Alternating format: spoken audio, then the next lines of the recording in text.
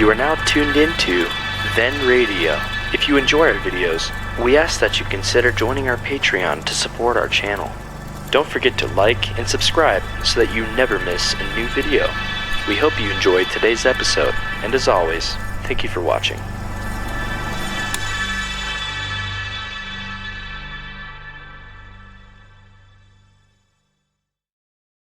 The makers of Alka-Seltzer bring you Lum and Abner.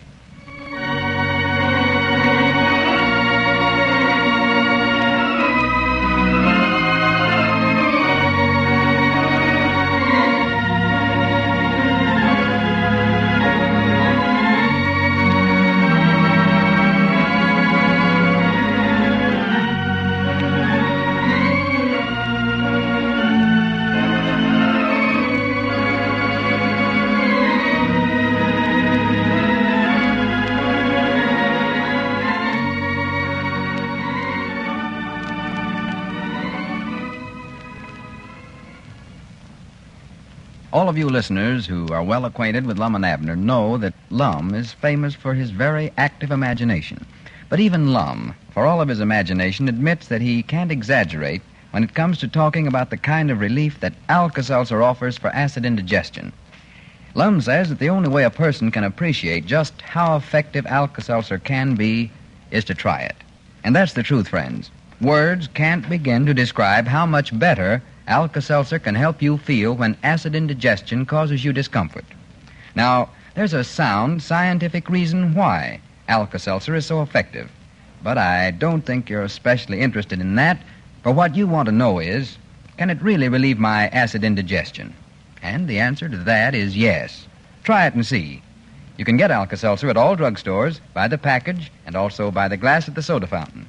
Remember, when you take Alka-Seltzer for acid indigestion, you feel better fast. And now, let's see what's going on down in Pine Ridge. Lum and Abner accidentally discovered a small sack of diamonds in a secret compartment of a box of insurance papers, which a stranger left with him for safekeeping. The old fellows now have reason to believe the diamonds are part of a famous collection owned by a Mrs. Barrington of Kansas City, and they fear they might have been stolen. As we look in on the little community today, we find Lum alone at the store. Abner is just entering. Listen. Where in the world have you been? I've been out looking for you. You walked right out and left the store wide open, too. Well, we always do. Just let folks jot down on that pad there what they take. That's the way they used to do. Can't leave the door wide open with this bank in here. Liable to come back someday and find where somebody has took $1,000 out of the safe and jotted it down on the pad. Oh, yeah. Well, I got sort of worried about you. You never showed up. Well, I got a chance to ride into the county seat with Cedric, and I just got back about a half hour ago. What'd you go into the county seat for? I wanted to get a Kansas City paper to see if I could find anything in the paper about them diamonds being stolen. Oh, what all does it say about them? Don't say nothing. Leastways, I can't find it. Well, it looks like if they'd been stole, they'd have had something there in a paper about it. Well, it's been several days since that feller left that box with the diamonds in it here for safekeeping. Might have been a week or so before they were stole. Yeah, well, I don't know why you keep thinking they stole anyway, Lum. Just because the feller said there wasn't nothing but insurance papers in the box. And we found out later them diamonds was in it. Yeah. And he said his name was John Devereaux, and them insurance papers is all made out to Malcolm Kilgore. Well, that still ain't no proof that he stole them. No, but it sure looks like it. Squire Skimp said he knowed a feller by the name of Malcolm Kilgore that married into the Barrington family in Kansas City. I know, I heard him. And he said he read in the paper a while back where Mrs. Barrington had bought a famous collection of diamonds. Yeah. So, putting two and two together and adding it up careful, it looks to me like Mr. Devereaux, or Kilgore, or whatever his name is, has run off with his mother-in-law's jewelry. Well, if you think he stole them, well, maybe we ought to call the police and tell them what we got out here. No, I've been thinking about that, Abner. We ain't supposed to know what's in that box, you know. Wait, huh? Well, we might get ourselves in a lot of trouble. Yeah. And another thing, if they are a famous collection of diamonds, there'll be a big reward offered for 'em. Now, grannies, we can just keep it quiet till we hear something about it. Dogies, I never thought about that. Oh, yeah. I've taken out a subscription for the Kansas City paper so we can be on the lookout for it. You say there weren't nothing in there about no robbery at all in that paper you got there? No, I looked all through it. What, did you look in the lost and found columns? Why, no, silly. They don't put nothing about a robbery in the lost and found column. Well, maybe they weren't stolen. She might have just lost them. Look, I hadn't thought about that. Why, sure she might Let me have. look here. Yeah. Here's a classified section. I think that's the same thing. Well, if they're lost, I know they'll give a reward to get 'em back. They always do. Says so in there. Real estate for sale. Huh? For rent. Which? Both. Oh. Musical instruments. Lost and found. Here it is. Lost. One Irish setter. Irish setter? That's what it says here. Don't reckon that's old Pat O'Fallon, do you? All he did for years is sit there in front of Dick Huddleston's store and whittle and argue politics. No, I don't reckon it's Pat. Lost, strayed, or stole. 3-year-old Mexican hairless. Answers to the name of Poochie. For goodness sakes. Well, that's a shame, ain't it? Yeah, they'll more likely find him, though. Well, he might have run off. Reckon how he lost all his hair so quick. So quick. It says he's just 3-year-old on it. They're born that way. I know it, Lum, but you'd think a kid 3-year-old have some hair. Generally, them Mexican children's got a thick head of hair, right, Black? Wait a minute. You don't think they're talking about a little boy, do you? Says answers to the name of Poochie. That's a boy's name, ain't it? Poochie's a dog's name. Well, no wonder the kid run off then. Give him a dog's name that way. Maybe he got mad and tore his hair all out. I would. This is a dog they're talking about, Abner. Mexican hairless is a dog from Mexico. Oh, doggies, he is lost if he's strayed clean up to Kansas City. He's a long ways from home. The dog more than likely lives in Kansas City. That's his home. What's he going around saying he's lost for then? He more than likely strayed away from home. Oh, yeah, heading back for Mexico, I reckon. Doggies, I bound you that bald head would get kind of cold up there around Kansas City. They're not bald-headed, Abner. They get that name because they ain't got no hair at all. They're a hairless dog. Well, I'll be dead blamed. Doggies, I'd love to see one. Make a good squirrel dog for around here, wouldn't it? Squirrels would all come out on a limb just to look at him. You could just pop 'em off one at a time. I don't see a thing in here about no diamonds. Grannies, I still believe they're stole, though. Well, why don't you write her and ask her, Lum? Yeah, I could do that, I reckon. Don't have to tell her we've got 'em. Why, no. Just tell her we heard she's got a famous collection of diamonds and ask her if she's lost 'em. Sure. I believe that's the best thing to do. For if we keep stole property here and don't say nothing about it, well, we're just might nigh as guilty as the robbers. That's right, ain't it? That's access to a crime. Sure it is. Believe I'll call Squire Skimp and ask him what her husband does, or if he'd know where to address a letter so's I could reach him. Yeah, Squirrel know, yeah. Don't know where Squire'll be home this time of day or not. Oh, he don't come out till the sun gets lower. Long in the shank of the evening when it gets cool, he stays there in the house. Reckon how much reward she's offering, Lum? I don't know, Evan. I don't even know for sure they're her diamond. Hello, Squire. If it's $10,000. Why, this is Lum. 40 cents. Yeah, you know, you was talking yesterday about seeing an article in the paper a while back about this Miss Barrington from Kansas City buying a famous collection of diamonds. Give me a 40-cent knife. Well, do you know how I could get in touch with Mr. Barrington and what kind of business he's in? Oh, she is. Uh-huh. Well. Uh-huh. Oh, nothing. I just thought I'd write and ask her something about it. Uh-huh. Talk all day on the phone. Well, what's her give name or her initials? Yeah, Prattle. J. Simpson Barrington. All he does. And you think just Kansas City will get her all right, huh? Well, it ought to if they're that well known in town. He might have All right, Squire. Much obliged to you. Yeah, all right. Goodbye. Miss J. Simpson Barrington. Uh-oh.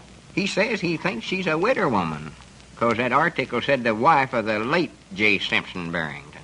Well, just 'cause a feller's late getting someplace, that don't mean he's dead, does it? No, but they generally say that when somebody's passed on that way. Oh, dogged, I'm going to start getting places on time. He says he thinks if I just address the letter to her at Kansas City, she'll get it all right. She will, huh? Says they're awful prominent people. Riches bought 'em land. Hey, dogged, we might get a good reward out of this. You know what, Lum? Widow woman, huh? Be funny if her and me was to... Huh? Oh, nothing. I was just thinking. What? Oh, sounds silly. But it would be funny. What would be funny? Well, I was just thinking if I was to rescue her diamonds for her and she'd fall in love with me over it and me and her'd get married. Oh, yeah. Yeah, I can see her now, sitting up there in that great big house so lonesome she can't hardly stand herself. Poor little thing. Bandages, she's beautiful, too. I can see her now. Big blue eyes and golden curls hanging down her back in braids. Braids hanging down her back? Why, you know she's older than that, Lum. That's right, ain't it? More than likely you got a updo now. That's the latest thing in a woman's haircut, or style, or whatever you call it. Well, you never did see her. How do you know what she looks like? I can picture what she looks like, Kena. More oil wells than she knows what to do with. Oil wells? And don't you know, Squire said yesterday they was rich oil people? Oh, yeah. That'd automatically make me president of them. L. Eddard's Oil Company. L. Eddard's president. I can see that name going by on oil cars on freight trains right now. Long trains of them. L. Eddard's Oil Company. L. Eddard's Oil Company. L. Eddard's Oil Company. L. Eddard's Oil Company. Atchison, Topeka, and Santa Fe. What's that? Boxcar lumber just went by. For goodness sake. Feller try to talk serious and you want to josh about it. Well, Lum, you're making a plumb goose out of yourself, falling in love with somebody you never have even saw. I never said I was falling in love with her. But if she wants to think I'm a hero for finding them diamonds and fall in love with me, I ain't going to let all that money she's got stand in the way. No. Well, if you're going to write the letter, let's get started and mail it this afternoon. I'm anxious to get that reward. Well, we can't send a letter this afternoon. I can't get no picture developed in that length of time. Picture? Yeah, I was just thinking she might think we was the ones that stole them diamonds. I think I better put a picture of myself in the letter, standing in front of that sign out there in front. Pine Ridge United Bank. L. Eddard's president. Well, I'll be dead blamed. Well. What do you know about that?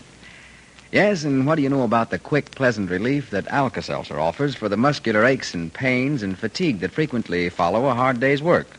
You ever tried it? Well, you should, for Alka-Seltzer offers a remarkable kind of twofold relief for this common after-a-busy-day ailment. You see, Alka-Seltzer helps you to get the relief you want for those tired, aching muscles and the alkalizer you need to help speed recovery from your fatigue itself.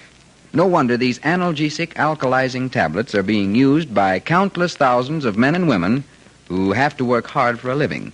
And you're missing out on a mighty good thing if you don't take Alka-Seltzer for muscular aches and pains and fatigue, too. Try it whenever a hard day at work takes its toll. You'll feel better fast. Just ask your druggist for Alka-Seltzer, and the sooner the better.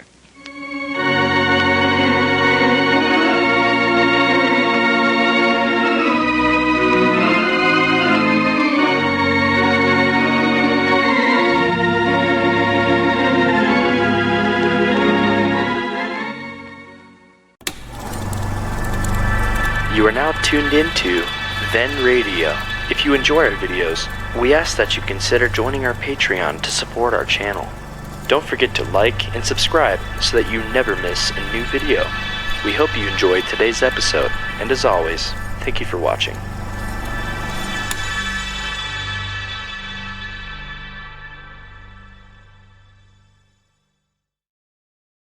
The makers of Alka-Seltzer bring you Lum and Abner.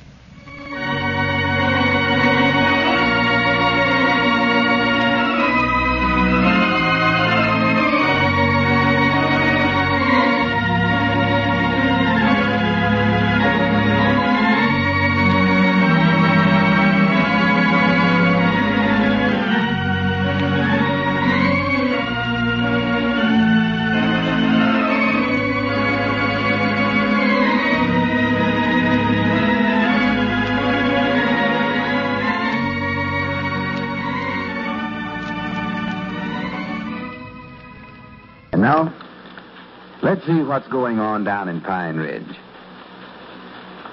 Lum and Abner are convinced in their own minds that the diamonds left in their possession for safekeeping are the stolen property of a Mrs. J. Simpson Barrington of Kansas City, Missouri. Lum wrote her day before yesterday, advising her that they now have the diamonds, and after learning that she's a wealthy widow, enclosed a picture of himself in the letter, hoping to ignite a spark of romance. As we look in on the old fellows today, we find them down at their combination jot-em-down store in Pine Ridge United Bank. Lum can hardly wait for an answer to his letter. Listen. Look out the window there, Ervin, and see if the mail carrier's car's in front of Dick Hudson's store yet. I just looked a minute ago and they weren't in yet. Well, it ain't gonna hurt you to look. All right, I'll look. I'll do it, but I get nothing. Laziest one humming I ever seen in my life. Well, I've looked 100 times. No, he ain't there. Snake Hogan's horse is tied out there in front. That's the only humming around there. Granny, he's late today. Well, what are you so anxious for the mail carrier to get you for? I'd just like to see the U.S. government mail delivered on time, so. Oh, I know now. You know what? Why you're so anxious for the mail to get you? If you think I'm expecting an answer from the letter I wrote Miss Barrington in Kansas City, you're crazy. Well, you ain't had time to hear from it yet, Lum. I have done it.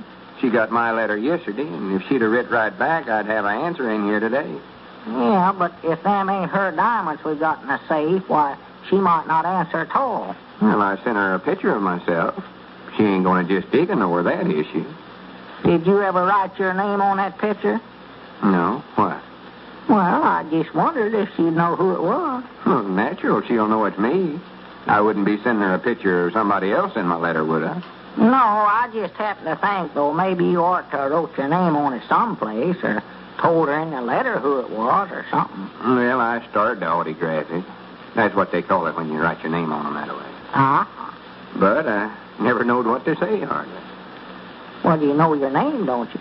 Well, you can't just write your name on a picture. You got to say something nice on it, like "To my loved one," or "Happy Valentine," or "Happy Birthday," something like that. Was yesterday her birthday? Not that I know of. Oh. Well, if you was to put "To my Valentine" on there, she might think it's one of them comic Valentines. See if the mailman's there yet. Oh, for goodness sake, that's all I do. No, Snake Hogan's horse is even gone now. Granny, that would be a coincidence if she was to fall in love with that picture and want to marry me, wouldn't it? Well, Lum, you never have even saw her. Maybe you wouldn't want to marry her. And her with all them oil wells? You mean that you'd just marry her for her money? No, but with all that money, she could fix herself up to where she's bound to look good. Go to a beauty saloon every day and get manicures and her hair frizzed. Use a lot of artificial flavoring and coloring on herself. She'll be pretty. I ain't worried about that. Yeah, but maybe you couldn't get along with her. Anybody that rich I can get along with, I'll tell you that. I don't believe she could make me mad. Well, it's your business.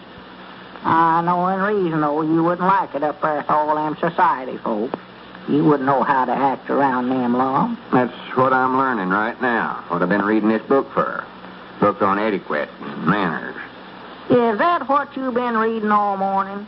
I thought it was some love story. No, sir. I'm going to be ready just in case she looks at that picture and writes me to come up there. For incident, I was just reading here. Here. About meeting folks. You don't shake hands with women. What do you do with them? Nothing. Just bow and say, "How do you do?" Well, I do know.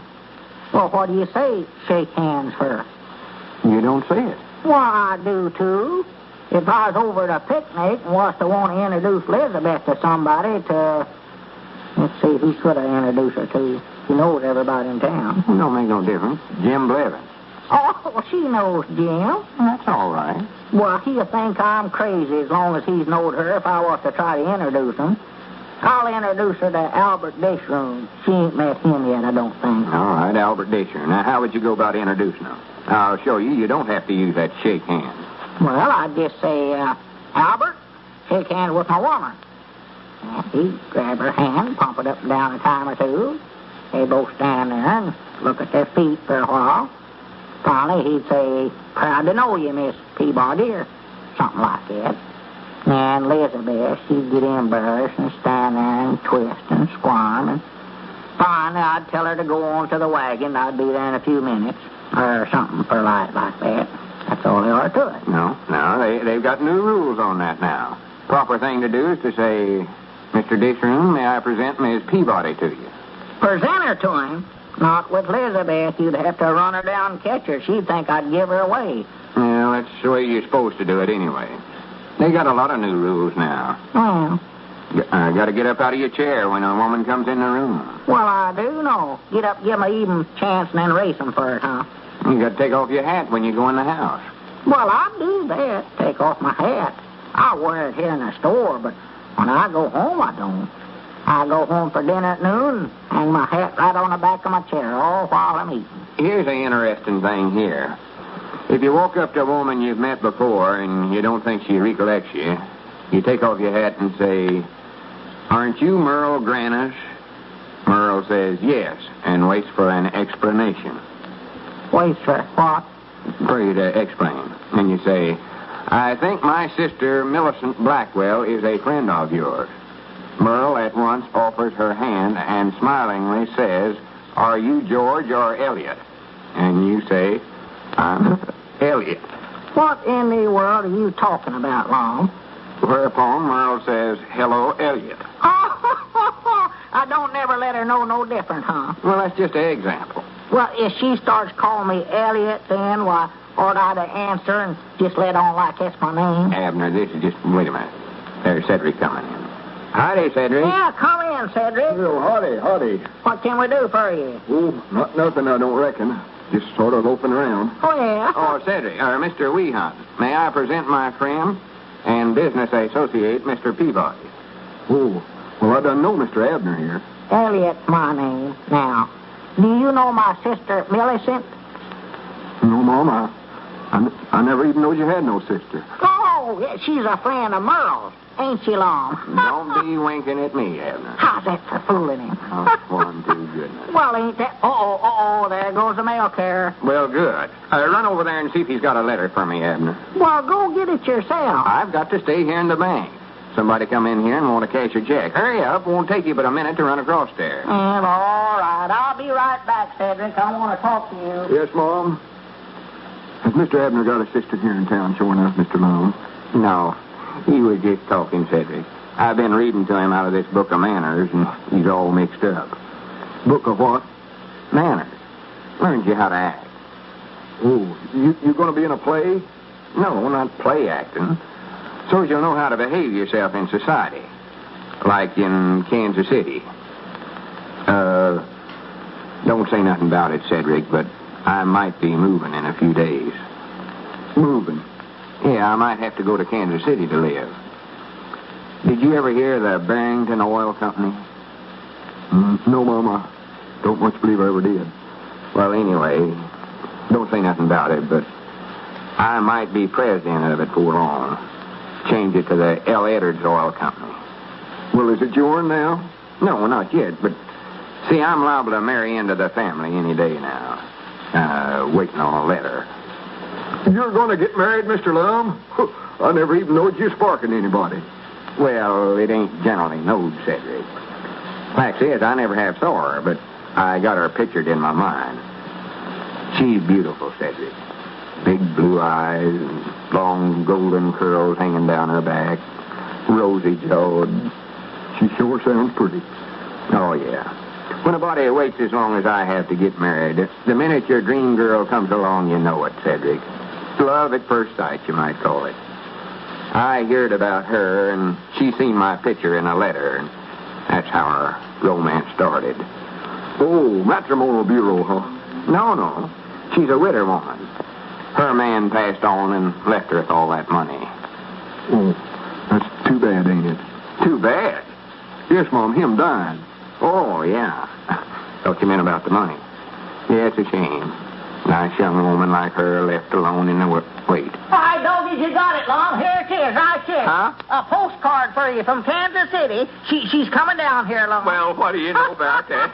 That picture of me done the work, didn't it? Coming Saturday. She says she's just going to be here 2 days, Says something about an engagement. I couldn't make it out. Well, here, don't be reading my mail. Oh, well, that's as far as I got. Hand it here. Granny. Coming to Pine Ridge Saturday for a 2-day engagement. Direct from Kansas City. Rough Rider and his mammoth rodeo. Bucking, bronco riding, and calf roping.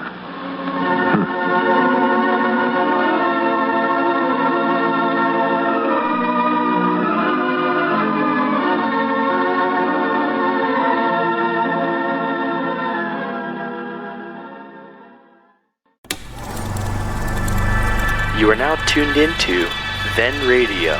If you enjoy our videos, we ask that you consider joining our Patreon to support our channel.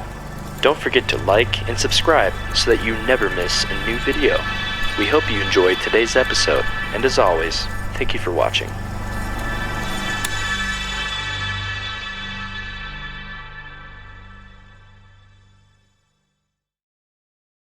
The makers of Alka-Seltzer bring you Lum and Abner.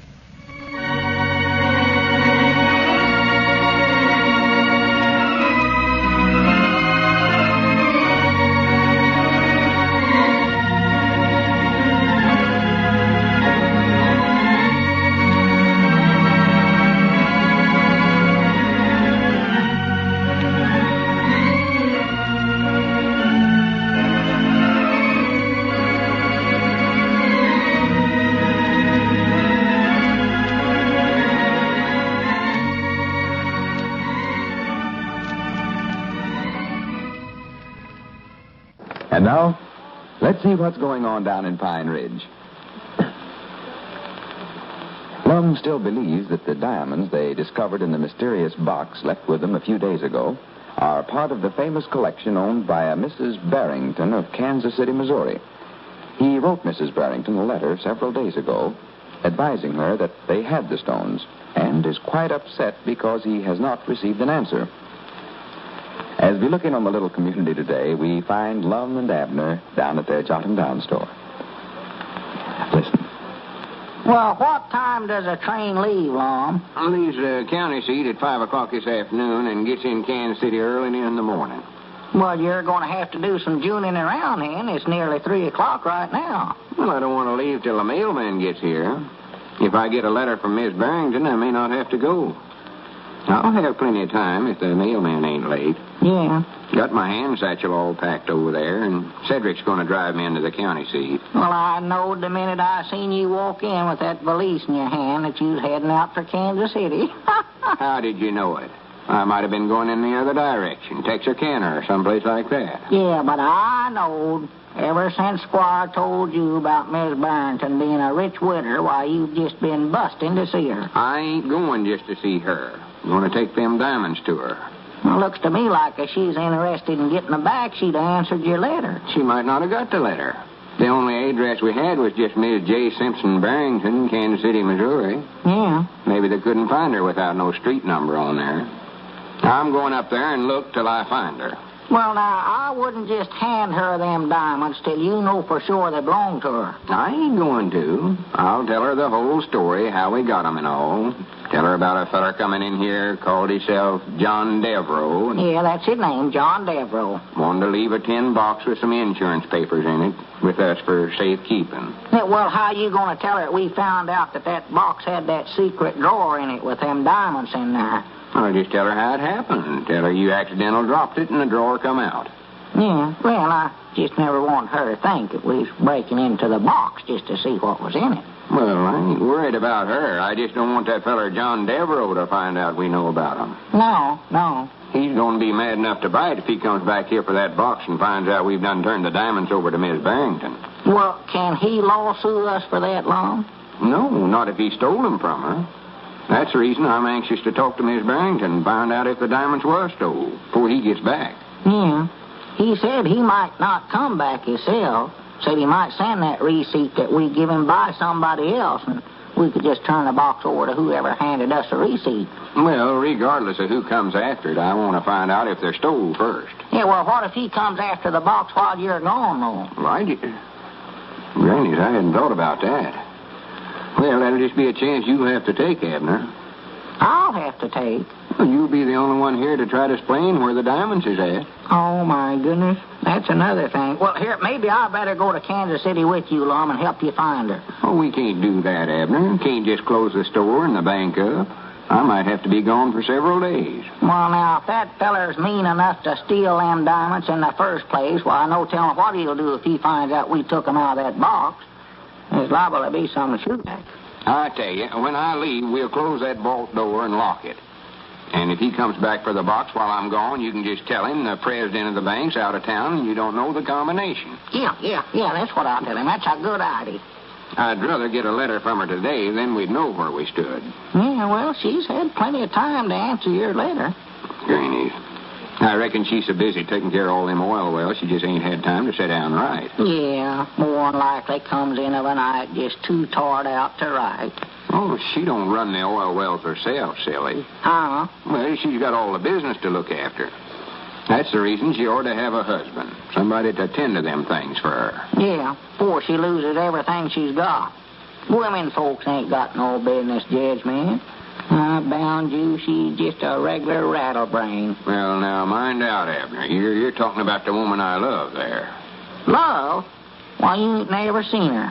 No, but she's seen me. Or a picture of me, anyway. Put that picture in the letter I wrote her. And, well, it just happened. Love's like that. Cupid starts shooting them bows and arrows at you, and you're just a goner. You better wait till you get a look at her. I bound you, she's ugly as a mud fence. Abner, now you just hush up that kind of talk. You may be making slighting remarks about the future Miss Edders. Miss Edders. That sounds sort of funny, don't it? Miss Edders. Reckon how many oil wells she's got? I don't know. Squire said she's rich, so... Funny how fate steps in and brings folks together this way. A week ago, I never even had heard of Miss Barrington. No, and I ain't heard of nothing else since. Miss Barrington, Miss Barrington, Miss Barrington. Now, look, Abner, if you and her can't get along, we're going to have to unsolve partnerships. Can't get along? Why, I don't even know the woman. No, but you keep picking on her, making slighting remarks. All right, I won't mention her name again. Be nice to her, and maybe we'll give you oil well, if we've got any extra ones. Make you assistant manager. That way I can spend some time fishing. Fishing? Yeah, go up there to the lake, get old Paul Warner, and catch fish. Or that is, I'll catch 'em. Paul couldn't catch a fish in a net. Why, he used to be pretty good at it. Oh, he made his brags about what a fisherman he was. I found out it was just a lot of conversation. Well, looks like as much as me and him has fished together, he'd sort of catch on to how I do it.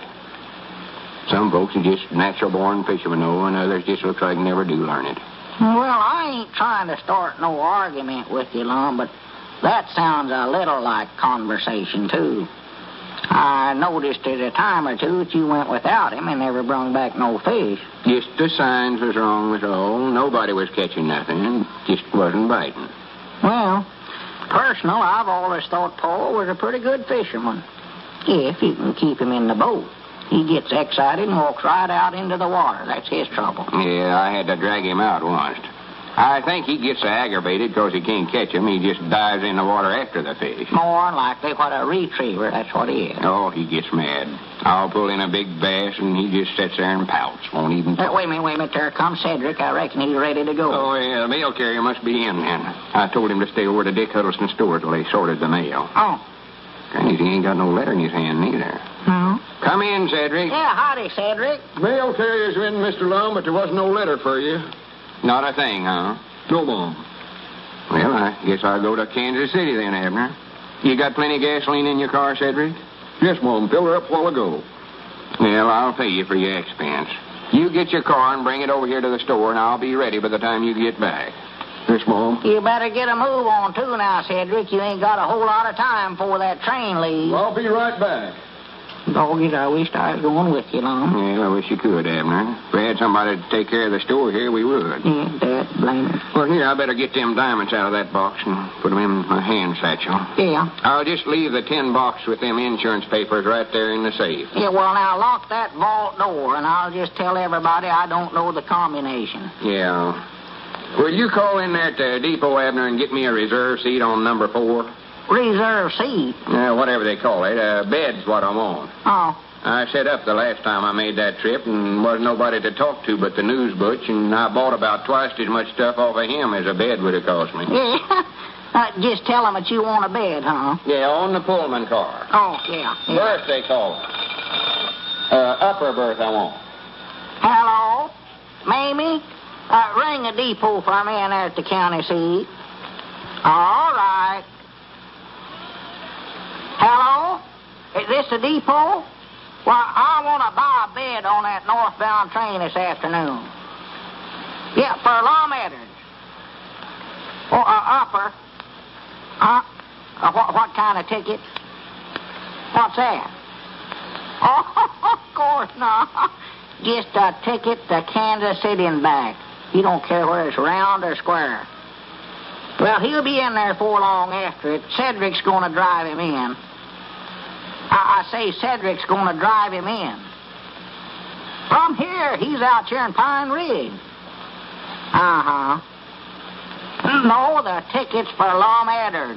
Cedric is just going to drive him in his car. You ain't interested in what? Oh, just so he gets there, huh?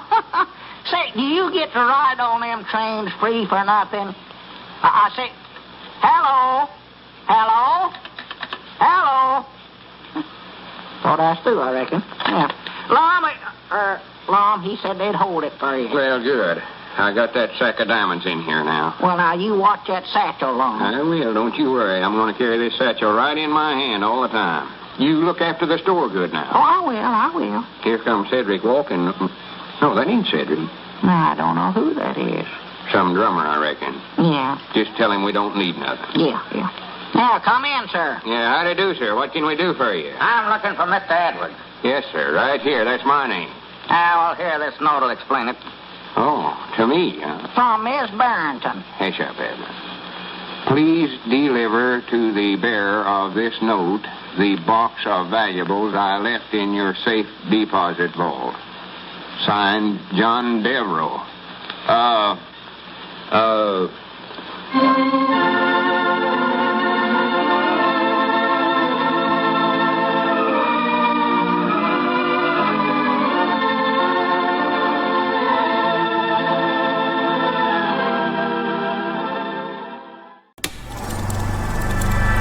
You are now tuned into Then Radio.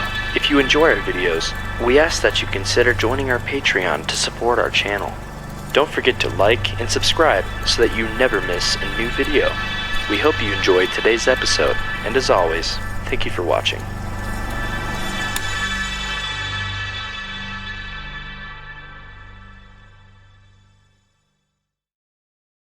The makers of Alka-Seltzer bring you Lum and Abner.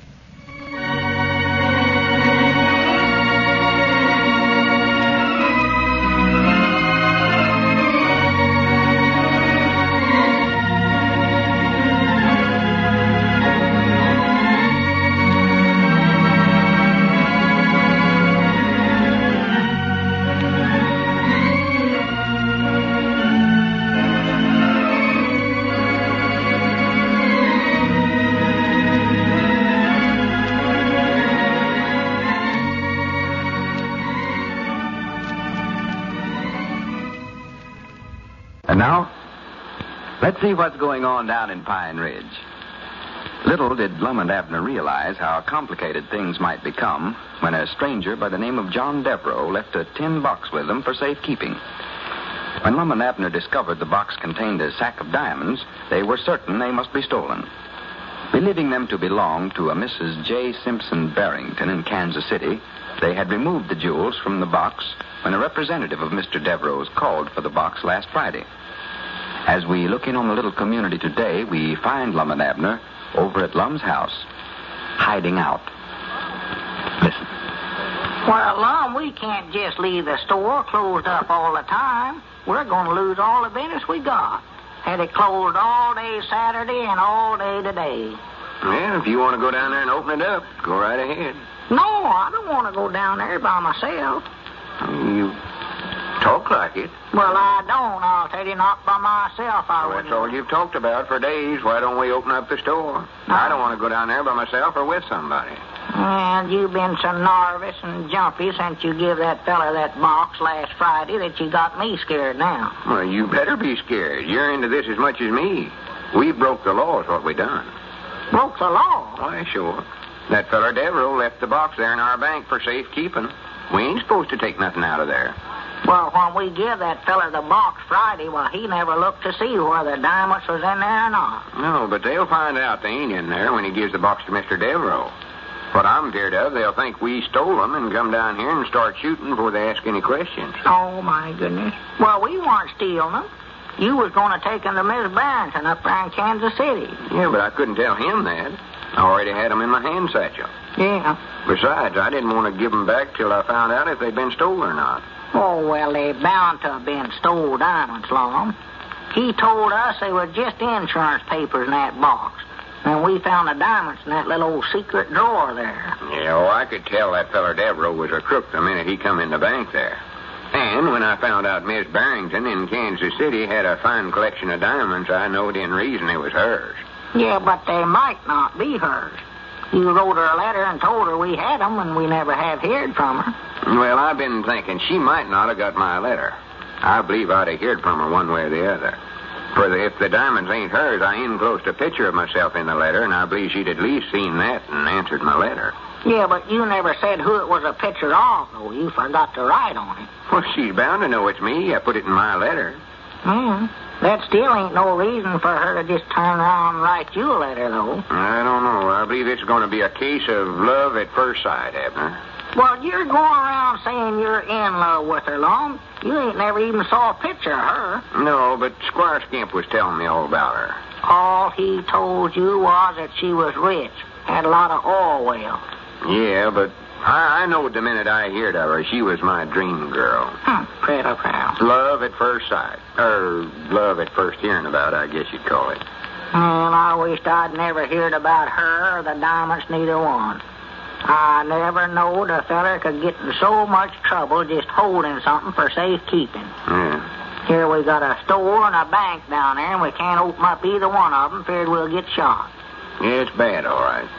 Well, what are we going to do if somebody wants to get a check cashed? Oh, they can get checks cashed around the stores. Well, the depositor is going to see that place closed up and start thinking the bank went busted, and they'll demand their money. Granny, that's right. Why, of course they thought do. about that. Maybe we can put on a disguise and go down there tomorrow and open up. Disguise? Yeah, and then if that feller Devereaux does come back, maybe he won't know us. Put on long whiskers, stuff like that. That's the trouble. Nobody else will know us neither. Folks around here see a couple of strangers with whiskers and stuff like that in there in the bank, while they are going to want their money back, sure enough. What are you trying to do? Get this thing to where there ain't no way out of it at all? Well, I don't see why we don't just turn the diamonds over to the police and have it over with. Because I want to be the one that saves Miss Barrington's diamonds for her. And she'll think I'm a hero and fall in love with me. Well, if that Mr. Devereaux comes back here looking for the diamonds, why, there might be a funeral develop out of this instead of a wedding. Yeah, then she could fall in love with me sure enough if she knowed I died to save them. Well, that ain't going to do you no good. That's right, ain't it? Why, no. Maybe I ought to take 'em on up there to her. Well, now, wait a minute. You ain't going to leave me down here to face them fellers by myself. Well, you can go along as my bodyguard. Who's going to guard my body? Well, we can guard one another's. We'll be all right when we get in Kansas City. Maybe that's the best thing to do. I don't know. I want to get it all settled, I know that, and get back to work. Well, we can catch that 5 o'clock train to County this afternoon. Be in Kansas City early in the morning. We can set up and guard one another. Yeah, well, we save expenses that way, guarding one another. But I don't know much about such as that, Well, all you have to do, somebody tries to take the diamonds away from us, you just throw a rassing hold on them and hold them until the news butcher, the conductor, comes and helps us tie 'em up. A wrestling hold? Yeah. I was looking at a book here this morning, Abner, The Art of Self-Defense. I had it laying around here for 3 or 4 years. It tells all about how to protect yourself when somebody jumps on you that way. How to protect yourself? You know what to do if somebody bigger and stouter than you are jumps on you. Well, I don't need no book to tell me what to do. Just start out running as fast as you can. Yeah, but you can't run from somebody on a train. Well, you can, but just back to the end of the train, and then they'll have you cornered. Well, what does that book say to do? Jump off the back end? No, well, here. Put it right here on the table. Reading all about them Jujitsu holds this morning. Them's the best, I think. There, huh? Yeah, it shows you how to throw a fella twice your size clean over your head. For the land's sake. Oh, 'cause I'd like to know how to do that anyway. Maybe I'd stand more of a chance in my arguments with Elizabeth, fling her over my head a couple of times. Yeah. Wait a minute, let me see. She's pretty stout, though. Here it is, right here. Jiu-Jitsu made simple. Huh? That's what it says up the top of the page here. Oh. Well, what them pictures are? Pictures of fellers using these jujitsu holds. They must have been in an awful big hurry to get them pictures made. Never even give them time to dress. Their dress? They got on their long underwear. Well, that's what they wear when they do this jujitsu stuff. Well, we ain't going to wear an outfit like that on a train to Kansas City, are we? No, they just wear them outfits when they're doing their jujitsu. Well, Lum, when the feller's jumping on you, he ain't going to give you time to strip down like that before you start fighting. Well, you don't have to dress like that, Abner. I'd feel embarrassed to death. Climb on a train, dress like that. Just my hat and hand satchel. Well, you don't have to, so quit worrying about it. No, if you do, I will too. I'll stick by you. But I know we'll never live it down, Lum. Abner, I told I'll you tell once. you what we can do, Lum. We can wear long overcoats to where it wouldn't look so bad. We could get out of them pretty quick if somebody jumps on us. Well, maybe nobody won't jump on us. I don't know. I don't believe a fella could ride on a train in an outfit like that from here to Kansas City without having at least one fight. You know somebody's going to make a remark about you, Lum. Abner, we ain't going to dress like that. Them's professional wrestlers. Get paid for it. They couldn't pay me enough to go around dressed like that all the time. Well, just forget about how we're going to dress. Let's practice these holds.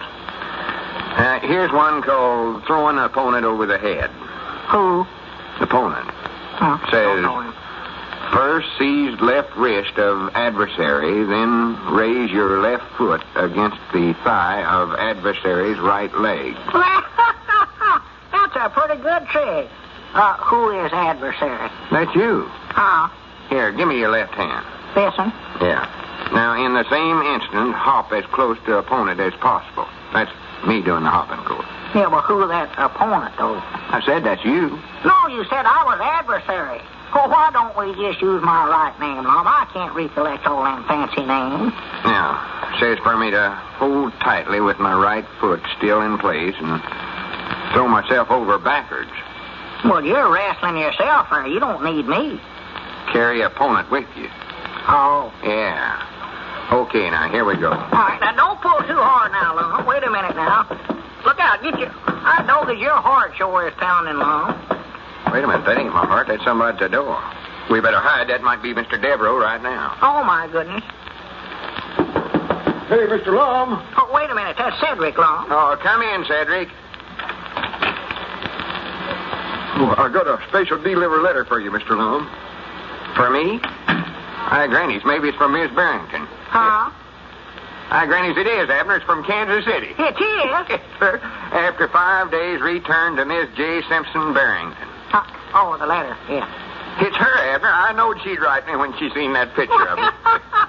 Oh, love always wins out. That's an old lettered saying of mine. I told you the minute I heard that name that me and her was just meant for one another. Miss J. Simpson Barrington. That's the prettiest girl's name I ever heard. Love has found a way.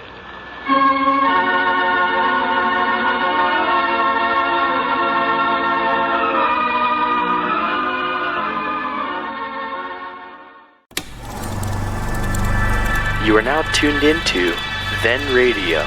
If you enjoy our videos, we ask that you consider joining our Patreon to support our channel. Don't forget to like and subscribe so that you never miss a new video. We hope you enjoyed today's episode, and as always, thank you for watching.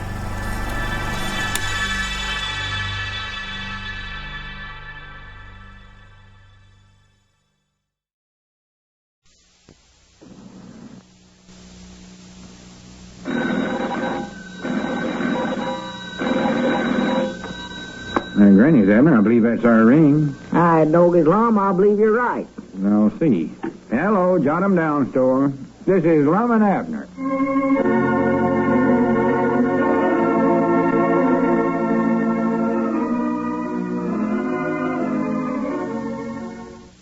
And now, let's see what's going on down in Pine Ridge. Lum and Abner accidentally discovered a small sack of diamonds in a secret compartment of a box of insurance papers, which a stranger left with them for safekeeping.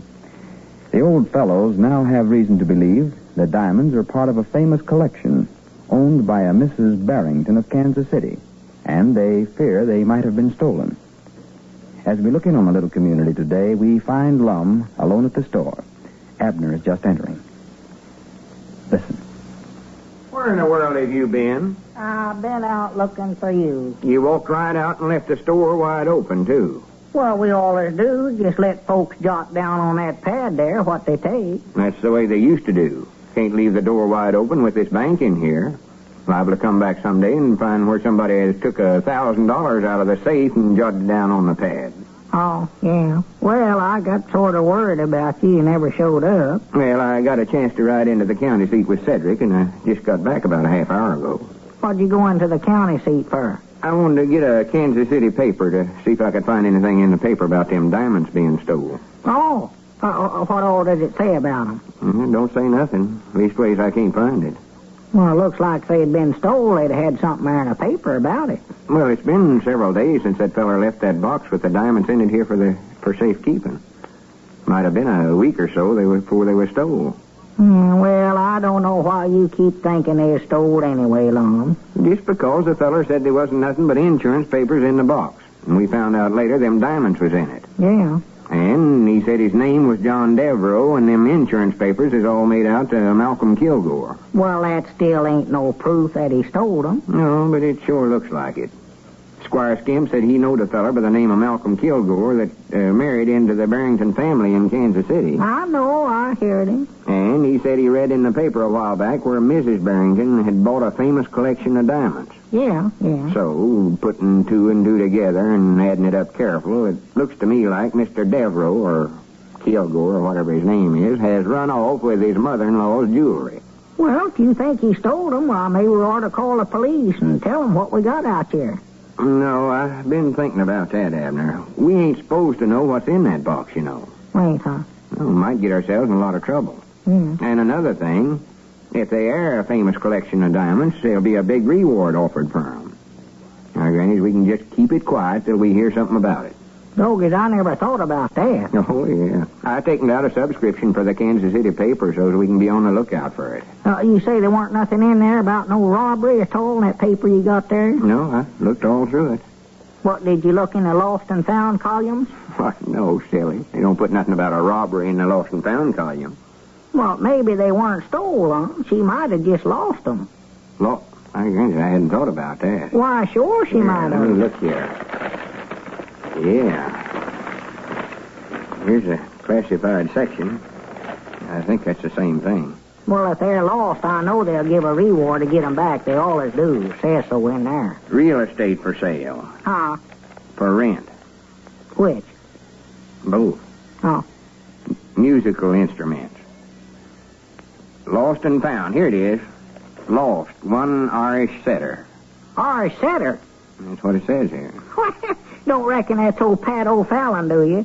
All he did for years is sit there in front of Dick Huddleston's store and whittle and argue politics. No, I don't reckon it's Pat. Lost, strayed, or stole. 3-year-old Mexican hairless. Answers to the name of Poochie. For goodness sakes. Well, that's a shame, ain't it? Yeah, they're more likely to find him, though. Well, he might have run off. Reckon how he lost all his hair so quick.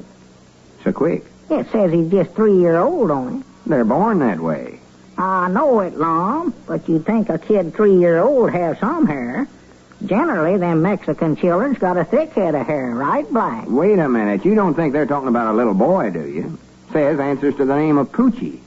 That's a boy's name, ain't it? Poochie's a dog's name. Well, no wonder the kid run off then. Give him a dog's name that way. Maybe he got mad and tore his hair all out. I would. This is a dog they're talking about, Abner. Mexican hairless is a dog from Mexico. Oh. Doggies, he is lost if he's strayed clean up to Kansas City. He's a long way from home. The dog more than likely lives in Kansas City. That's his home. What's he going around saying he's lost for then? He more than likely strayed away from home. Oh, yeah. Heading back for Mexico, I reckon. Doggies, I bound you that bald head would get kind of cold up there around Kansas City. They're not bald-headed, Abner. They get that name because they ain't got no hair at all. They're a hairless dog. Well, I'll be dead gone. Doggies, I'd love to see one. Make a good squirrel dog for around here, wouldn't it? Squirrels would all come out on a limb just to look at him. You could just pop them off one at a time. I don't see a thing in here about no diamonds. Grannies, I still believe they're stole, though. Well, why don't you ride her and ask her, Lum? Yeah, I could do that, I reckon. Don't have to tell her we've got 'em. Why, no. Just tell her we heard she's got a famous collection of diamonds and ask her if she's lost 'em. Sure. I believe that's the best thing to do. For if we keep stole property here and don't say nothing about it, well, we're just might not as guilty as the robbers. That's right, ain't it? That's access to a crime. Sure it is. Believe I'll call Squire Skimp and ask him what her husband does, or if he'd know where to address a letter so's I could reach him. Yeah, Squire know, yeah. I don't know where Squire will be home this time of day or not. Oh, he don't come out till the sun gets lower. Long in the shank of the evening when it gets cool, he stays there in the house. I reckon how much reward she's offering, Lum? I don't know, Evan. I don't even know for sure they're her diamonds. Hello, Squire. If it's $10,000. Why, this is Lum. 40 cents. Yeah, you know, you was talking yesterday about seeing an article in the paper a while back about this Miss Barrington from Kansas City buying a famous collection of diamonds. You get 40 cent knife. Well, do you know how I could get in touch with Mr. Barrington and what kind of business he's in? Oh, she is. Uh-huh. Well. Uh-huh. Oh, nothing. I just thought I'd write and ask her something about it. Uh-huh. Talk all day on the phone. Well, what's her give name or her initials? Yeah, prattle. J. Simpson Barrington, huh? All he does. And you think just Kansas City get her all right, huh?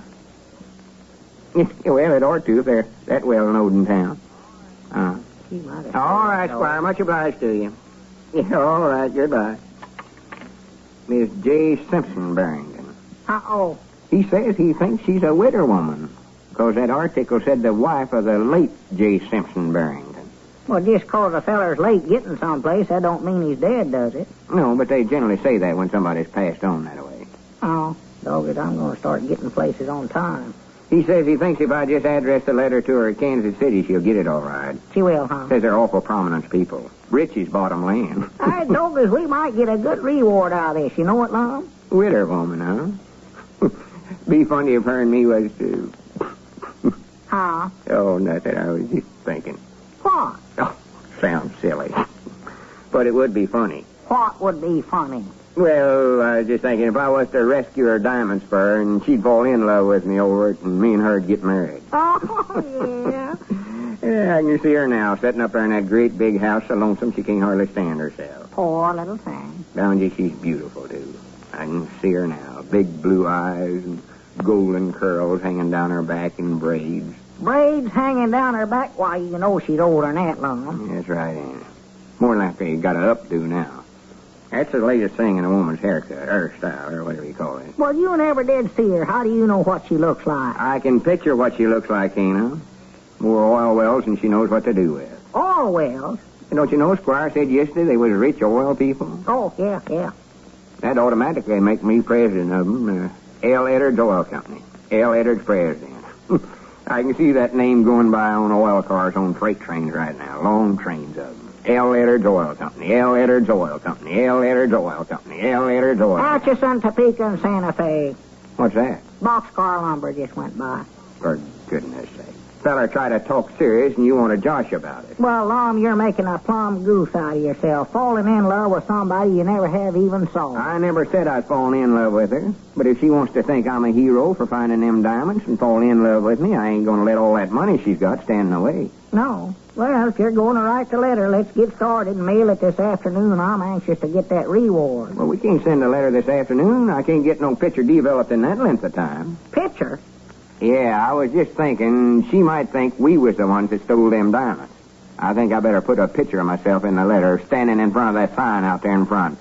Pine Ridge United Bank. L. Edwards, President. Well, I'll be dead blamed.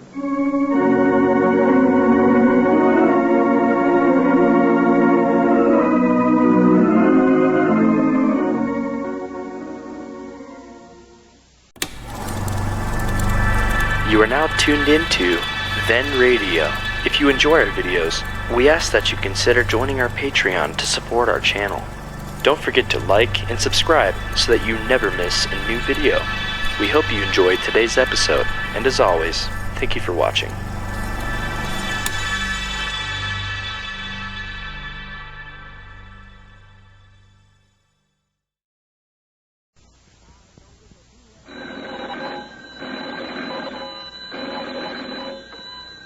Granny's, Abner. I believe that's our ring. Aye, Doggy's Lum, I believe you're right.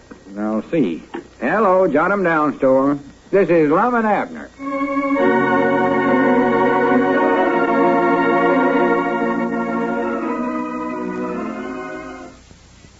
Lum and Abner are convinced in their own minds that the diamonds left in their possession for safekeeping are the stolen property of a Mrs. J. Simpson Barrington of Kansas City, Missouri.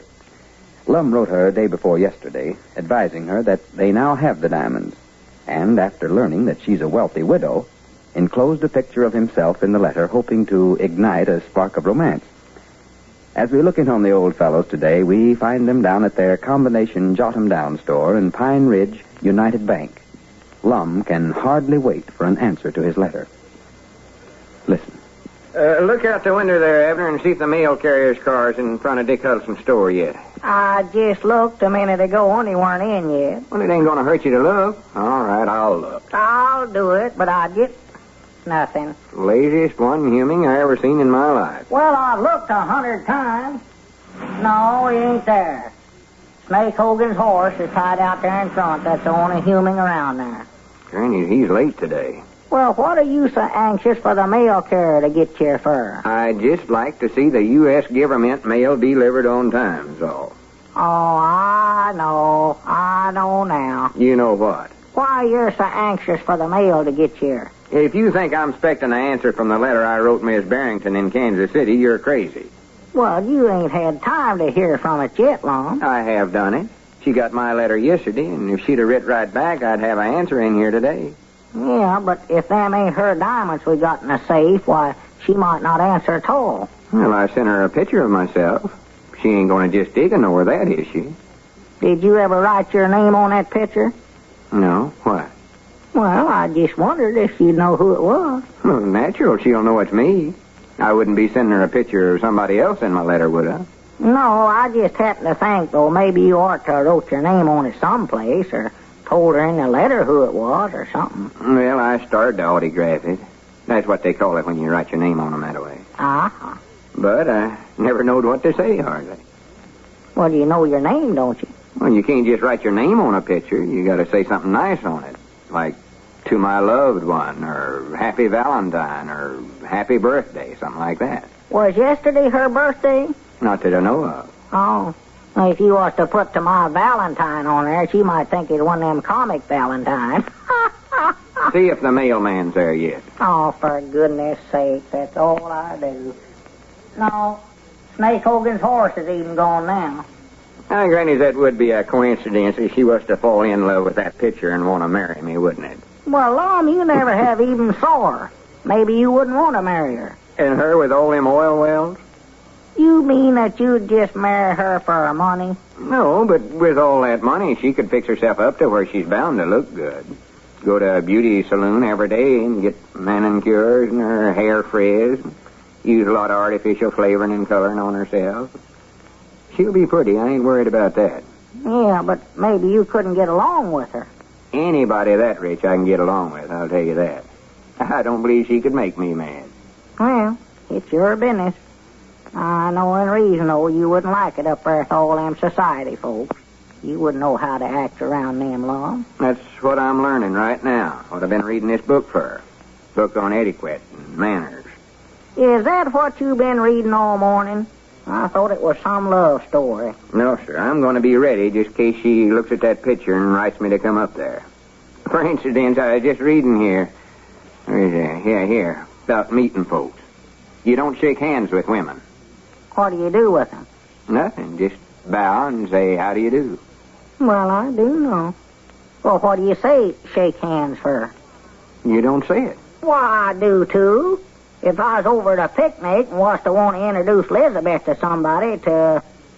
Let's see, who could I introduce her to? She knows everybody in town. It don't make no difference. Jim Blevins. Oh, well, she knows Jim. Well, that's all right. Well, he'll think I'm crazy as long as he's knowed her if I was to try to introduce him. I'll introduce her to Albert Dishroom. She ain't met him yet, I don't think. All right, Albert Disher. Now, how would you go about introducing him? I'll show you. You don't have to use that shake hand. Well, I'd just say, Albert, shake hands with my woman. And he'd grab her hand, pump it up and down a time or two. They both stand there and look at their feet for a while. Finally, he'd say, "Proud to know you, Miss Peabody," or something like that. And Elizabeth, she'd get embarrassed and stand there and twist and squirm. And finally, I'd tell her to go on to the wagon. I'd be there in a few minutes, or something for like that. That's all there are to it. No, they've got new rules on that now. Proper thing to do is to say, "Mr. Dishroom, may I present Miss Peabody to you?" Present her to him? Not with Elizabeth. You'd have to run her down and catch her. She'd think I'd give her away. Well, that's the way you're supposed to do it anyway. They got a lot of new rules now. Well, Got to get up out of your chair when a woman comes in the room. well, I do know. Get up, give 'em a even chance, and then race 'em for it, huh? You got to take off your hat when you go in the house. Well, I do that. Take off my hat. I wear it here in the store, but when I go home, I don't.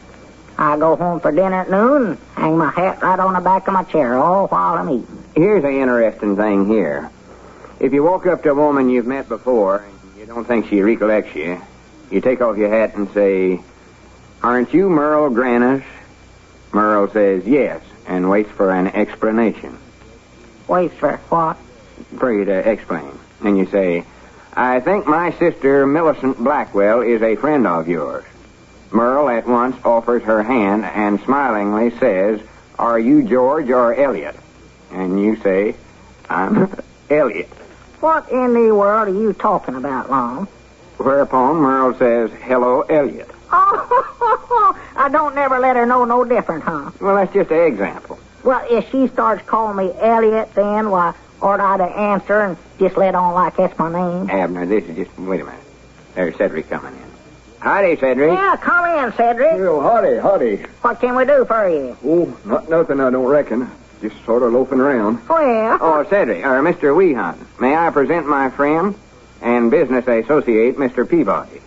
Oh, well, I done know Mr. Abner here. Elliot's my name. Now, do you know my sister, Millicent? No, Mom, I never even knowed you had no sister. Oh, yeah, she's a friend of Merle's. Ain't she, Lum? Don't be winking at me, Abner. How's that for fooling him? Oh, sworn to goodness. Well, ain't that... Uh-oh, there goes the mail carrier. Well, good. Run over there and see if he's got a letter for me, Abner. Well, go get it yourself. I've got to stay here in the bank. Somebody come in here and want to cash a check. Hurry up. Won't take you but a minute to run across there. Well, all right. I'll be right back, Cedric. I want to talk to you. Yes, Mom? Has Mr. Abner got a sister here in town, sure enough, Mr. Lum? No, you were just talking, Cedric. I've been reading to him out of this book of manners, and he's all mixed up. Book of what? Manners. Learns you how to act. Oh, you going to be in a play? No, not play acting. So you'll know how to behave yourself in society. Like in Kansas City. Don't say nothing about it, Cedric, but I might be moving in a few days. Moving? Yeah, I might have to go to Kansas City to live. Did you ever hear of the Barrington Oil Company? No, Mom, I don't much believe I ever did. Well, anyway, don't say nothing about it, but I might be president of it for long. Change it to the L. Edwards Oil Company. Well, is it yours now? No, not yet, but see, I'm liable to marry into the family any day now. Kind of waiting on a letter. You're going to get married, Mr. Lum? I never even knowed you sparking anybody. Well, it ain't generally knowed, Cedric. Fact is, I never have saw her, but I got her pictured in my mind. She's beautiful, Cedric. Big blue eyes, and long golden curls hanging down her back. Rosy-jawed. She sure sounds pretty. Oh, yeah. When a body waits as long as I have to get married, the minute your dream girl comes along, you know it, Cedric. Love at first sight, you might call it. I heard about her, and she seen my picture in a letter, and that's how our romance started. Oh, matrimonial bureau, huh? No. She's a widow woman. Her man passed on and left her with all that money. Oh, that's too bad, ain't it? Too bad? Yes, Mom, him dying. Oh, yeah. Thought you meant about the money. Yeah, it's a shame. Nice young woman like her left alone in the world. Wait. I told you got it, Lum. Here it is, right here. Huh? A postcard for you from Kansas City. She's coming down here, Lum. Well, what do you know about that? That picture of me done the work, didn't it? Coming Saturday. She says she's just going to be here 2 days, old. Says something about an engagement. I couldn't make it out. Well, here, don't be reading my mail. Oh, well, that's as far as I got. Hand it here. Granny. Coming to Pine Ridge Saturday for a 2-day engagement. Direct from Kansas City. Rough Rider and his mammoth rodeo. Bucking, bronco riding, and calf roping.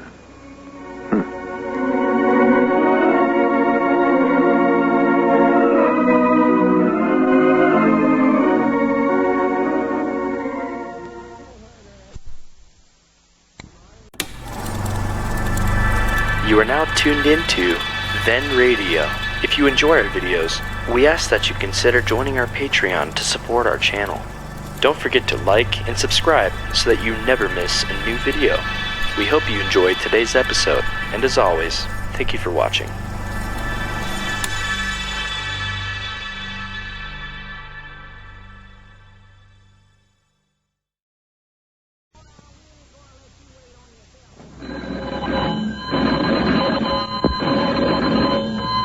Granny's, Abner. I believe that's our ring. I dog it, Lum. I believe you're right.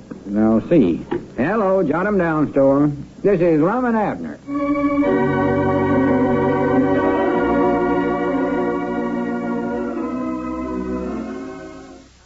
And now, let's see what's going on down in Pine Ridge.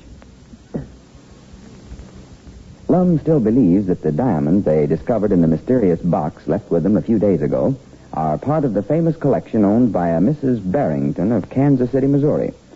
He wrote Mrs. Barrington a letter several days ago advising her that they had the stones and is quite upset because he has not received an answer. As we look in on the little community today, we find Lum and Abner down at their Jot 'em Down store. Listen. Well, what time does the train leave, Lum? Leaves the county seat at 5 o'clock this afternoon and gets in Kansas City early in the morning. Well, you're going to have to do some juning around here. It's nearly 3 o'clock right now. Well, I don't want to leave till the mailman gets here. If I get a letter from Miss Barrington, I may not have to go. I'll have plenty of time if the mailman ain't late. Yeah. Got my hand satchel all packed over there, and Cedric's going to drive me into the county seat. Well, I knowed the minute I seen you walk in with that valise in your hand that you was heading out for Kansas City. How did you know it?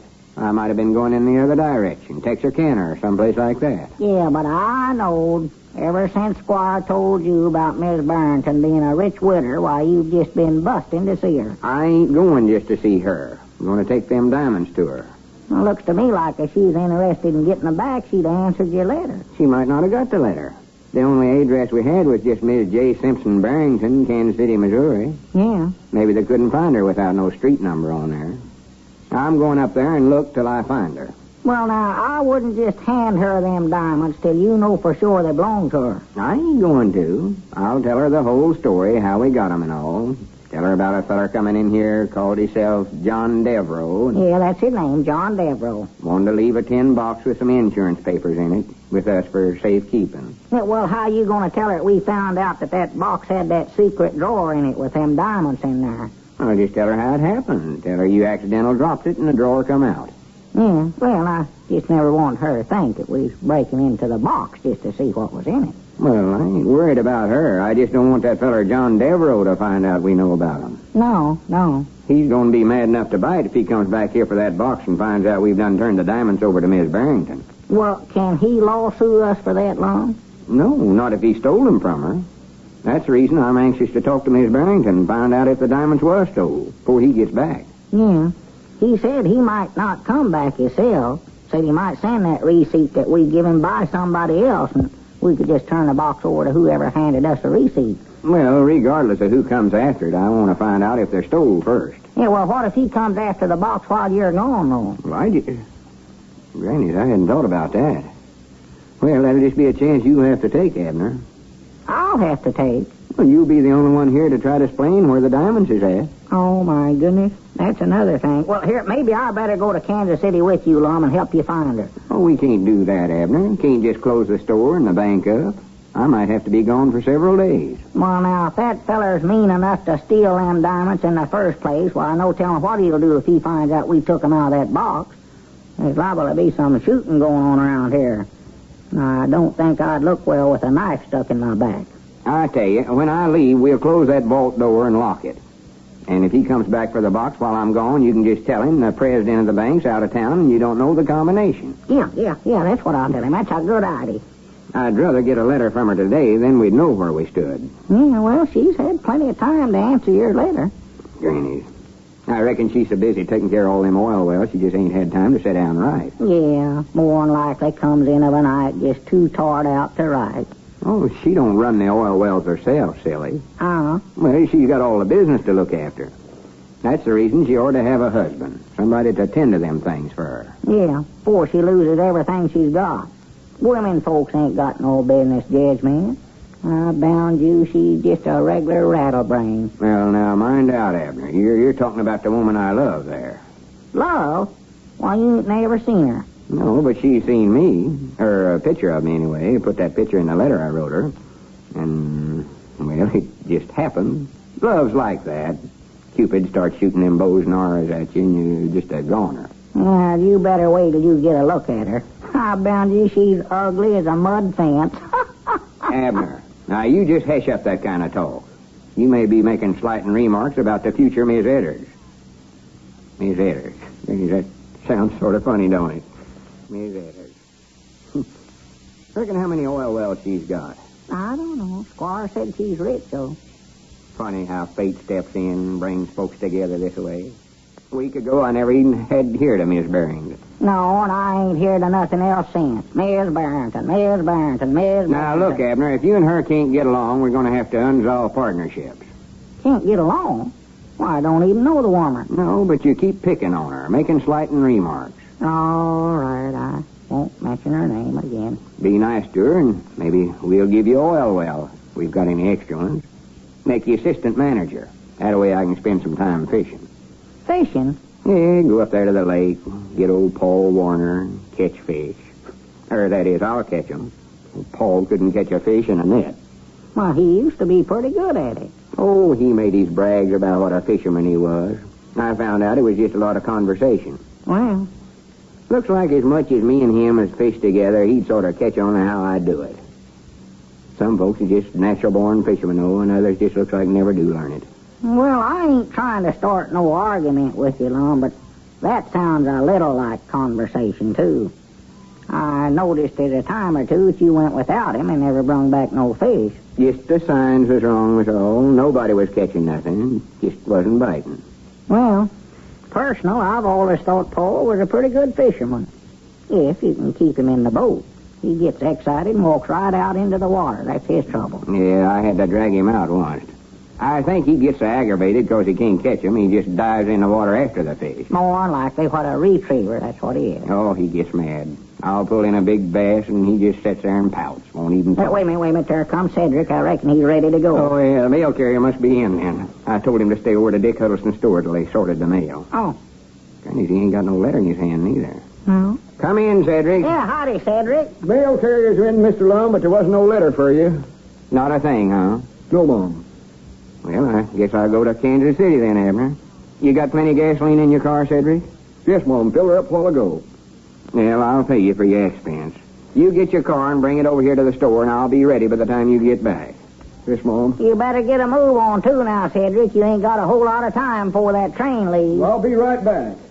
Doggies, I wished I was going with you, Lum. Yeah, I wish you could, Abner. If we had somebody to take care of the store here, we would. Yeah, Dad, blame it. Well, here, I better get them diamonds out of that box and put them in my hand satchel. Yeah. I'll just leave the tin box with them insurance papers right there in the safe. Yeah, well, now, lock that vault door, and I'll just tell everybody I don't know the combination. Yeah. Will you call in there at the depot, Abner, and get me a reserve seat on number 4? Reserve seat? Yeah, whatever they call it. A bed's what I want. Oh. I set up the last time I made that trip, and wasn't nobody to talk to but the news butch, and I bought about twice as much stuff off of him as a bed would have cost me. Yeah. Just tell him that you want a bed, huh? Yeah, on the Pullman car. Oh, yeah. Berth, they call it. Upper berth I want. Hello? Mamie? Ring the depot for me in there at the county seat. All right. Hello? Is this the depot? Well, I want to buy a bed on that northbound train this afternoon. Yeah, for Lum Edwards. Or upper. Huh?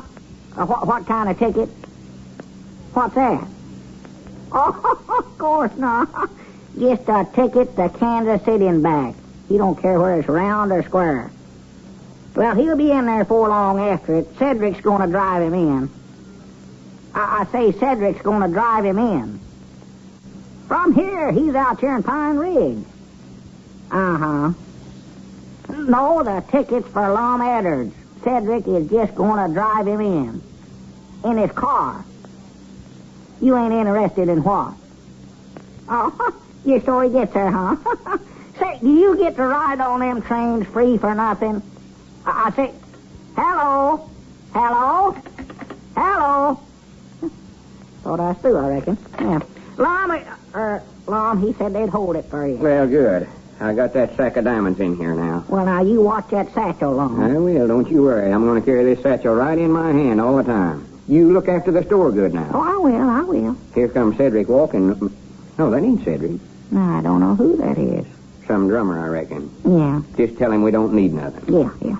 Now, come in, sir. Yeah, how do you do, sir? What can we do for you? I'm looking for Mr. Edwards. Yes, sir. Right here. That's my name. Well, here, this note will explain it. Oh, to me, huh? From Miss Barrington. Hush up, Abner. Please deliver to the bearer of this note the box of valuables I left in your safe deposit vault. Signed, John Devereaux.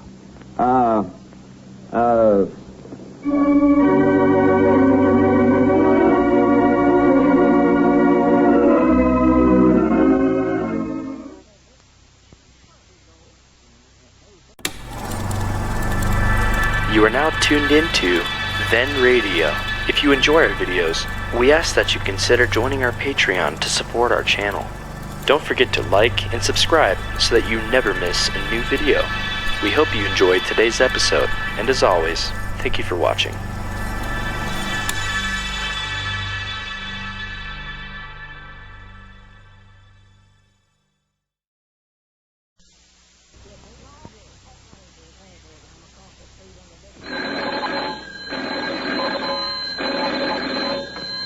Granny's, Abner. I believe that's our ring. Dog Lum, I believe you're right. I'll see. Hello, jot 'em down, store. This is Lum and Abner.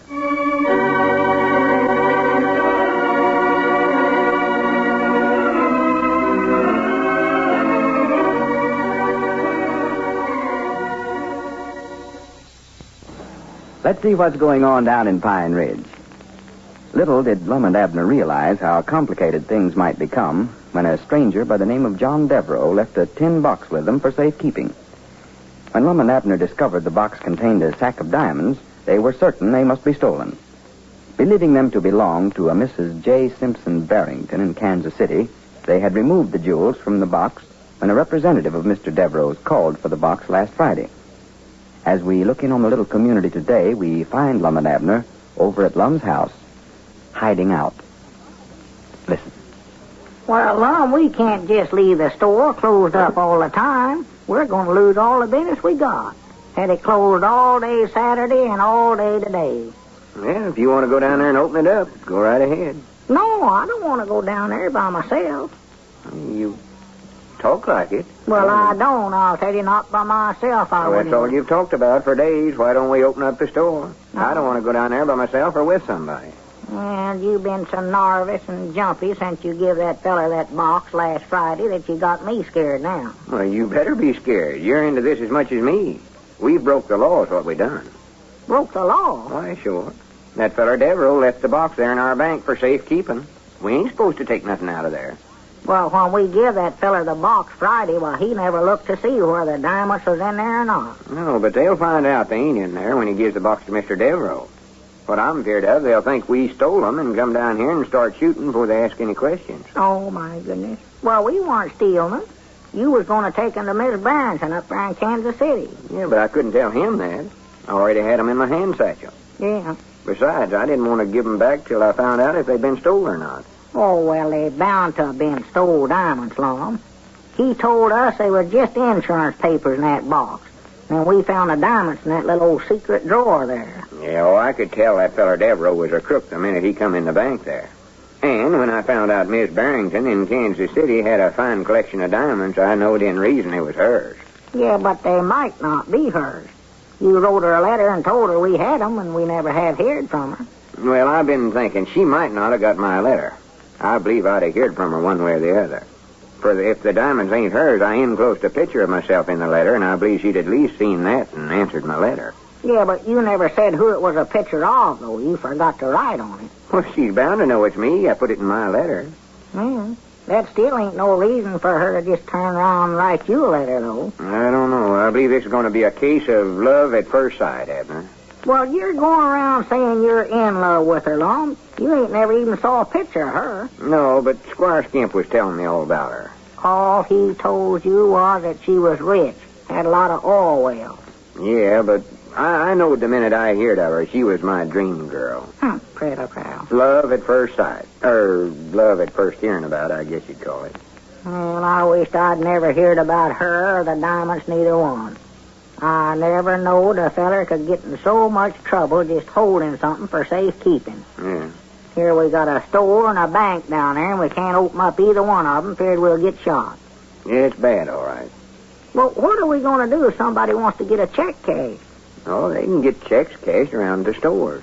Well, the depositor is going to see that place closed up and start thinking the bank went busted, and they'll demand their money. That's right. Ain't it? Why, of course they thought do. about that.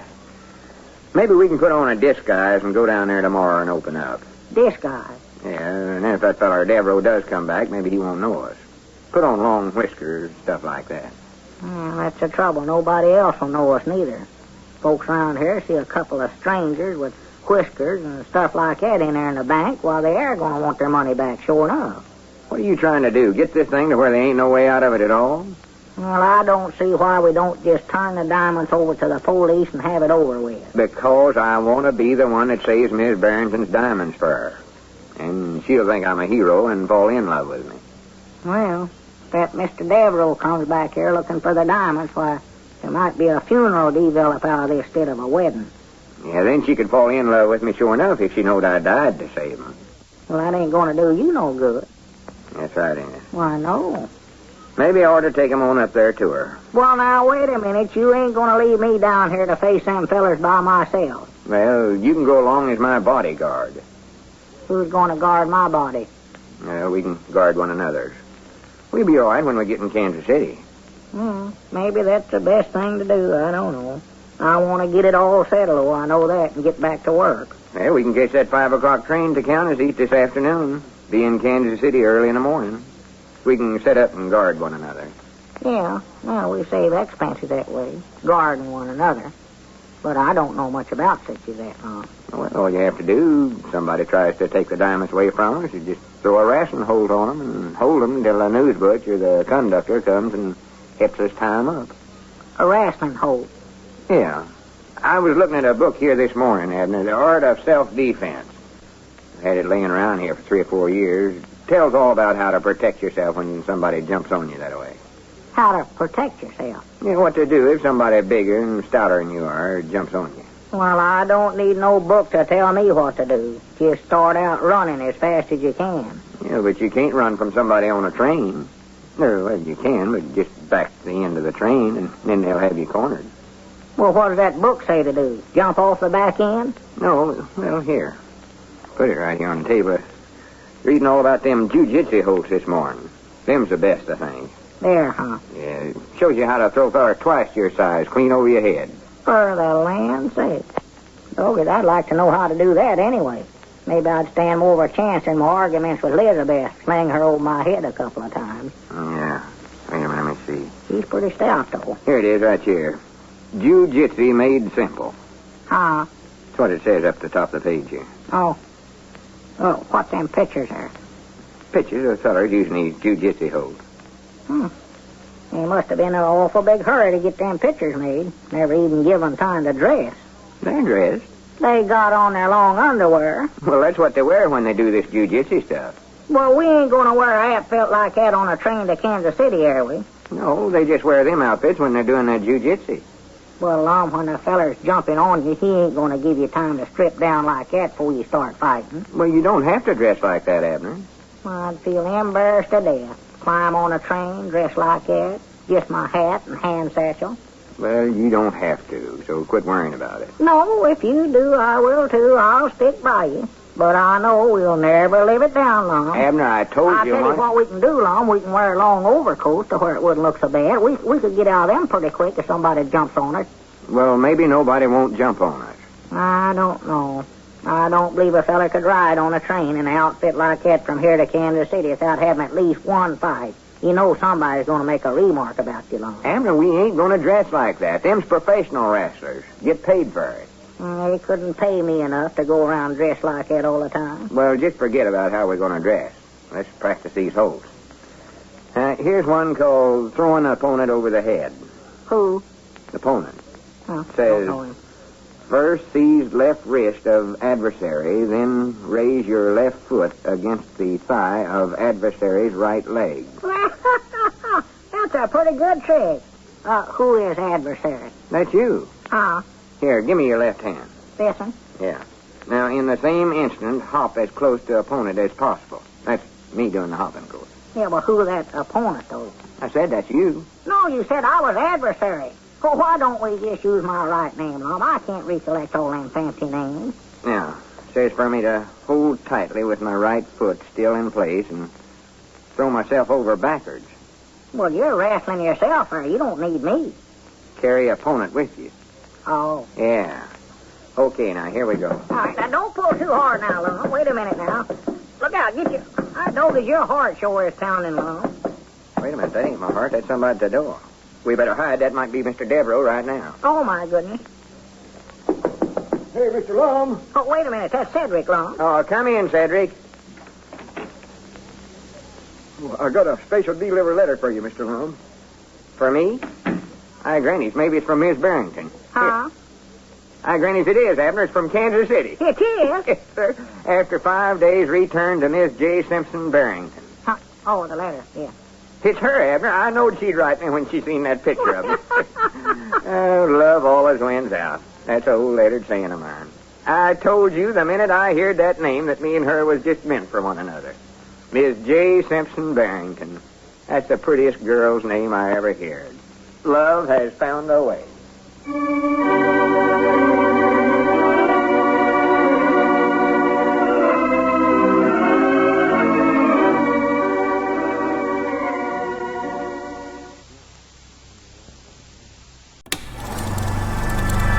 You are now tuned into Then Radio. If you enjoy our videos, we ask that you consider joining our Patreon to support our channel. Don't forget to like and subscribe so that you never miss a new video. We hope you enjoyed today's episode, and as always, thank you for watching.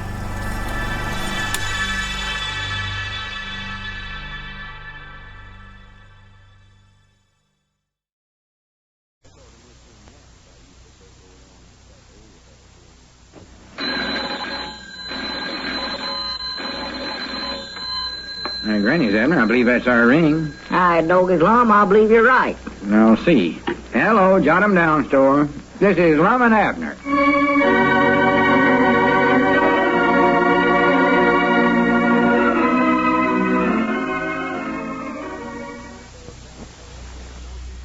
And now, let's see what's going on down in Pine Ridge. Lum received his anxiously awaited letter from Mrs. Barrington in Kansas City.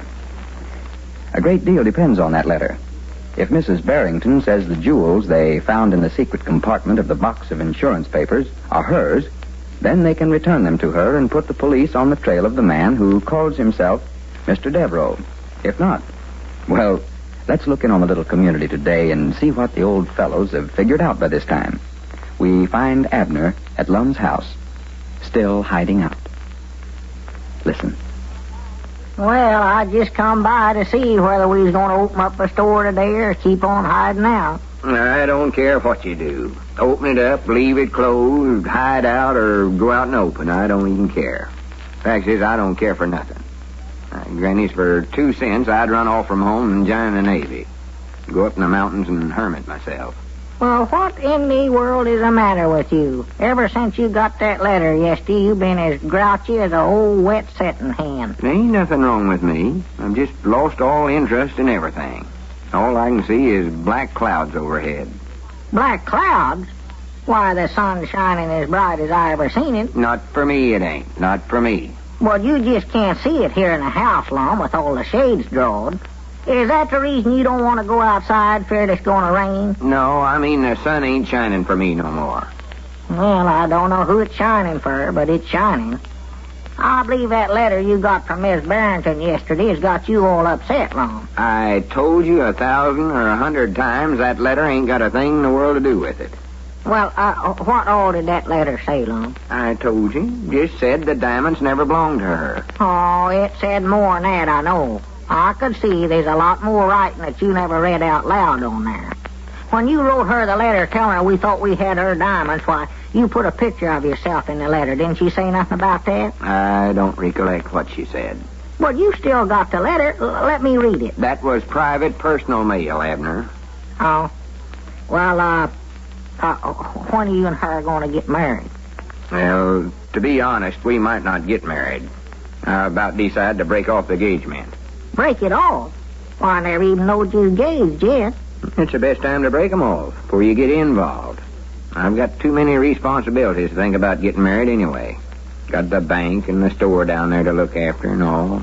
Well, I'm married and I work down there, Lum. Yeah, but you ain't president of it. And she ain't nearly as pretty as I thought she was, no way. Oh, that's the reason you're acting this way. She put a picture of herself in that letter, huh? No, but I could tell by the handwriting what she looks like. Handwriting? Oh, she described herself.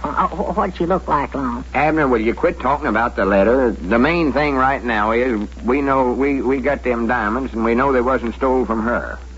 More than likely they belonged to Mr. Devereaux, the fellow that left them here in the first place. Well, let's just give them back to him and get the thing over with. Well, I would if I knowed where he was at. But we're into it now.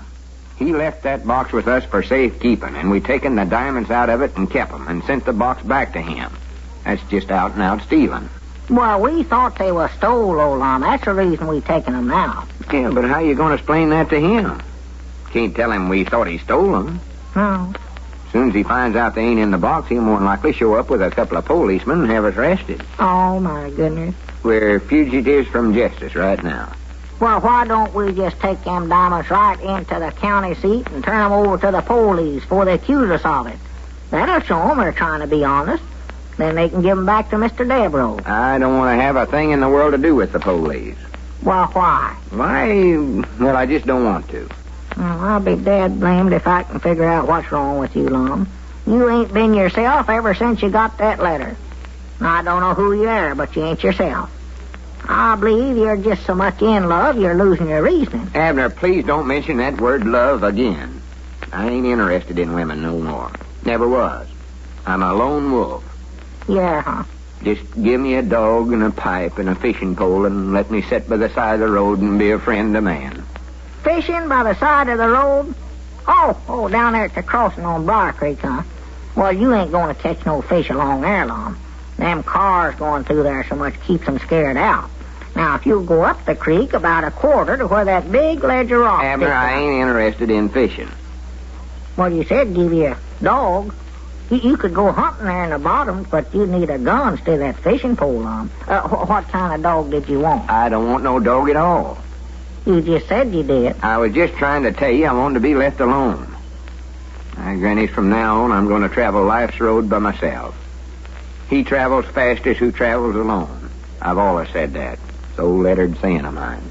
Is that the reason you don't want me to go to Kansas City with you? Is what the reason? 'Cause you think you can travel faster by yourself. Why, that train could carry both of us just as fast as it could one. I never said nothing about a train. Well, a car will, too. Two fellers in there to run just as fast. Of course, now, a bicycle wouldn't. You had to put me on the handlebars and pedal it by yourself. But why couldn't we both get a bicycle on? For goodness sake. That's an awful long ways to ride a bicycle, though. But if you want to go, I'll try once. Abner, if I was going to Kansas City, I'd take the train, but Well, now, it won't slow it down none for me to go with you then.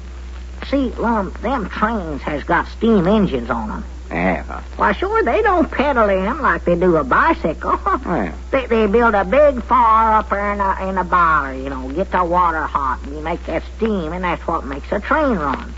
Why, I bet the engineer wouldn't hardly know it if I was on there.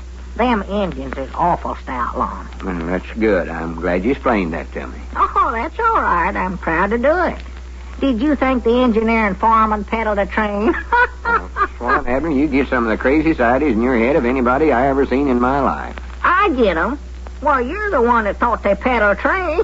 Don't you know? You said... Just let it go. I ain't going to Kansas City on a train, bicycle, or car, or by myself, or with nobody. Let's see now. Doggy, that's a hard one. Ain't going on a train, or a bicycle, or a car. And you ain't going by yourself or with somebody. Doggy, that's a hard riddle, Lum. Oh, you're going horseback. Is that the right answer? I ain't going at all, and it ain't no riddle. Well, you ought to go up there and see her, Lum. No use to break Miss Barrington's heart.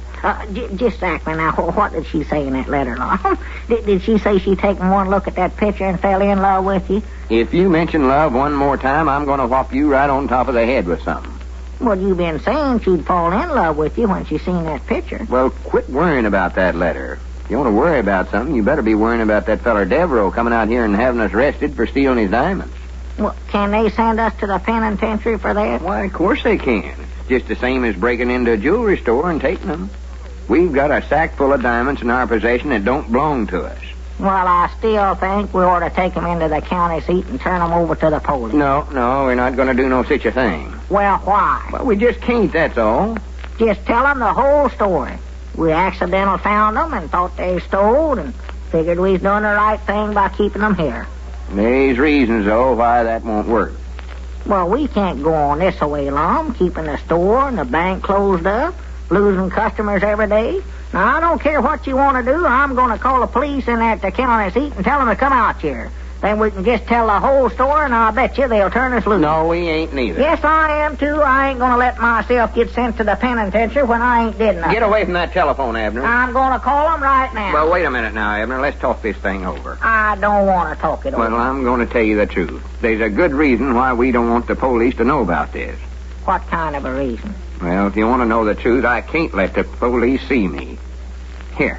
You've been wanting to know what was in this letter I got yesterday. I'll read it to you. Oh, well, now, if she's making love to you in there, you don't have to read it long. I know it's embarrassing, her calling you a lot of love names. Well, you'll understand when you hear why I have to hide out. Starts out here, Mr. Lum Edwards, Pine Ridge, Arkansas. Dear Sir. Well. The jewels you referred to in your letter are not mine.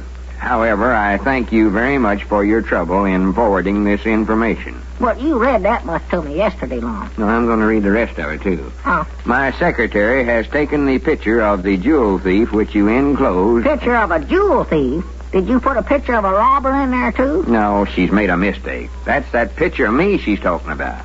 Oh. Picture of the jewel thief and turned it over to the police. I am sure they will apprehend this criminal very soon. And I know we will all rest easier when he is captured. One look at his picture tells you that he is a very desperate character. Thanking you very much, I am respectfully yours, Ms. J. Simpson Barrington. There. That's that love letter I was waiting for so long.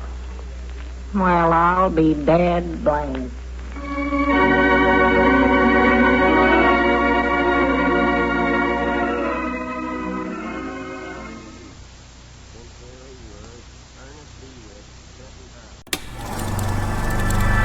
You are now tuned into Then Radio. If you enjoy our videos, we ask that you consider joining our Patreon to support our channel. Don't forget to like and subscribe so that you never miss a new video. We hope you enjoyed today's episode, and as always, thank you for watching.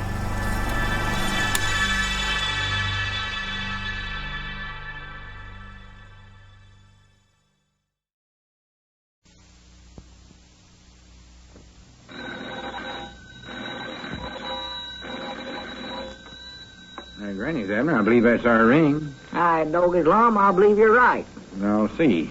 Hello, jot 'em down, store. This is Lum and Abner.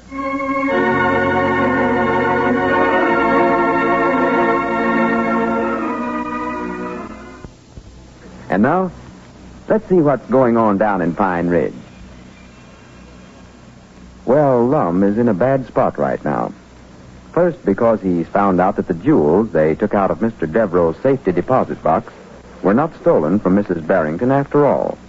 And second, because Mrs. Barrington turned the picture of Lum which he sent her over to the police. She thought it was a picture of the jewel thief Lum mentioned in his letter. As we look in on the little community today, we find that Abner has reopened the Jot 'em Down store. Cedric is just entering. Listen. Well, come in, Cedric, come in. Oh, is the store open today, Mr. Abner? Why, sure it is. Well, how about the bank? Is it open too? Oh, yeah, everything's open. Well, whereabouts is my money I put in the bank? Why, over there in the safe. Oh, good. Can I draw it out? Why, yeah, I reckon so, if you want it, Cedric. Oh, well, if I can get it, I don't believe I want it. Luke Spears has been telling me he thought the bank had went busted. Said he bet I wouldn't get my money. Well, now, where do you reckon he got such an idea as that in his head? Well, I don't know. You've been closed up for 3 or 4 days around here, and nobody ain't seen you.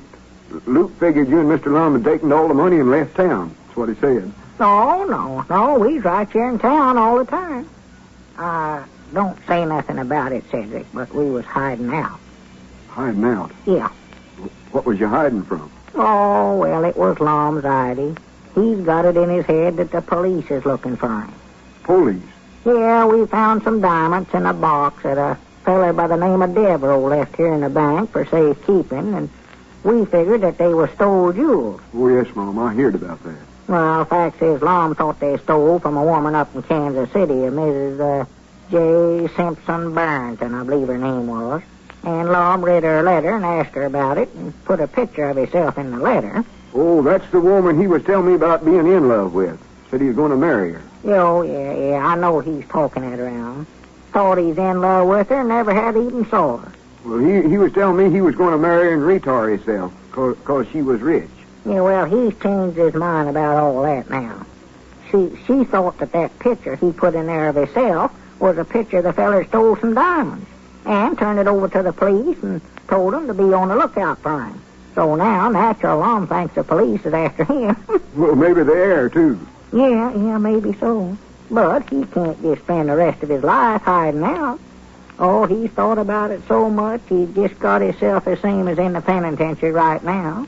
Well, he ain't done nothing wrong, though, has he, Mr. Abner? Well, no, not nothing exactly wrong, Cedric, but it does look bad. See, that feller Devereaux sent after that box that he left here, and we had the diamonds out of it. Was aiming on taking them back to Miss Barrington. And now that we found out they ain't hers, why, Lum's just afeard that Mr. Devereaux will have him arrested for stealing. Oh, my goodness. Don't you never breathe that to a soul, old Cedric. Oh, Mom, I won't. Cross my heart.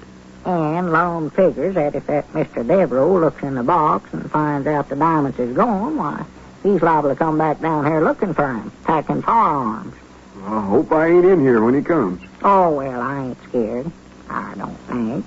Don't believe he'd just come in here and start shooting without asking some questions, surely. We got the diamonds right here for him if we knowed where he's at. Well, ain't Mr. Lum going to work down here at the store no more? I don't know. I sort of doubt it, Cedric. He was talking last night about running away from home and joining the Fern Legion. Well, for goodness sakes. What's the Fern Legion? Well, that's what he called it. I don't know exactly what it is myself. Some sort of a legion, I reckon. Fern Legion's all I know he called it. It's sort of an army of some kind, I think, off summers. In Africa, I believe he said it was. Someplace, anyway, where they go when they want to forget things. Have to go clean to Africa to forget something? I reckon so. I can forget right here in Pine Ridge. All us forgetting something. Yeah. Wait a minute. Yonder Lum's coming yonder now. Was that Mr. Lum? Why, sure. He sure growed himself a crop of whiskers in the last few days, ain't he? Oh, them's just glued on there, Cedric. That's part of that old Santa Claus outfit he uses over at the schoolhouse every year. He thinks he's fooling somebody. Why, sure. Everybody knows it ain't Christmas.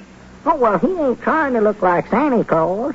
He's just trying to disguise himself to where he don't look like himself, I reckon. Well, I can tell that's him far as I can see him. Yeah, but, of course, he don't look like that picture of himself that he Sent that Miss Barrington, she gave to the police. That's the main reason he disguised him. Yeah, but I'd know him any first. I tell you, Cedric, let's have some fun out of it. Fun out of it. Yeah, let's let on like we don't know him. Yes, Mom. It'll just tickle him plumb to death if he thinks he's fooled us. I'll make him admit it before it's over, though. You watch me. Let me find out here he is. Now, don't let on now, Cedric. No, I won't. Well, come in, sir. Come in. Yeah, morning. You're a stranger around here, ain't you? Huh? Oh, yeah.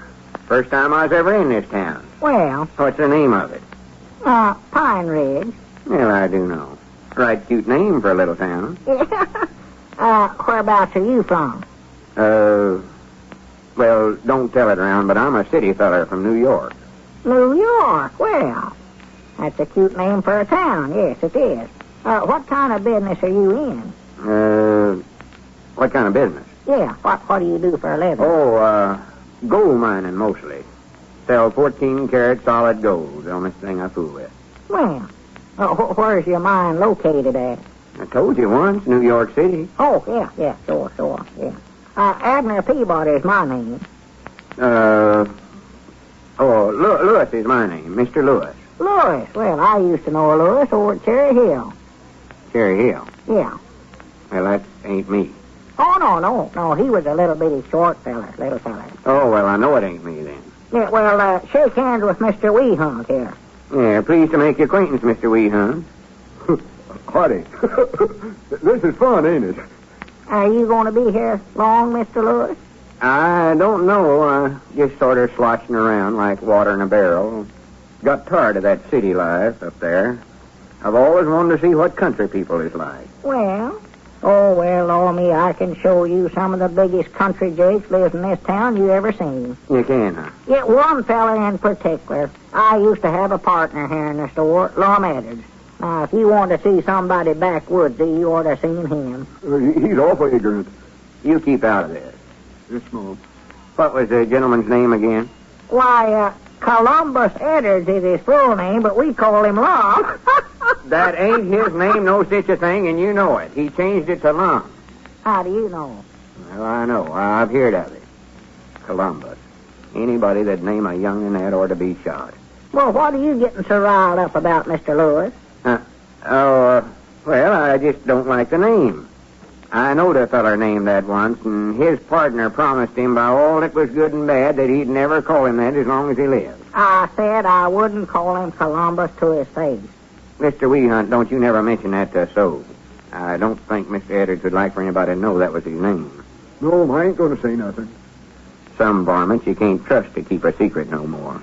Well, I never thought about you getting mad about it, Mr. Lewis. Just let it go. This Lum Edwards you're talking about, I understand he's a pretty nice feller. No, I don't know. I'd go so far as to say that. He ain't here no more. He joined the American Legion and went to Africa.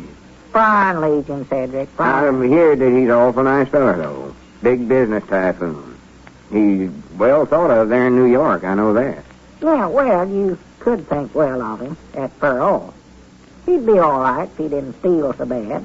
Steal? Yeah, that's the reason he left the country, stole a batch of diamonds. I wouldn't say such as that about somebody unless I knowed for sure. Well, the diamonds is right over there in that safe to prove it. He stole them out of a box that was left here. Oh, I've known for years that he'd steal. Or two. We've been partners here in the store. No telling how much stuff he's carried out of this store, and I never knowed nothing about it. Carried stuff out of the store? Wait a minute, here comes Grandpappy Spears. I don't care who's coming in. I ain't going to stand here. Well, come in, Grandpa. Yeah, howdy. How are you today, Abner? Oh, just fine. How you, Lum? Oh, all right, I reckon, Grandpap. What was that you said about Mr. Edwards carrying stuff out of the... wait a minute here. How'd you know who I was, Grandpap? How did I know? Oh, them whiskers. Yeah, they do change you up a little, Lum. Believe they'll be coming to you. Here, though, here's a telegram that come down there at Dick Huddleston's store for you. Telegram? Yeah, they said I better bring it right over. It might be something important. Well, thank you, Grandpap. Grannies, I want to talk to you, Abner, quick as I get done reading this. Well, now, we was just joshing, Lum. We knowed who you was. That don't make no difference. Grannies, you've done went too far with... Wait a minute here. Oh, my goodness. Listen to this. Huh? L. Edwards, Pine Ridge, Arkansas. Sack of jewels missing from box. will be in Pine Ridge tomorrow to see you, 3 o'clock. Be there. Signed, Devereaux.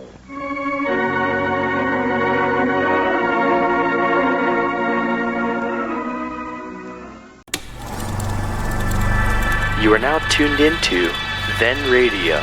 If you enjoy our videos, we ask that you consider joining our Patreon to support our channel. Don't forget to like and subscribe so that you never miss a new video. We hope you enjoyed today's episode, and as always, thank you for watching.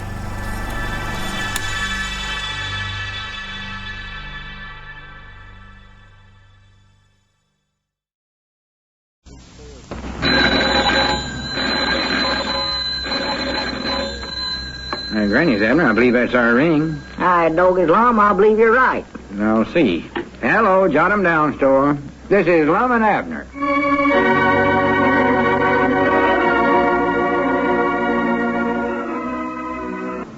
And now, let's see what's going on down in Pine Ridge.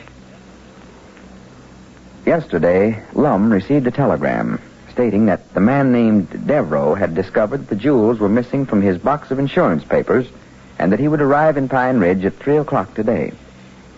As we look in on the little community today, we find 2 very worried old fellows preparing for Mr. Devereaux's visit.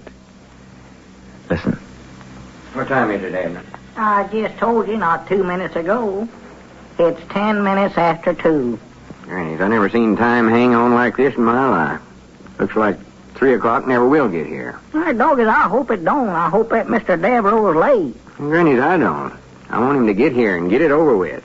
If he's going to shoot me or turn me over to the police or whatever he's aiming on doing to me, I want him to hurry up and get it over with. Well, I wish you'd calm yourself down, Lum. You're just as nervous and jumpy as a rabbit's nose. Well, it ain't easy to be calm when you're a hunted man. You know the bloodhounds is closing in on you. Bloodhounds? That telegram never said anything about bloodhounds. No, but they generally turn 'em loose if the criminal's a pretty desperate man like me. All he said was that the jewels was missing from that box, and he's coming down here to see about 'em. Yeah, but did you notice how he said it? Listen to this.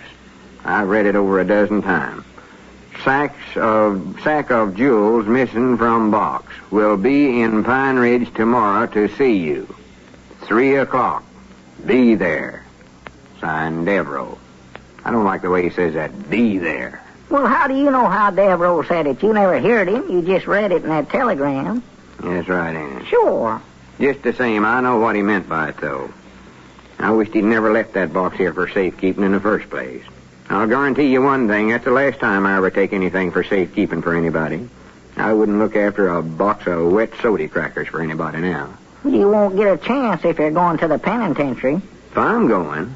Recollect, you're into this as much as I am. You helped take them diamonds out of that box. It weren't my idea, though. You was the one that thought it up. Why, you went around here for days trying to get me to open that box. See what was in it. Well, you're the president of the bank, though. That don't make no difference. If I'm guilty, you're guilty, too. You're access to a crime. Oh, my goodness. What time is it? You've got to watch.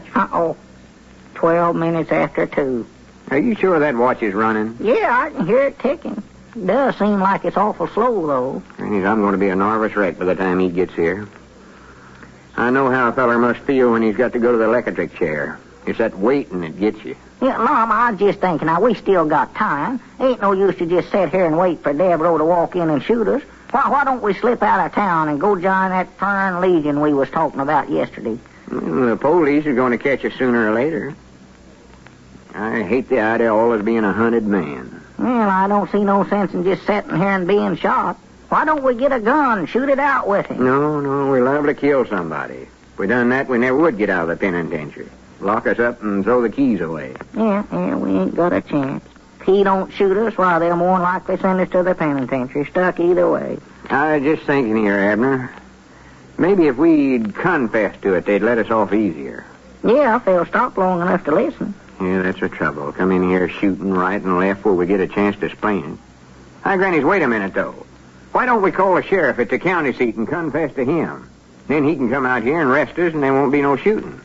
By the time Devereaux gets here, we'll be safe locked up in jail. Well, I don't know about that, Mom. If I'm going to jail, I would love to get a nice trip out of it. Hate to just go as far as the county seat.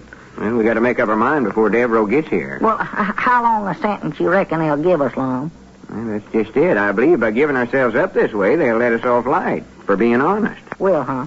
Maybe 5 years. And more than likely take some off of that for good behavior. Oh, well, I'll behave myself. Take off my hat in the house. In the house? You ain't going to be in no house. Well, in jail, then. Say thank you and not put my elbows on the table. But don't you think that's the best thing to do? I don't know. Whatever you think. I just hate to confess to something I never done. Well, we never meant to be stealing, but we did take the jewels out of the box. According to law, we're just as guilty as if we'd have broke in someplace and got them. Yeah. Well, I reckon that's the thing to do, all right, then, Lum. We've got to make up our minds. Get him out here before Devereaux gets here. Yeah, well, go ahead, call him. Just tell him to hurry and get out here. Glad I thought of this. Oh, yeah, that's a good idea. Hello, Mamie. Ring me the sheriff's office in there at the county seat, please, Mom. All right. Granted, it might be all right if just one of us taking all the blame for this, Abner. Just one of us. Yeah, and I could stay here and run the bank and store till you got back. Or wait a minute, though. I don't want to be here when that fella Devereaux comes. Oh, no, me neither. Let down at Carthage, Missouri. Wait. But anyway, Dick Hello? Lewis, who is the vice president of Garcia Corporation, Is this the sheriff's office? says it's spring. Why, and this the is English Lum Edwards box out at is Pine in the Ridge. tackle box.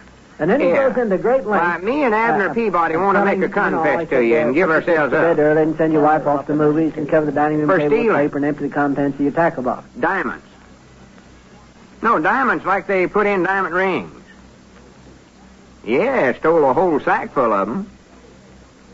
No, this ain't no joke. We got the diamonds right here to prove it. He won't believe nobody that's doubting Tom. Yes, sir. Well, I just wondering if you could come out here right quick and rest us.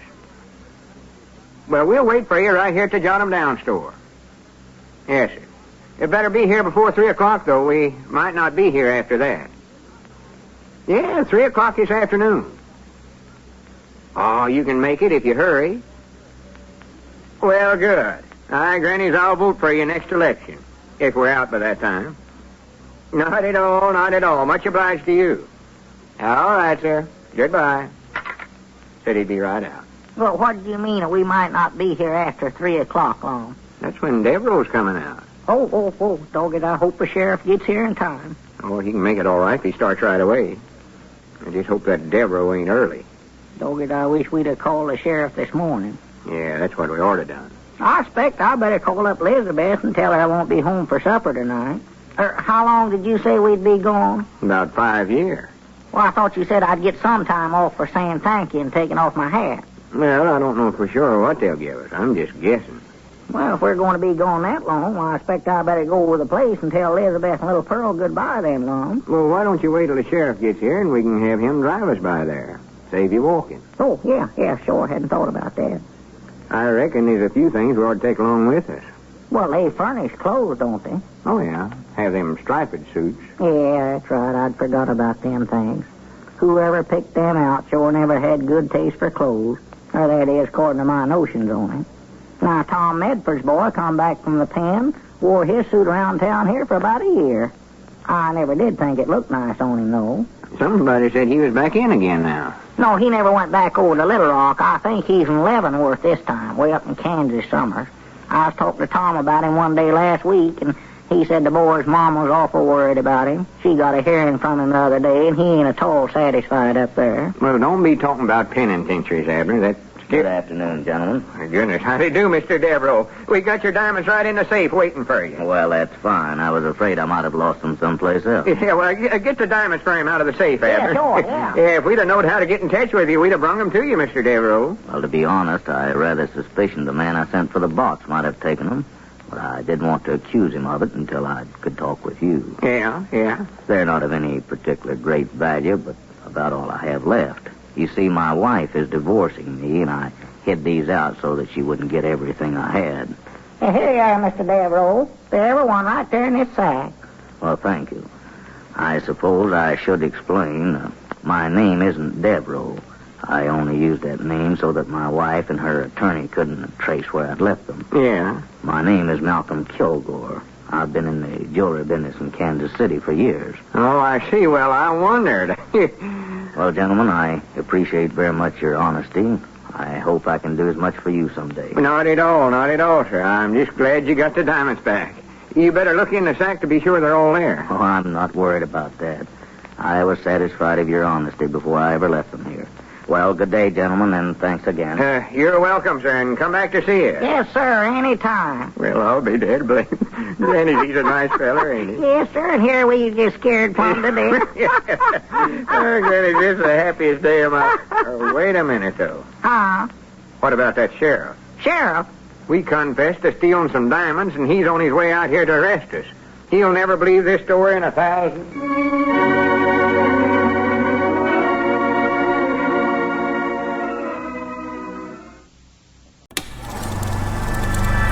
You are now tuned into Then Radio. If you enjoy our videos, we ask that you consider joining our Patreon to support our channel. Don't forget to like and subscribe so that you never miss a new video. We hope you enjoyed today's episode, and as always, thank you for watching.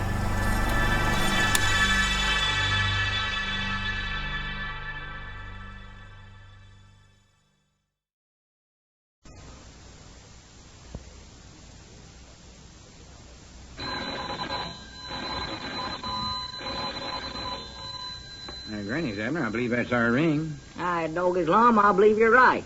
I'll see. Hello, jot 'em down, store. This is Lum and Abner.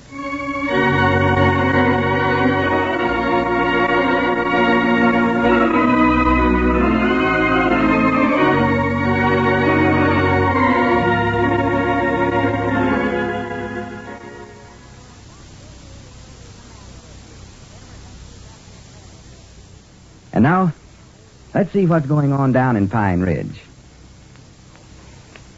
Well, it's morning in Pine Ridge, and the town's oldest grocery and dry goods merchants, Lum Edwards and Abner Peabody, have just opened their Jot 'em Down store.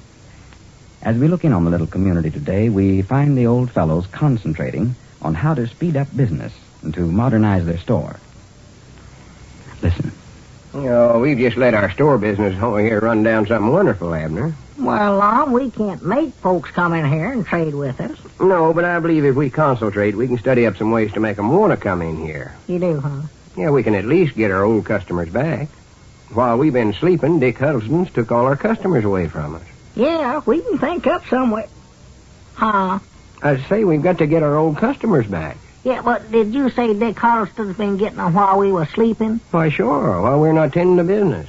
Well, lied doggies, if he's going to stay open at night, we will too. Well, I don't mean he's... Well, we keep the store open during the day, don't we? Of course we will. I'm talking Well, about... when are we going to sleep, Lum? If you'll shut up a minute, I'll explain it to you. I know what you mean.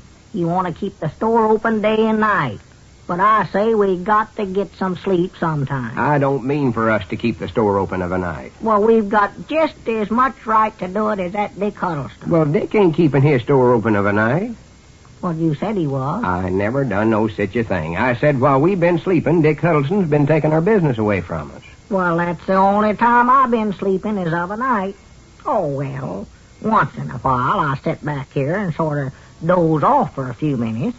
Just little cat naps, but not long enough for him to get none of our customers. Of course not. That ain't what I mean. I don't care what he says, Lum. That's just about when he's doing it is of a night. Abner, Dick Huddleston don't keep his store open of a night, so just forget about it.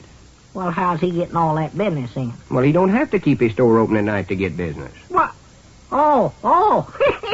Yeah, I see now. Yeah, sure. Yeah, I know what you're talking about now. Well, I'm glad you got it through that thick head of yours. Yeah, I don't know why. I never understood it to start with. I don't neither. He don't keep his store open, but he goes around taking orders of a night, huh?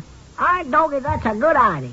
Get a feller out of bed while he'll promise to buy anything just so as he can go back to sleep. For goodness sake. Doggies, I believe I'll call up a few of them tonight. Pick out some of them sleepy-headed ones like old Uncle Henry Lunsford. I'll just go over about 12 o'clock tonight. Tell him if he don't give me an order for some groceries, I'm going to sit right there and pester him till daylight. Abner, will you listen to me a minute? Yeah, I'll listen. Now, just don't say a word till I get done. Oh. When I said Dick Huddleston has been taking our customers while we're sleeping, I don't mean the kind of sleeping you're thinking about, in bed with your eyes shut. Well, how are you going to sleep without shutting your eyes? I said be quiet till I get done explaining this to you. Go ahead. Now, when I say sleep, I mean sitting around the store here and not going after new business. We've just always took our customers for granted, sort of. We have, huh? Why, sure, a body's got to improve their salesmanship. Get a new slant on selling methods. Learn how to wait on folks. Well, I know how to wait on them. Oh, yeah, you can get the stuff down out of the shelves and hand it to them. Well, what are you supposed to do? Let them get it? No, but there's newer ways of doing it, I know that. Well, I'd like to know what they are. Either let them get it or get it for 'em. The stuff ain't going to jump down out of the shelves, Lum. How would a can of tomatoes know when somebody wanted it? Well, I seen a book advertised in a magazine the other day. It says it'll learn you all about how to sell stuff. Modern salesmanship. Well, And I told the mail carrier to stop in there at the bookstore at the county seat this morning and see if they had one. well, good. I'd just love to see what other ways they figured out to get that stuff down out of the shelves. Well, that ain't all there is to selling stuff, Abner, just getting it down out of the shelves. This book will show us how to talk to customers and try to talk them into buying stuff and how to get new customers and junk like that. Well, here's the advertisement. I clipped it out of the magazine. Oh. Says, Mr. Salesman, are you satisfied with average results? Read our book of modern salesmanship and double your earnings. Be the man who builds the better mousetrap. Learn the scientific way to... Lum, what was that about mouse traps? It says, be the man who builds the better mousetrap. Well, there ain't no money in building your own mouse traps here in Pine Ridge, Lum. Might sell a few, but might not everybody around here's got a cat. Oh, well, they don't mean it that way. It's just an expression. I've heard it 1,000 times. Fact is, I think it's an old lettered saying of mine. Build a better mousetrap and the world will beat a path to your door. I've always said that. Don't believe you'll make any money out of it. That means if we can build a better mousetrap, we can get customers in the store here. I don't believe you're going to get no customers that way. What way? By trapping them. Trapping them? Well, you might get a few. I believe now I can set one in that cracker barrel and catch old Grandpappy Spears. He's always reaching his arm down in there. But them mouse traps ain't going to hold 'em long. What we need's a big steel trap, a bear trap. Put it right there in the front door. Cover it up right good with leaves. That'll get 'em. Just tell 'em we won't turn 'em loose till they give us an order. You think a feller'd give you an order after you deliberate caught him in a bear trap? Oh, they'd promise anything to get out of there, Lum. Them things hurts. Might not take a foot off of them. Of course they would. But that's better than them little old pesky mouse traps. Why, they never would hold 'em long. Just aggravate 'em. All they do, they'll drag 'em off. They ain't talking about setting no traps for nobody.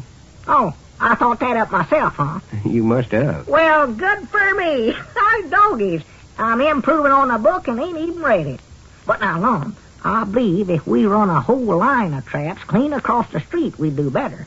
Get some of them folks that's going by, heading for Dick Huddleston's store. Abner, we ain't gonna set no steel traps. Oh. Well, now, there's another kind of trap that the Indians used to use. Might work.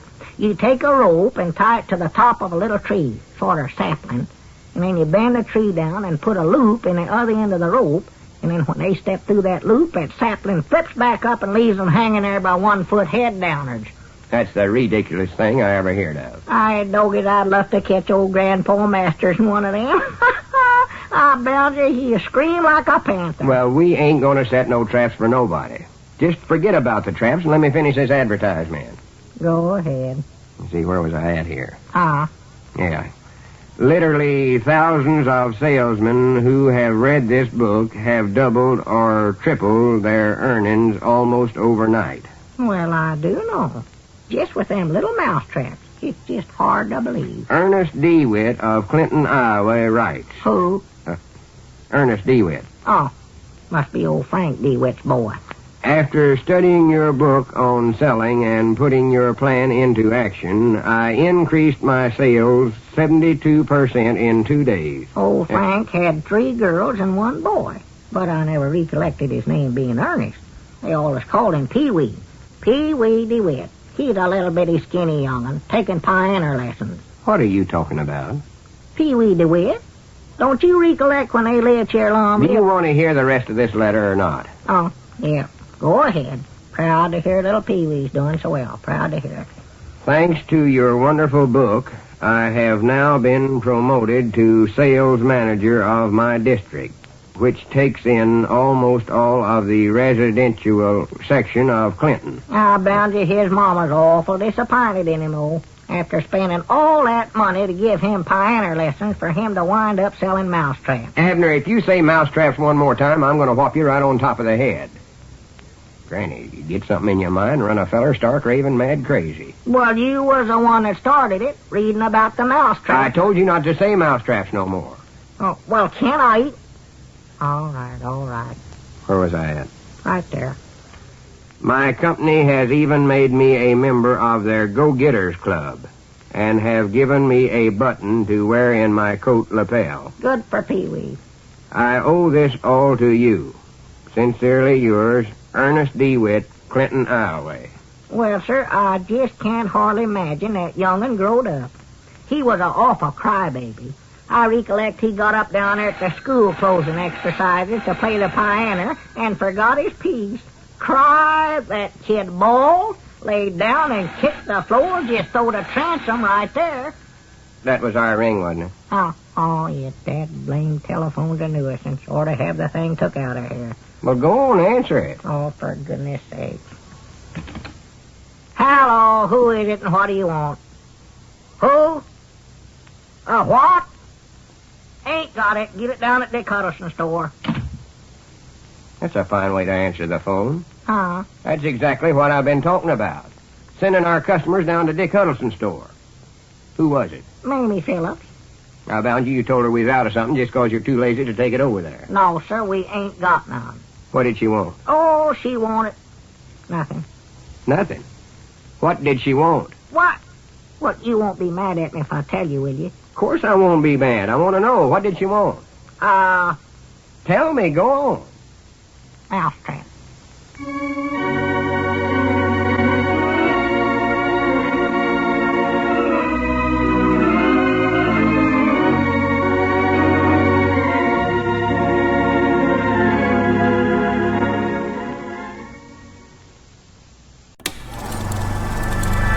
You are now tuned into Then Radio. If you enjoy our videos, we ask that you consider joining our Patreon to support our channel. Don't forget to like and subscribe so that you never miss a new video. We hope you enjoyed today's episode, and as always, thank you for watching.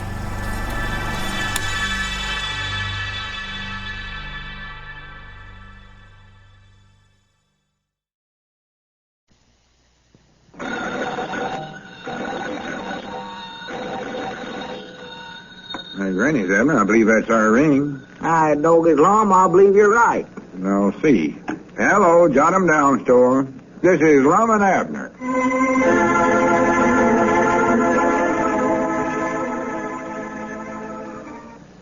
Let's see what's going on down in Pine Ridge. Well, the book on salesmanship, which Lum sent for in an effort to pep up the sales at their Jot 'em Down store, arrived today. And as we look in on the little community now, we find the old fellows down at their store, eagerly unwrapping the new volume. Listen. Well, hurry up and unwrap it, Lum. I'm just busted to hear what it says. Oh, this is the best idea I've ever had yet, Ervin. They charged us $2 for it, but Grannies, I believe it's going to be worth it. Doggies, them things does come high, don't they? Hey, Grannies, look at that. Ain't that a dandy? The land sakes. Magic salesmanship. 60 secrets of sales success. Secrets? Doggies, there's something I just love is any kind of a secret. Oh, you'll sure make Pine Ridge set up and take notice now. Will it? Yeah, all we got to do is read this book, and we'll increase our sales 72% in 3 days. 72%? That's what the advertisement said. Imagine selling 72 times as much stuff as we've been selling. Well, we ain't got 72 times as much stuff here to sell, old Lum. Grannies, maybe we better sit down and order a batch of stuff before we even read the book. No use to learn all these new ideas if we ain't got the merchandise to sell folks after they come in. Doggies, if we do 72 times as much business as we've been doing, they're going to keep us hopping around here, you know it? Oh, we'll be going in a dead run from morning till night. Won't have time for no more checker playing or visiting with folks. Well, Lum, couldn't we just read about half the book and then just do half as much new business? Well, we can get some extra clerks in here if we need them. I hate to start a book and stop and not find out how it comes out. Yeah, well, go ahead and read it, Lum. We can order the stuff from the wholesale house after a while. Yeah, we're going to have to make room for it in here, too. Stuff we've been buying a case at a time, like tomatoes and hominy. Have to order them 72 cases at a time. For the land's sake. Oh, this is going to be just like a beehive in here. That's why I feel sorry for Dick Huddleston over there in his store, running it using old-timey methods. Poor feller. He's such a nice fella. I'm a good mind to loan him the book again we get done reading it. Well, now, don't do it for a few days long. Wait till we get our business going good first. Another thing, we'd be making 72 times as much money, too. Had you thought about that? We will. Why, sure. Just for $2, that's all the book cost. Right there's the best invest we ever made in our lives, Abner. Yeah, well, hurry up, read it. I'm just busting to hear them secrets.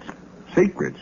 Well, you said there was 60 secrets in there. Oh, it says 60 secrets to sales success. Well, good. Doggy, that's going to be hard to keep all of them over. That's a lot of secrets, 60 of them. Let's see here. I don't know whether to start at the first or jump around, sort of. Why, just start out and read it from cover to cover. Well, the only thing, some customer might come in here before we get done reading the whole book, and by skipping around, sort of, we might have one or two ideas we could use on them before we even read the rest of it. Uh-huh. Let's see here. This sounds interesting right here. What's that?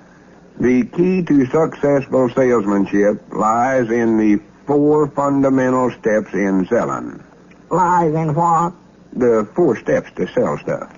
Well, what if they want a sack of flour or something out of the feed room? Well, it works the same way, regardless of what they want. Well, they're going to have to be awful long ones if I get back there in 4 steps. Fact is, I don't believe I can do it without taking a run at it long. Well, it don't mean actual steps, Abner. Oh, it's all right to jump, huh? No, means they're fixing to tell us 4 ways of selling stuff. I'll read it here. Number 1, the approach, or getting the customer's attention. Approach? Yeah, when a customer comes in, how you walk up to them. Well, some of them walks right up to you, though, Lum. If you'd taken 4 steps, why, you'd walk right over them. Of course, you could take 4 steps backwards, I reckon. That's what they mean. I told you it don't mean footsteps. Well, jumping at them, you might scare them too long. If you just hush up a minute and let me finish reading this, you'll understand what they mean without me trying to explain it. Go ahead. Contrary to general opinion, this step is as important in retail stores as it is in door-to-door or office selling. We said write them books in little bitty words so a body could understand them.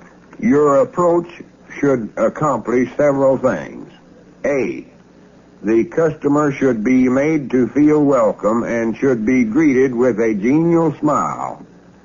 A cheery greeting, a happy smile, and a slap on the back is never wasted time. Well, now, what does that mean, Lum? Well, somebody comes in the store here, instead of just sitting there and asking them what they want, you're supposed to jump up and greet them with a smile.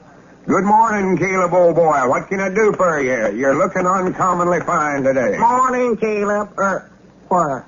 Well, he ain't coming in. I was just using him for example. Oh. That's the way we ought to greet him. Well, what are we being so nice to Caleb for all of a sudden? Well, we ought to greet everybody that way. Oh, go ahead. B, flattery is one of the world's greatest weapons. Every individual is flattered at your interest in his or her welfare. Well, now, break that up for me, Lum. Well, anybody knows that. It pleases them when you ask them about their family and how the new baby is at their house and all that stuff. Well, I just sort of hate to pass compliments right in the body's face, you might say. Here's an example here. It says, for example, I overheard a clerk say to a lady customer, "Good morning, Miss Blank. I'm glad you dropped in. Who's Miss Blank? I don't know, Abner. What difference does it make? Must be that woman from Texas that's based in the sea structures. This is just an example. Good morning, Miss Blank. I'm glad you dropped in. We have some new perfume that's just made for you. Miss Blank is naturally flattered at the clerk's personal interest, and even though she did not expect to buy perfume, she will invariably want to see it, and in most cases leaves the store with a bottle of the perfume that was just made for her. Write them up and shoot again, Lum. I must have jumped the track there on you, Summers. Well, they're just explaining how to compliment people into buying stuff. Makes a customer think you had them in mind when you ordered the stuff from the wholesale house. Natural, they're pleased and flattered. Well, we ain't got no perfume here, though. Well, no, we got some other things. Well, that ain't gonna sound right, though, Lum. Some woman come in here and you say we got a can of sauerkraut back there. It looks just like you. And Pat, as Mamie Phillips is, I wouldn't dare tell her we had a wash tub back there that looked like her. Well, you want to try to pass compliments on people, Abner. You got to pick out articles that are pretty. Well, I'll try. Try anything once, I've always said. Well, if we'll read this book careful, it won't be long before it'll start showing results. It knows what it's talking about, all right. I can tell that already. Yeah, well, read some more. Yeah, where was I at? Here. The second step, service. In the modern stores of today, service is the watchword.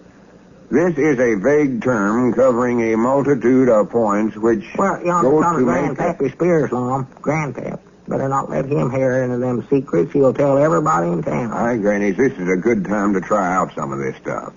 I tell you, I'll let you wait on him, and after he leaves, I'll tell you the things you done wrong. I'll look at the book. Oh, he don't want nothing, just loafing. More likely wants to banner me for a game of checkers. Well, now, that's the trouble. You just take it for granted that he don't want nothing. Thing to do is to sell him something. We always let him come in here and wait on himself and never offered to get up and help him. About all we do is just put it down on the books whenever he leaves. Well, I'll try what you've been reading there if you want me to. And don't forget, cheerful greeting, smile, flattery, and what was that other, and service. Yeah, be quiet. Here he comes. Yeah. Morning, Grandpap. Well, howdy. How are you fellas this morning? 1, 2, 3, 4 steps. Well, morning, Grandpap. Oh, boy, proud to see you, kid. Here, what's going on here? Who do you think you're hitting anyway there? I weren't hitting you. I was just slapping you on the back, greeting you. Well, cut it out. Might not knock the breath out of me. Wait a minute. What you stand there grinning like a Cheshire cat for? I'm just smiling at you, 'cause I'm so glad to see you. Oh, I thought maybe I had my suspenders hooked up wrong again.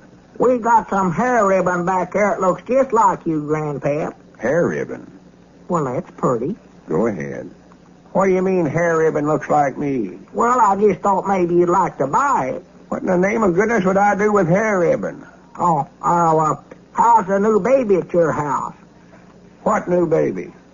I don't know. What one, Lum? Ask him what you can do for him. Oh, yeah. What can we do for you, Grandpap? Oh, I just want a can of hominy and a box of soda crackers. I'll get them. No, I'll get them for you now. Well, I know where they're at. I ain't crippled. No, we ain't gonna let you wait on yourself down here no more. Well, wait a minute here. What's come over you fellers all of a sudden? Don't trust me behind the counter, huh? Feared I'll steal something. Well, if that's the way you feel about it, I'll just go down to Dick Huddleston's store to do my trading. He'll trust me behind his counter. Well, now, wait a minute, Grandpap. Never mind apologizing. I knowed the minute I come in here something was wrong. I wouldn't do business with you fellas if this was the last store on this earth. Well, I do know. 72%, huh? Let me look at that book again.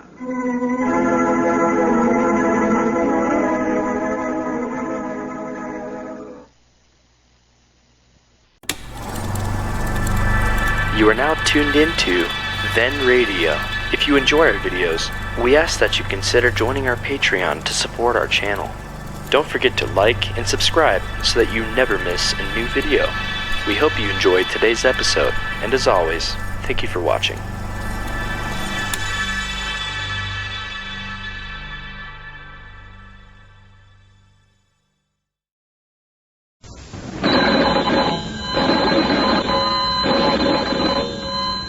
Granny's, Abner, I believe that's our ring. Aye, Doggy's Lum, I believe you're right. I'll see. Hello, jot 'em down, store. This is Lum and Abner.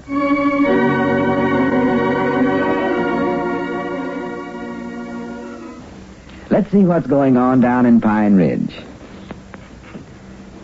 Well, Lum is still trying to bring the sales method of their Jot 'em Down store up to date by studying the book they recently purchased on modern salesmanship. However, he's having a difficult time trying to teach Abner the underlying principles.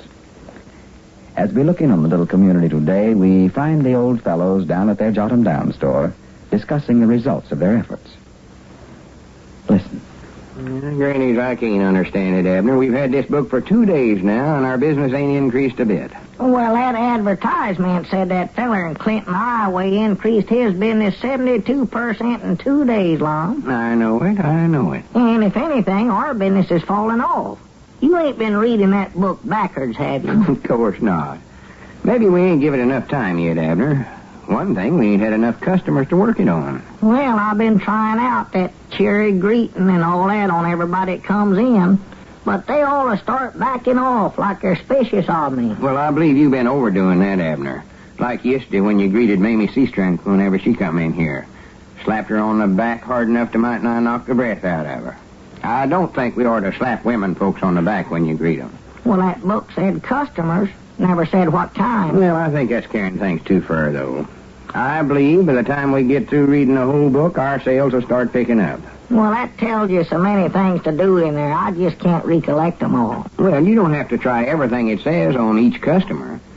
I was just glancing over a chapter a while ago about that. It tells about the different kinds of customers, how you're supposed to size them up, and how you treat each type. Well, I think we ought to treat all the customers just the same, not show no favorites, Lum. Well, they mean some things will work on one type of customer that won't work on another.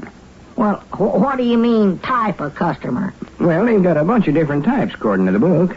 Wait, where is that? I turned the page down, Well, you sure been studying that thing, I'll say that for you. Had your nose buried in it ever since Here it is, right here. There are several types of customers, the most common of which are the aggressive type, the impulsive type, the reticent type, the friendly type, the intellectual type, the indecisive type, the suspicious type, and each must be treated in a different manner. Well, what if you don't know what kind you're talking to, though, and you use the wrong talk on them? Well, it goes on to say here that the first thing a salesman has to learn to do is to size up your customer.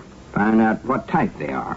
Well, what's their size got to do with it? I say you size them up. Well, yeah, if they come in here wanting a pair of overalls or something like that, but I don't see what difference it makes how big a feller is if he just wants a can of tomatoes or some baking powder. You can't always tell by the size of a feller that way, Lum. Not like Fred Quincy, for instance. Fred Quincy? What's he got to do with it? Well, you know how little and skinny he is. I'll put him up again every man you ever seen when it comes to eating. I don't know where he puts it. Down there at the old settlers' picnic this year, they left him there to guard the pies that they was going to use in a pie-eating contest. Yeah. Doggies, when it come time for the contest, they weren't a one of them pies left. You mean he had all the pies by himself? Well, he claimed there was a big bear come in there and ate him up, but of course everybody knowed it was him. Yeah. They ought to give him the prize for winning the contest. Well, they couldn't. They had a big layer cake for the prize, and me dad blamed he hadn't ate that, too. He must have an appetite. Well, it just seems to sort of hit him by spells at eating. Now, they had a watermelon eating contest about a half hour later, and he just won second place in that. Well, I do know. And he's just a little bitty skinny feller, too. Well, size ain't got nothing to do with what they're talking about here in the book, though, Abner. When it says sizing up somebody, it means judging somebody by his looks or his words or how he acts. Well, you could tell by Fred Quincy's looks what size he was. It says here, for instance, you can always tell the impulsive type by their fast, quick, nervous motions and mannerisms of speech. Yeah, well, Fred ate fast, too. Well, forget about Fred Quincy for a while and listen to this. Concentrate on the book. Go ahead. Says here, the way to handle this type of customer is to make the sales talk brief and to the point. Often, a quick demonstration of the article is much more impressive than a long, drawn-out sales argument. Yeah, well, now, what do they mean there, that demonstration, Lum? Well, demonstrate it. Show how it works before you try to sell it. Oh, my doggy, that's interesting. Oh, this is fine stuff to know here. There's sound reasoning in everything it says, every line of it. Well, sir, I bound you the feller that wrote that could sell anything, you know it? Yeah. I don't reckon he's the one that come through here a few years ago selling lightning rods, was he? Selling what? Lightning rods. Oh, I don't know. I don't recollect that feller's name. Hell, it might be. He was a seller, I'll say that for him. He weren't here but a few days, and again he left town, he had lightning rods on everything in this town. Even sold old stingy Jim Watson the rest of them. If he sold old stingy Jim one, why, he was a salesman, I'll say that for him. Had lightning rods on everything on his place. House, barn, silo, even a chicken coops. 2 on his wagon and 1 on the plow. Had everything lightning rodded. For goodness sake. Well, you see, he must have found out just what type Stingy Jim was and knowed the right way to handle it. See, Stingy Jim is sort of the suspicious type, and a little on the indecisive type, if I know just what that means. See, what it says here about him, find out just how he handled old Stingy Jim. Read what it says. I'd love to sell him something. The suspicious or indecisive type are very slow to make up their mind. That's Stingy Jim right there. And contrary to the impulsive type, a long and persuasive sales argument is most effective. The first step in handling this type is through gaining their confidence. This is usually accomplished by first discussing subjects in which they are interested, rather than rushing immediately into a sales argument. Now cripple that and run it through again, Lum. I believe I jumped the track there on you. Well, it means don't be in a rush to sell them. Sort of visit with them. Talk about things they're interested in. Find out what they like.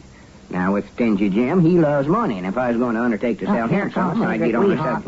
Lum, Cedric, we hunt, Cedric. Well, now, Cedric's sort of that type we're just reading about. Well, he ain't stingy, Cedric. No, but he's slow about making up his mind and all, sort of the suspicious and indecisive type.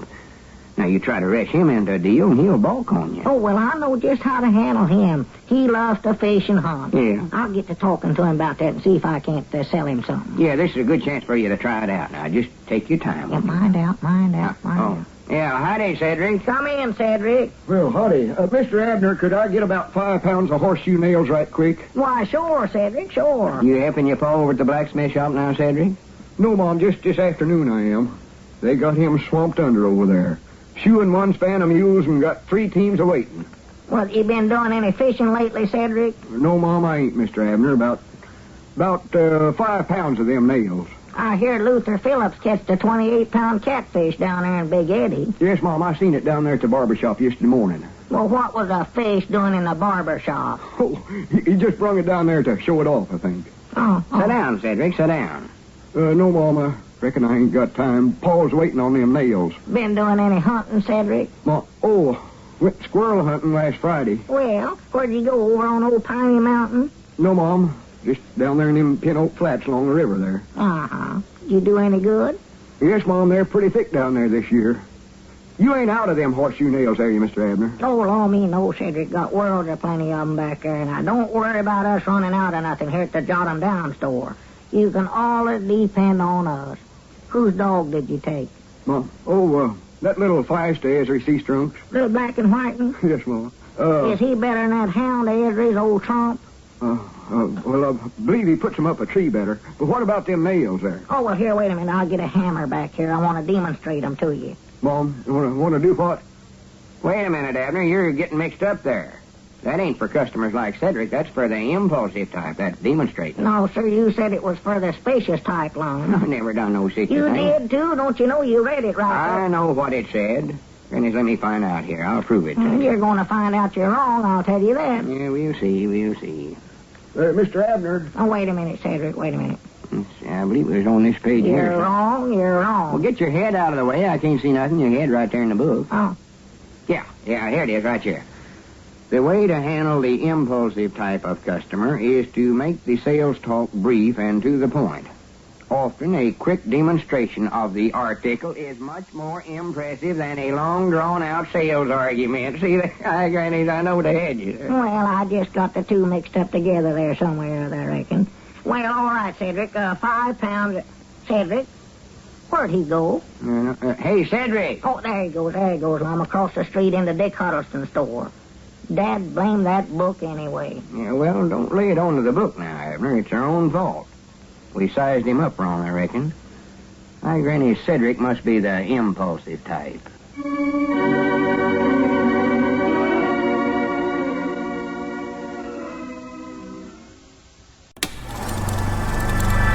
You are now tuned into Then Radio.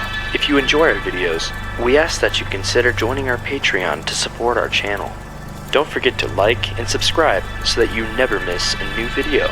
We hope you enjoyed today's episode, and as always, thank you for watching.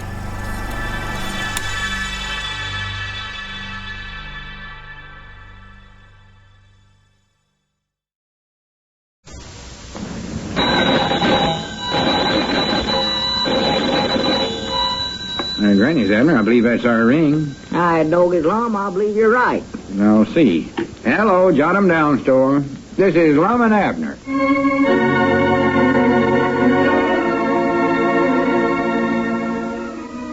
But now, let's see what's going on down in Pine Ridge. Well, Lum and Abner are still trying to adopt the method suggested in the book they recently purchased, Modern Salesmanship, for their Jot 'em Down store. The old fellows are undecided as to whether this is going to prove successful for them, but they want to be sure and give it a thorough trial. As we look in on the little community today, Lum has gone home for lunch, and we find Abner down at the store playing checkers with Grandpappy Spears. Listen. Well, it's your move, Grandpa. I know it. Don't rush me. Well, hurry up now before Lum gets back. He'll be done nooning here in a few minutes, and if he catches us here playing checkers, he'll hit the ceiling. Well, what you so afeard of Lum about all of a sudden? I ain't afeard of him. I just promised him I wouldn't play no more checkers here in the store. Then you come along and made me. Well, what's come over you fellers anyway? Well, to be honest, I don't think much of it myself, Grandpap, but that new book we got on modern salesmanship says you ain't supposed to play checkers with your customers. Oh, sassafras. You're just feared of me, that's the trouble. I'm getting to where I'm too good for you. You'll never see the day you can beat me, Grandpappy Spears. I'm going to beat you in this game right here if you just quit bothering me and let me concentrate here. Let's see. Well, here. you can't do it less than you move, I'll tell you that. All right, sir. I'm going to move right up there. That's just what I wanted you to do. I'll give you this man, and I'll take that and that and that and right on into your king roll. Oh, no, you don't. No, you don't. I never take my hand off that checker. That ain't the move I want to make. Once you put that checker down, you got to leave it there. I don't know such a thing. You done it. Just put it right back down there now. Right there. Just lay it back down. Here. What's going on in here? Uh-oh. What you doing there, Abner? Oh, just sitting here talking to Grandpap. What you doing with that checkerboard sitting there? Huh? Well, I do know, Grandpap. Looky there. Checkerboard sitting right there in front of us. Well, I sworn to goodness I never had noticed it. Well, don't try none of that buffoonery on me. I know what you're doing. Now, put that board up and leave it up, or I'm going to burn it. Abner Peabody, you promised me about all that was good and bad. I know just what I promised. Well, what's come over you all of a sudden, Lum? You got to where a body can't enjoy himself down here no more. First thing you know, you'll be cutting out whittling in here, too. It's done cut out. We're running this store on a modern base, Grandpap. Modern salesmanship. Service with a smile. That's our new motto. I know Abner gets interested in the checker game. The customer could stand around here for 15 minutes before he'd get up and wait on him. Well, now, Grandpap never wanted nothing, Lum. There weren't nobody else in here, so I That just... don't make no difference. There's plenty around here for you to do. You can wash them front windows if you got so much time on your hands. I just washed them a couple of weeks ago. They ought to be washed every day. What are you trying to do, wear that glass out? Another thing we got to do is sort out that canned goods on them shelves. Just look at it, all mixed up together there. You grab a case of canned goods and start walking down them shelves and set a can any place you can find room for it. Yeah, but... All that stuff ought to be separated to itself. Just look up there now. There's peaches and hominy and tomatoes and salmons and sauerkraut and all them other things mixed up together there. A can of baking powder. I believe it is sitting there. Well, that's the way we've always put them Well, the book says that ain't no way to do business. Well, all right. But I still say it's handier this way. Somebody wants to buy something, why, no matter where you're at, you can just reach right up and get it. Don't have to walk clean down to the end of the shelf. Well, we paid $2 for that book, and I grannies we're going to go by it, too. All right. I'll put the checkerboard up. I had you beat, too, Grandpap. Oh, no, you never. I did done it. That last move was going to let me right in your king roll. Yeah, but I never made that move. I never even take my hand off You of it. did, too. Now, here, just cut out that arguing. All right, I'm putting it up. Squire Skimp coming across the street there. Get on your feet, Ervin, and get ready to wait on him. Oh, he don't want nothing. More likely just loafing or wants to sell us some insurance. Well, how do you know he don't want nothing? That book says sell them something whether they want it or not. Well, it ain't none of my business, Lum, but you can't expect a feller to buy something every time he comes in the store here. Yeah, but we want to be up and ready to wait on them if they do want something. According to the book, that's the way to do it. That squire will sell you something, too, whether you want it or not. He's made a good living for years around here selling insurance and real estate and one thing and another, just because he's a good salesman. Maybe he's read the book. Yeah, well, I wouldn't take Squire Stimp for example to pattern myself after. I wouldn't trust him as far as I can drop kick a anvil. Better mind out, here he comes there. All right, Abner, get ready.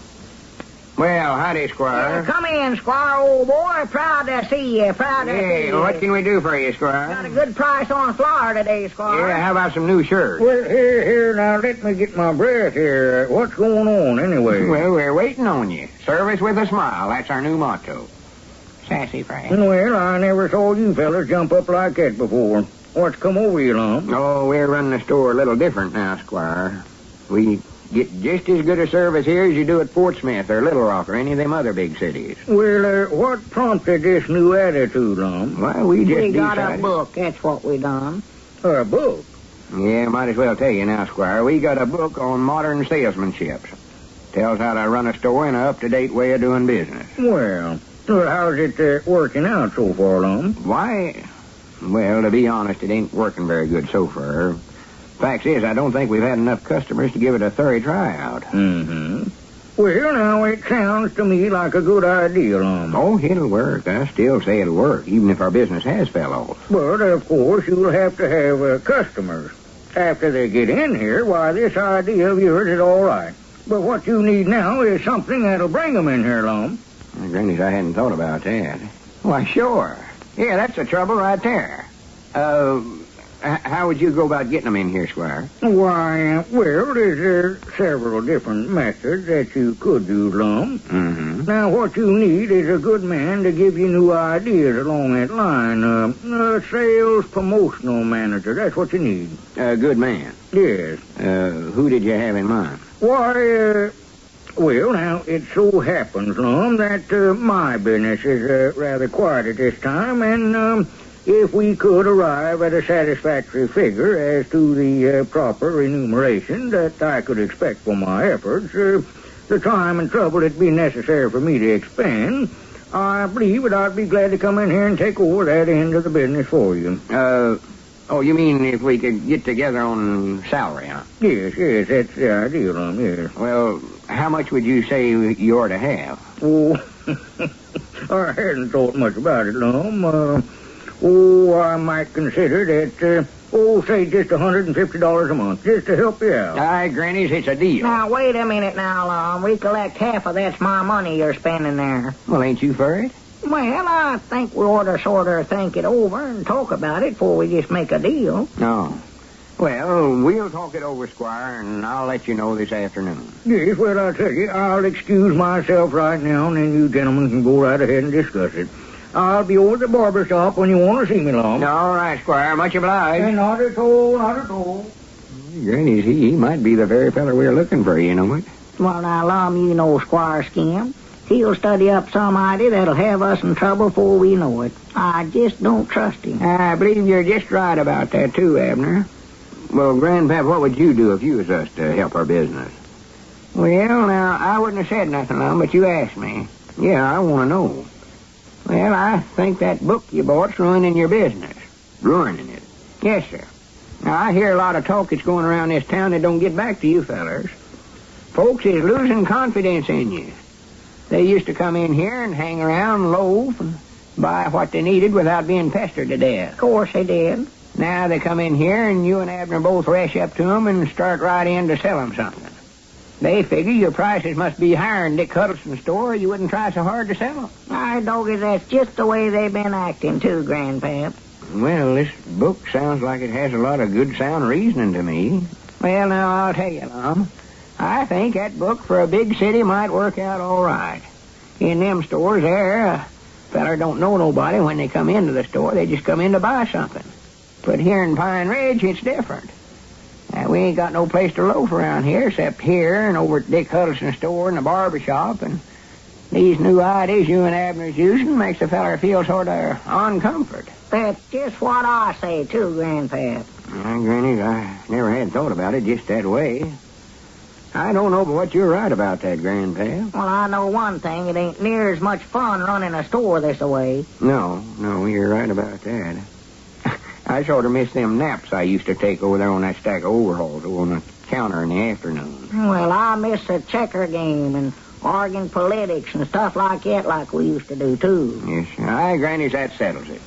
I'm going to take that dad-blame book on modern salesmanship and throw it just as far as I can fling it. Go back to running our store like we used to. Well, good for you. I noticed. Let me get that checkerboard, Grandpa. Now, don't you fellers get to arguing and wrangling at the top of your voice. I'm going to pile up there on that counter and get some sleep. Well, what if a customer comes in here, Lum? I can't quit and wait on them right in the middle of a checker game. Well, tell them to wait on themselves. Oh, yeah. It's your move, Grandpa.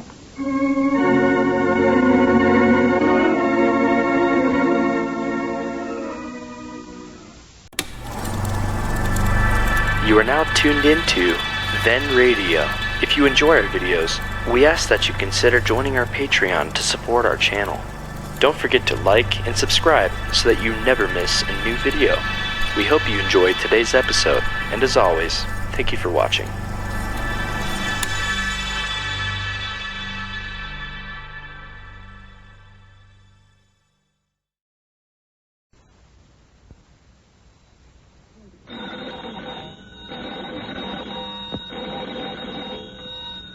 Granny's, Abner, I believe that's our ring. I dog his Lum, I believe you're right.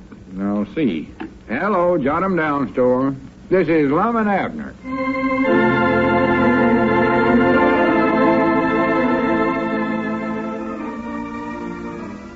Let's see what's going on down in Pine Ridge.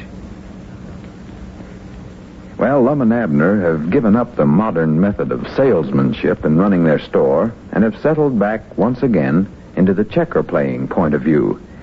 To make their decision final, Lum went into the county seat this morning to return the book, Magic Salesmanship, and to get his money back. As we look in on the little community now, we find Abner in the Jot 'em Down store. Lum has just returned. Listen. Did you get the $2 back, Lum? No, they won't take books back in there. What, did you tell him it never worked? Yeah, but he says they never guaranteed it to increase our business now. Well, the book claimed it would increase your business 72%. I know. I told him we tried it for a week. Instead of helping our business, it run all of our customers off. They're all trading over at Dick Huddleston's store now. Well, Lum, why don't we sell the book to Dick then? Maybe he'll start trying them modern salesmanship methods and run the customers all back over here. I wouldn't give this thing to my worst enemy. Oh? Magic salesmanship.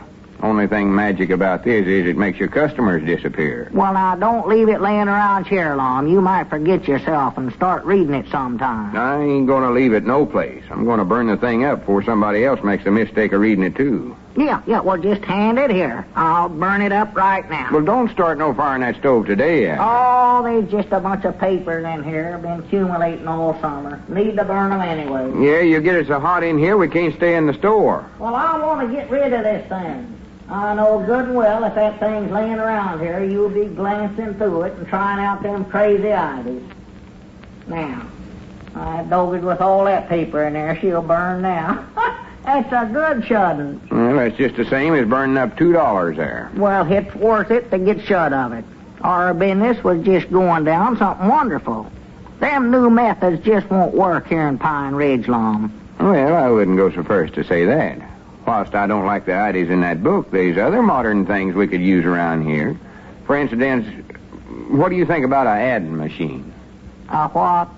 Adding machine. What's that? It's a machine that adds stuff up for you. Somebody come in and want a long list of groceries and stuff, you can run it up on that machine and it'll give you the right answer. It calls it out? No, it prints it sort of like a typewriter. Well, how do you know it gives the right answer? You can add it up yourself and see that it's right. Well, what's the use in having a machine if you've got to add things up, too? Well, you don't have to add them up yourself. Well, how can you tell when it's right, then? It's always right. It never makes a mistake. Well, I know I wouldn't want it, then.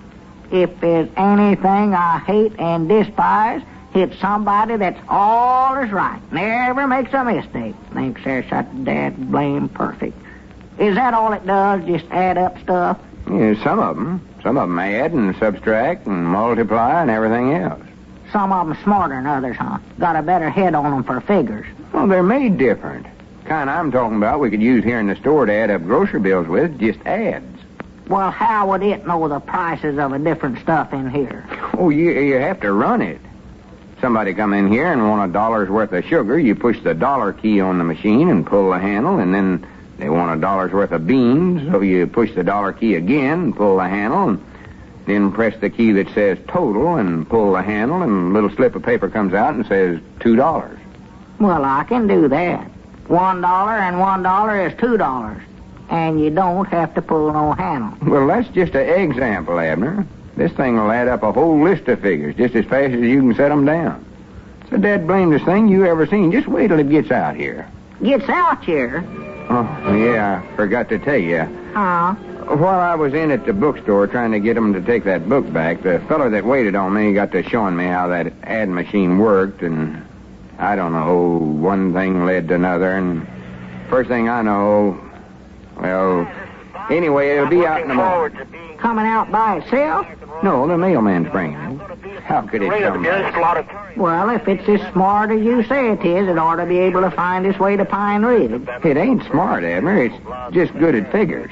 Well, tell it to get on Highway 88 and come 22 miles. It's in Pine Ridge. Them's figures. Well, adding machine can't walk. It's sort of like a typewriter. It just sits there on the desk. Well, I do know. I'm sort of anxious to meet him. Or see him. Or see it. Well, how it does it, I don't know, but I believe it'll be worth the money to us here in the store. Cut out a lot of mistakes. No telling how much money we've lost by adding stuff up wrong. Well, I don't think we need nothing like that, Lum. Well, like that feller said this morning, it'll pay for itself in no time. Oh, well, that's different. I thought you meant we was going to have to pay for it. Well, we are. This is second-handed, but I give him a check for $50. $50? Well, they sell for over $100 brand new. Why, we won't make that many mistakes in 10 years. Well, that's the trouble. There ain't no way of telling how many mistakes we make, unless we got something to check up on us. Of course, we could make more mistakes and pay for it quicker, I reckon. Well, now, just wait till you see it before you start making up your mind about it. Well, I know these customers here in Pine Ridge, Lum. I just don't believe they'll take its word for it. You can't press buttons and pull handles and tell them how much they owe you. They want to see you set it down with a pencil and count your fingers once in a while. You take old Grandpa Masters, for instance. I know. Wait a minute. Here comes Cedric Leon. Huh? Oh. He ain't been over here since we cut out them modern sales methods, has he? Oh, thank goodness I don't have to jump up and start waiting on him. No, we're just going to let folks tell us when they want something. I believe they like it better that way. Wait on themselves if they want it. That's the thing to do. Yeah, howdy, Cedric. Come on back, Cedric. Howdy. Here's a letter for you, Mr. Lum. Come over there to the post office, and Mr. Dick Huddleston said he thought it might be important, so I brung it over to you. Well, thank you, Cedric. Chicago, Illinois. Granny's. Yes, Mom, I noticed that's where it's from, Chicago. I reckon what Chicago's wanting with me. It's a pretty big place, you know. Yes, I know it is. Are you fellers cold this afternoon? No, I ain't, Cedric. Fact is, I'm hot. If you're cold, why don't you stand over by the stove, Cedric? No, Mom, no. It's hot in here. Just wondering what you's doing with a fire in the stove on a day like this. Oh, just burning up some trash papers and a book that Lum wanted to get rid of. Hi, Grannies, listen to this, Abner. Huh? We have just been informed that you have recently purchased our book, Magic Salesmanship. Well, I'll be dogged. I reckon how they found that out clean up there. I don't know. Them things sure get around in a hurry, don't they? Yeah, this purchase on your part reveals you to be an alert, intelligent, modern-minded young man, possessing the qualities that make for great success in the business world. Well, now, what do you know about that? That's a compliment coming all the way from Chicago, you know it? Yeah, what else does it say, Lum? Yeah, this is nice. Great success in the business world. Therefore, we know that a young man of your ability and ambition will never be satisfied with a mere salesman's job, but will want to advance to sales manager of your company or even to some executive position. I just can't understand how they found out so much about me. They sure Pat, ain't they? Well, Whitey Madison taking a trip up there to Chicago once, Lum, to the World's Fair. He might have told him about you. Oh, he went to the Columbia Exposition. I know it. That's a World's Fair. No, well, they'd have forgot everything he told them. They would, huh? Wouldn't have listened no way. Don't make no difference. Let me go on here. This is interesting, you know it? Yeah. In view of this, we are suggesting that you enroll for one of our correspondence courses, such as business management, executive training, corporation management. Now, Granny, this might be just what I've been looking for all my life. Well, what do you have to do to take them courses, Lum? The tuition fee for each of these courses is $250 for the first 6 months. Oh. I thought there was a catch to it. Reason they's being so nice, sir. Wait a minute. However, our vocational guidance director has selected you for a 6-month scholarship, entitling you to one free 6-month course. Grannies, I've been selected. Did you hear that? Well, good for you. Just like making me a present of $250, what it is. Grannies, I win a contest I never even knowed I was in. This is my lucky day, you know what? Corporation executive. That's the one I'm going to take. I know that already without looking any further. Ain't that fine, Cedric? Lum win it. Gosh. I was in a contest once. Had a picture in a magazine, a picture of a tree, a great big tree, and you had to see how many faces or heads you could find in it. I never win the Shetland pony, but they let me sell some greeting cards for them. Is that all it says, Lum? I never finished it, did I? Oh. Trying to figure out what big company I want to join up with. Goes on here. To receive this scholarship, all you have to do is fill out and send in the coupon on the last page of the Magic Salesmanship book. Well, I'll be dead blame. I told you not to light that fire. Well, here, where are you going, Lum? I'm going into the county seat and buy another one of them books. Grannies, I wish you'd learn to quit setting fire to everything.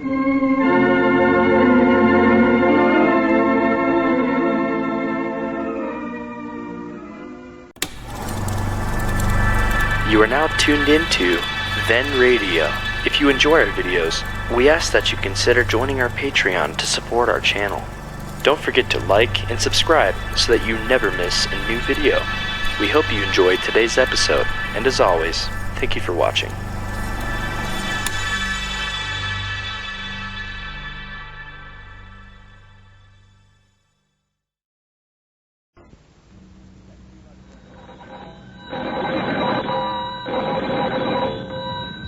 Granny's, Abner, I believe that's our ring. Dog is Lum, I believe you're right. I'll see. Hello, jot 'em down, store. This is Lum and Abner.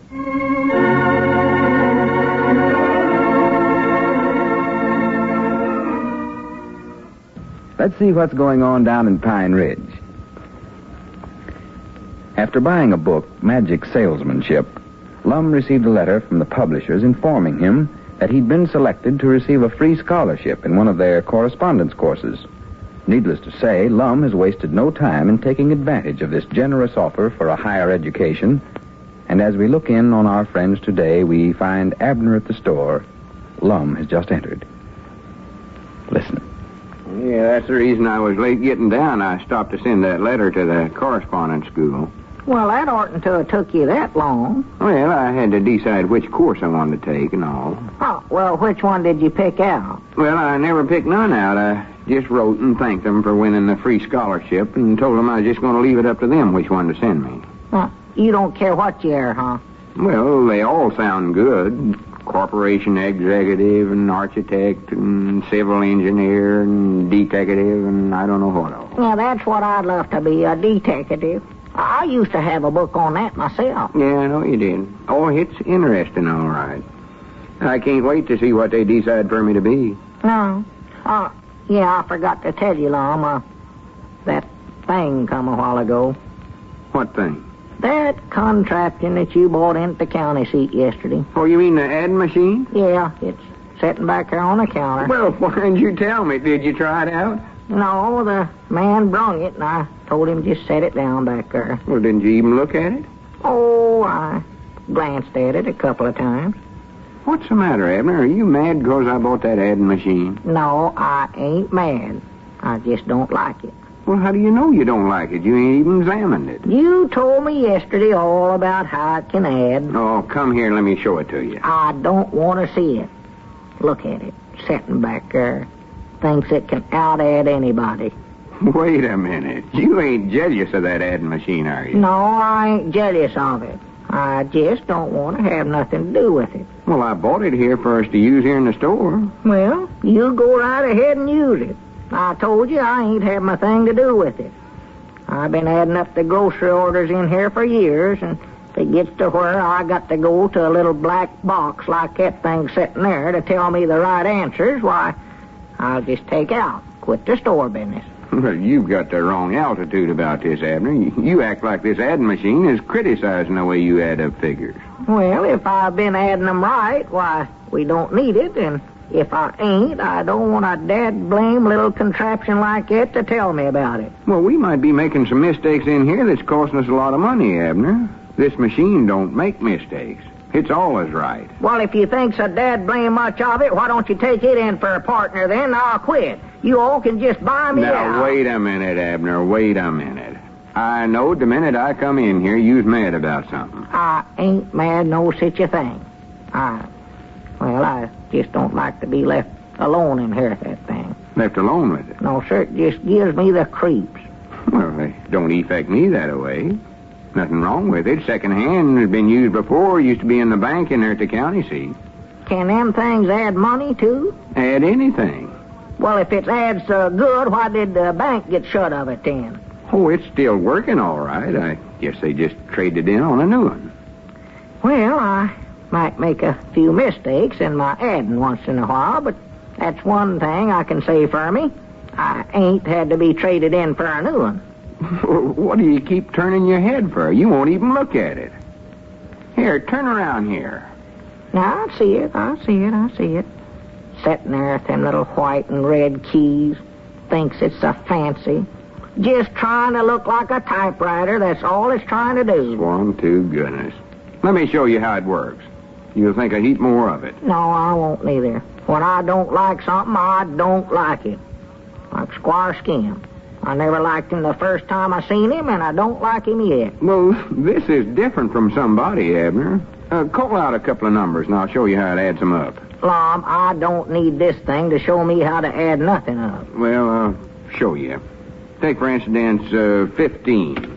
Press them numbers, pull the handle, and add 15 to it. Here's the answer. 30. There you are, 30. I done said it. Beat it 'em all. Pretty slow, ain't it? Yeah, try another one here. 6. 10.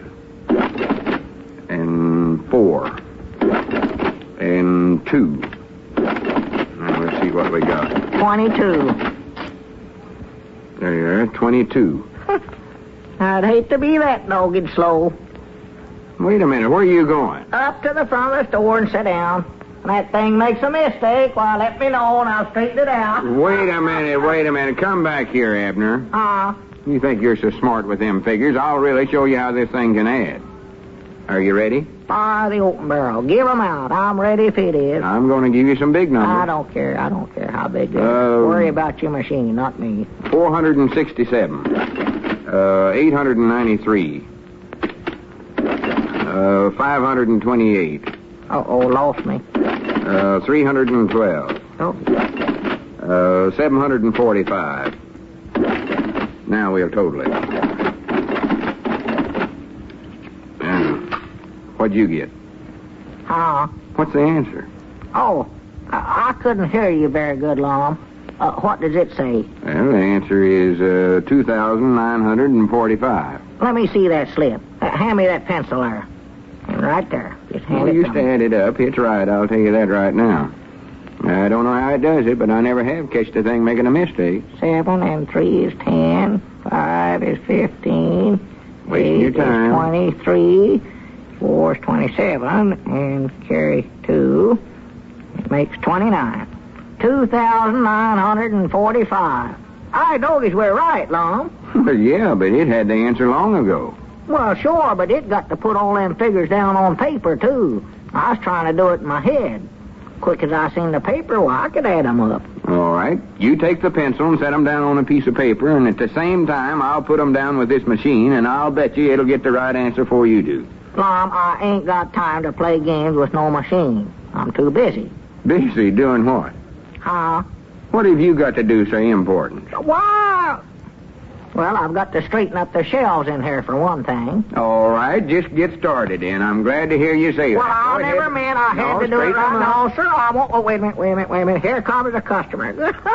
I can't do it right now, Lum. That's Customer. just Cedric Weehunt coming up out there. Well, he's a customer. He's got money. Got over $2,000 in the bank. All right, go on up there and wait on him, but I'll bet you he don't want to buy nothing. And I'll talk him into buying something. Come in, Cedric. What can we do for you? Howdy, Mr. Abner. Just wanted to buy a lead pencil. Well, good for you. I knowed you was a customer. Did you hear that, Lum? Yeah, I heard it. Get him to buy 2 things, and I'll add it up here. You want a nickel pencil, Cedric? No, Mom. Much work as I've got to do, I better have 5 of them penny pencils, I think. All right, 5 penny ones. I'll get them right now. Just a minute, Abner, and I'll tell you what that comes to. I know what it comes to. How come you got so much work to do, Cedric? Well, I'm going back to school, Mr. Abner. Well, I thought you finished school 5 or 6 years ago. No, Mom, I never finished. I just quit. Them desks got too little for me. I couldn't get my knees up under them. Well? I'm just sitting in a chair over there now, sitting up there by the teacher. Well, I do know. Well, how come you decide to start back to school all of a sudden? Oh, ain't you saw the new school teacher? No, I don't believe I have. She's teaching arithmetic. That's all I'm taking. 5, Abner. Huh? Them pencils comes to 5 cents. I know that. Swan, that Lum thinks that machine is the smartest thing he ever seen. What kind of a machine is it, Mr. Abner? Adding machine. And whilst I wouldn't want it to hear me say it, Cedric, it can outdo anything I ever seen in my life when it comes to adding. A machine that does adding up? Yes, sir. Adds it right That's up. what I wanted these pencils for, to add up some figures the teacher give me. Reckon that machine could add them up for me? Why, sure it could. Tickle that Lum to death to find some use for it. Hey, Lum, Cedric wants to get you to add up some figures for him. Well, good. Bring 'em on back here, Cedric. I'll get the answer for you. Yeah, where's the list, Cedric? Right here in my pocket. These is pretty big amounts here, Mr. Lum. That don't make no difference how big they are. This machine will add 'em all right. Go ahead and call 'em out. Yeah, what are they, Cedric? Well, let's see. First in here is 3810. 3810. Them is big enough. 4927. 4927. 5985. 5985. Other land sakes. And that's all. All right, sir. That's twice. Total it, and there's your answer. 14,722. Now, Swan, I don't see how it does it. You sure that's right to answer, Mr. Lum? Yes, sir. I'll guarantee it to be right, Cedric. 14,722. Well, I'll just put down, I'll put 15,806 down here then. Oh, wait a minute. That's the wrong answer, Cedric. Yes, Mom, I know it. That's the reason I wanted to be sure what the right answer was, so as I could give the teacher the wrong answer. Well, you never will pass your grades that way, Cedric. Oh, of course not. But if I give her the wrong answer, she keeps me in after school, and boy, is she pretty.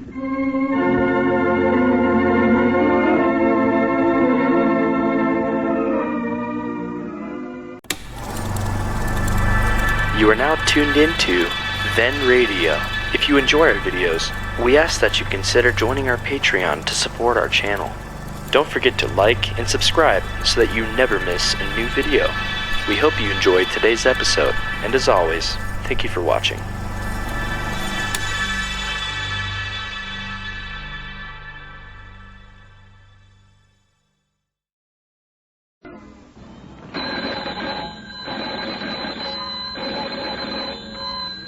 Granny's, Abner. I believe that's our ring. I dog as Lum, I believe you're right. I'll see. Hello, jot 'em down, store. This is Lum and Abner.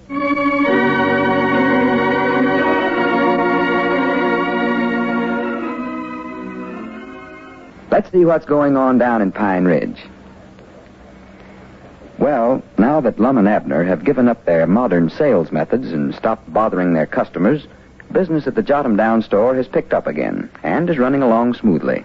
Lum spends his time finding things to add up on his new adding machine, but Abner refuses to have anything to do with the new convenience. As we look in on the little community today, we find Abner over at the Jot-'em-Down store talking over the telephone. Listen. No, he ain't here, Ezra. Why, he ought to be back now. He just went over to Dick Huddleston's store to get the mail. Huh? When? Oh, Yeah, all right, I'll tell him. Howdy. Just a minute, Ezra. Excuse me, Abner. I never noticed you talking on the telephone. Yeah, sit down, Grandpap. Sit down. Be done here in just a minute. Was there anything else, Ezra? All right. Not at all. Goodbye. Well, how are you today, Grandpap? Oh, just peered as a catbird. Well, Thought I'd come over and beat you a game of checkers just for practice. I'll play you, but you better do your practicing before you get over here if you expect to beat me. I'll tell you that right now. Sassy frass. Beat you with one hand. Anybody that lets Moe's Moots beat them ain't going to give me no trouble. I never let Moe's Moots beat me no such a thing. Well, that's what they're telling down there at the barber shop. Yeah, you just heard their tell of it, though. Said you got mad and kicked the checkerboard over and stomped right out the door. Well, who wouldn't get mad? Have to play half the town every time you get in a game down there. I was supposed to be playing Moe's. That dad-blame Grandpa Masters and Uncle Henry Lunsford and 2 or 3 other fellers standing behind his chair nudging him on every move. You told me you never got a man in his king roll. Now, listen, Abner, I've heard enough joshing about that already. Get the board. Yeah, well, maybe I better give you about 2 moves to my 1 just to make the game more interesting. Yeah, just wait. I'll make you chomp them words up and swallow them. Well, I'll give you a chance right now. Here, move your knee there a little bit. Yeah. Now, which ones you want, the red ones or the black ones? I don't care. I can beat you with either one of them. I'll just let you take your pick. Give you that advantage. Prattle. I could beat you and give me all of them. Sassy frash. You're getting to where you're as big a braggart as Ezra Seastrong. Oh, that reminds me, Grandpap. Don't let me forget to tell Lum that Ezra telephoned him up just now. Ezra, huh? Yeah, he's wanting Lum to come over to a school board meeting tonight. I know and reason he won't go, though, but I got to tell him. Well, here, I believe I'll take the black ones here. Yeah, all right, sir. I thought Lum was president of the school board. No, that's the reason I know he won't attend the meeting. See, they elected Ezra president this year. Oh, Lum's awful put out about it. Well, he ought to get his back up over that. He's been president for 10 or 12 years now, hand running. Yeah, well, another thing, he wanted them to hire Professor Tate from down there at Odin to teach the school this year, and they turned around and hired some woman to do it. Yeah, I know. I seen her the other day, too. I don't blame Lum after getting a look at her. She looks too young and too rosy-jawed for a school teacher. I never talked to her, but I knowed from looking at her she's a rattlebrain. Yeah, well, now, that's a different one, Grandpap. That girl was just out here helping till the other one got here. She was from in there at the county seat. This new one is Little Rock, I believe she said. Yeah. She's in here a while ago. Right nice-looking woman, too. About, 35-year-old, I'd say. Somewhere's in there. Well, I'm glad to hear it ain't that other than that young'un. If folks is going to let their young'uns off to go to school, they ought to provide good teachers for them. I've always said that. Yeah.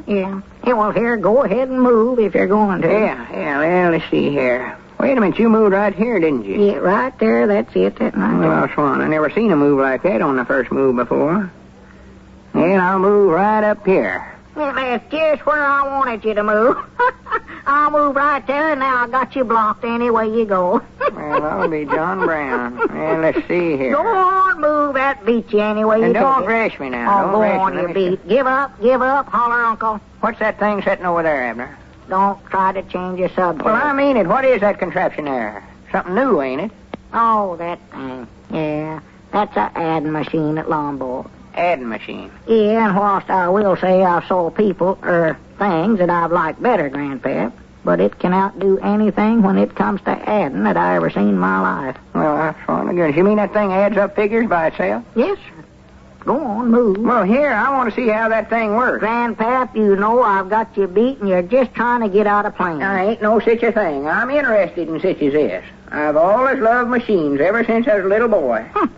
Hey, come on, show me how it works, Abner. You come on over here and finish this game. Yeah, bound you don't know how to work it yourself. I do, Donnie. Well, come on, let's see it then. Well, now, to be honest, me and it don't get along very good together, Grandpap. Don't get along? No, the dad blame thing is always right. Never makes a mistake. I don't know what I'd give to get that thing mixed up just one time. I tried giving it figures as fast as I could down here this morning, but comes out with the right answer every time. Well, I do know. Maybe you ought to try slipping up on it, taking it by surprise. That might fool it. I Doggy, that's a good idea. But to tell you what, Grandpap, you stand here in front of it and just make out like you ain't paying no attention to it at all, and I'll slip around behind it and jump out there and push a bunch of them keys down all of a sudden. Yeah, let's try it once. I hate to take advantage of it, but that thing makes me so dead blame mad I can't see it. Yeah, I don't like machines like that. I never had no use for typewriters. You never, huh? Oh, they spell better than me. Well, here, I'll press all them keys down at once here. Now, start talking about something else, Grandpap, so it won't speck what we're doing. Huh? Oh, start talking. What do you want me to talk about? Anything. Well, tell me something. I can't make up stuff. For the land sakes alive. The weather. Yeah, weather's fine. Beautiful weather we're having, Grandpap, ain't it? Yeah. Wait a minute, yonder comes Lum. Oh, well, here. We better hurry. Here, come on. Got you that time. Yeah. Now, let's see you get all of them if you're so smart. Aye, doggies, we fooled it, Grandpap. Looky there. Nothing come out at all. I knowed I'd get that blasted thing. Well, I do know we're too fast for it, I reckon, Abner. Caught it napping. Hey, Lum, I got the best of it. You got the best of what? This adding machine. I'll give it figures so fast it couldn't add them up. For goodness sake. I wish you'd quit fooling with that machine, Abner. You're going to break it. I know there must be some way to get it mixed up. Oh, Swan, ever since we got that machine, you've been trying to make it out wrong some way or other. I believe you're jealous of it. I put 'em down there so fast it couldn't think up no answer of no kind, right or wrong. Let's see the slip. What slip? The slip with the figures on it. It got so mixed up it never give out none, Lum. More likely sitting there still studying. Push it now, you might get the answers. Had time to figure it out by now. Well, no wonder you never got no answer. It's out of paper there. We've got to put in a new roll of paper. Huh? Now, just get away from it and leave it alone now. That'll ruin it, making it add without no paper in there. I know it. Figure out some way to get out of it. Come on, Grandpap. Let's finish that checker game. Ezra Seastrunk called a few minutes ago, Lum, to tell you they's having a school board meeting tonight. School board meeting? That's what he said. I ain't interested. They think they know so much about running the school, just let them go ahead and run it. Well, now, you oughtn't to feel that way about it, Lum. Oughtn't to let your own personal feelings interfere with doing something for the good of the community. Why, of course not. That bunch of idiots ain't doing nothing for the good of the community, I'll tell you that. I don't want to go there and listen to that Ezra Seastrunk spout off at the mouth. Him with his big ideas on how to run the school. Well, it's your business, Lum. Do as you like. Come on, Grandpap. Move. Well, let's start over, Abner. I even forgot whose move it is. Well, I ain't. It's yours, and I got you beat. Go on. Well, it's too late now. The checkers is all mixed up. Looky there.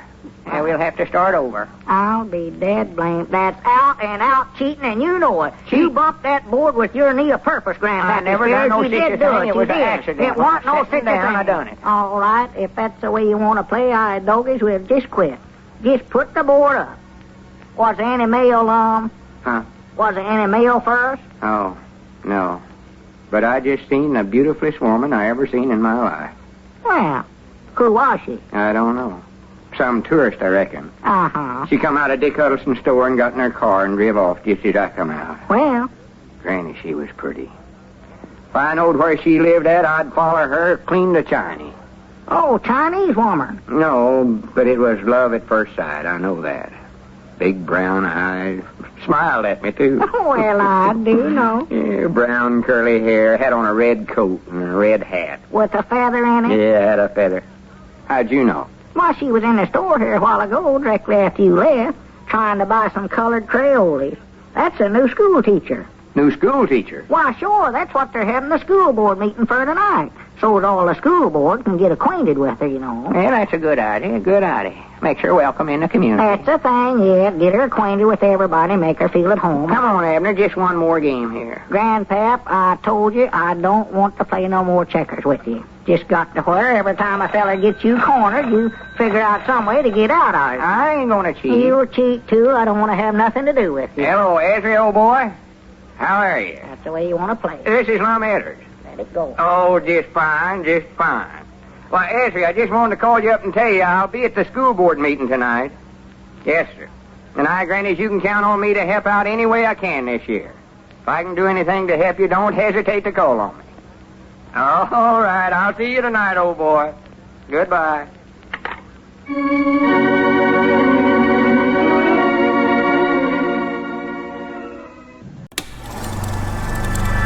You are now tuned into Then Radio. If you enjoy our videos, we ask that you consider joining our Patreon to support our channel. Don't forget to like and subscribe so that you never miss a new video. We hope you enjoyed today's episode, and as always, thank you for watching.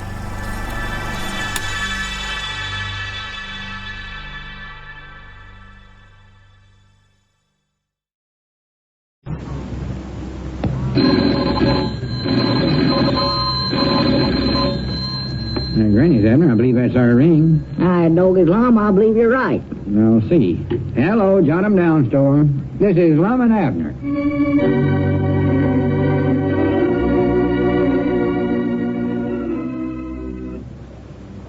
And now, let's see what's going on down in Pine Ridge.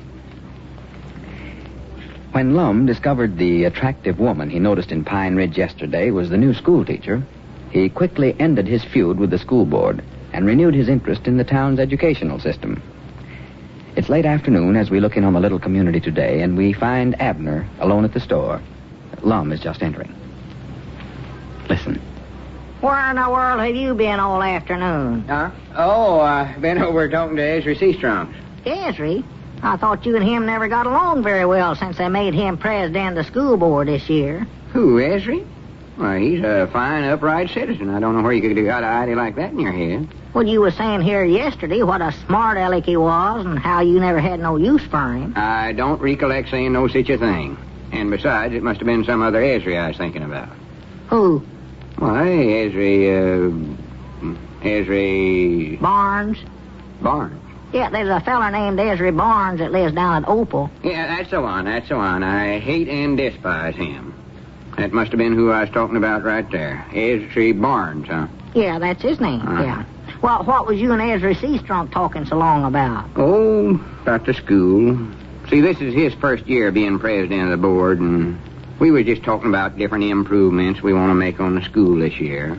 Improvements? Yeah, painting up the schoolhouse and fixing up the teacher's desk there. Oh, did you meet the new teacher last night? Oh, yeah. Her and me just hit it right off together. You did? Had a long talk with one another. Well, what'd you talk about? Oh, I don't know. I told her I was glad to meet her, and she said she was glad to meet me, and I told her I was glad she was in Pine Ridge, and she said she was glad to be here. Well, that's interesting. Everybody being so glad about everything. What else? Oh, that's about all that was said, I reckon. That dad-blame Budinsky Ezra come over there and started talking, butted in. And... Ezra Barnes? Ezra Barnes? Who's that? Well, that's that fella you hate so bad down there at Opal. Oh, no. My friend and chum, Ezra Seastrong. Natural, he had to do a lot of talking, him being president of the board. Yeah. Grannies. She's even prettier than I thought she was. Who, Ezra? Oh, the new school teacher, Miss Fredericks. Oh, is that her name? Yeah. Ain't that a pretty name? Fredericks. Yeah, it's all right, I reckon. One of these days I might change that to Eddard. Oh, Lord. Don't you never tell her I said that. I ain't gonna tell nobody nothing. Granny, they would have to pick this year to make Ezra president of the board. Here last year, when I was the president, we had that dad-blame Professor Harrison teaching. Well, you was the one that hired him. Yeah, I know it. Maybe they was right in taking the job away from me if I ain't got no more sense than that. Here I'd have had a good excuse to go over there to Sister Simpson's every night if I was still president. Sister Simpson's? What in the world do you want to go over there and talk to that old gossip for? I don't mean to see her. I wouldn't go to a dog fight with that old woman. I mean Miss Fredericks. She's staying over at Sister Simpson's boarding house. Oh, I see, yeah. I wondered if you was starting to spark Sister Simpson. Of course not. Well, I know she's had her cap set for you for years long. Well, she ought to know by now she's wasting her time. I just can't hardly stand her. It's a shame a nice woman like Miss Fredericks has got to stay over at a place like that. We ought to have another boarding house here in this town. Something up to date. Well, Sister Simpson sets a pretty good table, Lum. Yeah, if you can put up with that everlasting talking of hers. I love to see our school teachers made as comfort as possible. You do, huh? Yeah, they come here, perfect strangers. This is their home during the school term, and it's up to us to make them feel welcome. Uh-huh. Everybody ought to make it a point to get better acquainted with her and let her know. Well, they're having that sociable over at the schoolhouse tonight so that everybody can meet her, Lum. Oh, yeah, I know it. That's one of the things me and Ezra was talking about a while ago. Well, one of the two of us ought to make a kind of a welcoming speech over there tonight. You had, huh? But I'm feared the way he talked, he's going to want to do it himself. Well, Ezra's a pretty good out-loud talker, all right. Gives the same argument about right living every time he gets on his feet. He's give that same talk at Sunday school every Sunday as far back as I can recollect. Well, don't jump on me about it. I never had nothing to do with it. No. Well, it'll work out all right. I just happen to think I might get him to let me introduce him. Uh-oh. Poor Ezra. Huh? Nothing. Another thing, somebody ought to go by and get Miss Fredericks and take her over there to the sociable tonight. Don't look right for a stranger in town that way to have to walk all the way over there by herself in the dark. Well, ain't somebody going to go by after? Not that I know of. Oh, well, me and Elizabeth can go by for long. Oh, that's too much out of your way, Abner. Why, we won't mind. Why, Abner, you live over there by the schoolhouse. You'd have to go clean down to Sister Simpson's boarding house and then all the way back over to the schoolhouse. It ought to be somebody that lives over there by the boarding house, and you know it. Well, you don't need to get so mad about it, Lum. Ain't nobody lives over there close. Well, except you and Grandpa Masters. Well, she wouldn't want to go over there with Grandpa Masters. He can't sit up that late at his age. Have that ear trumpet stuck right in her face all evening. Yeah. Well, that don't leave nobody but you, does it? Who? You. You live over there, don't you? Oh. Granny, that's right.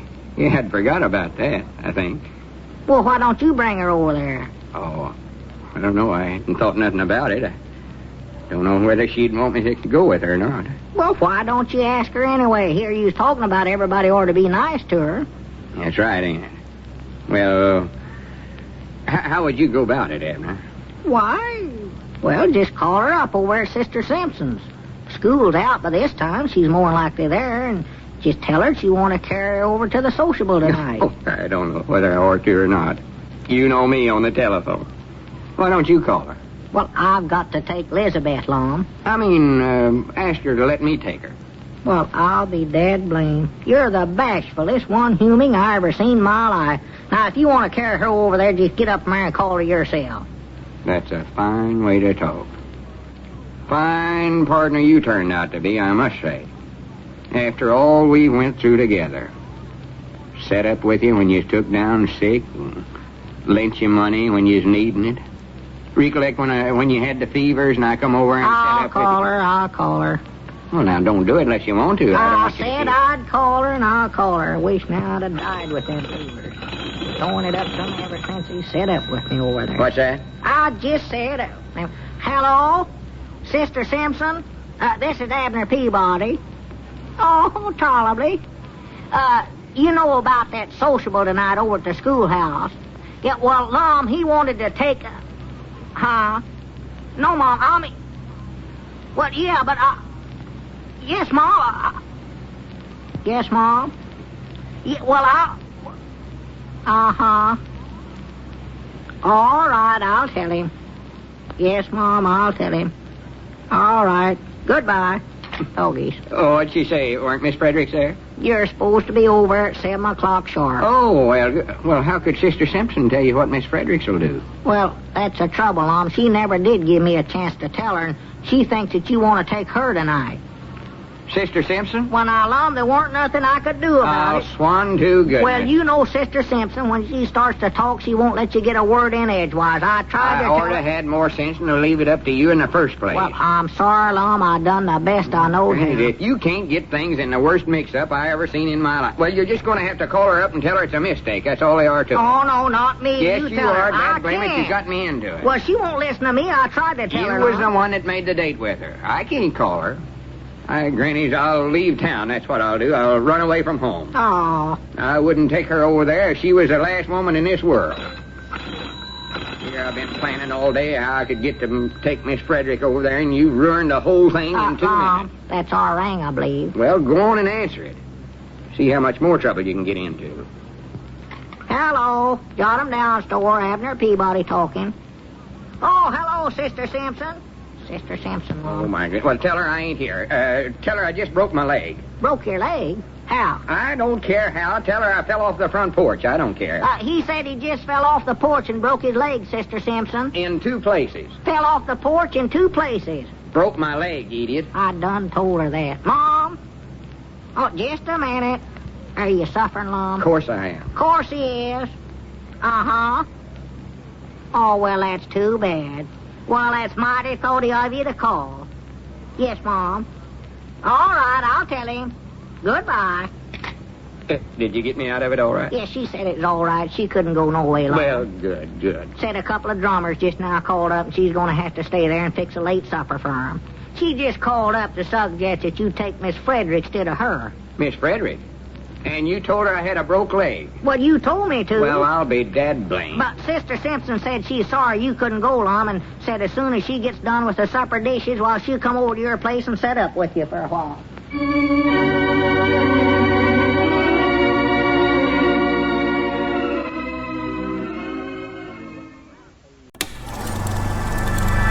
You are now tuned into Then Radio. If you enjoy our videos, we ask that you consider joining our Patreon to support our channel. Don't forget to like and subscribe so that you never miss a new video.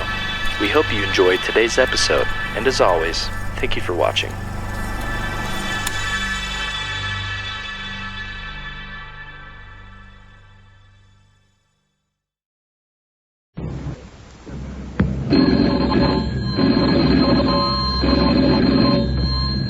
Granny's, Abner. I believe that's our ring.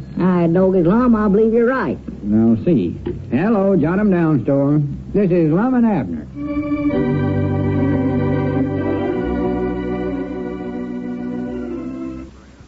And now, let's see what's going on down in Pine Ridge. Last Friday, when Abner told Sister Simpson that Lum had a broken leg so that he could get out of taking her to a sociable at the schoolhouse, little did he realize the trouble he was getting Lum into. As we look in on the little community today, we find Lum and Abner down at their Jot 'em Down store discussing the matter. Listen. It's every bit your fault, too. I ought to take one of these crutches and whop you right on top of the head with it. Well, now, don't go laying it on to me. It was your idea, every bit of it. My idea? Yes, sir, your idea. You told me to tell Sister Simpson that your leg was broke so you wouldn't have to take her to that sociable last Friday. I told you to tell Sister Simpson, but I never told you to spread it all over town. You went over there to that sociable and told everybody there that I had a broke leg. Well, folks was asking me why you weren't there, Lum. And then that new school teacher, Miss Fredericks, or whatever her name is. That's right, Miss Fredericks. Yeah, she walked up to me while I was standing there talking to Uncle Henry Lunsford, I believe it was, and a bunch of them, and said she heard you had a broke leg and wanted to know how you was getting along. Well, natural, I had to say something to her. Couldn't just stand there. Yeah, well, how did she hear about it? Well, I reckon Sister Simpson told her. She boards over there. Yeah, that's right, ain't it? And that's the reason I rushed on over there to your place Friday night and told you better get your leg wrapped up with some splints on it, 'cause everybody said they was coming over to see you. Well, they sure done it. I think the whole town come over there to play Saturday and Sunday sympathizing with me. Well, you ought to be glad to have so many friends. Oh, yeah, it's awful thoughty of them to want to help, but makes me feel ashamed to death to sit there and let them wait on me hand and foot when they ain't a thing in the world wrong with me. No, natural. Feel like I'm cheating. Have to sit there and tell stories about how bad it hurts and make up stuff. Women folks cooking all kinds of victuals for me to eat. Well, natural, they know you ain't got nobody over there to take care of you. Yeah, the widow Abernathy baked up a cake and brung over to me. Well, you're getting something to eat anyway. Oh, yeah, I'm into it now, though. I can't let them know my leg ain't broke after eating all them victuals. No. Especially after eating that big cake. Yeah, that's where you made your mistake right there. No, the mistake was made whenever you told Sister Simpson I had a broke leg. Well, you told me to tell her that. Hollered to me while I was talking to her on the phone. Said, tell her I got a broke leg. Tell her I got a broke leg. Do you have to repeat everything you hear? Worse than some Polly parrot. Well, I thought I was doing the right thing. I'm sorry. Well, forget about it. It's too late now. What I better be doing, studying up some way out of this. Well, the only thing I know to do is just haul off and tell everybody just a joke. Joke? Oh, no. Done went too far for that. If I told that Esri Seastrunk and Mose Moot this is a joke about my leg being broke after letting them pack me out in the front yard Sunday afternoon in that rocking chair and letting them wait on me, they'd beat me to death. Yeah, that's right. That Esri, he ain't got no sense of humor at all. Awful high-strung. I know, he'd fight. Oh, yeah. And I wouldn't blame him none, either. No. No, we got to think of something else, Abner. Well, let's see. Doggies ought to be some way out of it, surely. Well, we better find something before I go stark raving mad crazy. You've got them bandages on there so tight, it's got the circulation cut off. Well, I don't know nothing about fixing a broke leg, Lum. You ought to get Doc Miller to rop it up for you. He can do it right. Yeah, and then he'd find out it ain't broke and tell everybody in town. Uh-oh, yeah, that's right, ain't it? Granny's, I might as well have a broke leg as to have to drag myself around with these crutches, my leg all wropped up. Yeah. At least wouldn't have to tell my friends no stories about it. Well, if it make you feel any better, we might find a way of sure enough breaking it. Got to find some way. Do what? Break it? Yeah, we ought to find some way to do it. You told Sister Simpson that you fell off the porch, or had me tell her that. Why don't you just try that? Are you crazy? You think I'd sure enough break my leg? On a purpose? Well, you wouldn't have to break it much, just a little. Well, there ain't no way to break it just a little, though. Well, you said you broke feel... leg is a broke leg. I know. Anywhere. Yeah, I know it. I don't know. I just trying to help you. Said it'd make you feel better if you had one. Well, it would, but I just hate to go around telling folks something that ain't the truth. Granny, this ought to be a good lesson to me. This whole trouble is all caused by just telling one little story. Yeah, you oughtn't to have told me to say it. Well, the worst part about it is I can't see the new school teacher, Miss Fredericks. If it weren't for this, I could be down there every afternoon carrying her books home from school for her. Well, now, you get around on them crutches pretty good, Lum. Not to have no more experience than you had. Might be kind of hard for you to carry her books, but, well, you could get a book satchel and throw it over your shoulder, a little red wagon, something, scooter, anything. Well, she wouldn't want somebody tagging along with her with a broke leg. Well, now, you better do something or that Frank Foster's going to beat your time, I'll tell you that. Frank Foster? Oh, yeah. He's been sparking at her ever since she hit town. Sat over there and made sheep eyes at her all during a sociable the other night. He did, huh? Yeah. Then carried her over to meeting Sunday. Why, that dead-blame snake in the weeds. Looks to me like he's got plenty to do running that filling station over there without wasting his time sparking at some woman that don't care nothing about him.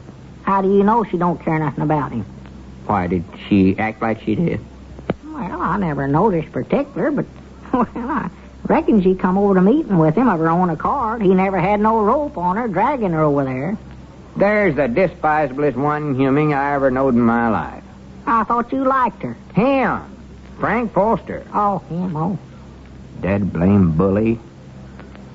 Takes advantage of a feller laid up with a broke leg to where he can't get out to protect himself. Jumping on a cripple, that's what he's doing. Why, you ain't got no broke leg, Lum. Don't say that, Abner. Uh-huh. You're going to blurt that out one of these days, and somebody's in here and spoil everything. As far as you know, my leg is broke.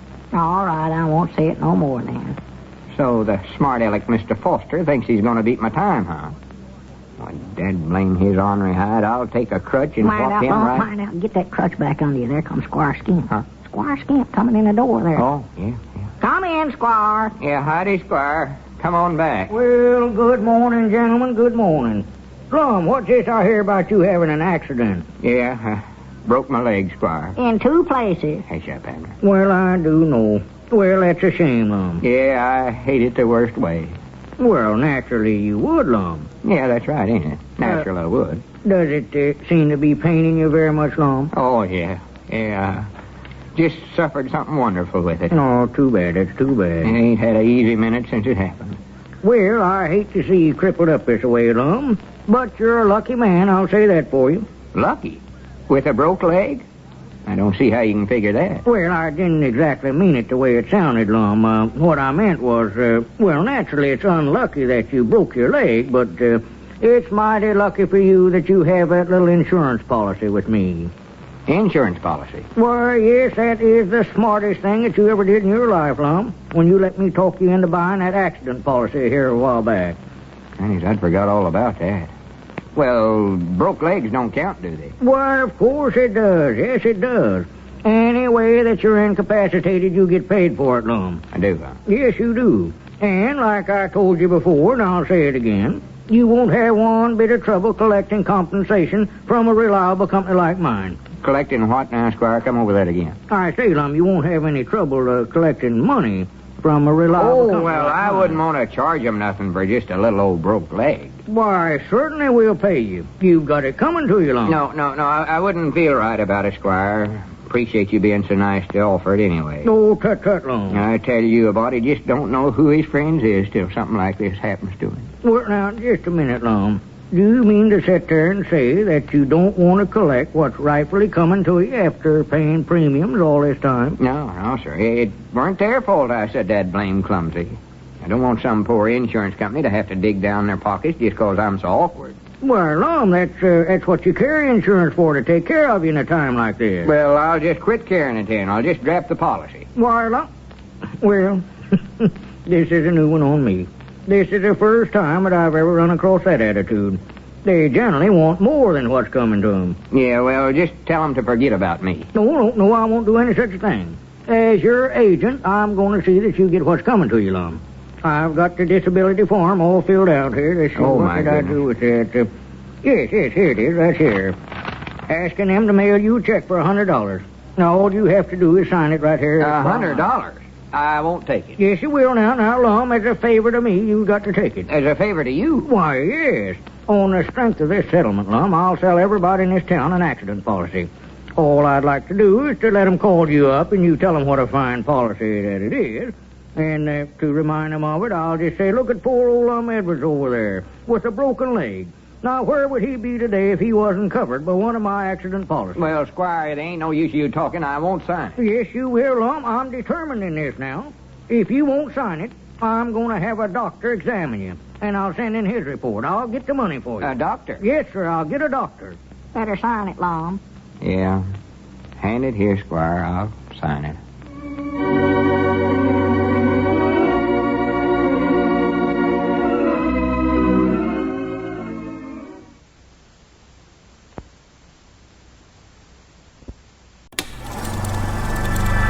You are now tuned into Then Radio. If you enjoy our videos, we ask that you consider joining our Patreon to support our channel. Don't forget to like and subscribe so that you never miss a new video. We hope you enjoyed today's episode, and as always, thank you for watching.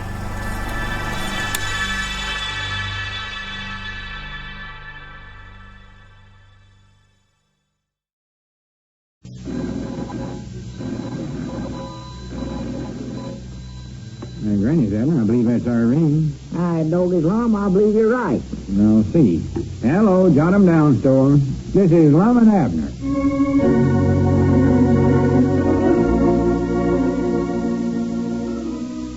And now, let's see what's going on down in Pine Ridge. In order to avoid taking Sister Simpson to the school social last Friday, Lum pretended to have a broken leg. Abner spread the news of the fake accident to such an extent that Lum has been forced to keep his leg in splints. Yesterday, Squire Skimp climaxed the situation by insisting that Lum put in a claim for disability on his accident insurance policy. Today, as we look in on the little community, we find Lum down at the Jot 'em Down store. Abner is just entering. Listen. Hey, come in, Abner. Well, I'll be dogged. What are you doing down here so early? Well, I couldn't sleep, so I just come on down and opened up the store. Might as well spent the night down here for sleeping went. Didn't you sleep good? Never closed an eye all night long. Well, no wonder, Lum. You got to help some, you know. You got to close your eyes. Well, I mean, I never slept none. What's the matter? Was your leg bothering you? My leg. Oh, of course. I forgot it ain't sure enough broke. Yeah. Since you've been wearing them bandages and using them crutches, I forget myself sometimes. Well, you better forget all the time. You're going to let it slip around here one of these days that it ain't broke, and then I am into it sure enough. I ain't told a soul. That's one reason I couldn't sleep. I got to thinking about that accident policy. If I take that $100 from that insurance company, I'm liable to go to the penitentiary. Do you know that? Penitentiary? Yes, sir. Obtaining money under false pretenses. Defrauding the insurance company is what it is. Why? Well, because I'm letting them pay me for a broke leg when my leg ain't sure enough broke. Well, that ain't your fault. Squire's the one that sent in the claim. Yeah, but I'll be the one that gets the money. I was right here when he made out the claim, and you tried to get him not to send it in. Yeah, I know. I wished I hadn't signed the thing. Yeah, that's where you done wrong. But he said if I didn't sign it, he was going to have a doctor come over here and examine me, and I knowed I couldn't stand for that to happen. Oh, no, they just found out then, sure enough. I don't know what to do. Granny, it looks like if it ain't 6 of one thing, it's a whole dozen and a half of something else. Well, I wouldn't take that money now if you're liable to get sent to the penitentiary over just $100. If I was going to run that risk, I'd ask them for about 1,000. Well, I don't want none of their money. I ain't got nothing coming to me. But if I don't take it, I got to admit that my leg ain't broke. Well, I don't know. I believe I'd rather go to the penitentiary for a little while long rather than to tell all these folks around here that it ain't broke after them being so nice to you. Yeah, that's what makes it so hard to tell them the truth. Everybody's sympathizing with me. Coming down to the store this morning, Grandma Masters is out sweeping off her front steps and started sympathizing with me over my leg being broke. Her eyes all puddled up, tears running down her face. Bless her heart. I never felt so guilty in my life, Abner. I wanted to tell her the truth, but I just couldn't. No. Especially now that I put in that claim for that insurance. Well, that ain't nothing, old Well, I weren't supposed to tell you, but the Ladies' Aid Society is having a food sale next Saturday to raise money towards buying you a wheelchair. Wheelchair? That's what Elizabeth was telling me last night. Well, I don't need no wheelchair. Well, they think you do, though, This story about your broke leg's been told so many times now. They got it exaggerated to where you wouldn't know it yourself. Yeah, I know they have. Luke Spears said he heard I had both legs broke. Well, Mose Moose stopped me on the way to work just now and said he heard the doctor said you'd never walk again. What doctor? He never said. I ain't been examined by no doctor. No, I just telling you how that story's growing, though. Yeah, all because I told one little thing that weren't the truth. Had you tell Sister Simpson my leg was broke just to keep from taking her to the party, I oughtn't have did it. Ought not to have did it. Even the school children is helping, Lum. School children? Yeah, they got a coffee can on the teacher's desk down there with a hole cut in the top of it and a sign there that says, "Help poor Lum buy a wheelchair." They're all bringing their pennies to school for you. Aye, Granny, that settles it. I'm going to tell the truth. I don't care what happens. Come on, take them bandages off of there, Abner. I can't stand this no longer. Well, what about the penitentiary? You done signed that insurance claim. Oh, my goodness. This is awful. I can stop that wheelchair business, though. Quick as they take up books over there this morning, I want you to go over there and tell the teacher that the doctor just got done examining me again, and I'll be up walking in a day or two. Yeah, I can do that. And then tell Elizabeth the same thing, not to have no food sale, not to have it. I'll tell her I believe we can head it off all right, Lum. Yeah. You got to help me out of this, Abner. It's just getting worse all the time. I'll help you. Everybody's so nice to me. If they was to find out that this is a fake, if I was to get hurt now, nobody wouldn't pay no attention to me. I'd be like the fella that hollered wolf once too often. Yeah? Oh, I say I'd be like the fella that hollered wolf too often. Who was that? Oh, I don't know who it was, but he kept hollering wolf, and everybody rushed out to help him keep it from eating up his sheep, and there weren't no wolf there. So finally... What was it? I don't know. Anyway... Might have been a shepherd dog or a police dog. They look a lot like wolves. No, it weren't no dog. Could it have been a fox? Is that the right answer? There weren't nothing there, Abner. He just kept... too late, honey. Done it 'em. If you'll shut up, I'll tell you the story. Go ahead. I was just using that for an example. Here I've been hollering broke leg, and he was hollering wolf. It's the same thing. Oh, that's his way of hollering help, huh? No. He was just joking. Thought it was funny having all them people running out there looking for a wolf when there wasn't none there. Well, that broke leg must not have been hurting him none, Lum. He could lay there and josh with him that way. He never had no broke leg. Where'd you get that out in your head? You said he did. I said I did. Well, your leg ain't broke. I know that. That's what I say. If I keep saying my leg is broke, when I do break it, nobody won't believe me. Well, you could show it to him. How you aiming on breaking it? I ain't going to break it. I say if it was broke. Oh. Well, now, what about the wolf? Now, where does that come in? Oh, well, he kept hollering wolf when there weren't no wolf there, and then one day, sure enough, a wolf did come after his sheep, and he hollered wolf, and nobody wouldn't pay no attention to him. Well, just kept calling him till one finally showed up, huh? That puts me in mind of that story about Little Red Riding Hood.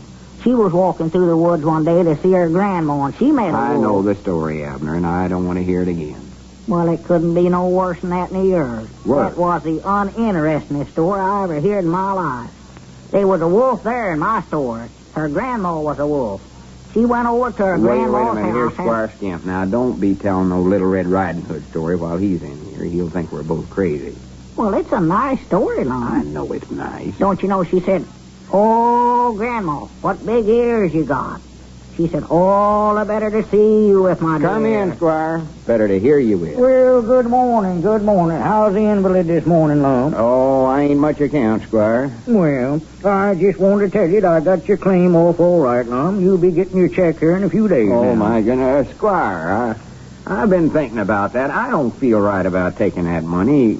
Couldn't we write them and tell them not to send me no check? Oh, no, they'll be glad to pay it, Lum. They're not going to complain about it. That's what they're in business for. That's what you paid your premiums for. And I don't mind telling you that I've sold 3 policies already on the strength of this settlement. Well, I'm glad to see somebody's benefiting by it. Yes, business is good, Lum. Business is good. What did Doc Miller say about your leg today, Lum? Doc Miller? Yes. He never had nothing to do with it. Why, I naturally suppose that he set your leg. In fact, I put it in the report that he was the attending physician. Who took care of it? Oh, why, huh? I say, who set your leg for you, Lum? He said it himself. Yeah, I said it myself. I forgot. You mean that you set your own leg? Why, that's the greatest thing I ever heard of, Lum. Oh, it weren't so much. The bones was already there. Amazing, absolutely amazing. I'm going to send that in to the National Medical Journal, too. Oh, no. Yes, they'll give you a write-up on that. I Why don't didn't you want tell no me before? write-up. Oh, now, Lum, you're too modest. That's your trouble. You're entirely too modest, Lum, for your own good. Well, now, wait a minute, Squire. I don't want no story wrote about it. Well, I now, don't think tut, now, Lum, this is good publicity for you. And I'll do that this very morning, too. I'll write that up. Wait a minute, Squire. I'll see you later, man. Hold on a minute. Too late, Lum. He's done went. Now, what have I got into? This thing just keeps getting worse, Abner. Yeah. I can't stand it no longer. How long is it supposed to take a broke leg to mend? I don't know. At least a week, I reckon. Yeah. Call Doc Miller and find out for sure, Abner. Don't tell him who wants to know, though. No. I don't want him over here looking at it. Let's see. Here's a ring. It's a short and a long and a short, ain't it? Yeah. If it don't take more than a week, I'll have these splints off of here by the time that insurance money gets here, and I can turn it down. Just refuse it. Grannies, I knowed I'd find some way out of it. Hello, Doc? This is Abner Peabody. Yeah. Oh, tolerably well, I reckon. How'd you sell? Well. Oh, she's feeling fine. Abner, quit telling him about your own ailments and asking him about my leg. Oh, Doc. Sit there and visit all afternoon. How long does it take a broke leg to heal? Morning. Well, average kind. Uh-huh.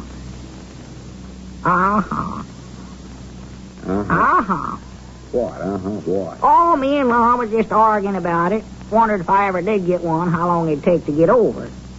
I think it was his leg that broke. Uh-huh. Yeah, all right. Thank you, Doc. We will. You come. Goodbye. How long did he say?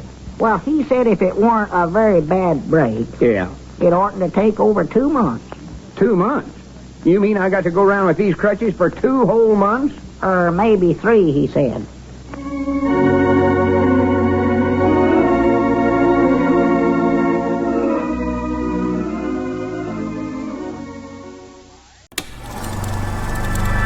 You are now tuned into Then Radio. If you enjoy our videos, we ask that you consider joining our Patreon to support our channel. Don't forget to like and subscribe so that you never miss a new video. We hope you enjoyed today's episode, and as always, thank you for watching.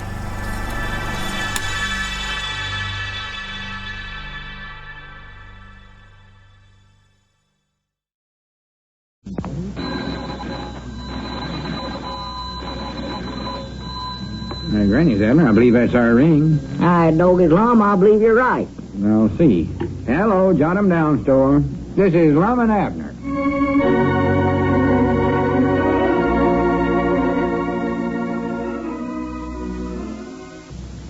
And now, let's see what's going on down in Pine Ridge. Well, Since Lum has learned that it takes about 2 months for a fractured leg to mend, he's been more unhappy than ever with his pretended broken leg. He feels guilty in accepting the kind favors of the townsfolk. He's worried that the insurance company will find out that his leg isn't really broken. And he's angered because he's prevented from courting the new schoolteacher, Miss Fredericks. As we look in on the little community today, we find Lum down at the Jot 'em Down store, grumbling to Abner about his predicament. Listen. I know one thing. I'm not going to sit around here for no 2 months with my leg all bandaged up in splints. Well, if you take it off any sooner than that, Lum, folks will find out it weren't sure enough broke. Doc Miller says if it's a bad break, it takes 3 months. Well, this ain't no bad break then. Well, you've been telling everybody it was. Well, from now on, we're going to change that. Tell everybody it's just a little bitty break. Yeah, we're going to keep on changing this story up to where folks is going to catch on that your leg ain't sure enough broke. That's right, Aunt. Hey, Grannies, I never knowed one little story could get a body into so much trouble. The minute they heard about it, they started sympathizing with me to where now I can't tell them the truth. Yeah, and then Squire sent that claim in for that accident insurance. Yeah, that's the worst thing that's happened. I can't take no money from them. No? It'd be just the same as stealing. Yeah. And if I don't take it, I got to explain to them that my leg ain't broke, and then everybody will find it out. Well, you're just going to have to keep them splints on there till it's had time to heal. Or till folks thinks it has, anyway. Well, if I stay around on these crutches for 3 months, that Frank Foster will have Miss Fredericks and gone. Miss Fredericks? The new school teacher. Oh, her. Oh. He'll have her married in that length of time. Fact is, I dreamed last night they was already married. He did, huh? Yeah, they stand up at the altar going through the wedding ceremony. Well... Granny, she was beautiful.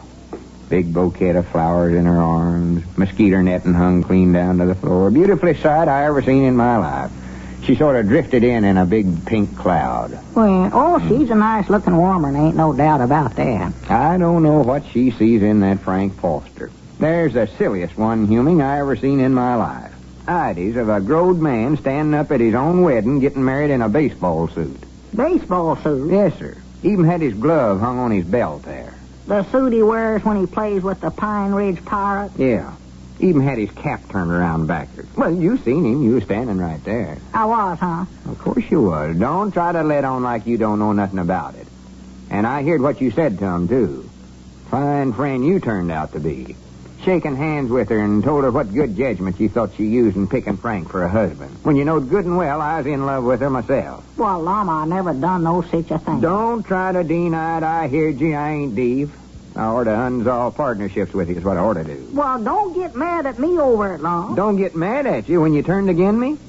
I thought you said you dreamed all this. I did. Huh? Don't jump on me about something that you thought up yourself. Yeah, all right. Let it go. Oh, they're good. But don't let it happen again. If they do get married, mind out what you say to them. I will. Granny, that Frank ain't got her yet. He might think he's married to her, but that was just a dream. I'll tell him that right now. He ain't beat my time with her yet, not by a long shot. Well, Lum, you sit around over here talking about Frank beating your time. You ain't never let her know that you care anything about her yet. Facts is, you ain't never been with her. Well, I can't. I've been on these crutches ever since she's been in town. You could call her on the telephone and talk to her, couldn't you? Oh, you know me on the telephone. Can't talk to somebody I just barely met, you might say. Well, you talk about her all the time like you's in love with her. I am in love with her. Oh, you couldn't be. You ain't saw her over twice. I guess I know when I'm in love. Love at first sight, that's what it was. Hi, Granny, if I ever get rid of these dead blame crutches, I'll show that... No, Cedric coming in. Oh. Cedric. Don't say nothing in front of him. No. Better go on up front and wait on him. Yeah. Come in, Cedric. What can we do for you? Howdy. Hey, have you fellas got any of them boxes of chocolate candy? Boxes of chocolate? Yes, Mom. Like you give girls. Oh, no, we ain't, Cedric. Going to give Clarabelle a box of candy, Cedric? Oh, no, Mom. I'm getting it for Frank Foster. What are you doing giving Frank Foster candy? Well, he wants to buy it. I'm just getting it for him. Oh. What's he going to do with it? Well, giving it to the new school teacher, I reckon, for I know he's going over to see her tonight. He got me to run the filling station for him. I just happened to think, Abner, we've got some boxes of chocolates back there. Where? Come here. Huh? Don't you recollect them boxes of Christmas chocolates we had left over? Oh, well, they're all melted and run together, Lum. I know it. Well, get one of them for him. Why, you don't want to give her something like that. I don't. I want Frank to give them to her. she'll take one look at him and throw him right in his face. Oh. Yeah, Abner will get you a box, Cedric. Okay, better get 'em then, Mr. Abner. Yeah, I'll get him, Cedric. How's your leg getting along, Mr. Lum? Oh, it's getting along all right, I reckon, Cedric. But just whereabouts was it you broke it? Oh, different places. Right here, I believe it was, Cedric. Right about there. Just below the knee. Well, Mose Moot said you told him just above the knee. Well, you know that Mose. He's high on everything. Even raised the price of haircuts down there at his barber shop. Here you are, Cedric. Well, oh, good. How much do I owe you? Well, it was $1, but I don't know. Quarter's enough, Abner. Make my friend Frank a special price. Oh, a quarter then, Cedric. Let's see. Yes, Mom, here it is right here. Oh, yeah. Thank you. And come back again. Yes, Mom, I will. Well, so long. That's so long. Yeah, so long, Cedric. Come back again. I told him that, Mom. Yeah, that's right. Dad blame that Frank Foster. Well, why don't you do something about it instead of sitting around here complaining about him all the time? Well, what can I do? He's going over to see her tonight. Yeah, let's see. Well, why don't you get him to have a meeting of the school board tonight, Lum, and make her attend it? That'd get her away from him. Meeting of the... Granny's, wait a minute there, Abner. I believe you got an idea. Well, good for me. Sure, that's what I can do. That'll bust it up. And then you can walk home with her from the meeting. Yeah, take her over there, too. Yeah. Granny's, wait a minute, though. What can we have a meeting about? Huh? Got to have some reason to call a special meeting that way. Oh, I know. I got that card from the county superintendent this morning. He thought I was still president of the school board. Wanted us to dismiss school tomorrow so's all the county teachers could meet in there together. Well, I thought you said you was again that, though. Said this morning you weren't even going to mention it to the board. Well, I am again it, but we can have a meeting and discuss it, can't we? Yeah. That's a good idea. I'll call Ezra Seastrunk right now if you'll help me to my feet here. Here, give me a hand. Yes, sir, that'll do it. Mr. Foster's going to have to get up awful early in the morning to get ahead of me. I'll tell him that right now. Well, now, don't get with her tonight and get so bashful to where you can't say nothing. Bashful? You just wait and see. I might go so first to ask her to marry me. You can't tell. Sure. Hello, Ezra. Bashfully. This is Lum Eddard. Tries to talk to the girl. Oh, I believe it's better, Ezra. Big lump comes up in his throat. Why, I called you up. I got a card this morning from the county superintendent. Wants us to dismiss school tomorrow so's all the teachers can meet in there at the county seat with him and have a meeting. And twist and squirm. Well, I figured we'd better have a special meeting of the board tonight and decide about it. And have Miss Fredericks there. Get her opinion. In love, he can't hardly see. Yeah. Well, you talk to Squire and you can let me know. Anytime you and Squire decides on suits me. All right, Ezra. Huh? Oh, not at all. Goodbye. All right, doggies, now you're in there fighting. Yes, sir. This'll show that Frank Foster a thing or two. I can talk him out of that dismissing the school tomorrow, but... Or wait a minute, though, Abner. Maybe I'm for that. For it? Yeah, I just happened to think of something else here. Yeah, I might decide to go to that meeting in there at the county seat myself. Get Cedric to drive me and her in there in his car. We could sit in the back seat and ride together. Oh, no. Be with her all day that way. Why, sure. Yeah, that's the thing to do. Yeah. Yes, sir, I'm for it. I know I am now. Good for you. Might even take her to the picture show tomorrow night. That's a time. Wait till that Frank Foster hears about this. It's good enough for him. Anybody'd try to get married in a baseball suit. Nothing. Let him go. It's his business. Oh, yeah. Let Frank go. That's our ring, I think. Oh, yeah. Oh, Ezra calling back, I reckon. Go ahead and answer. Yeah, I'll get it. Ask him what time the meeting is. Hello? Jot him down, store. Oh, yeah, he's here, Ezra. What time is the meeting? I'll tell him for you, and then he won't have to get up with that broke leg, Oh, you know. no, I don't have to get up. Or to a frazzle. Oh, just a minute. Or to a frazzle. No, he wants to know if you're in favor of dismissing school tomorrow. Oh, yeah. Tell him I'm in favor of it, 100%. Yeah, he's for it, Ezra. Uh-huh. Oh. Take her to the picture show. Oh. Cereals on Friday night. Oh, yes. Yeah, all right. Yeah, I'll tell him. All right, goodbye. What time? Why, he said Squire couldn't come to no meeting tonight, Lum, but they was both in favor of dismissing school so that Miss Frederick can go in there to the meeting. So he said if you was for it too, why, they'd just go ahead and decide on it. Well, that's the reason I was calling the meeting. Granny's, I'll be dead blamed. Well, I'll be with her all day tomorrow anyway. Well, he said they'd made arrangements for a way to her to get in there, too. A way for her to get in there? Yeah. Somebody's going to take her. Who? Frank Foster.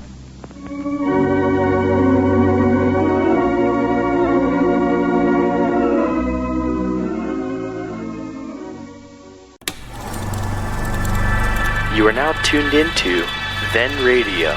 If you enjoy our videos, we ask that you consider joining our Patreon to support our channel. Don't forget to like and subscribe so that you never miss a new video. We hope you enjoyed today's episode, and as always, thank you for watching.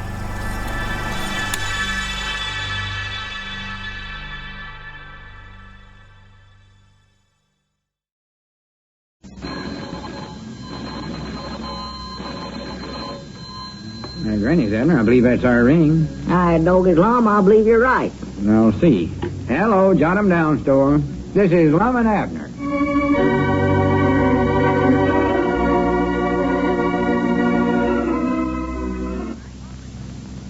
And now, let's see what's going on down in Pine Ridge. Well, Lum's scheme to upset Frank Foster's date with Miss Frederick boomeranged and resulted in Frank's driving her to the county seat to the teachers' meeting today. Lum has spent a miserable day lamenting his phony leg fracture, his bad luck, and everything else he can think of. As we look in on the little community now, it is late afternoon. We find Abner in the Jot 'em Down store trying to get Lum out of his ill humor. Listen. Well, if you don't quit sitting there fuming and fussing, you're going to work yourself right into a nervous breakdown, Lum. Well, who wouldn't fume and fuss? Granny's a man can just stand so much of something, and that's all, Abner. Looks like everything I try to do works out right square backwards against me. Oh, well, you ain't had nothing terrible bad happen to you. What about my broke leg? Your leg ain't broke. You just been making out like it was.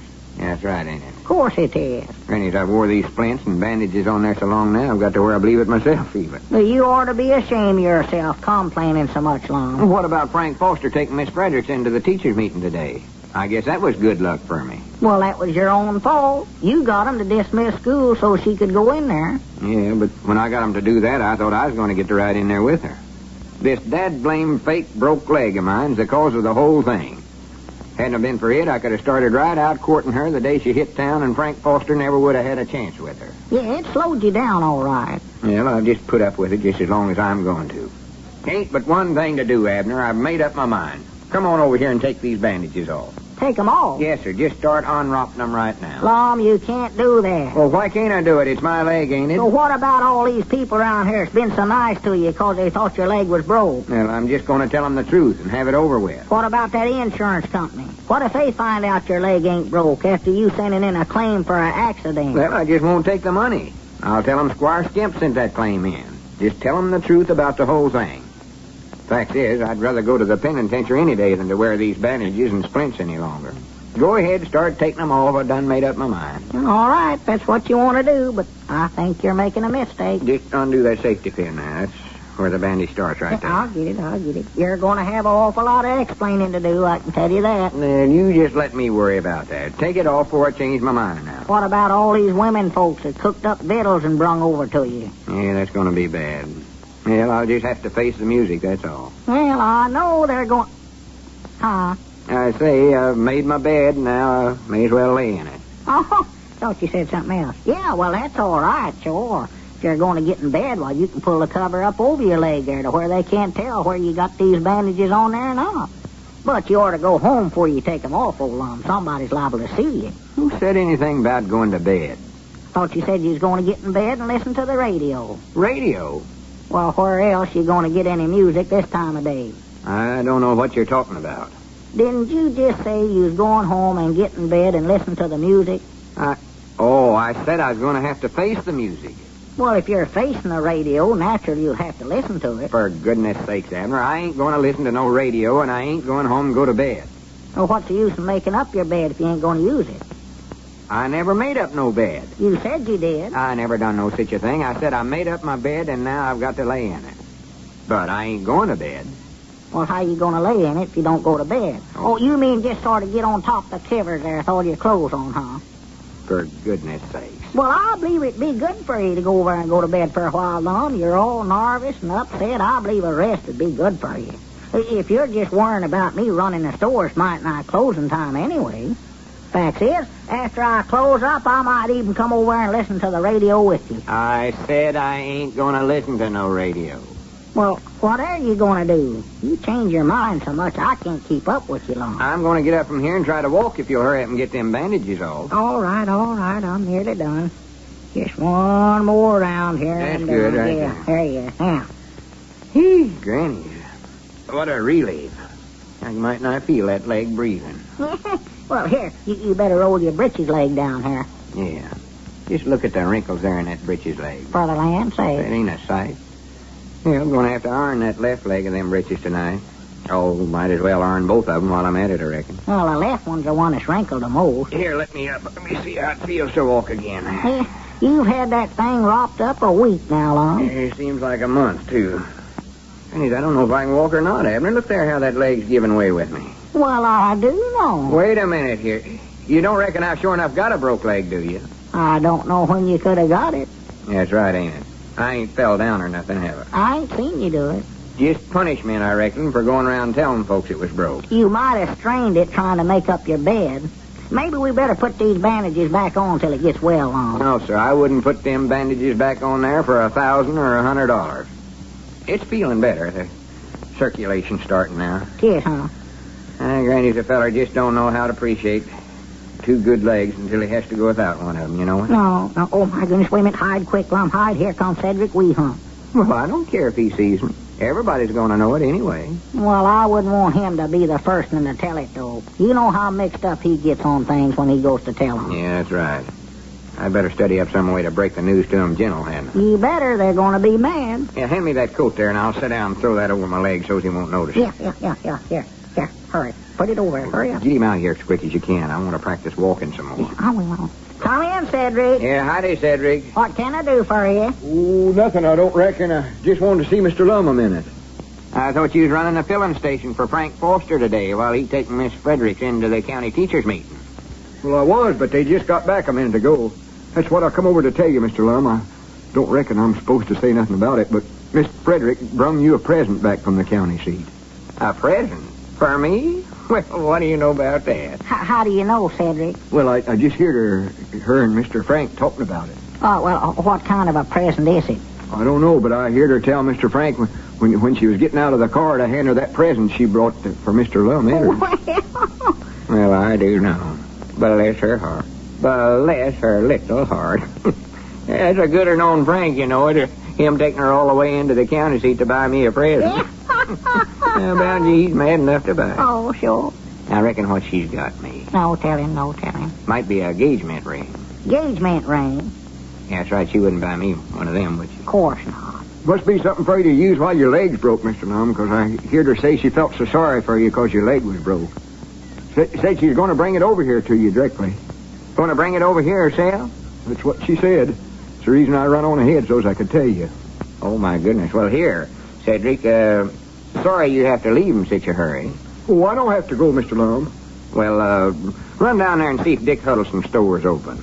Well, I know it is. I just come by there. Well, run and see if it's closed then. I'll go see Lum. You stay right here, Abner. Run on, Cedric. Yes, Mom, I'll be back in just a minute. Well, you needn't to come back. You can call me from over to blacksmith shop and let me know. Yes, Mom, I'll hurry. What do you want to know about Dick Huddleston's store for it, Lum? I wanted to get Cedric out of here so we can put them bandages back on my leg. I thought you weren't going to put them back on. Well, I've changed my mind. I believe this broke leg I is a good one, you know it? Huh? I believe Miss Fredericks falling in love with me on account of my broke leg. Buying me presents, coming over here to see me. Hurry up before she gets here. Oh, my goodness, look yonder. Squire Skimp coming across the street heading this way, Lum. Well, here, hurry up. Yeah. I'll hold the splints and you rock that on there just as quick as you can. All right. Well, here, hold your foot up there so I can get to it. Got it clean up over my head now. That's good right there. Now hold Hurry still. Hold them here. splints. I'm doing it as fast as I can. Doggy, it ain't a very good job, Lum, but I'm hurrying. I don't care about that. Just get it on there.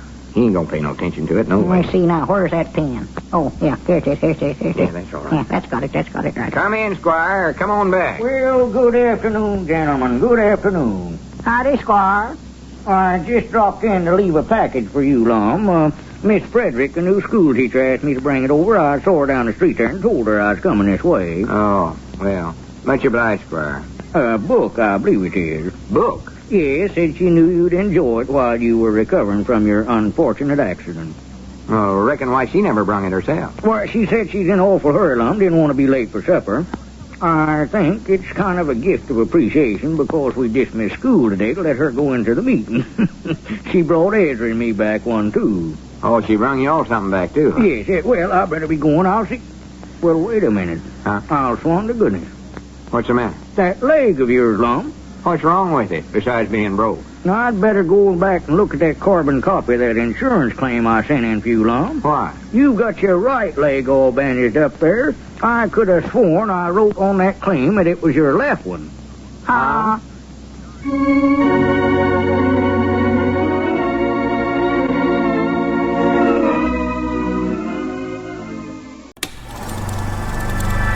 You are now tuned into Then Radio. If you enjoy our videos, we ask that you consider joining our Patreon to support our channel. Don't forget to like and subscribe so that you never miss a new video. We hope you enjoyed today's episode, and as always, thank you for watching.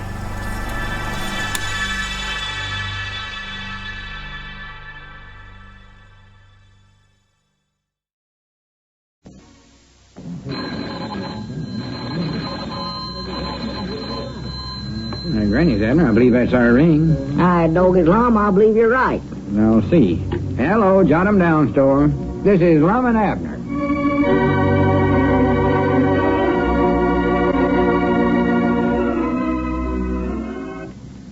And now, let's see what's going on down in Pine Ridge.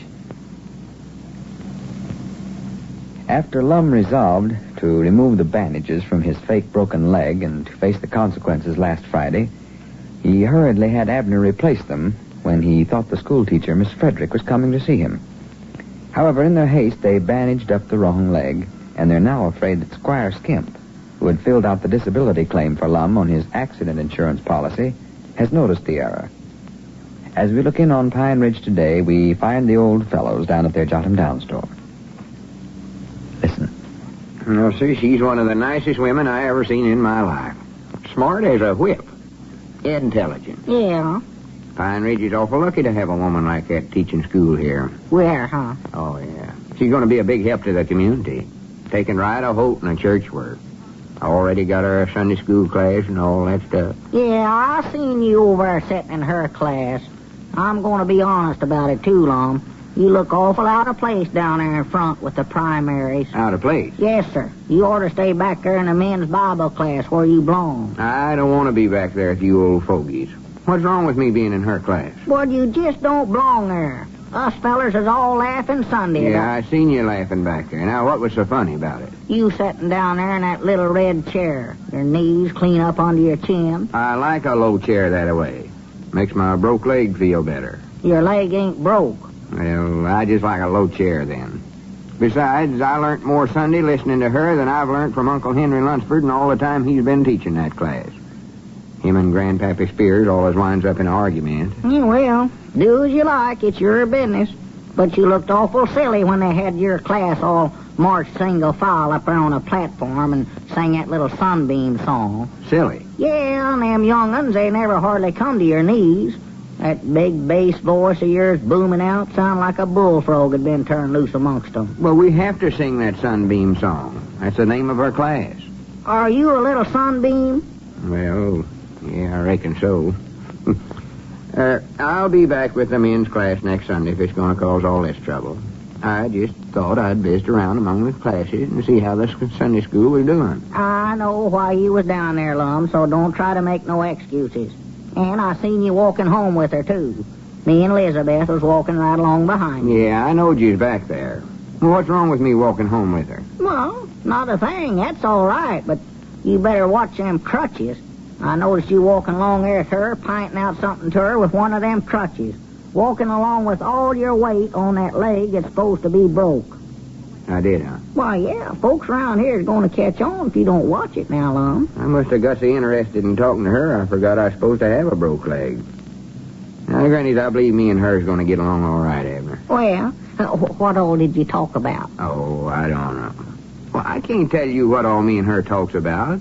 Them things is sort of sacred. Well, did you propose to her? Of course not. I asked her how she liked Pine Ridge, and she said fine. And I said I was glad she was here, and she said she was glad to be here. And... Well, you told her all that the first night you seen her over at the school board meeting, Lum. Yeah, but I had to think of something to say.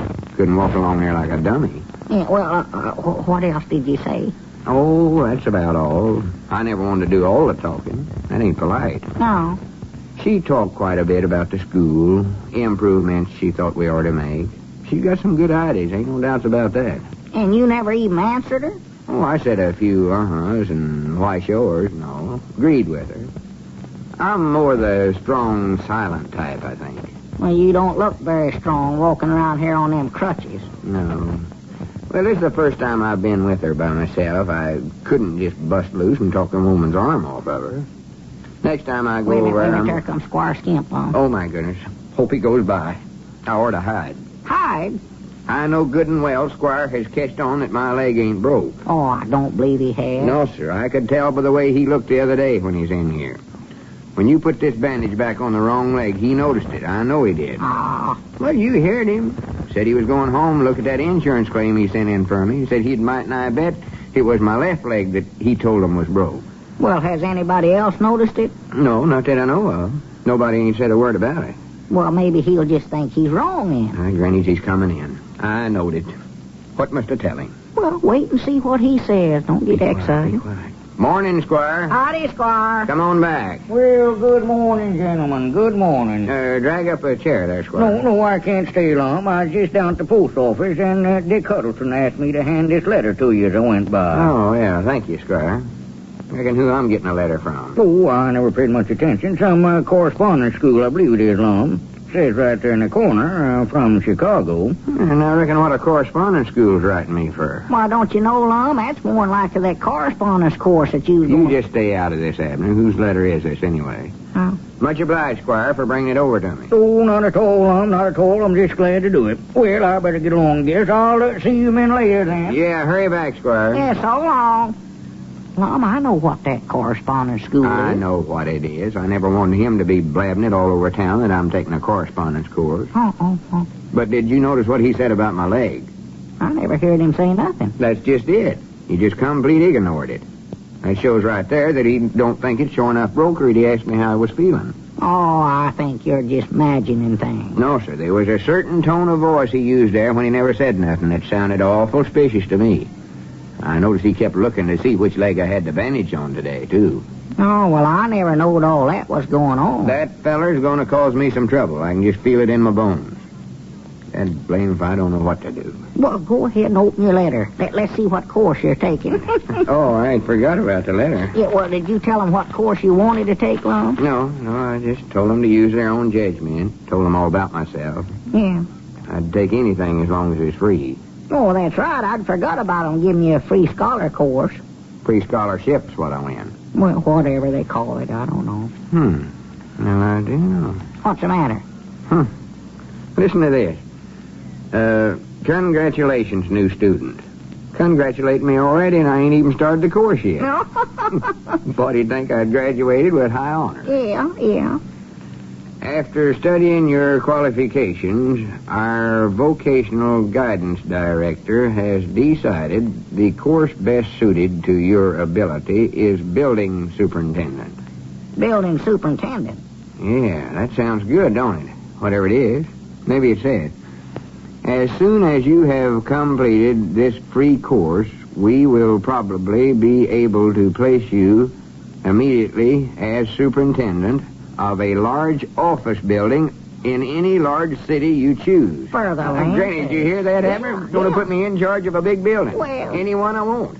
I'm going to take the Flatiron building. I've got a picture of it in my stereoscope views at home. Says it's the biggest building in the world. Well, I do know. Well, good for you. Well, Lum, just what is a building superintendent? Oh, you saw them standing in front of big buildings with them fancy lodge-looking uniforms on? Yeah, I saw them. Well, what are they supposed to do? Well, they run the thing. Say who can come in that building and who can't. They do. Granny, I hope that Frank Foster comes up there. I won't ignore him. Have him thrown right out in the middle of the road. Yeah, that's that time. Grannies, this will make Miss Fredericks sit up and take notice, too, you know it. Me being superintendent of the biggest building in the world. Well, will you be leaving Pine Ridge? Yeah, after I graduate from this correspondence school. This'll give me a chance to see her every night, you know it. I'll go over there and get her to learn me my lessons every night. Yeah, that's right. I hadn't thought about that. I hope that Frank Foster don't catch on to what I'm doing, try to take himself a correspondence course. Oh, well, he ain't win no scholarship like you did, Lum. No, big dummy. Well, did they send you the first lesson in that letter there? Yes, that's right. I don't know. I ain't finished it yet. See what else it says here. I'd love to see that myself. We will probably be able to place you immediately as superintendent of a large office building or in any large city you choose. You read that, Lum? Yeah, I know it. I just love to hear it. Had to read it over. I never seen you so tickled over anything. However, before you are eligible to take this free course, you must first take the three prerequisites. You must first take the three can't say that word. Prerequisite courses. You must first take the three prerequisite courses. What's that, Mom? First, building maintenance. Second, office rentals. And third, janitorial service. Wait a minute here. These courses are being offered to you at a special rate of $110 for each course, or a total of $330 for the entire course. Oh. Yeah, that's what I say. What? Oh. Oh.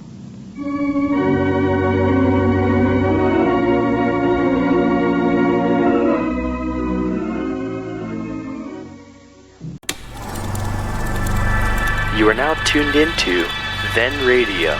If you enjoy our videos, we ask that you consider joining our Patreon to support our channel. Don't forget to like and subscribe so that you never miss a new video. We hope you enjoyed today's episode, and as always, thank you for watching.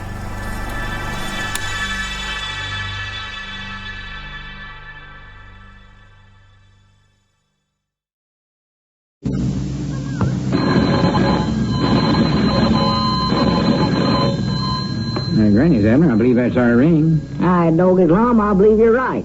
I'll see. Hello, jot 'em down, store. This is Lum and Abner.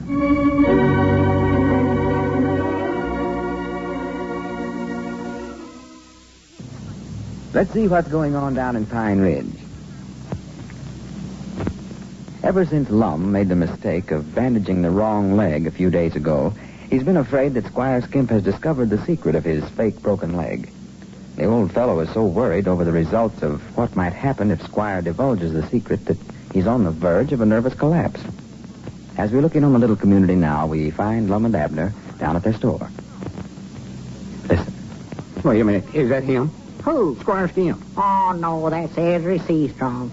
Oh, swan to goodness, Lum, you're as nervous and jumpy as a rabbit's nose. I know it. Act like you're scared to death of Squire. He's going to accuse me of some trouble, I can tell you that right now. He knows this leg of mine ain't sure enough broke, and he's just laying back waiting for a chance to get me. Get you? Well, do something. He can send me to the penitentiary, and he knows it. Well, what would he want to send you to the penitentiary for? Why, on account of me sending in a claim to the insurance company for a broke leg when it ain't broke. Well, he was the one that insisted on sending the claim in. Yeah, but it was my name that was signed to it. Well, I still believe you're just getting yourself all worked up for nothing. I don't believe he knows your leg ain't broke. Well, he's the only one that has noticed that I had my left leg rocked up for a while, and now it's my right leg. Well, if he knows, why don't he do something about it then? That's the part that's making me so nervous. Why don't he come right out and do something? Get it over with.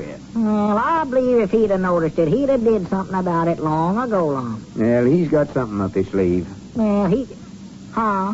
He's working on some scheme. You can bet your life on that. What's he got up his sleeve? I don't know. That's what I want to find out. How do you know he has? Oh, I know the minute he seen I had the wrong leg rocked up, he was on to us.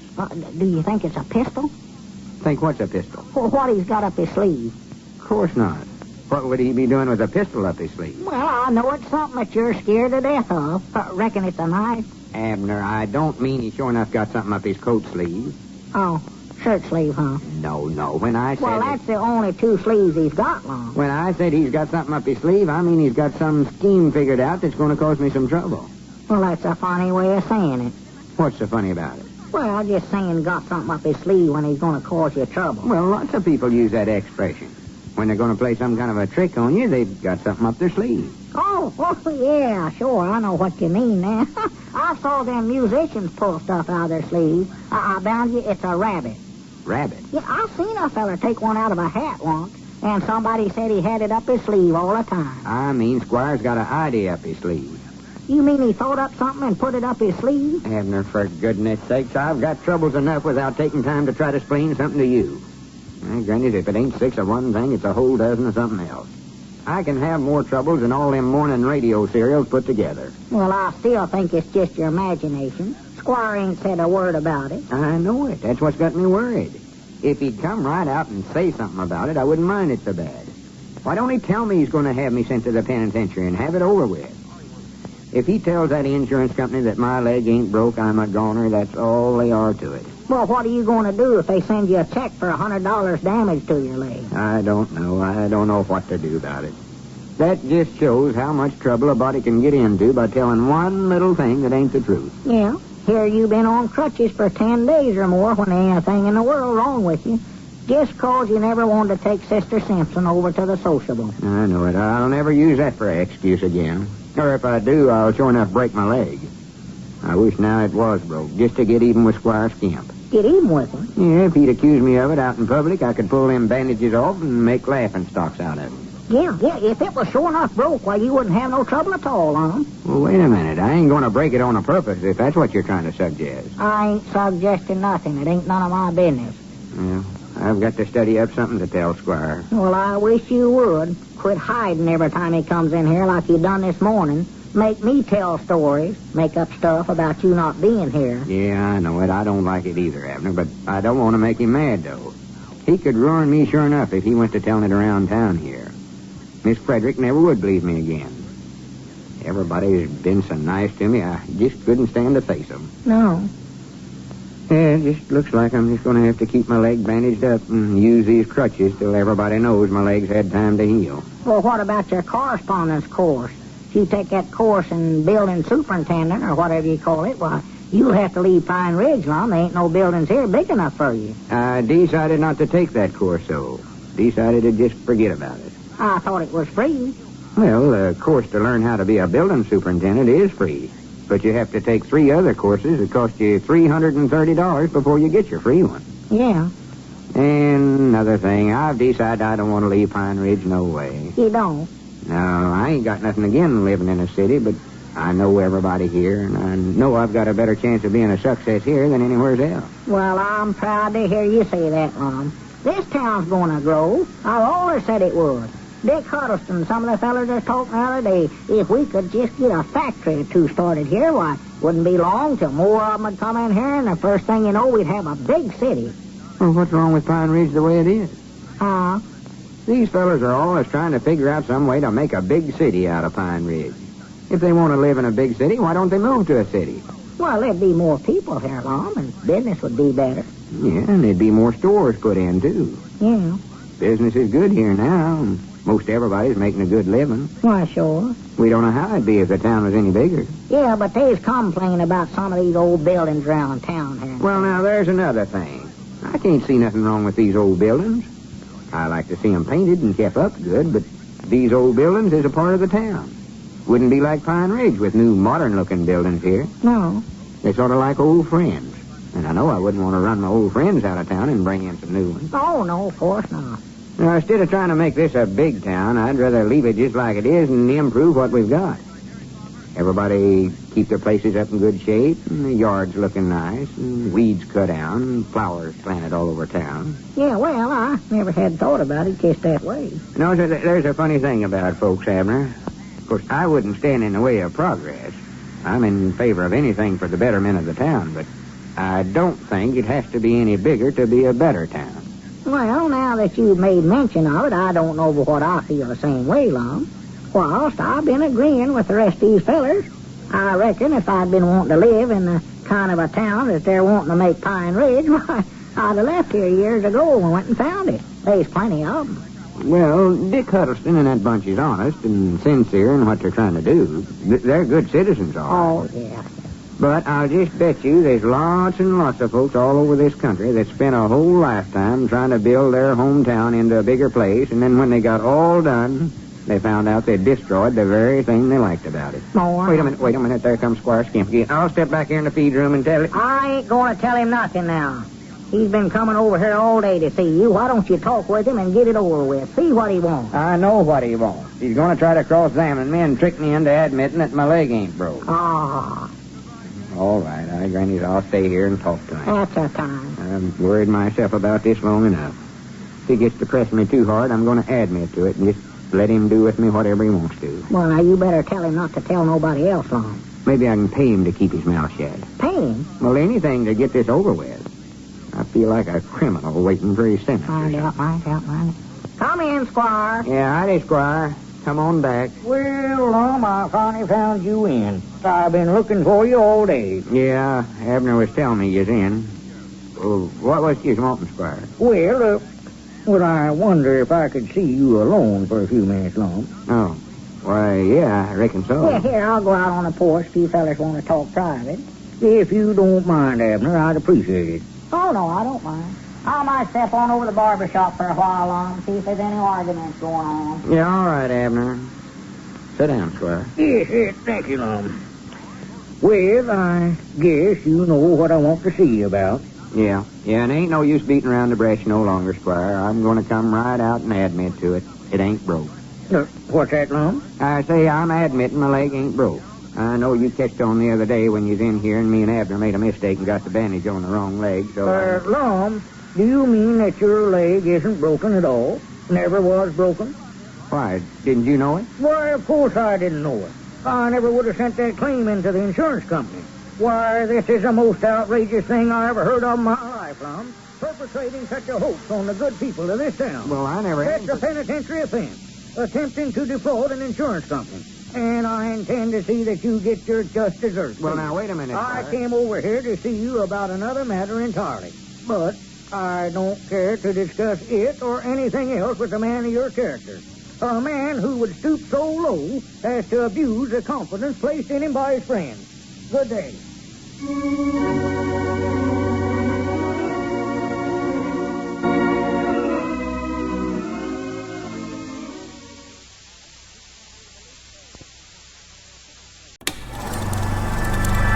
You are now tuned into Then Radio.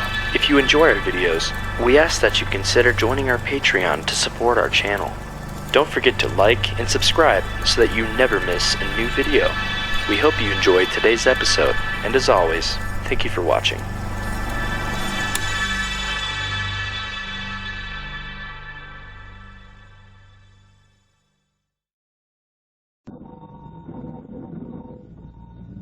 Granny, I believe that's our ring. I know this, Lum. I believe you're right. Now, see. Hello, Jot 'em Down store. This is Lum and Abner.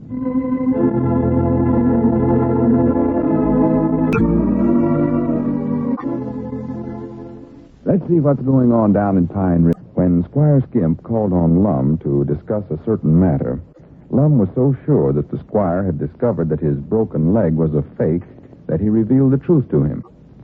However, it came as a complete surprise to the squire, who immediately became indignant at Lum's fraudulent act and threatened to inform the insurance company. As we look in on the little community now, and we find Lum and Abner by the gate in front of Squire Skimp's home. Listen. Yeah, I reckon he's home. There's a light on in that front room he uses for office. Yeah. Granny's, I hate to go in there. Well, it's the only way to get it settled, Lum. You've been so nervous and jumpy all day, you're going to lose your reasoning if you keep on. Well, who wouldn't be nervous and jumpy? Feller get up to my age after trying to live and do right all his life, and then all of a sudden find himself facing a penitentiary. Oh, well, now, maybe you ain't facing a penitentiary. Yes, I am, too. He said he's going to write the insurance company and tell them that my leg ain't broke and I was trying to beat him out of some money. Well, you had no business telling him your leg weren't sure enough broke. I know it now, but I thought he knowed it, and I may as well just come right out and admit to it. Yeah, well, go on in there and have it out with him. You can't be no worse off than you are. Just explain to him how come you to make out like your leg was broke in the first place. Yeah, if he'll listen to me. He got so mad when I told him, he stomped out of the store and wouldn't give me a chance to explain nothing. Yeah, well, I've got to get on home to supper, Lum. I'm late now. I'll see you in the morning. Yeah, all right, Abner. Good night. Good night.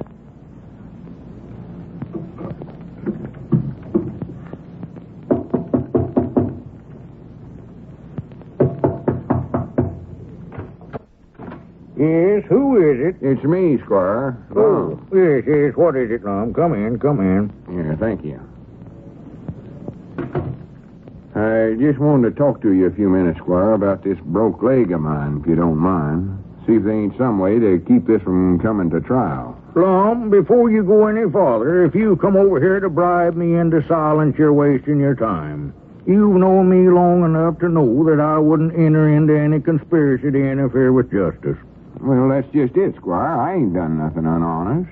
That is, nothing intentional. Haven't done anything. You pretended to have a broken leg in an attempt to defraud an insurance company out of $100. I never wanted no money from them, Squire. I can understand a man occasionally being tempted to make some easy money, Lum. But at your age, you should know that crime doesn't pay. And you picked the poorest way in the world to try and do it. Defrauding an insurance company. They'll catch you every time. If you needed money so badly, why didn't you come to see me? I could have shown you a half a dozen ways, or I could have let you have some money. I don't need no money. I've got money in the bank. Oh, you have? The whole thing was on account of Sister Simpson. Well, I'm not surprised to hear it. There's usually a woman at the bottom of such things. Many a man has been led into a life of crime because of the wrong kind of a woman. You can't buy them all the pretty little things they want, Lum. Well, I weren't wanting to buy Sister Simpson nothing. I had to tell her my leg was broke to keep from taking her over to the sociable at the school. Lum, there's no use discussing the whys and wherefores. The whole thing is, and the fact remains, that you signed a claim demanding compensation for an accident that never occurred. That is better known as fraud. Yeah. Defrauding an insurance company, which, as you well know, is a penitentiary offense. I know all that, Squire. All I wanted to do was to tell you the whole story and see if you couldn't help me. Remember, Lum, I'm the representative of the company you've tried to defraud. Undoubtedly, you don't expect me to be disloyal to dear old Mid-Southwestern Accident Casualty Company, the very people who have provided sustenance for the little wife and I lo these many years, protection against the elements, the very ones who have provided this very roof over our heads. Yeah. How much have you got in that bank account, Lum? Oh, why, about $2,000. Well, now, just how did this accident occur? Proceed. Your story fascinates me. Well, I wasn't trying to beat nobody out of no money. Fact is, when I told Sister Simpson I had a broke leg, I never had no idea they'd tell it all over town. I was just trying to get out of taking her to a party. Well, I see the whole thing in a different light now. In other words, when you concocted this story about a broken leg, you had no malice aforethought. No, sir. I'm sorry I doubted you for even a moment, Lum. I might have known, you being of a man of such high integrity, that there'd be some reasonable explanation. Well, good. Grannies, I'm glad to hear you say that. It's all settled then, huh? Yes. As far as I'm concerned, it is. Well, good. Good for you. Good for me, too, far as that goes. Now, it's up to us to figure out some way to satisfy Mid-Southwestern. Oh. Let me think now. Well, do you have to tell them, Squire? Oh, yes, they'll have to be notified. Inasmuch as there was no attending physician in your case, more than likely the insurance company will send out a doctor of their own to examine your leg. And then the whole thing would be exposed. Grannies, I hadn't thought about that. Oh, my goodness. If your leg could be healed by some miracle, I believe that... Wait a minute. Lum, I believe I found the answer. That's it. A Hindu miracle man. How can you tell? I know right where I can get him to. Gentleman that I've known for years.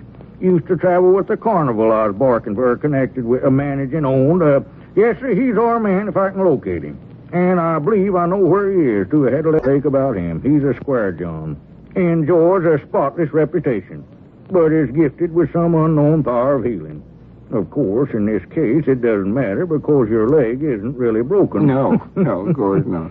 Ordinarily, I don't believe he could be induced to touch a case of this kind because of his high code of ethics, you know. Why, sure. However, because of our long and close friendship, I might persuade him to do it. Well, good.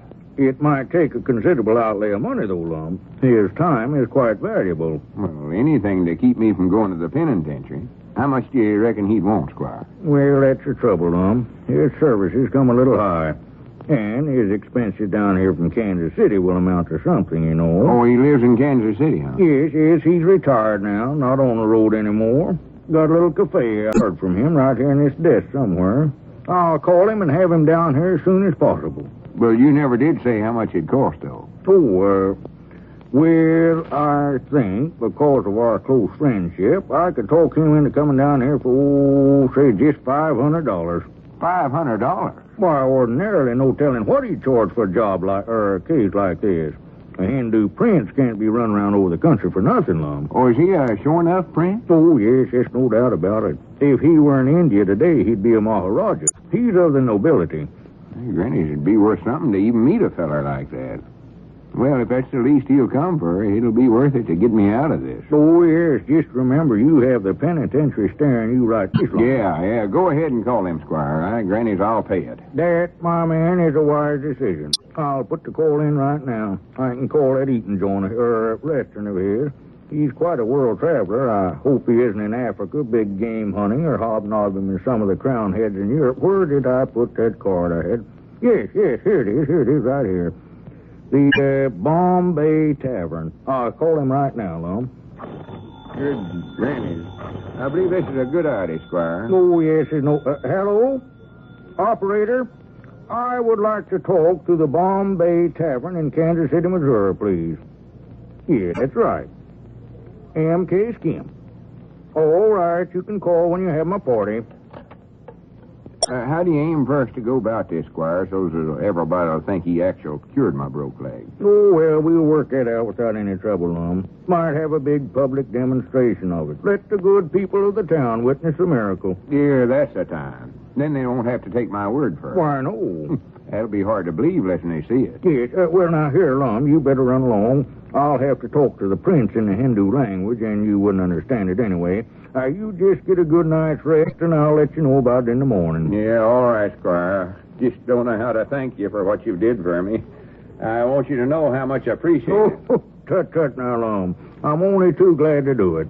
What are friends for if not to help one another? I've always said Maybe that. someday I can do something nice for you. Wait a minute, there's my call. Well, good night, Lum, and I'll see you tomorrow. Yeah, good night, Squire, and thanks again. Not at all. Hello? Oh, all right. Hello, is Louis there? Oh, hello, Louis. This is M.K. Skim. Squire. Oh, well, the deacon, then. Yes, I'd almost forgotten I ever used that moniker. Oh, no, I'm in a legitimate racket now. Yes. Oh, down in a little town in Arkansas, Pine Ridge. Pine Ridge. Yeah, say, Louis, I've got a job for you. Oh, well, now, don't worry. This isn't anything that'll affect your parole. Well, I'll explain it to you after you get here. Have you still got that old Hindu costume you used to use? Yes, you're going to be a prince again. Well, just wear the turban, then. That's enough anyway. Why, I believe I can get you $50 for it. Well, I'll get your expenses, too. Say I'll give you $50 for your expenses, $100 altogether. All right, it's a deal. Why, just as soon as you can get down here. Well, now, don't you worry. You're not running any risk at all. Yeah, well, now, here, I'll tell you where the town is so you'll know how to get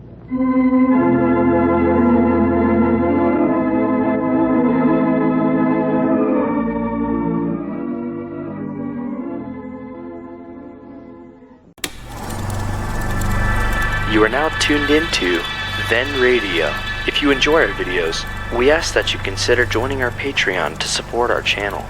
Don't forget to like and subscribe so that you never miss a new video. We hope you enjoyed today's episode, and as always, thank you for watching.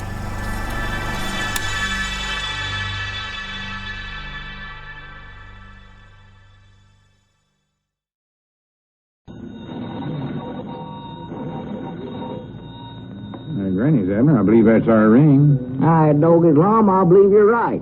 I'll see. Hello, Jot 'em Down store. This is Lum and Abner.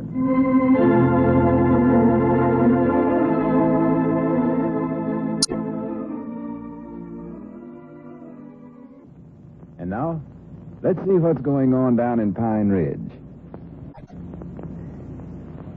When Lum appealed to Squire Skimp to not tell the insurance company about his phony broken leg, the squire came through with a plan to save Lum.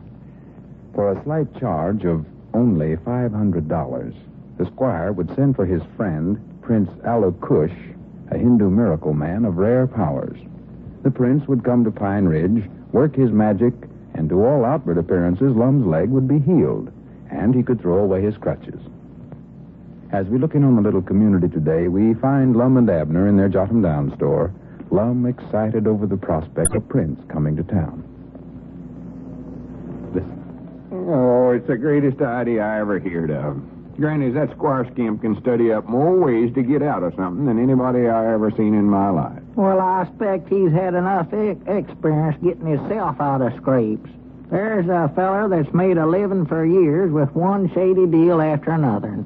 All is just barely inside the law on everything he does. Well, there ain't nothing crooked about this, though, Abner. Nobody ain't going to be hurt. No. This Prince Alibi, something or other he calls himself, is supposed to have some kind of power of curing folks.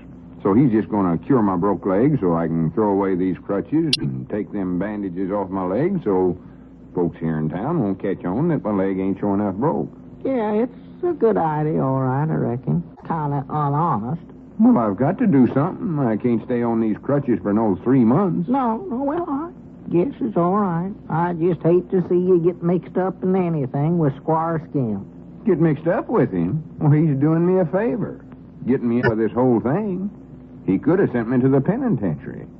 Putting in a claim to an insurance company when my leg weren't broke. Well, if it had been me, I believe I'd have just writ the insurance company and explained the whole thing to him. Yeah, and that'd have made Squire mad, and he'd tell everybody in town my leg ain't broke. Well, let him tell it, why don't you? I can't, Abner. I've carried it too far now.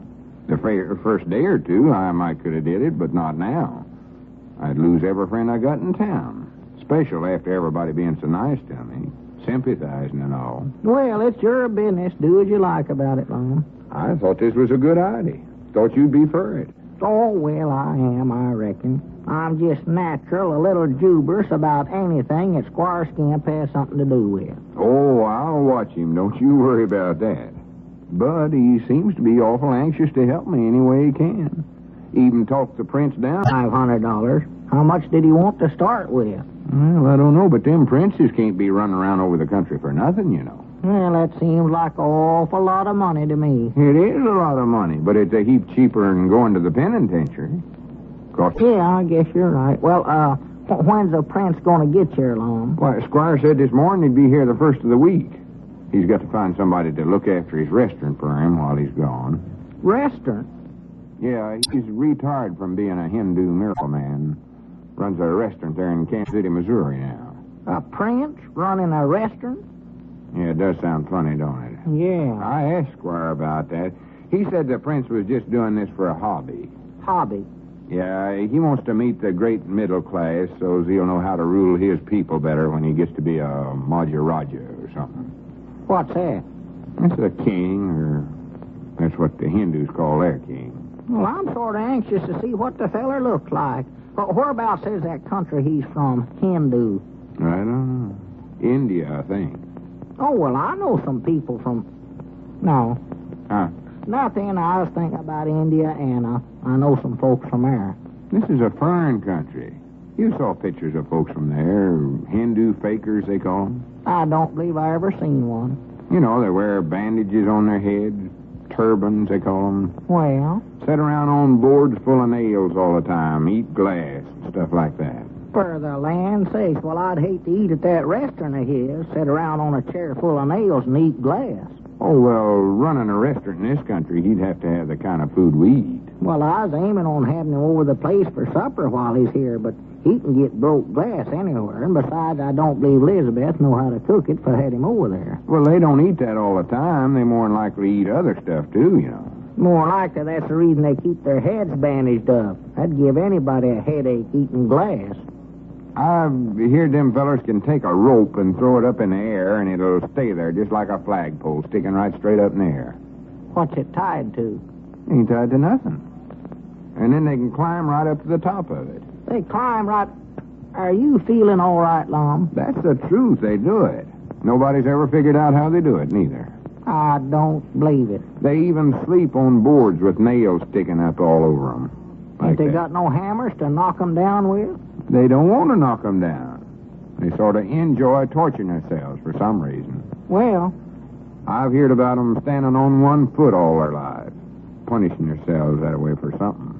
Well, a crane must be a Hindu, then. They stand on one foot that way. Hold one arm up over their head all their lives. And some of them stare at the sun all the time. Hey, doggies, it's worth $500 to see somebody like that, you know it. I believe you made a good deal, Lum. Can he stand with both feet off the floor? Of course not. How in the world would he do something like that? Well, the same way he climbs that rope when it ain't tied to nothing, I reckon. Well, I don't know where he does all them tricks or not. Squire never said. All Squire claimed he could do is heal broke bones. Well, your leg ain't sure enough broke, Lum. Why didn't you just get somebody to make out like they was a miracle man? Well, I wouldn't want to fool nobody.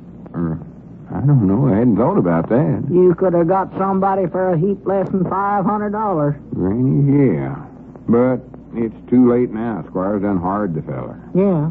Well, I reckon where he's going to stay while he's in town. I don't know. Over at Sister Simpson's boarding house, I reckon. Well, you better be making arrangements for him in Lum.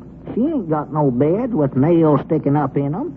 You want him to be comfort while he's here, don't you? Well, I've heard some of these drummers talking about how uncomfort them beds are over there. They might just suit the prince. Yeah. And instead of sitting on a chair full of nails, he wants to just torture himself something uncommon like, while he can just sit there in the parlor and listen to Sister Simpson gab all evening. It'd be worse than sitting on any nails. Oh, there he is. Huh? Squire, coming up on the porch out there. Oh, yeah. Yeah, there he is.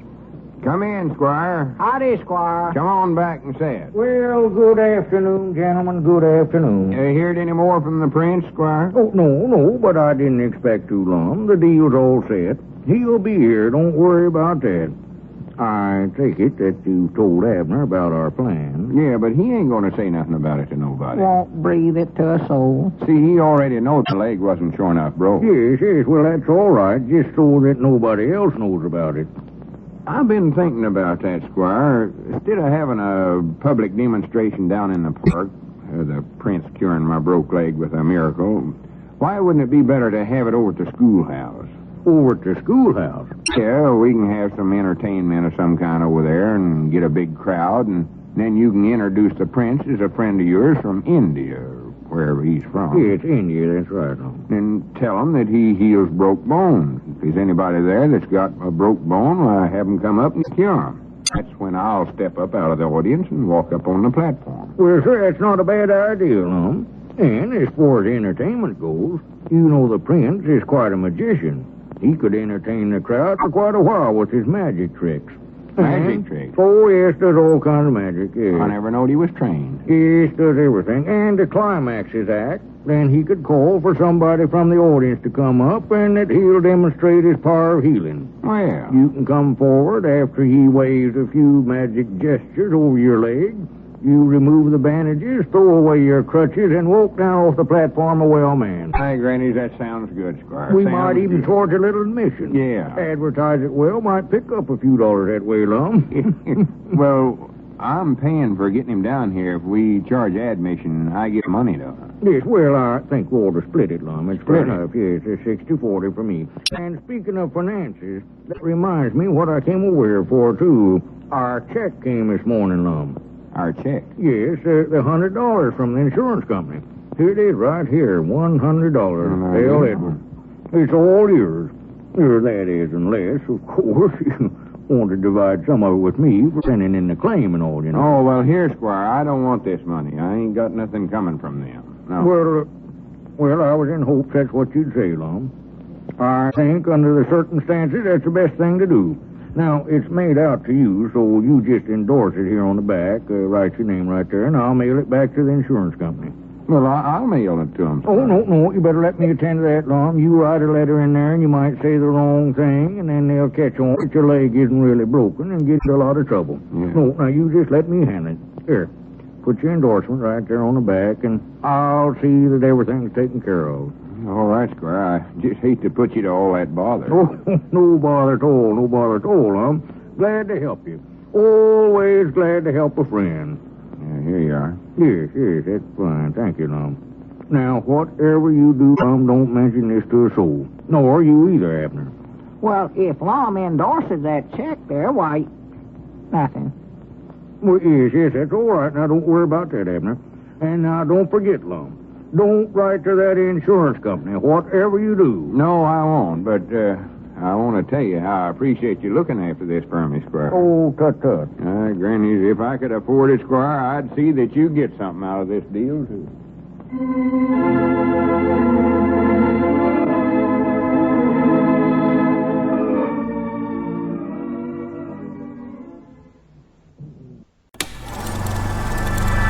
You are now tuned into Then Radio. If you enjoy our videos, we ask that you consider joining our Patreon to support our channel. Don't forget to like and subscribe so that you never miss a new video. We hope you enjoyed today's episode, and as always, thank you for watching.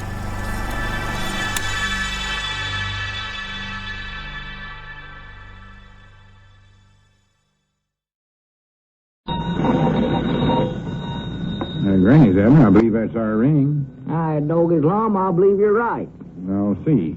Hello, Jot 'em Down store. This is Lum and Abner.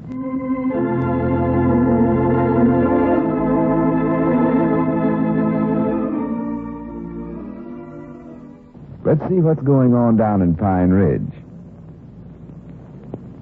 Well, this is the day when the squire's friend, Prince Ali Kush, the so-called Hindu miracle man, is to arrive in Pine Ridge. This is the first step in Squire Skimp's plan to extricate Lum from his fake broken leg dilemma by having the prince pretend to heal Lum's leg in a public demonstration. As we look in on the little community of Pine Ridge today, we find Grandpappy Spears over at the Jot 'em Down store talking with Abner. Listen. Yes, sir. Real Hindu prince. Says so right here on this handbill. Let's see. And you never heard nothing about him coming to town? Well, I heard Squire Skimp say something about it. He knows him. Yeah, that's quite an honor having a real prince visiting here in Pine Ridge. Prince Ali Kush, the miracle man, direct from India, will appear at the Pine Ridge Schoolhouse. Hindu magic and miracle bone healing. Admission 25 cents. Come one, come all. Well. Yeah, what do they mean there, bone healer? What's that business? I reckon he heals broke bones. Well, I do know.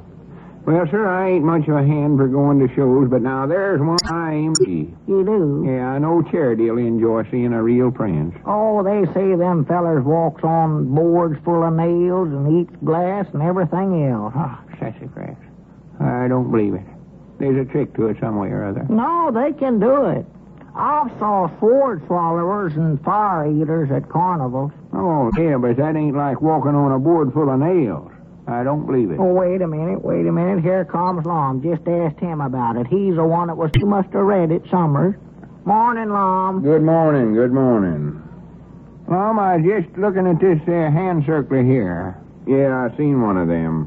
I'm anxious to see that feller. Says here he's a bone healer. Why don't you get him to try himself out on that broke leg of yours? Grannies, I hadn't thought about that. That might be a good idea, Grandpap. Of course, I don't believe in them things, but it wouldn't hurt to try it. If he can't do it, it'll sort of show him up. I'll do that, Grandpap. Yeah, I gotta see it first. Abner's telling me this feller's a friend of Squire Skimp's. Yeah, that's what Squire was saying. Knowed him years ago. I bound you Squire's the one that got him to come down here. What makes you say that?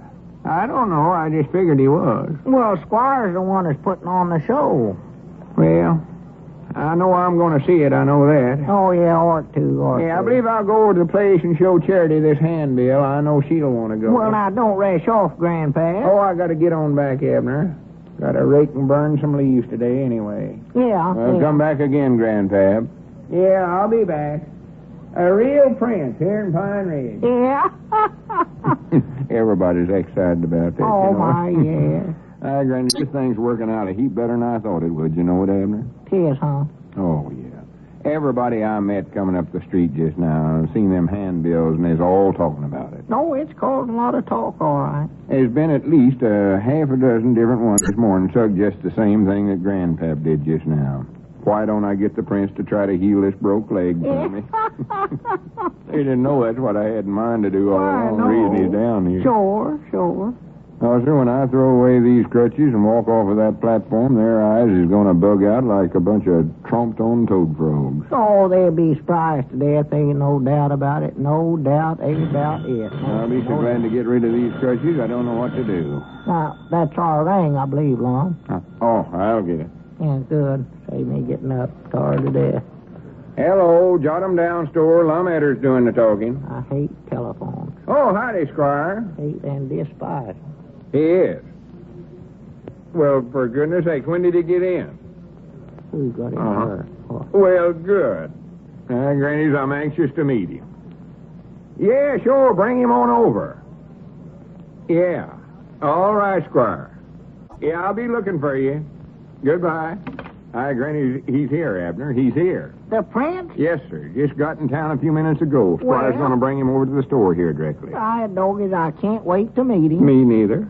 Granny, I don't know what to say to a prince. What to say to him? Yeah, a judge, you say, Your Honor, and a king, you say, Your Majesty, but I don't know what you say to a prince. Oh. Well, over at Lodge, Ezra Seastrunk, he's a prince, and they say, I salute you, O great and noble prince.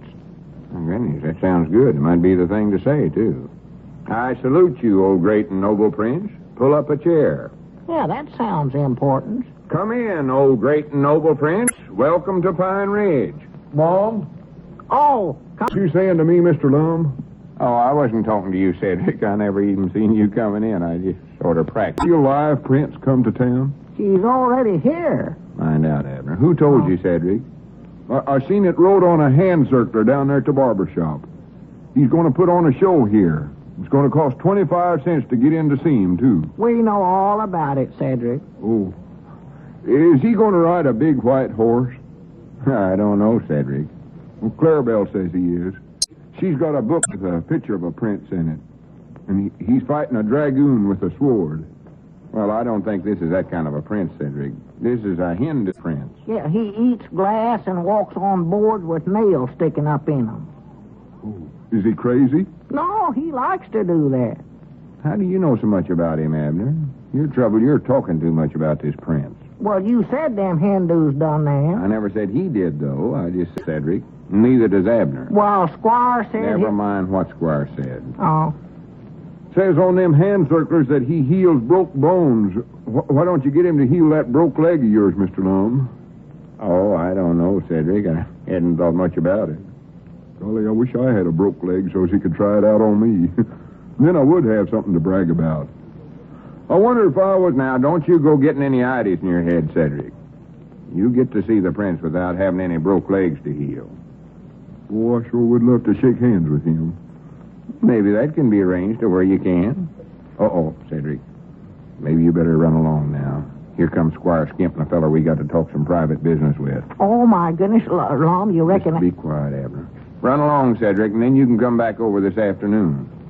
Yes, Mom. Well, reckon I'll see you fellas later on, then. Yeah, all right. So long, Cedric. So long.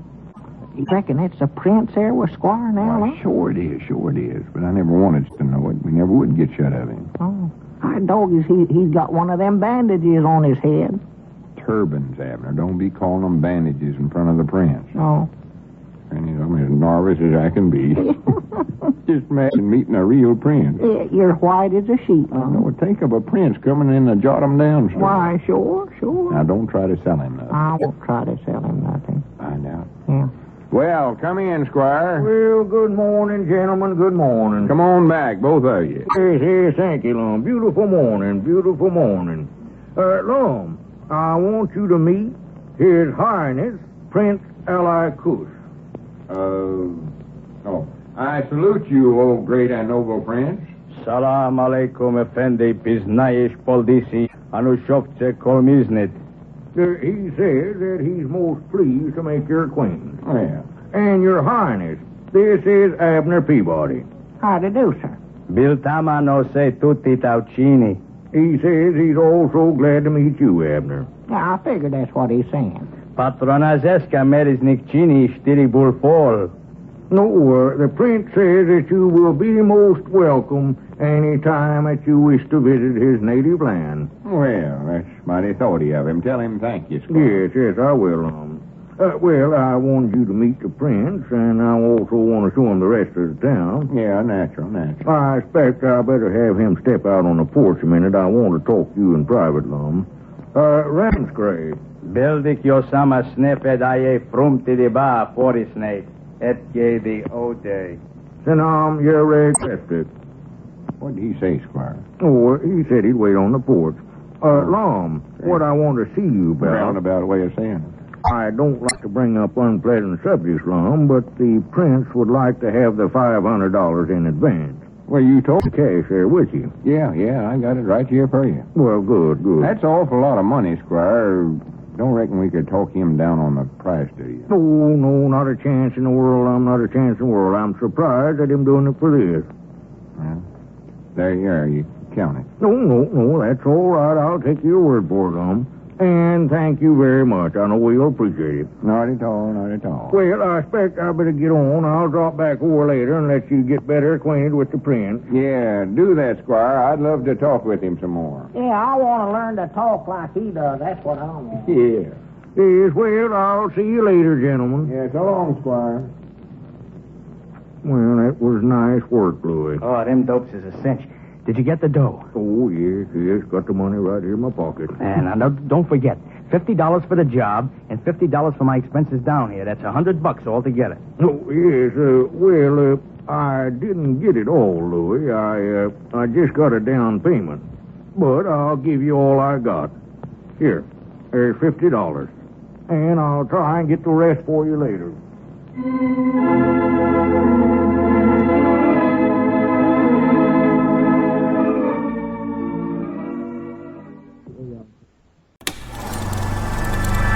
You are now tuned into Then Radio. If you enjoy our videos, we ask that you consider joining our Patreon to support our channel. Don't forget to like and subscribe so that you never miss a new video. We hope you enjoyed today's episode, and as always, thank you for watching.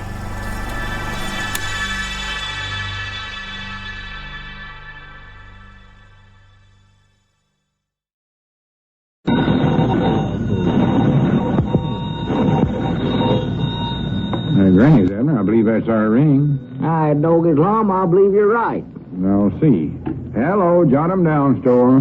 This is Lum and Abner.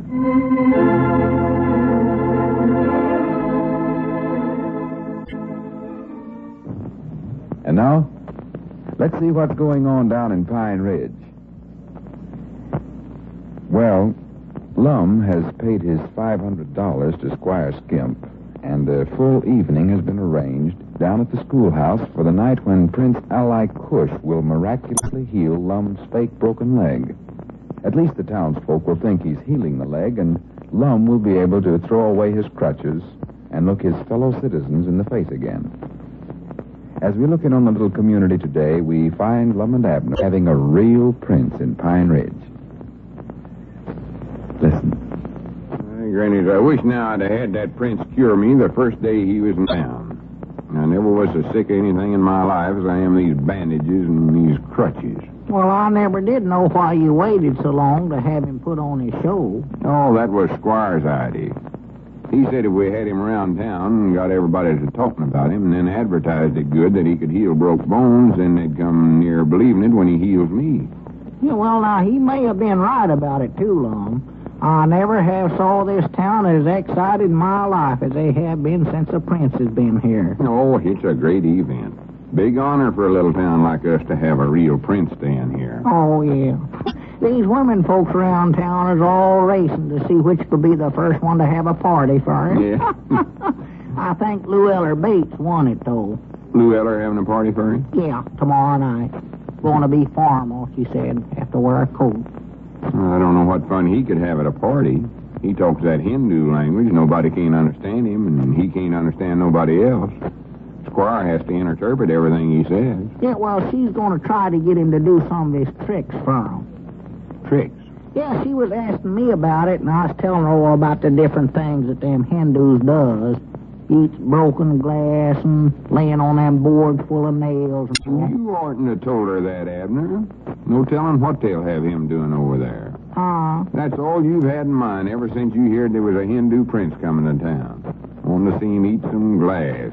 You worried the life out of him every time he comes down here to the store. Well, you was the one that told me about them Hindus doing them things. I never said he done it.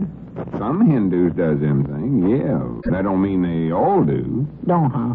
Well, no. Like over here, most everybody you see smokes, but every once in a while you run across a fella that don't use tobacco. Yeah, well, maybe he don't use glass. I don't know. But he ought to have some tricks of some kind if he's a sure enough Hindu. Well, there ain't no doubts about him being a Hindu. He wears a turban on his head and talks that Hindu language, don't he? Yeah, I can't understand a word he says. That Squire can sure rattle it all. Oh, my. Good thing we got somebody like Squire here in town to interpret for him. You reckon where Squire learned to talk that language? In India. India? You heard him telling in here yesterday when that big bunch was in here how he saved the prince's life once and they'd been friends ever since. They was hunting elephants and Squire... Hunting an elephant? Well, that's what he said. Well, how in the world did he ever lose an elephant? Big as air, I don't see how in the world you could lose one of them. He never said they lost them. They was hunting for wild ones. Oh. One of them charged at the prince, and Squire raised his rifle and let him have it right twixt the eyes. The prince? No, the elephant. So him and Squire's been great friends ever since. The elephant? No, the prince. He killed the elephant. Oh, doggy, I keep jumping the track there. I can't keep up with you. I never heard Squire telling no such stories that long. Oh, I reckon you was out on a feast for whenever he's telling all that. Must have been. That's interesting. Oh, you sort of saw everybody's eyes bug out whenever Squire was telling all that. Well... Must have been the truth, though, because the prince was standing right there with his arms folded and shaking his head, agreeing with everything Squire said. Well... That's good advertising for the entertainment down at the schoolhouse, you know. Oh, my, yes, best in the world, yeah. Everybody's talking about it. I'll bound you there'll be 1,000 people down there at the schoolhouse to watch that demonstration whenever he heals my leg. You're going to have to turn them away, Lum. You could fill that building 3 or 4 times. But the trouble is we can't have but one performance. I've just got one broke leg. Well, you could let him heal your leg and for the next show, put the bandages back on there and have him cured up again. Well, that wouldn't work. Wouldn't be honest. You can't cure me 3 or 4 times. After the first time, my leg's well. Well, as far as that goes, your leg ain't broke to start with. Penny, that's right, ain't it? Why, sure. Wait a minute. Why couldn't we get somebody else to get cured first? Somebody else? Well, that little Davis boy's got a broke arm playing football. Piece for him, then empty the house and let another bunch in at the same price and heal somebody else. Aye, doggies, now you're talking business, Yeah, why not think of that quicker? Why, sure, you paid him $500 to come down here. It won't take you long to get your money back that way. No. And it'll be a fine thing for the community, too. Oh, finest in the world, yeah. That is, if we can find enough people around here with broke bones. Yeah, let me see now. Who else is around here? Grandma Masters has got a broke hip and forgot about her. Yeah, that's right. Laid up for nearly a year with it. Oh, that'd be the greatest thing at all if he could cure her. Well, he can do it. He can do her. You just ought to hear some of the stories Squire tells about different ones he's cured. Yeah, I know he's a genius, all right. Let's see, who else is it we could get? Grandma Masters and that little Davis boy, and who else? Well, that's 3 counting you. That's 3 shows, 600 people. Wait a minute, there they come up out there now. Who? Squire and the Prince. Oh, thought you meant Grandma Masters and little Toolie Davis.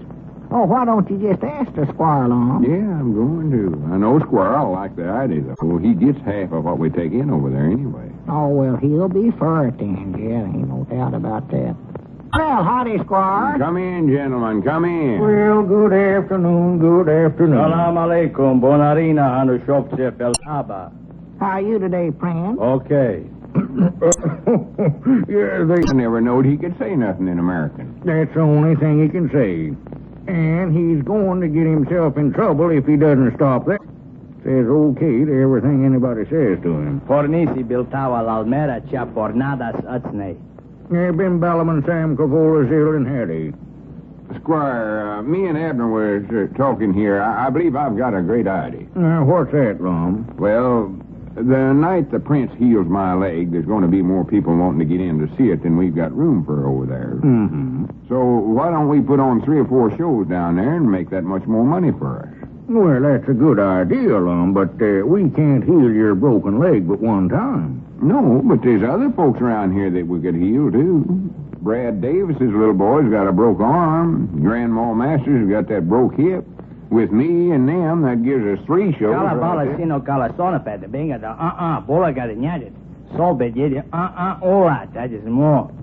Yes, you're right, Prince. Proclamowitz ne hombre. Boretit. Yes, the Prince has a point there. Well, what did he say, Squire? Oh, why, he thinks that, well, because of certain ethics, Lum, well, it's a great mental strain on him to, wait just a minute. Maybe I can talk him into it. Let us step out here on the porch alone. Hey, hola, I'm straight on the porch. On la porchola, Be back just a minute, Lum. Take your time, Squire. I still believe it's a good idea if you can talk him into it. Yeah, this is good right here. Hey, Dope, what are you trying to do? Get me sent up again? You know I can't really heal a broken bone. Oh, tut, Louie, I'll handle it. No, you don't. I'm scrambling out of here. This job's getting too hot for me. I was a chump to let you sell me a bill of goods in the first place. Well, now, wait just a minute, Louie. Now, they don't know it, but that Lum just gave me an idea where we can clean up some real money around this town. Lum is one of the most prominent citizens in town. The minute you demonstrate that cure of yours on him, they're all going to believe in you. Now, we'll make the others pay you a nice sum to heal their broken bones. Hey, what's eating you? You know I couldn't heal a broken bone. I couldn't heal nothing. Well, we don't have to guarantee a cure. We'll just say that you'll try. We'll get the money, divide it between us, and... Shut up. I don't want no part of it. Now, don't you worry. You just let me handle it. All you've got to worry about now is healing Lum. And I know you can do that. His leg isn't really broken. Yeah, but what about this little punk with the busted arm or that old dame with the hip? What do I do if they get up on that platform that night? Yeah, now, don't you worry. I'll see that nobody gets up there but Lum. Now, come on. Let's go on back inside. I've got to tell them that you refuse to do more than one show. Come on. Well, maybe all right, but I don't like it. Yeah, what did he think about the idea, Squire? Well, I never did get a definite answer, Lum. He's still thinking it over. It's a great idea, Lum, but, I'll ask him and find out what he's decided. Yeah, tell him how much good he'll be doing everybody. Oh, yes. Bill Thomas will be that way, do you say? Polnezet filgal bullet. Torresen and Polkan jedet vort. Several boys some hatful baget jedet. Liz Bullion for nazit edit. All bonyadet. Called Gerikov for Siriteri Seret. Polnyade for Nietzsche. Yeah, what did he say, Squire? He said, no.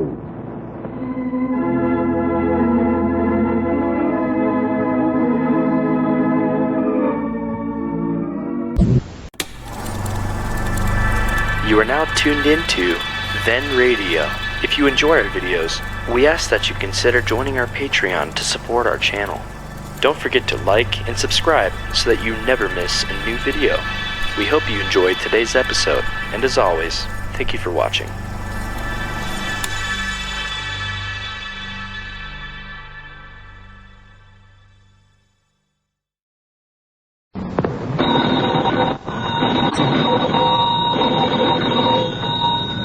Granny's, Abner. I believe that's our ring. I dog it, Lum. I believe you're right. Now, see. Hello, jot 'em down, store. This is Lum and Abner.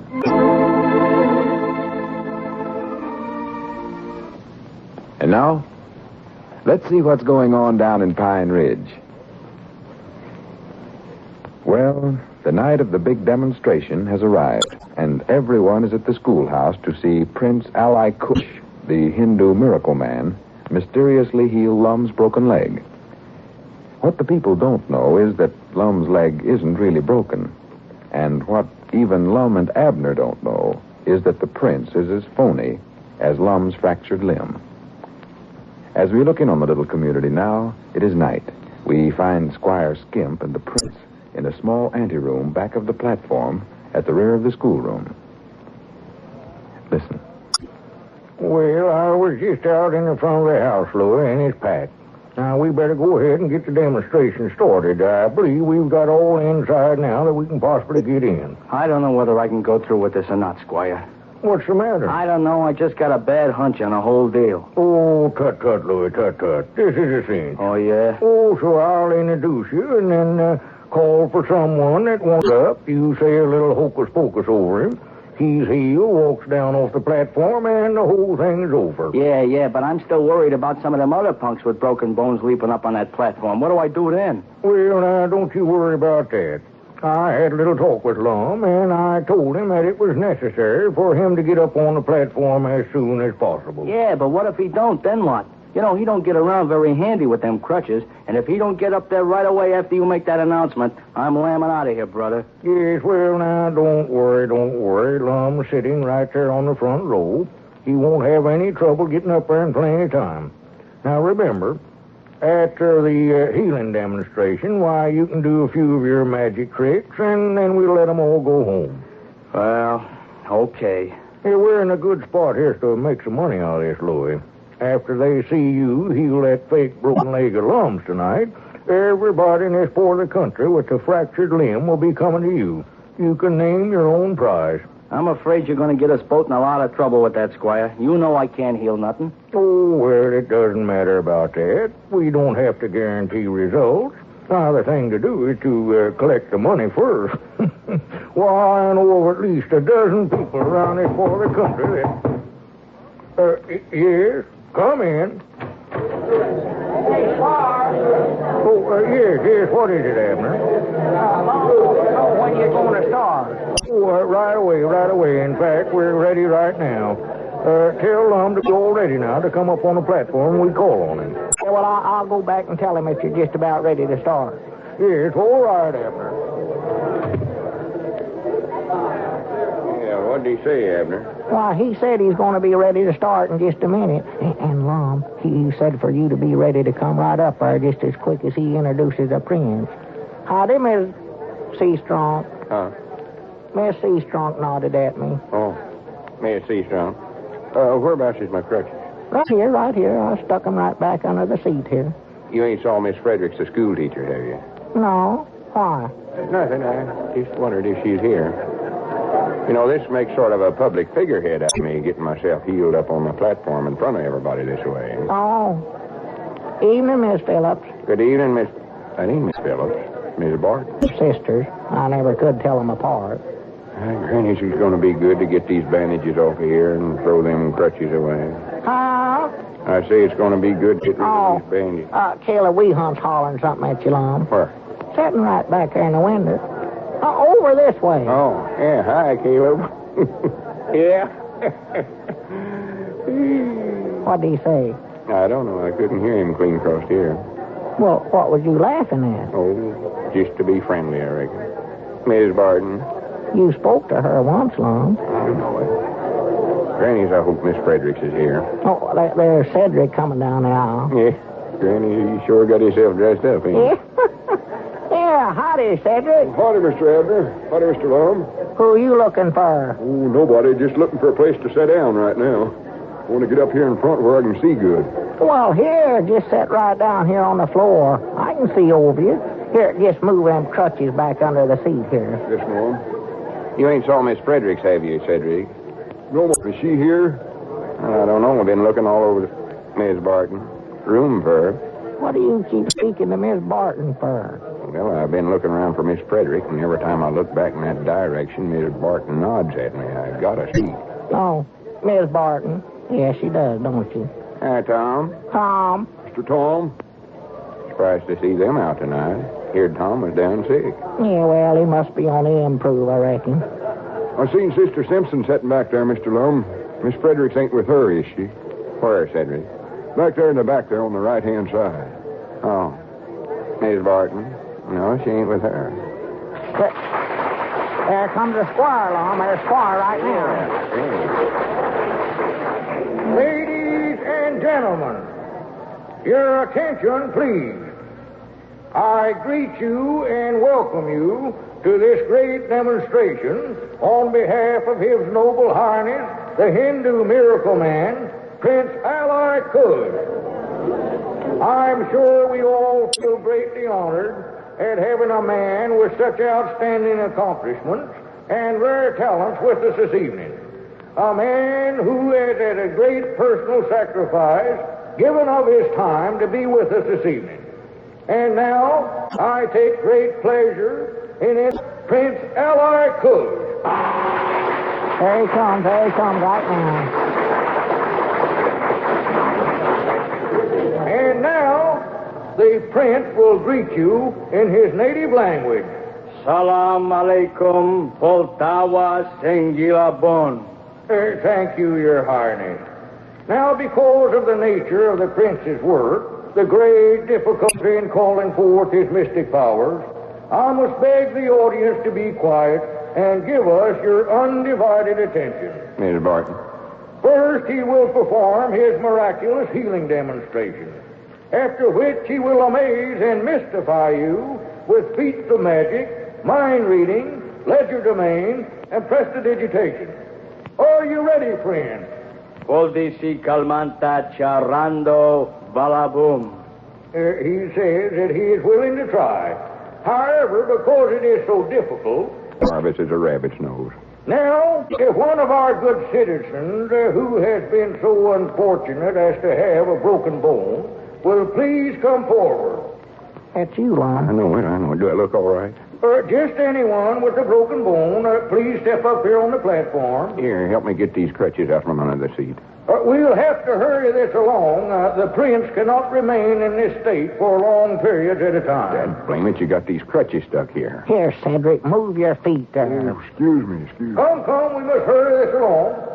Perhaps our good friend, Mr. Edwards, who recently suffered a broken leg, would like to try the prince's healing powers. Well, what's holding this thing down here? Well, hurry up. Get out of the way there. You're going to lose out, Lum. There comes Miss Davis down now, leading that little boy of hers with a busted arm.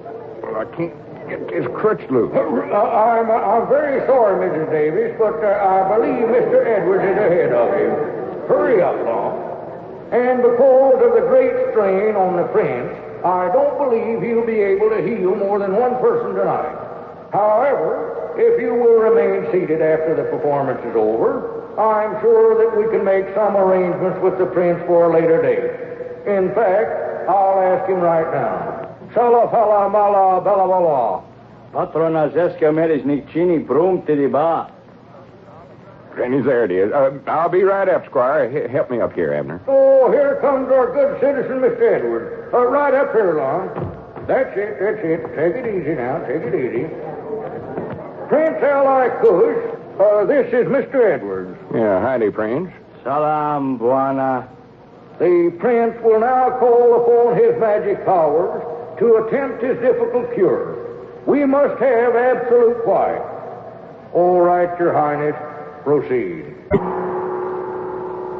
Blawa Sawakawa Ohita Rabindra Nafta Poltamo Solvido Morino Mandino Shanta Ala Yipmanigo Haligazak Krempula Cholpinet Sela Voldidet Prolka Sedepol Imaltel Pombranit Yala Kawa Salamala Simba Folmenet Klambidet. Congratulations, Prince. Ladies and gentlemen, the prince says he has been successful. His great power has not failed him. Lum, You are a well man. Cast aside your crutches and walk. Grannies, I can walk, can't I? Oh, thank you, Prince, thank you. Ladies and gentlemen, you have been privileged to witness a great miracle here this evening. You will observe that Mr. Edwards is walking off the platform, returning to his seat unassisted. Por nada, Lum Pelta. Look out, Lum, look out, watch out there. Watch where you're stepping, Lum. You're going to fall off the platform. Look out. Are you hurt, Lum? Oh, wait a minute. Don't move me. Stand back, everybody. Stand back. Give him air. What's the matter, Lum? What's the matter? It's my leg. I broke it sure as it were.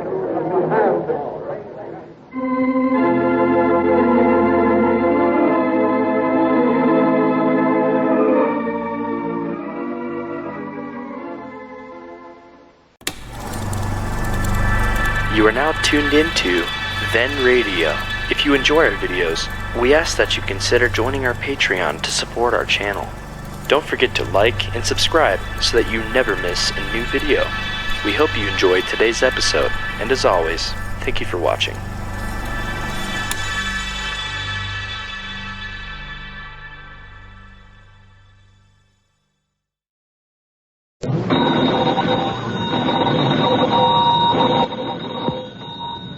Granny's, Abner, I believe that's our ring. Aye, Doggy's Lum, I believe you're right. I'll see. Hello, jot 'em down, store. This is Lum and Abner.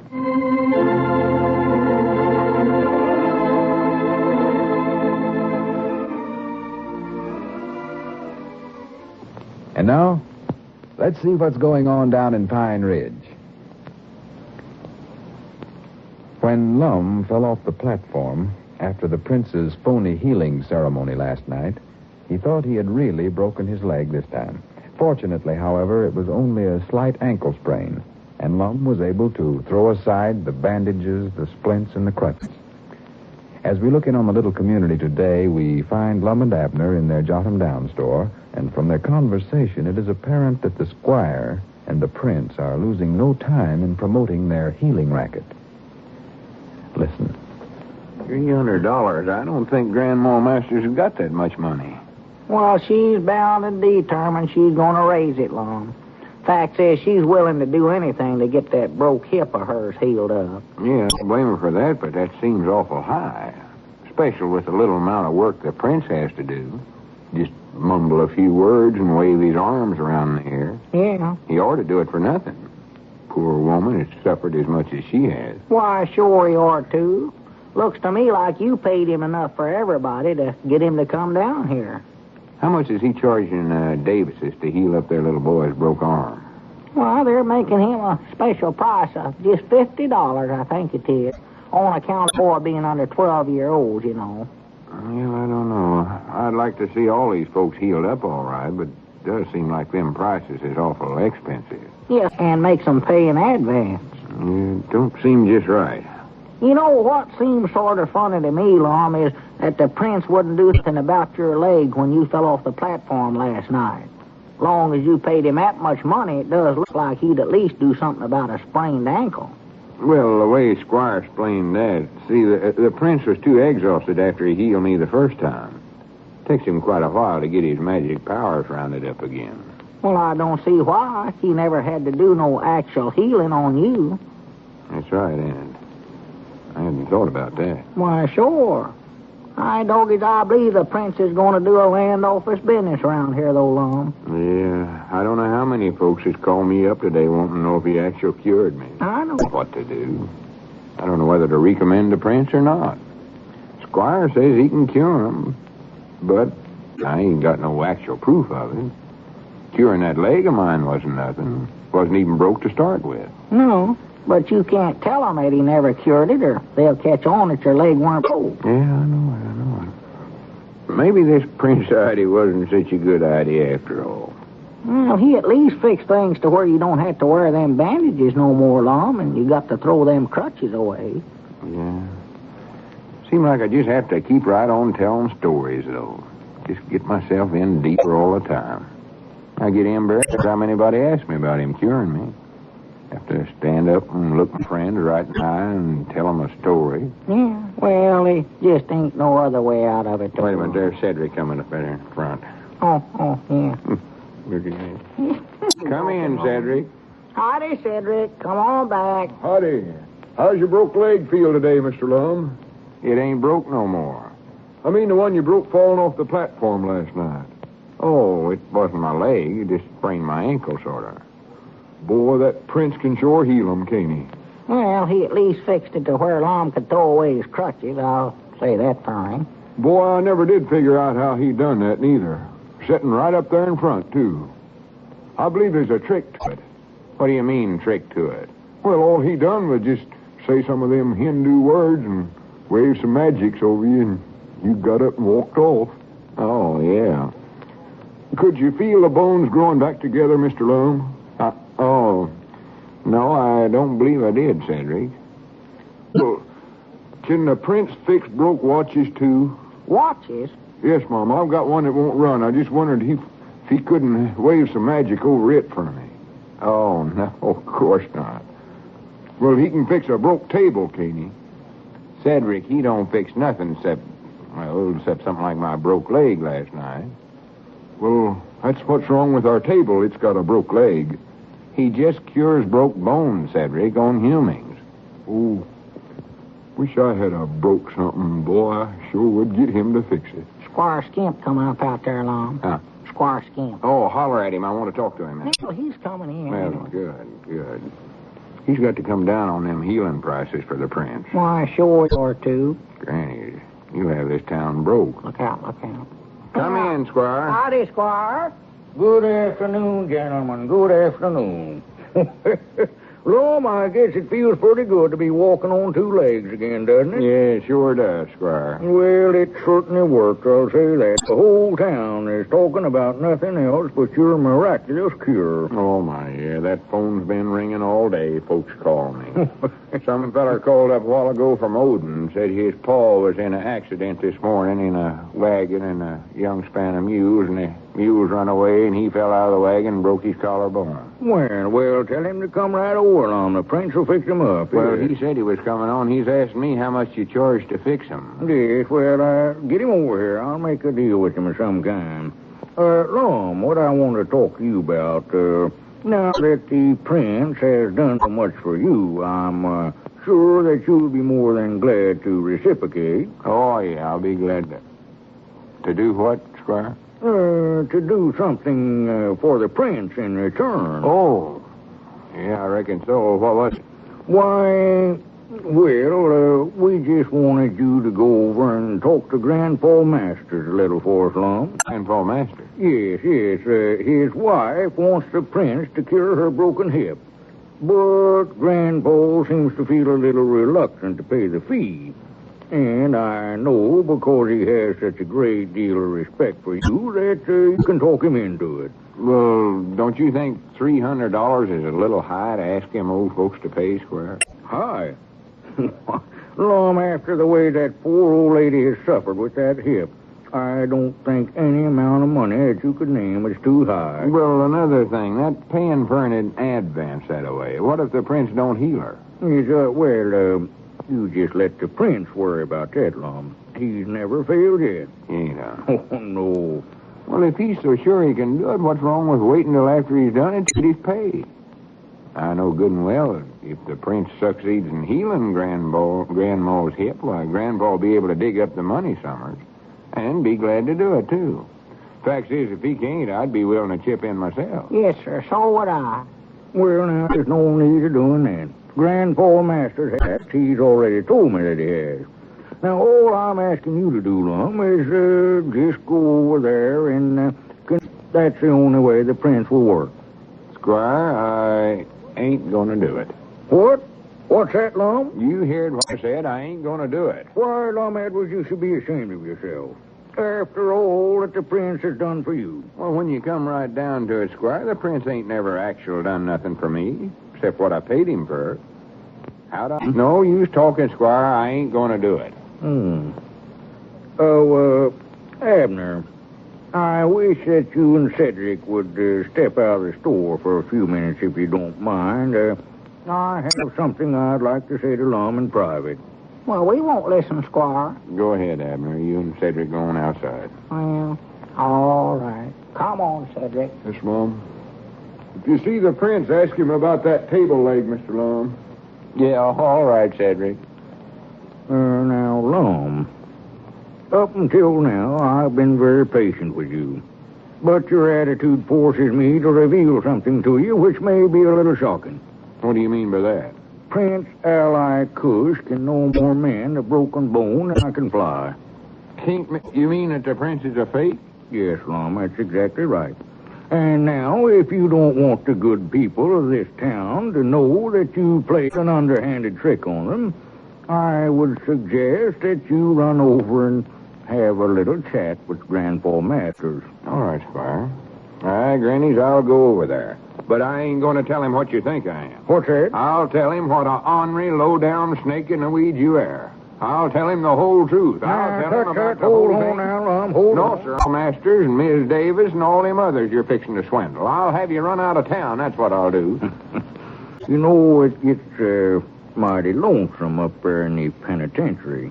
Penitentiary? Yes, you know there's still a little matter about you money under false pretenses. I never taken no money from the insurance company. No?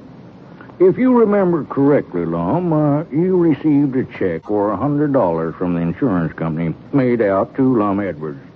You endorsed that check. Yeah, but I never cashed it. I give it back to you. I cashed it, Lum. You cashed it? Yes, I cashed it. You told me you was going to send it back to them. Well, I didn't, Lum, and the check is going in with your endorsement on the back of it.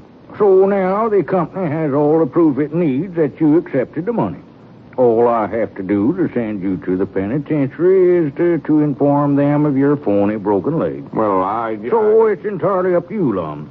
You can either convince Grandpa Masters to pay us the $300, or you can be a noble fellow and tell your friends the truth and spend a few years in the penitentiary.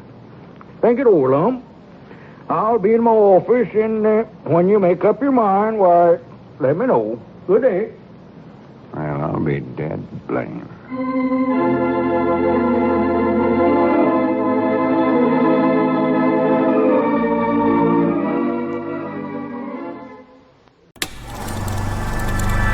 You are now tuned into Then Radio. If you enjoy our videos, we ask that you consider joining our Patreon to support our channel. Don't forget to like and subscribe so that you never miss a new video. We hope you enjoyed today's episode, and as always, thank you for watching.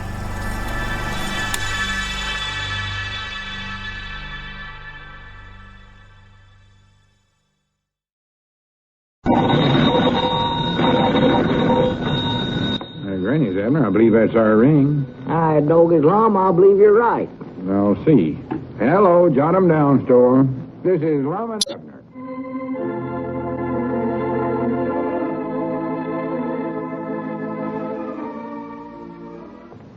And now, let's see what's going on down Pine Ridge.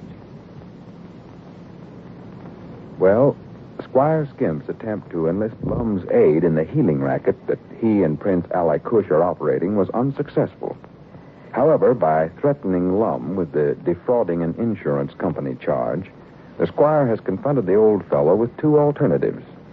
Either to help them get money from intended victims of the racket, or to reveal the fake healing plot and go to the penitentiary on the insurance charge. As we look in on the little community today, we find Abner in the Jot 'em Down store, trying to help Lum make his decision. Listen. Grannies, I don't know what to do. Well, I don't know what to tell you, Lum. Facts is, since you told me the prince is a fake no more. Yeah, I never seen things in such a mix-up in my life. Worst in the world. I know what I ought to do. Or go right over there and warn Grandpa Masters and all these other folks he's been trying to get to let them cure him that he's a fake. Well, you know what the squire said. If you do, he's going to have you sent to the penitentiary for defrauding that insurance company. Yeah, he's the one that ought to go to the penitentiary. Why, sure. Had me send in a claim for a broke leg, and then when they sent the check, I endorsed it and told him to send it back to him and tell him that I didn't want the money, and be dad blamed if he didn't cash it and keep the money himself. Yeah, but you ain't got no proof of that, though, Lum. Long as they got the check back with your name on the back of it, why, they'll think you got the money. Yeah, it looks like the squire's got me any way I jump. Yeah. And I have to stand back and see him and that fake prince cheat everybody in town that's got any broke bones out of their money. Well, they're getting them all lined up. They're going to have another big meeting down at the schoolhouse and heel them all out in public again like they done you. Yeah. Yeah, I know about a half a dozen they got lined up. Has Grandpa Masters turned over the $300 to have Grandma's broke hip healed up yet? No. You know how stubborn that old man is. He says he wants to see it dead first. Well, good. Good for him. I hope he stays with it. But Miss Davis has given the $50 to heal her little boy's arm. Oh, my goodness. And that feller from Olden, that Les Chase, I believe his name was, brung his pa over here with the broke collarbone, paid him some money. He did? Yeah, $100, I think's what he give him. Oh. I tried to get him not to, but he said if an honest feller like Lum Out said he got healed, why, that was good enough for him. Did he say that, your name? That's what he said. And is that just like sticking red-hot irons on me? An honest feller like Lum Out. Aye, Granny, that settles it. I ain't going to stand back and let such as that go on. I'm the most guilty one of the whole bunch. Fact is, I'm the cause of it. My mind's made up. I'm going to tell everybody the whole truth. Well, now, I'd sort of think this over a little first, Lum. No. That penitentiary staring you right in the face. I don't care what's staring me in the face. I'm going to call up Grandpa Masters and tell him, and then I'm going to call Miss Davis and everybody else that's aiming on having the prince cure him and tell him he's a fake. Well, now, wait a minute now, Lum, before you Tell go... him I'm a fake, too. Go home and pack my clothes and head out for Little Rock to the... Why, you in court first, Lum? I don't want to hang around here and wait for no trial. I know they'll find me guilty, so I may as well just have them lock me up and they can try me and send word over there and let them know how long to keep me. Oh, now, you're just getting yourself all excited, No, Lum. I ain't. Well, now, there might be some way out of this. No, sir, my mind's made up, Abner. Quick as I get done calling, I'm going right over to the place and pack my valise. Well, I'd think it over first. I don't much believe you'll like it over in the penitentiary. Uncle Zeke Powell, he got a hearing from his boy that's over there, and he ain't at all satisfied. I don't care. I hope they put me in a dungeon. I'm the cause of this whole trouble. Well, what's Grandpa Masters' ring? I'm going to call him up right now before I change my mind. Well, now, Lum, now, just wait a minute now. What's his ring, Abner? Don't argue with me. Short and a long and a short. Short, long, and short. My mama had me singled out for the President of the United States. Well, Lum, you ain't did nothing unhonest. Hello, Grandpa. This is Lum Out talking. I'll have to pack a valise. Oh, I ain't feeling so good, Grandpa. Hey, get him clothes over there. No, it ain't that. I just got something to tell you. Type it, so. Yeah, I understand that Prince Ally Kush, or whatever he calls himself, is trying to get you to put up some money to cure Grandma's fractured hip. Well, don't do it. No, sir, he's a fake. Yes, he is. He's a fake. Arkansas told him. Oh, he couldn't cure nothing. Why, Squire Skimp told me himself, for one thing. Well, he never cured my leg, though. It weren't broke to start with. Uh-oh. Well, I'll tell you the whole story some other time, but I just wanted to tell you not to pay the prince or Squire, neither one, no money. Well, don't thank me. I'm just as guilty as they are. Yeah, drop by. I'll explain the whole thing to you. Well, he won't be here. He's going to the pen. All right, Grandpa. Not at all, not at all. Goodbye. You oughtn't to have done it, Lum. You oughtn't to have done it. Granny, I feel just 1,000 times better already. Like a big rock had been lifted off my chest. Yeah, but they're able to tell the whole town about it, Lum. I hope they do. That's just what I want them to do. I want the whole town to know it. The whole thing started when I told you to tell Sister Simpson I broke my leg so I didn't have to take her to that party down to the schoolhouse. And if a feller can get in this much trouble over that, it's time to call a halt to it before it gets any worse. Well, I hope you know what you're doing, Lum. And now I can talk to folks without being afeard I'll let something slip. I can stand up and look 'em right straight in the eye. Well, you sure spoiled everything for the squire now, I'll say that for you. He's going to be mad enough to bite whenever he hears you telling it around that the prince is a fake. I don't care how mad he gets. This is the first experience I ever, my last one. I do, too. I just can't understand what enjoyment a feller like Squire Skimp can possibly get out of life living day in and day out lying and cheating. No. Never made a honest dollar in his life, I don't reckon. Oh, never did. Oh, wait a minute. Ain't that the prince coming up out there, Lum? Yeah. Grannies, I'll tell him what I think of him, too. Well, he can't understand you, Lum. You can't speak Hindu. Well, I'll say something to where he'll understand I don't like him. He can understand a fist shook in his face. Well, now, don't start no fight with him now, Lum. He looks pretty mean to me. Yeah, but I ain't scared of him. Feller like that just as lief stick a knife in your back as to look at you. Yeah, here he comes. Yeah, look, smart aleck. Salam alaikum pornisi chalponta. Well, I can't understand that kind of talk, but I'll tell you right now, mister, we ain't got no use for you, and the quicker you get out of this store, the better it's going to suit us. Just a minute now, pal. Don't get excited. Hi, Granny, you can talk. Don't give me that routine. You know I could talk. Squire told me about wising you up. He told me you was a fake bone healer, but he never told me you could talk our language. Well, it don't make no difference now anyway. I thought I might drop over and have a little chat with you. Well, I ain't interested in nothing you've got to say. No, sir. Trying to cheat folks out of their money. You ought to be horsewhipped and run out of town. Now, don't get yourself all waked up, Grandpa. I come over here for a nice, friendly little talk. Well, we don't Be want... quiet, Abner. Yeah, sensible about this little business deal of ours. If you've got something to say to me, hurry up and say it. Now, take it easy. Take it easy. Relax, chum. Relax. I don't like this racket no better than you do, see? But a racket's a racket. And while money better comes along... Now, as I see it, pal, we're all in this thing together. And we're all in deep. Plenty deep. So why don't you get wise to yourself and put the screws on some of these busted bone buddies of yours around here? Have them cough up a little and give you a nice little cut out of it, Edwards. Get out of here. Get out of here, Dad blame it. Don't come around here trying to bribe me into helping you swindle poor old women and children. Don't Just give get me on that out of sob here. stuff. You was the guy that got me to come down here and put over this fake healing racket in the first place. Yeah, but I never knowed it was going to lead into nothing like this. Well, you're in it now, buddy. And you're in too deep to back out.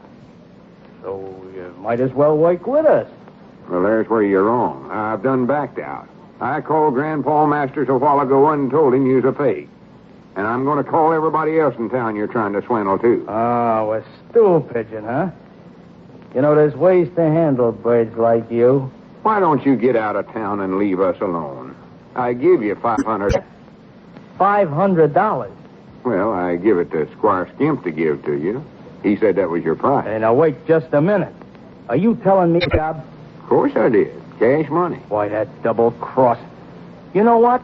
He only promised me $100, and I only got 50 of that. Why, that double dealing, no good chiseling. You know what? That Squire Skimp is crooked.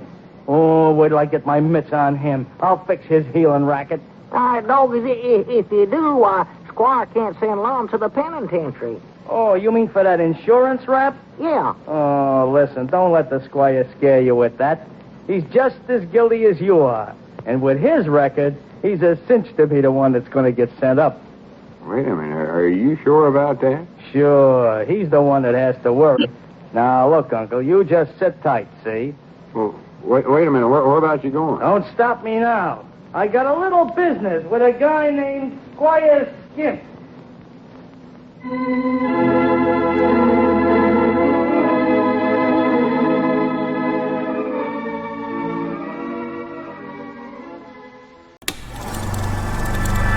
You are now tuned into Then Radio. If you enjoy our videos, we ask that you consider joining our Patreon to support our channel. Don't forget to like and subscribe so that you never miss a new video. We hope you enjoyed today's episode, and as always, thank you for watching.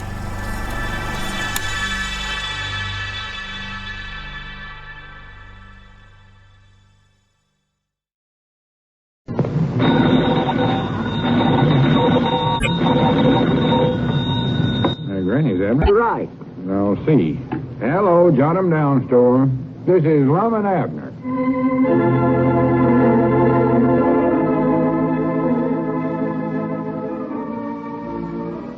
Yeah, Granny's, I can't wait to hear how the prince and the squire come out. Well, as mad as the prince was when he found out Squire's trying to beat him out of $400, I wouldn't be surprised to hear a shooting taking place, Lum. Oh, he was mad when he left out of here.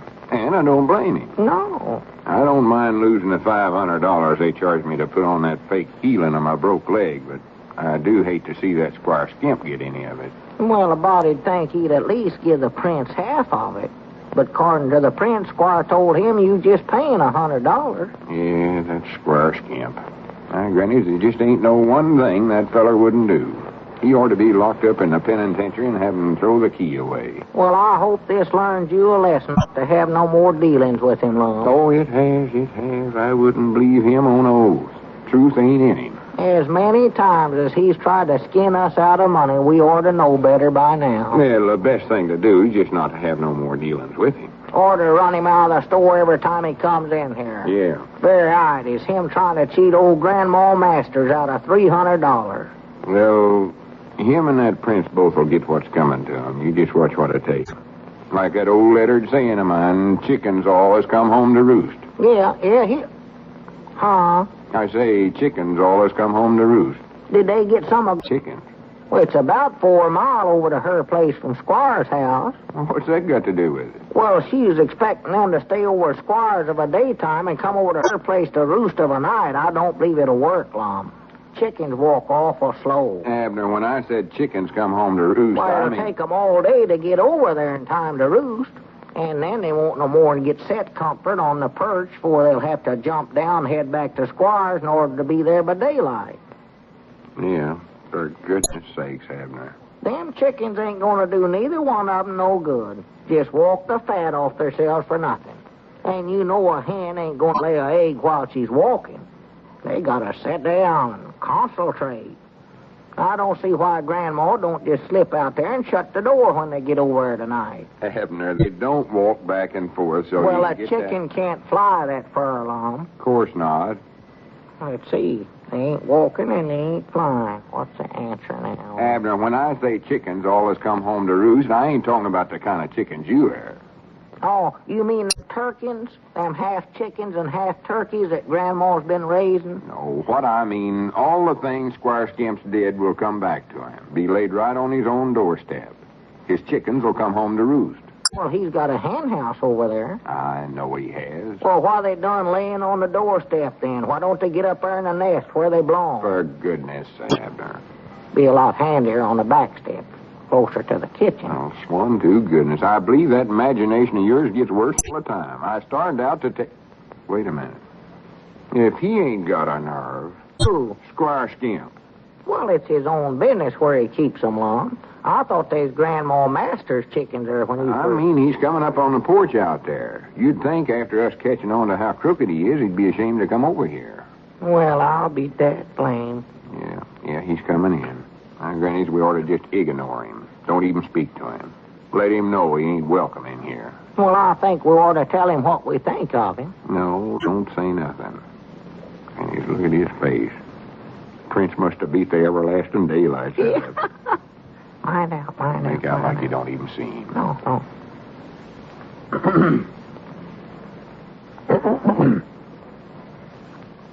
Lum, Abner, gentlemen, I know exactly how you must feel, and I don't blame you. I stand before you with deep humility, a humble man. I don't ask forgiveness. I only ask that you suspend judgment until you've given me a chance to explain. What happened to your face?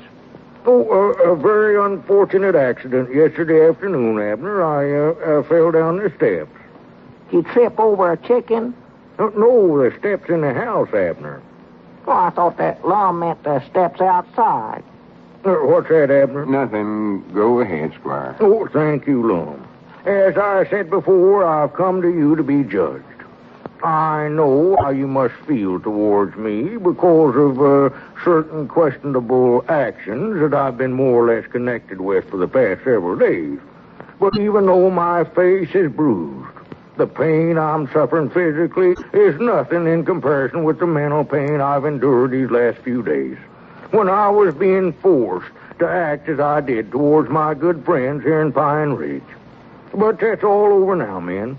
I can speak freely. now that I've cast aside the shackles that bound me to the will of that despicable criminal who has cast a blight upon our little community. You mean the prince? Shut up, Abner. Let him talk. Yes, at last I reached the point where I refuse to be his tool any longer. And at great danger to myself, I ran him out of town. I'm happy to say we are now rid of him. No longer will he be allowed to prey on the innocent people of our little city on the pretense of healing broken bones. I don't believe I understand all this, Squire. Of course you don't, Abner, and I don't blame you. In fact, I'm going to have a difficult time making all my good friends understand the true facts of the case. But as soon as I discovered... When you sent for him? Well, of course not. When I knew Louis, or the prince, he was a legitimate bone healer.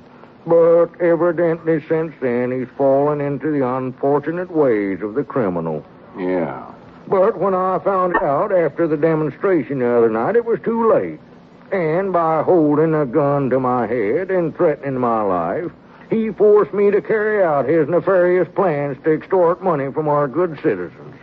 Oh, the mental tortures I've suffered. No one will ever know. What about me giving you that $500 and you telling the prince? Oh, the mental tortures I've suffered. I don't even like to talk about it. No, I guess not. Several times I refused to carry out his fiendish plans, but he threatened to expose your fake broken leg, Lum. So naturally, I had to carry on to protect my good friend. Did he sure enough do that? Yes, it evolved to the point that I had to either protect the good citizens of this community or expose you, my best friend.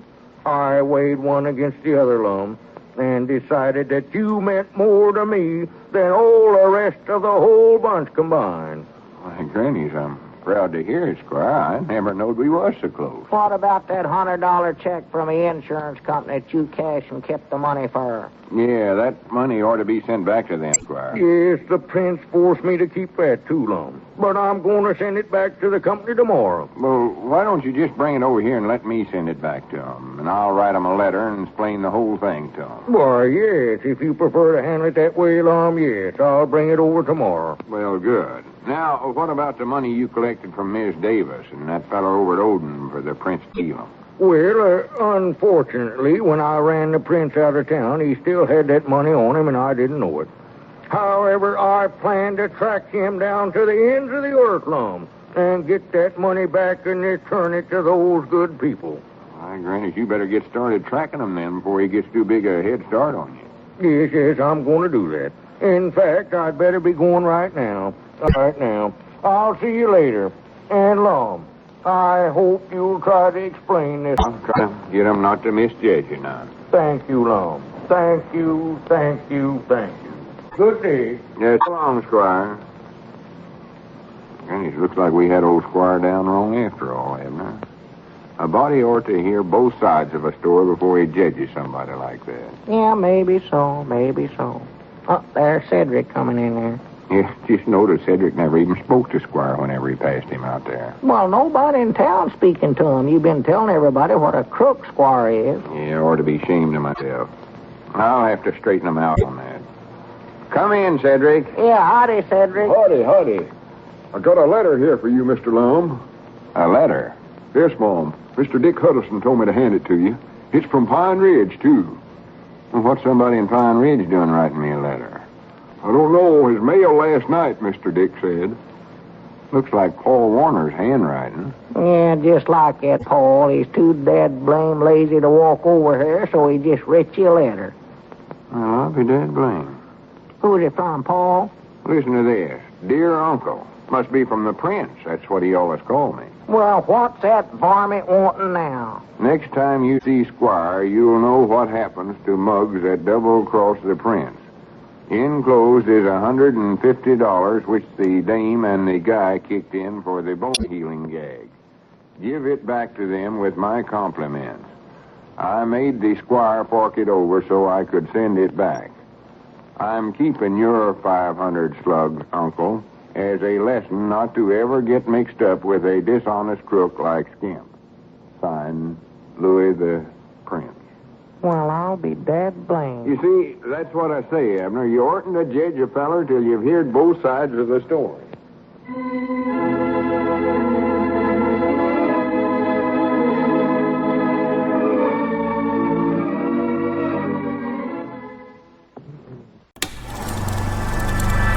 You are now tuned into Then Radio. If you enjoy our videos, we ask that you consider joining our Patreon to support our channel. Don't forget to like and subscribe so that you never miss a new video. We hope you enjoyed today's episode, and as always, thank you for watching.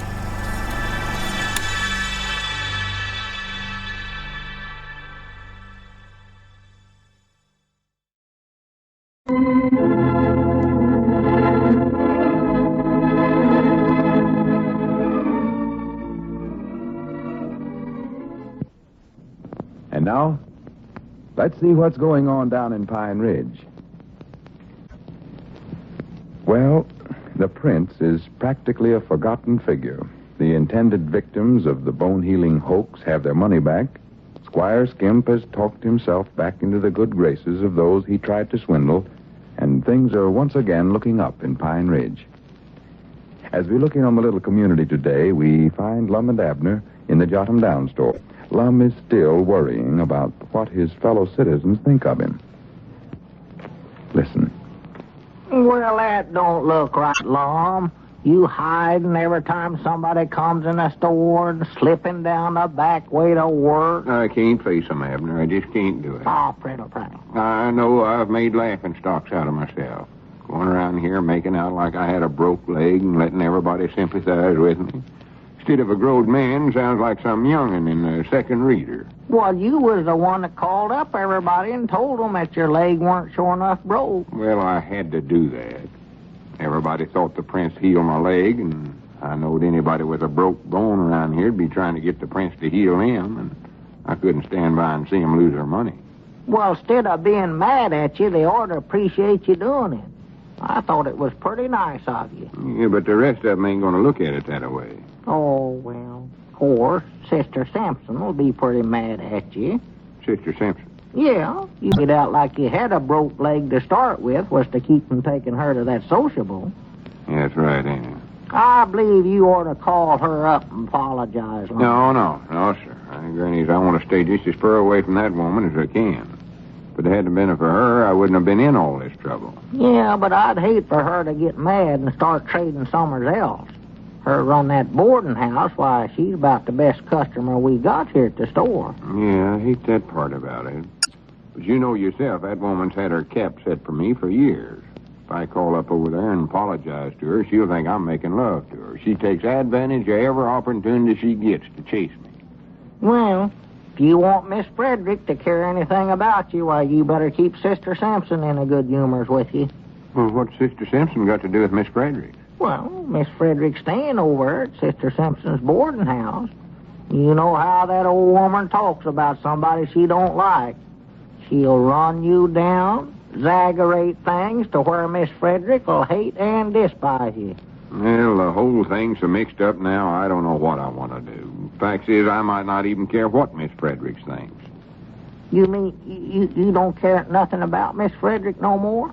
Well, I don't know. Granny, I might be a woman hater. I don't know. You might, huh? Looks like they caused me all my trouble. I think I'm a lone wolf. You are? If it means what I think it does, I am. Well, I don't know what it means myself. Well, it's a fella that sort of lives by himself, don't have nothing to do with nobody. Dependent sort of a feller. Yeah. Well, sir, I was in hopes that you and a school teacher'd sort of hit it off together, Lum. Maybe jump the broomstick. No, that's all off now. I know she must think I'm awful. Terrible. Here I walked to school with her 3 or 4 times on them crutches, and her sympathized with me over my broke leg. Now she finds out it was all a fake. She won't want to have nothing more to do with me. Well, I still think you ought to get married, though, Lum. If you think you and Miss Fredericks is busted up, why, you ought to find somebody else to get in her. Oh, I don't know. You'll have to do your own picking out. What about the widow Abernathy? Ah, for goodness sakes. Her and that passel of youngins. Let's see. How about Ezra Seastrunk's old maid sister? I know Ezra'd like to get shut of her, and she's a good cook. Desdemona? Yes, sir. Ah, no, sir. Too old. Too old? She's younger than Ezra, and you and him's about the same age. Too old. Well, how old do you think you are, anyway? You've looked at them pictures of yourself you got over at the place as took about 25 years ago, and you forget that you've got older since then. I don't look as old as Ezra and his sister, I know that. They're old enough to be one another's grandma. Have you took a good look at yourself lately in a looking glass? Well, yeah, but you can't tell nothing about that. Can't tell nothing about it. I wouldn't go by that mirror I've got over at my place for nothing. It ain't made right some way or other. Well, I look at it one way and I got a big lantern jaw on me, and then I look at it another way to scare the daylights out of me. I look in there and one of my eyes would be about 4 times as big as the other. And I found out I could move a little and my nose would get big. You know that ain't right. No, your eyes is about the same size, all right. They're mates, ain't no doubt about that. Or one of them is, anyway. Oh, sure, it's just the mirror. I know that. Let's see now, who else could you marry around here? I ain't trying to get married, Abner. I told you I'm a lone wolf. Well, it just don't look right, Lum. You over at your place, milking them cows, chopping the wood, doing a woman's work. It just ain't right. Well, I went too long now to change, Abner. You've been trying to get me married off ever since I've knowed you. I ain't trying to get you married off. It's your business, I don't care. If you want to be a lone fox, be one. Whoa. Well, whatever kind of animal you said you was going to be. If you want to hate women, hate them, I don't Well, I ain't going to hate them. I just ain't going to have nothing to do with them, so. It's a shame myself over this broken leg business. I got to do something to where folks will get to know the real Lum Eddard. The real Lum Eddard? I've been a Dr. Jekyll and Hyde. Who? I've been 2 fellers. Have you down here at the store? Yeah, I've been one feller around you, and then when I went out... Who? Well, it was me, but at the same time, it was another feller. Somebody that was unhonest, going around and telling stories, going around like his leg was broke when it wasn't. Well, that was you, Lum. I seen you. No, it wasn't. Not the real me. Well, what do you know about that? You ain't got a ghost, have you? A ghost? I ain't even dead. Well, what is this thing that's going around making out like it's you, then? It is me. It's you making out like it's you? Well, I don't know how to explain it to you, Abner, but didn't you never feel like you was 2 different people? Of course not. Well, I have. There's the real me, and then there's another somebody inside of me that makes me do things that ain't like me. Well, I do know. Well, couldn't you have it took out of you? Took out? It's in my brain, Abner. I've got what you call a do-all personalities. Well, can you tell when this other feller's making you do something? No, not right at first. He got me talked into it before I know what I'm doing, hardly. Well, I'd find out first who was telling me to do things before I done them. If it's that other something, why, I'd just set my foot down, not do it. He's liable to get you in some serious trouble on. I know it. That's what I've got to watch close. Well, which one of you is doing the talking now? You mean right now? Yeah, right now. Oh, this is the real me talking now. Well, good. I don't want to have no dealings with that other feller. If he ever starts talking, Lum, I wish you'd wink at me or something so I won't pay no attention to him. That must have been that other feller that bought them 6 gross of plow points that we've had back there for about 5 years. It won't fit none of the plows in this part of the country. Must have been. Well, I thought undoubtedly you had more sense than that. All them women's hats we got over on the dry goods side, I doggies, I bound you, he bought them, too. Well, I wouldn't want to lay everything on him. You still don't quite understand it. It's me, all right, and still, on the other hand, it ain't. Well, I wish you'd quit letting him do any of the buying around here, Lum. He's going to break us. Oh, I don't know as I've made such bad buys. Well, it ain't you, it's him. Like letting that no-good Oscar Fields have $20 worth of stuff on a credit the other day. Anybody with just half cents would know we'll never collect it. Well, now, don't go too far with your remarks. That's me you're talking about. No, it ain't. It's that other feller, whatever his name is. It was me that let Oscar Fields have that stuff on a... I know who it is now. I Why, Doggy, this explained a lot of crazy things to me that's been happening around here. Wait a minute. Are you insinuating that I don't know nothing about running this Wait a business? minute, that's our ring, I believe, Lum. I'll get it. Glad to find out about that young feller. Hello, Jot 'em Down store. Lum Ed'ard's doing the talking. Oh, good. I'm glad it ain't that other somebody. Who?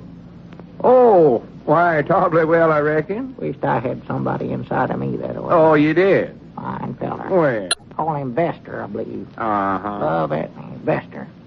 Admire me. Say, good morning, Vest. How are you? Oh, well, I never done nothing to speak of. Say, I don't know. What difference make, Abner?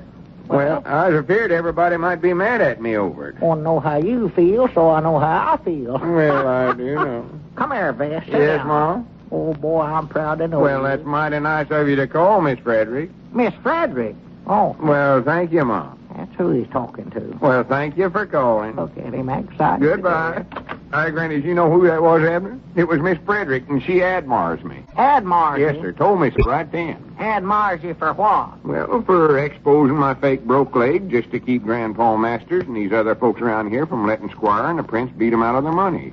She says I'm a hero. Well, Hi, Granny, she might be right about it, too. I never had thought about it just that way. well, what are you getting so excited about? I thought you weren't going to have nothing more to do with women folk. I ain't going to have nothing more to do with 'em, and I ain't excited neither. Well, you better not try to walk too far away from that telephone then. Huh? Well, maybe you ain't excited, Lum, but I never seen you do that before. Do what? When you got done talking to Miss Frederick just now, instead of hanging up a receiver there, why, you put it in your coat pocket. Well, I'll be dead blamed. Must have been that other you.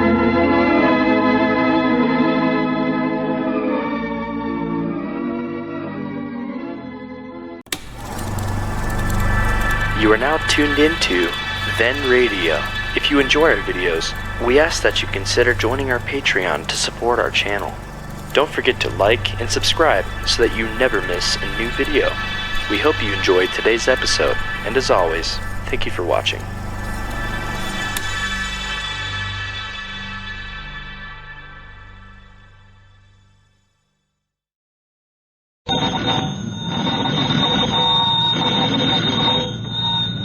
Granny's, Abner. I believe that's our ring. Aye, Doggy's Lum, I believe you're right. I'll see. Hello, Jot 'em Down store. This is Lum and Abner.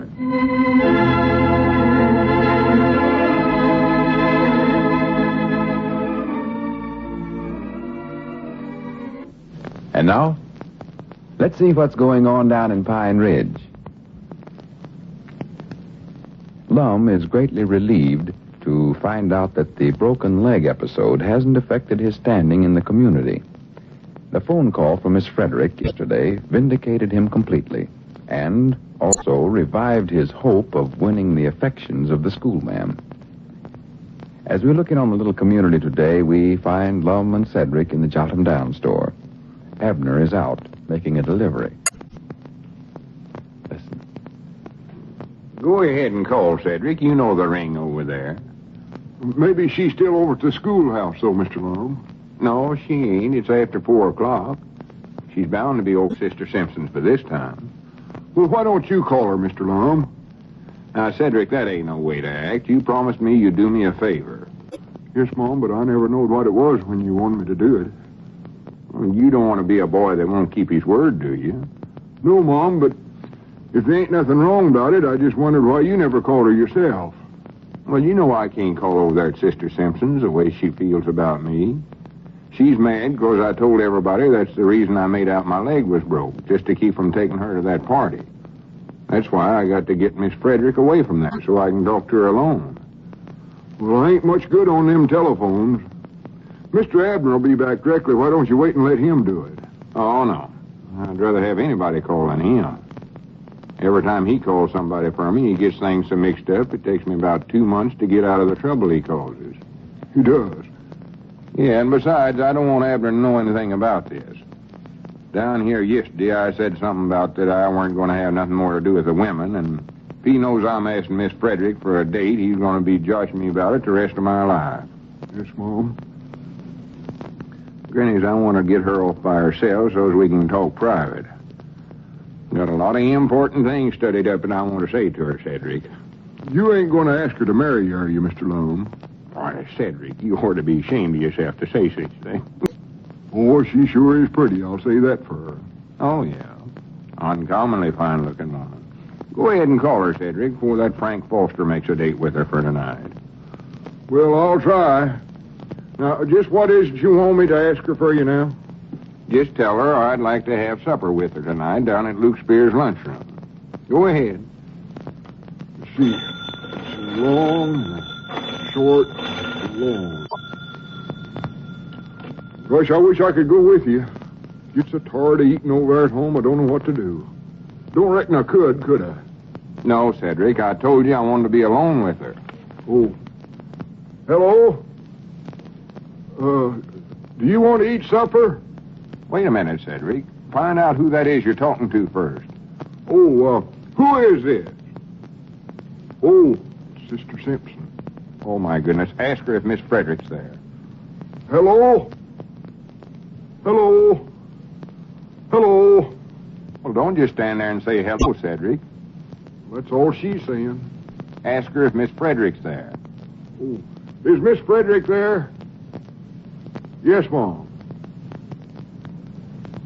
Okay. She says she'll call her to the phone. Granny, you almost got me into it again there, Cedric.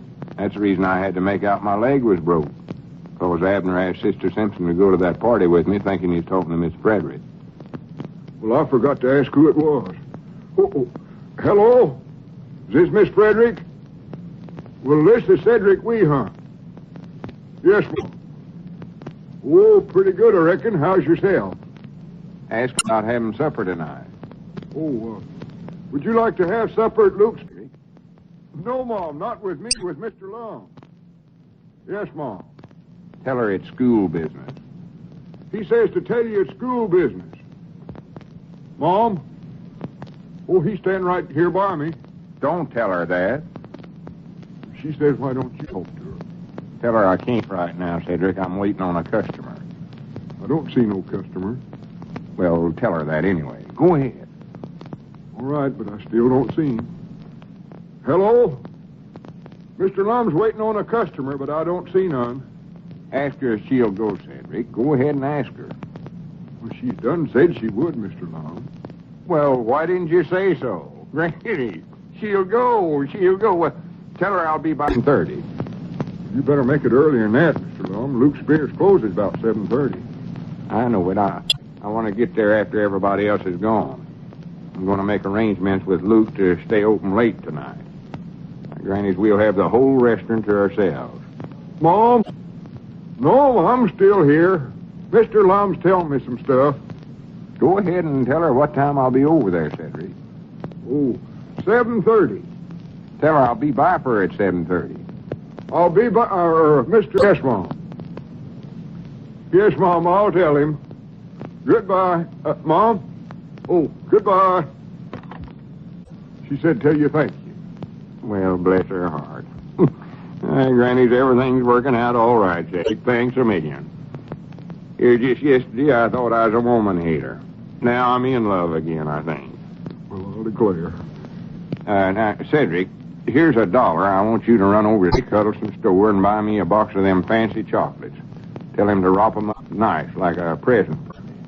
Yes, Mom. Bring them back over here, and quick as Abner gets back, I'll run over home, put on my Sunday suit, and dress myself up a little. Well, there's Mr. Abner coming up there now. Him and Mr. Grandpap. Oh, well, good. Well, run on now, Cedric, and don't you breathe a word of this to nobody, what I'm going to do. No, Mom, I ain't. And another thing, go by Luke Spear's lunchroom and tell him I want him to stay open late tonight till at least 8 o'clock, and tell him to fix 2 nice suppers for us, them nicest ones of his, them 35-cent ones. Yes, Mom, I'll tell him. Some kind of a surprise you're getting up. Oh, I ain't going to tell him nothing. I'll see you directly. All right, but hurry. Well, howdy, Cedric. Where are you going in such a rush? Oh, I'm going, no place, just hurrying. Doggies, you'd run over a feller. Gentlemen. How are you today, Grandpap? Oh, pretty good, Lum, I reckon. Hey, what you in such a good humor's about? Got a grin on your face there like the cat that swallowed a canary bird. Oh, something I can't tell, fellers. Abner, if you're going to be here for a few minutes, I believe I'll run over to the place and tend a little something. What? Oh, never mind. I'll be back directly. Why don't you and Grandpap sit down there and play a game of checkers? Why, sure, I'll play him. Won't play my best, give him a better chance. Sassafras. Never see the day you can beat me, Abner Peabody. All right, doggies, get the board out. Get it out. I'll see you after a while. All right, Lum. Hurry up, Grandpap. I reckon what's eating on him? Huh? As long as I've knowed Lum, I've been coming down to the store here. This is the first time he's ever suggested me and you play checkers. Yeah, he's generally raising Cain with us for doing it. All right, doggies, there's something curious going on here, Grandpap. You know what? Cedric rushing out of here a while ago in a big hurry, and now Lum leaving and won't say where he's going. Something curious, something mighty curious. Well, here, if we're going to play, which ones you want, the red ones or the black ones? Oh, I don't care. Help yourself. Take some and leave some. Doggies, they're up to something. Yeah, they did act sort of suspicious. Who's going to move first, me or you? Oh, I don't care, Grandpap. Suit yourself. Well, here, Abner, pay attention to the game if you're going to play. Don't want to play if you're going to sit there and gaze out the front door. Well, I'm studying here. Doggies, there's something going on here, and I want to know what it is. One, Abner, you got more curiosities than a cat. Well, I There's no just woman. want to know what's going on, that's all. There's something... Wait a minute. There comes Cedric back again. Doggies, I'll make him tell me what's going on around here. Oh, for goodness sakes, Abner, go ahead and play. Just a minute now. Hold your horses. Just a minute. Come in, Cedric. Oh, whereabouts is Mr. Lum? Well, he went over to his place for a few minutes. What are you and him up to anyway, Cedric? Well, we ain't up to nothing, I don't think. What's that you got in your hand there? Oh, it's a something for Mr. Lum. It's a surprise. A surprise? Yes, Mom, I can't tell you what it is. But when he gets back, tell him I left a box of candy here on the counter here for him. A box of candy? Oh, all right, Cedric. Tell him I went over to see Luke Spears, and he said tell him supper would be all ready for him at 8 o'clock. Well, what's Lum doing eating over at Luke Spears'? Oh, I can't tell you that neither. That's another surprise. Don't forget to tell him, though. All right. Yeah. See there, Grandpap? I told you something's going on around here. Yeah, what's Cedric doing bringing Lum a box of candy, reckon? I don't know. It ain't Lum's birthday, is it? Why, no. All right, doggies, wait a minute. He has got a birthday sometime in the fall. About this time of year, too. Yeah, that's just about what it is. I never know exactly when it was. He's sort of secret about it. Yeah. Don't want folks to know how old he is. Oh, he's awful touchy about that. Yeah, that's it, though. That's it. It's Lum's birthday. Instead of eating at home, while he's going over to Luke Spears' for supper, sort of celebrating. Well, now, we oughtn't to let him eat down there by himself, Abner. Why, no, ought not. I'll tell you what, Grandpap. It'll just tickle him to death, too. We'll have a surprise birthday party for him. Party? Yes, and about 10 of his best friends around here. And doggies, we'll just be waiting for him down there at Luke's lunchroom and surprise him. Well, that's good. Don't call no women folks now. Just have it for me. Oh, yeah, that's a good idea. Let me get to that telephone. Doggies, we found it out on him. I'll call Luke right now and tell him to set 10 more plates. We ain't gonna let old Lum be by himself tonight, not on his birthday.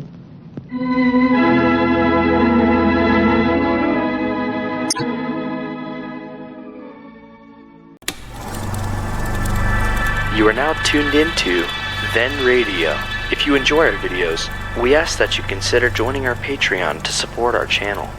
Don't forget to like and subscribe so that you never miss a new video. We hope you enjoyed today's episode, and as always, thank you for watching.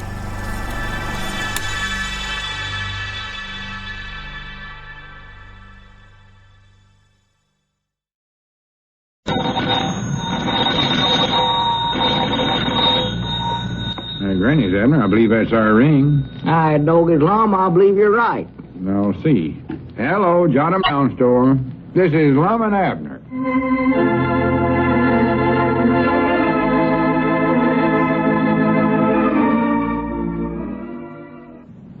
And now, Let's see what's going on down in Pine Ridge. Well, Lum's plans to have a quiet little supper with Miss Fredericks, the new schoolteacher in Pine Ridge, the other night, were ruined when Abner and Grandpappy Spears, thinking it was Lum's birthday, got up a big stag dinner for him. Since then, relations between the two old partners have been a bit strained. As we look in on the little community today, we find Abner in the Jot 'em Down store still trying to patch up things with Lum. Listen. Well, Lum, I've told you 1,000 times I'm sorry. I don't know what more I can say about it. Well, let it go. It's done over now. Well, if you want my opinions of it, I thought it sort of nice of us to give you a surprise on your birthday that way. I told you it weren't my birthday, Abner. I never was so embarrassed in my life when I walked in that restaurant with Miss Fredericks and all you fellers jumped up and started singing happy birthday to you and hollering surprise, surprise, and that stuff. Well, it was a surprise, wasn't it? Miss Fredericks looked awful surprised, I'll say that. Well, that weren't surprise on her face. That was embarrassment. While she never said nothing, I know she must have been awful embarrassed, all them men down there and her the only woman there. Yeah. And I know she figured I'd put up to it, too. Granny's, I doubt if I ever get her to go out with me again. Oh, well, now, I wouldn't feel that way about it. She'll get over it. And I planned all day how I could get to be alone with her so we could sit there and have supper by ourselves. Even had Luke Spears stay open an hour late so as I'd be sure there weren't nobody else there. Well, you can take her over some other time. Luke will stay open late any night you tell him to do it. What's wrong with tonight? Take her over there tonight. It's a school night tonight. She don't go out during the week teaching school that way. Oh, yeah, that's right, ain't it? Well, why didn't you take her over there Saturday night or Sunday? Well, she always goes to the county seat on Saturday. County seat? Yeah, studies there at the library. And Sunday, that dad-blame Frank Foster had a date with her to go Kodaking. Well, what's a school teacher doing studying at the library? She's studying for her M.A., she says. Her M.A.? Yeah. Well, why don't you let her more study for herself? Her M.A., I said. But you don't have to spell things out to me, Lum. I ain't spelling things out to you. That's what they call it. I've heard of mamas helping children with their lessons, but I never heard of a young'un helping her mama before. Yeah, but that M.A. means some kind of a degree you get for graduating from college. Well, now, be honest, Lum. Don't you think her mama's a little old to be going to college? Here she is sitting in a class with a bunch of young'uns, and her own daughter's teaching school. Doggy, that's funny. I'm trying to explain to you I reckon why she wants to go to school at her age, Lum. Will you hush up for a minute and give me a chance to explain this to you? Go ahead. Studying for a M.A. means studying for... Like you get over at the lodge? No. She might as well give that up right now, Lum. I don't care how many colleges she graduates from, they'll never take her into the lodge. They don't take women in the lodge, and you know it. Of course I know it. This ain't got nothing to do with her mama. It's Miss Fredericks herself, and she Well, they won't take her in neither. They won't take her, and they won't take her mama. You might as well tell her before they go any further. Abner, they don't want to get in the lodge. Well, they can't take one of them lodge degrees without joining. That's secret stuff, there, Lum. We got rules in that lodge that says no women... I know the rules of the lodge. Well, reckon how long it'll take her mama to graduate. For goodness sakes. Haven't you got that straight yet? Let's just forget about her mama. Forget about her? Oh, well, you can't do that, Lum. Why, she's going to be your mother-in-law. You want to get on the good side of her. That's a thing for you to do at the first time you see her. Just tell her that you think an awful lot of her. You don't want to leave that poor old woman sitting in there at the library all by herself. More like they don't know a soul in there.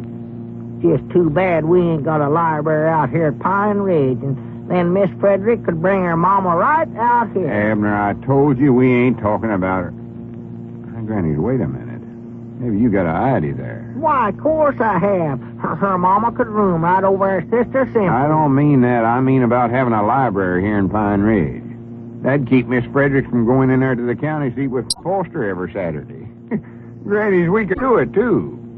Get a bunch of books and get a long table with a green lamp on it and some chairs around it, and Miss Fredericks could sit right there at the table. We could do it, I tell you, Abner. Aye, Doggett, that's a good idea. I'll tell you what I'll do. Just to make up for the other night, I'll get Elizabeth to do the cooking for you. Cooking? Yeah. Ain't that what you want the table for? So you and Miss Frederick can have a nice, quiet supper with just her mama alone? Of course not. I just want the well, table now, to read it won't on. be no trouble for Elizabeth, Lum. I know she'd be tickled to death to do it for you. Well, that's mighty nice of her. I appreciate it, Doggett, but I'll just call her up right Abner, now. sit back down there. Now, leave that telephone alone. Huh? Let me talk to you a minute. I want to get this straight in your head. Oh, once yeah. and for all. I better find out what you want to eat first. I tell you, Lum, you ought to get Elizabeth to cook one of them chocolate pies of hers. I don't want no chocolate pie. All I want wait a is- minute. Don't say a word. Let me get a pencil and paper now, and I'll set this stuff down so that I won't forget it. No chocolate pie. Put that for her. Abner, we just want to Well, study. That's all right now. There ain't no hurry. You just go right ahead and study about it as long as you want to, Lum. When you make up your mind what you want, why, just let me know and I'll set it down here. Another thing, Lum, Elizabeth fries chicken awful good. I believe Miss Frederick would like that. I'll be dead blame. You get something in your head and a body couldn't jar it out with a stick of dynamite. What do you think I'm getting all them books in the store here for? I don't know. Let's see. I'll tell you what you could do with them, old Lum. You could put in a library. We ain't got none here in Pine Ridge. A library? Yes, sir. What do you think I've been talking about all this time? Well, I don't know, but I believe that library idea's a good one, even if I did think of it. Well, I'll swung too good. See, another thing, Lum. That way, why, Miss Frederick wouldn't have to run into the county seat every Saturday, and she wouldn't get to be a Frank Foster. That's just exactly what I've been talking about all this time. What you been? Oh, why, I know you weren't, Lum. You was talking about getting Elizabeth down here to collect. Let it go, let it go. We can put in a free public library right here in the store. Why, sure we can. Get a bunch of books and take all them canned goods out of the shelves on the first side there and put the books right in there and pass out some cards. Get everybody in town to bring all the books they got at home they ain't using. Oh, it'd be the finest thing in the world. You know, there's a lot of these children around here. Their folks ain't got the money to buy books for them, and they could just come down here and read all them books for nothing. Oh, Yes, it'd be the finest thing at all, and get some signs around that says silence, please. You gotta have them in the library. You do, huh? Oh, yeah. All right, doggies, we'll get some in. Make it a first class, and that's what I want to have. This'll make a good impression on Miss Fredericks, too.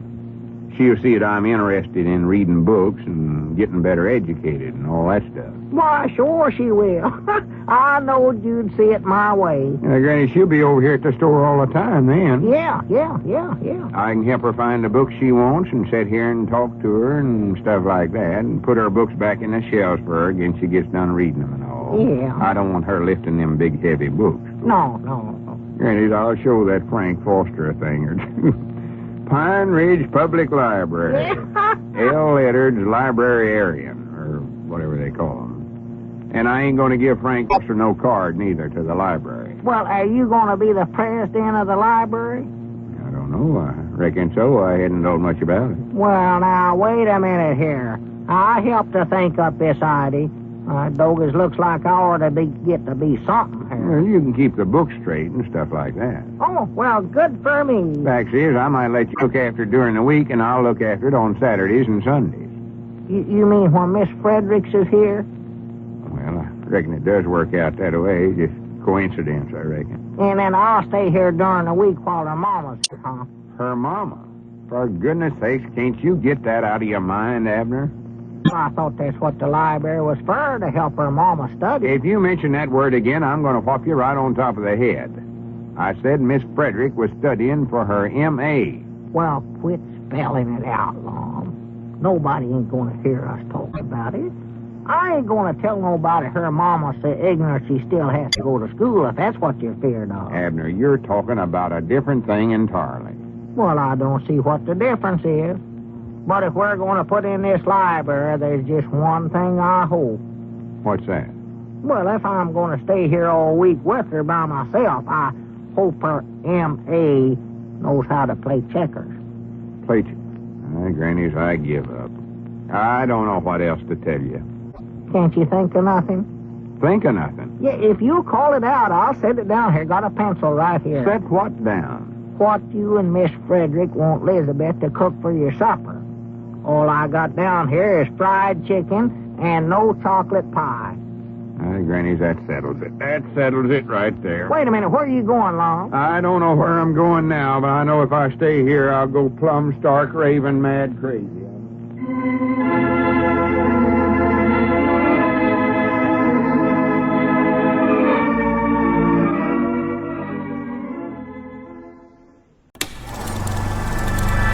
You are now tuned into Then Radio. If you enjoy our videos, we ask that you consider joining our Patreon to support our channel. Don't forget to like and subscribe so that you never miss a new video. We hope you enjoyed today's episode, and as always, thank you for watching.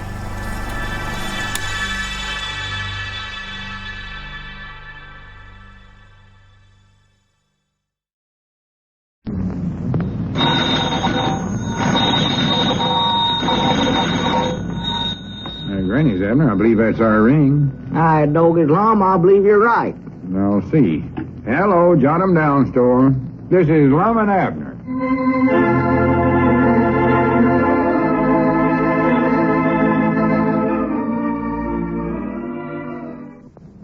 And now, let's see what's going on down in Pine Ridge. In an effort to keep the new school teacher, Miss Fredericks, from spending her weekend studying at the county seat library, Lum has decided to open up a Pine Ridge library in the Jot 'em Down store.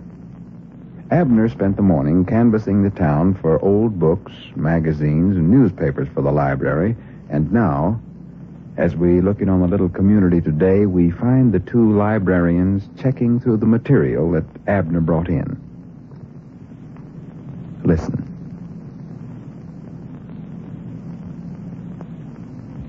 Refreshments.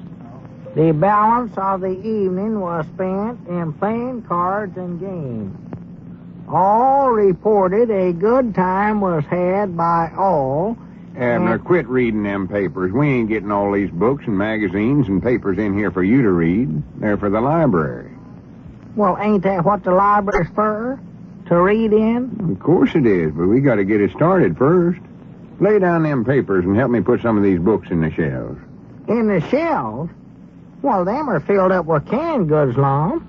Wait a minute. Here's an article about old Tom Blevins here. Abner, if you'd get your nose out of them news weeklies for a second, you'd see the shelves is empty. I moved all the canned goods over with the harness over there. Plenty of room. Now, you get over there by them shelves, and I'll start handing you the books. All right, start handing them to me. I'm ready. Tom Blevins journeyed to Odin Saturday night to visit relatives. Abner, you're not paying attention. I mean, get over by the shelves next to the window there. The window? Yeah, the window. Granny, that reminds me, too. We got to get some glass in that window before winter sets in. Well, reckon what relatives old Tom's got over there in Odin? I don't know, Abner. Maybe it's that sister-in-law of his, Enor. Yeah, I think that's what her name was, or... I dog it might have been Opal. Which was it, Lum, Enor or Opal? I don't know, and I don't care. Just hush up and take the books as I check them off here. Black Beauty. Oh, no, that ain't her name, no. It's more like Irma, or, That's the name of the book, Black Beauty. Oh, Black Beauty. Last of the Mohicans. Last of the Mohicans. Lorna Doone. Yeah, I believe that was her name, Lorna. No, either Lorna or Enor. Wait a minute. Maybe it tells me this article here. Let's see. Tom Blevins journeyed to Odin Saturday to see... Abner, if you don't stop reading them newspapers and pay attention to your work, I'm going to unsolve partnerships right now. Well, I'm paying attention. You are not. You ain't watched once where you're putting the books. Stack them over closer to the window there. All right. I dog it's got to where a feller can't do And nothing. stop mumbling. Now, here, check these off. Ms. Wiggs of the Cabbage Patch. Mrs. Wiggs of the Cabbage Patch. World Almanac for 1909. World Almanac. Gilbert the Boy Trapper. Boy Trapper. Gay Dashley's Academy Days. Myra. Myra? Yeah, that's her name, sure the world, Myra. Hi, doggies, I just happened to run across a nice article here about her. Listen to this, Lum. Myra Clardy, that was her name, Myra Clardy, was a visitor at the Blevins home in Pine Ridge over the weekend. Myra is a sister-in-law of Tom. For goodness sakes, Abner. Hi, doggies, what do you know about that? They must have passed each other on the way over here, you know it? See, Tom was on his way over to Odin, and Myra was on her way over I don't here. care where either one of them was going. If we're going to make a success out of this library, we got to settle down and fix it up to where it looks like one. Why, sure. Of course we'll do it. That's what I'm in favor of. Myra right on the road over here without seeing her. Will you forget about that? If you read one more article out of them papers, I'm going to whop you right on top of the head. Mind out, Lum. There comes Cedric. Well, I don't care. Let him come in here. Well, I just wanted you to know he's coming in the store there. Well, just recollect what I told you. If I catch... Granny, what's Cedric carrying there? It looks like some books. Must be for the library. Yeah. Well, good for him. I didn't know he had a note about the library. Yeah, come in, Cedric. Well, howdy, Cedric. Howdy, Mr. Abner. Mr. Lum. You fellers want these books? Why, of course we do, Cedric. We're starting up a library here. A free public library for Pine Ridge. Oh, I already knowed about that. Now, I figured you'd want these books. You know where I got them? Well, it don't matter where you got them, Cedric. They're welcome wherever they come from. The more, the merrier. Why, sure. Yes, well, if you can get any more, just bring them in. We need all... If there's any more around there, I'll get them. Yeah, do that, Cedric. Doggy, that's a good idea. You're a good boy, Cedric. I'll be back as quick as I can. All right, Cedric. So long. Yeah, so long, Cedric. Yeah, that's awful thoughty of Cedric to bring these in. Look like good books, too. And I reckon where he got them. Hi, doggies, I bound you. He got them over at the Sea Strunkses. Yeah, more than likely. He hangs around there seeing Clarabelle most of the time. And I know they've got an awful lot of books. Oh, my, I never seen as many in my life. I was over there once, and I counted, must have been 10 or 11 books right there in the parlor. Oh, yeah. No getting around at them Sea Strunkses is bookworms. Esri alone reads a whole book every year or so. He told me that himself. Well, they'll more than likely wind up the best library customers we got. Yeah. Well, that'll give him a good excuse to ride over here in his new buggy, too. New buggy? Yeah, I was just reading about it here. See, where was that? I seen it here just now, right? Oh, yeah, here it is, right here.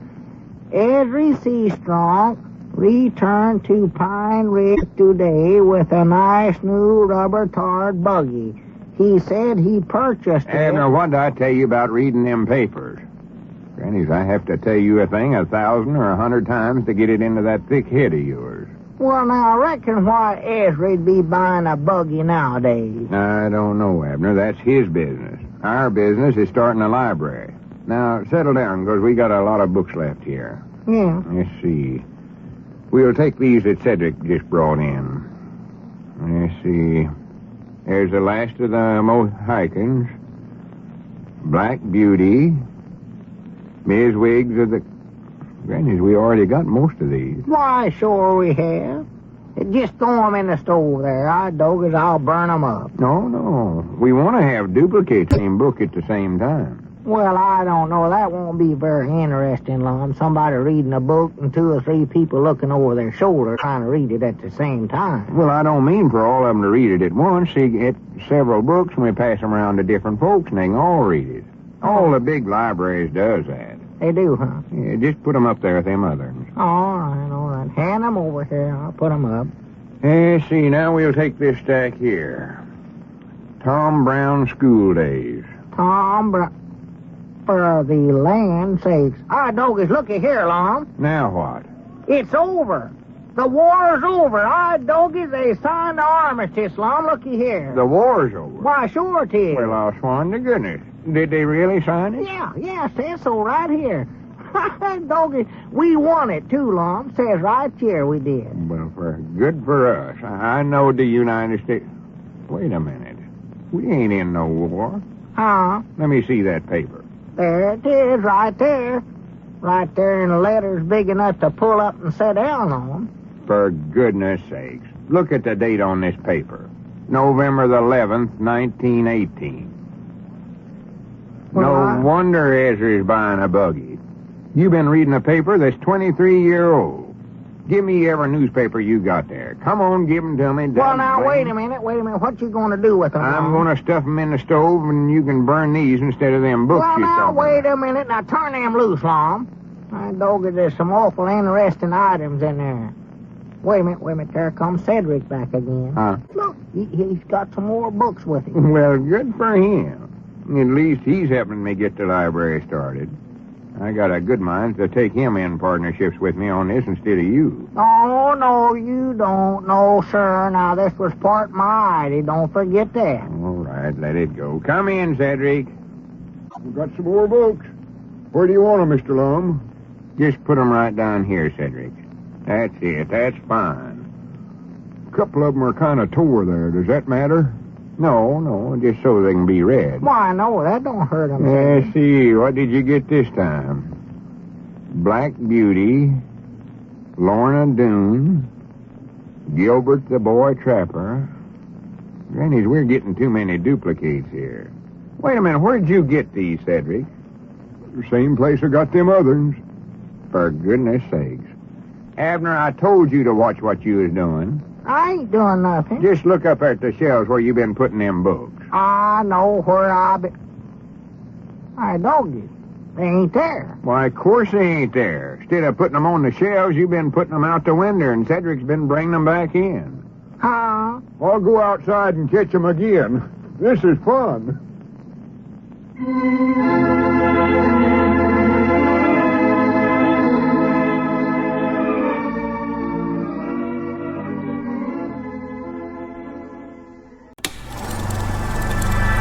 You are now tuned into Then Radio. If you enjoy our videos, we ask that you consider joining our Patreon to support our channel. Don't forget to like and subscribe so that you never miss a new video. We hope you enjoyed today's episode, and as always, thank you for watching.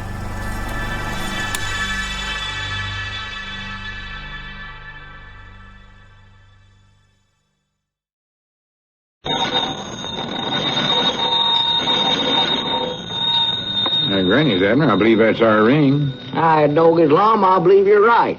I'll see. Hello, jot 'em down, store. This is Lum and Abner.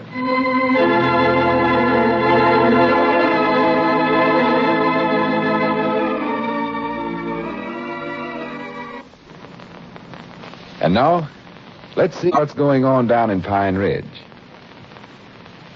Well, Lum and Abner are working hard trying to organize their newest public service venture, a library for Pine Ridge. Lum is especially pleased with this enterprise because it's helping him to gain the attention of Miss Fredericks, the new school teacher. As we look in on the little community today, we find Abner in the Jot 'em Down store. Grandpappy Spears has just entered. Listen. Well, come in, Grandpap. Glad to see you. Well, howdy, Abner. How are you, you rascal, you? Oh, tolerably, I reckon. You all by yourself? Yeah, Lum's over getting some advice from Miss Frederick on running a library. Yeah. Oh, Miss Fredericks, huh? Yeah. I thought that was Lum. I seen a while ago heading over towards the schoolhouse. Had on his Sunday suit, didn't he? Oh, yeah. He's blue serge. Yeah, that's the one. He's getting awful big ideas in his head since he took up being a librarian. And then Miss Frederick told him he was doing a good thing for Pine Ridge. A good thing? Yeah, putting in a free public library. Uh-huh. She said he's helping both the young'uns and the growed-up folks get educated and get book learning and all such as that. Sassafras. Sassafras. What does growed-up folks need educating for? Well, I don't know, but Lum, he believes every word Miss Frederick says. He's even got to where he's going around here calling himself Andrew. Andrew? Yeah, Miss Frederick told him he's just like some feller named, Andrew Carnegie, I think that's how it's pronounced. Never heard of him. Well, he's some big city feller that's in the library business. Made quite a success out of himself, according to her. Yeah, never heard of him. Well, to be honest, Grandpap, I never did neither, but Lum thinks he's something wonderful. Well, just look at that sign he's got stuck up over in the library part of the store. Where about? Over this way, around here. Oh, yeah. L. Andrew Edwards, president and head librarian. L. Andrew, such prattle. What's that table for? Well, that's to sit around and read and study and stuff like that. You want to sit around it and try it out? No, I don't want to sit around. Wait a minute, wouldn't that table be a good place to play checkers? Huh? Hey, doggies, why didn't I think of that before? Why, sure, this library idea is better than I thought it was. Yeah, get the board out and I'll play you a game, Abner. Yeah, I'll get it right here. Just a minute. You go ahead and sit down. Yeah, this ain't a bad little old table. Whereabouts did you get it? Why, out of the back room there, we had some feed sitting on it. Oh, yeah, I recollect seeing it sitting back there. Here, where? Now, which do you want, the red uns or the black uns? Oh, I don't care. Give me the red uns. I'm unlucky with them. That'll give you a better chance. Make the game about even. I don't need nothing to make the game even. Come on here. What you got that line drawn down the middle of the floor there for? Why, Lum done that. Divides the library from the store. See, over on that side... Oh, wait a minute. I forgot to tell you. We got a whisper over here. Whisper? Yeah. What for? Well, see that sign? Silence, no out loud talking in library. Oh, yeah. If you want to talk out loud, well, you have to get on the other side of the line. Lum just raises the roof about that. Oh, I see. Well, excuse me. Go ahead. You move first. Well, I done moved. Well, wait. You can't move up there, Abner. I can, too.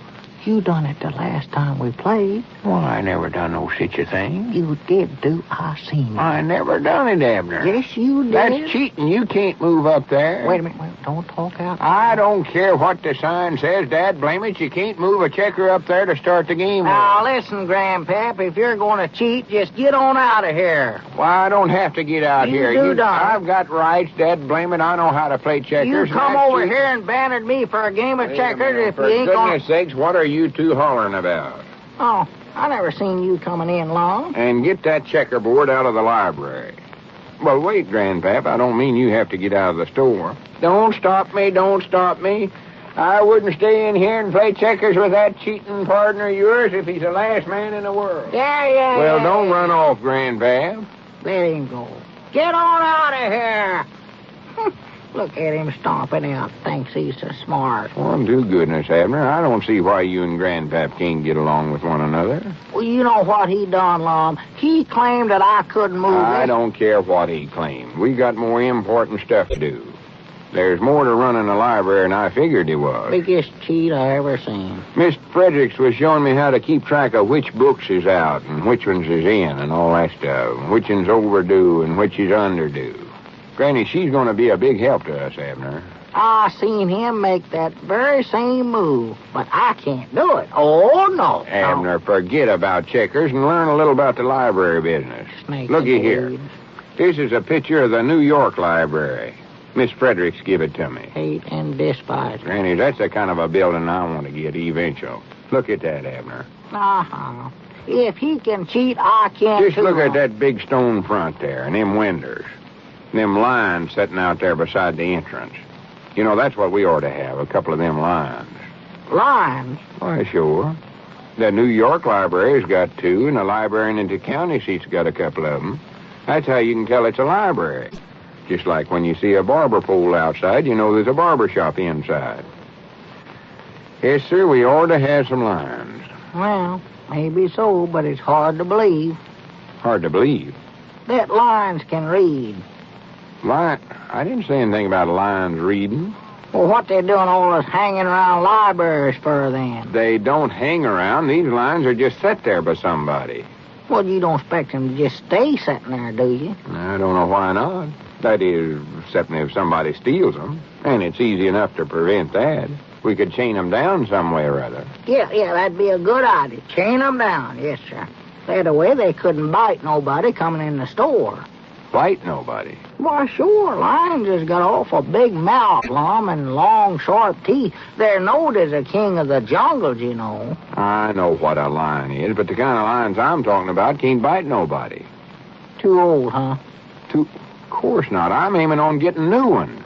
Oh, too young. Yeah, that's a good idea. That way you can raise them to suit yourself and tame them as you go along. Abner, can't you understand? I'm just talking about the kind you get for decorations. Well, we can decorate them. I'll get Elizabeth to dig up some ribbon summers, and we'll tie big bows around their neck. I doggy, them little baby lions look cute decorated up that way long. For goodness sakes, can't you get anything straight? Well, what's wrong now? Ain't I helping you with your idea?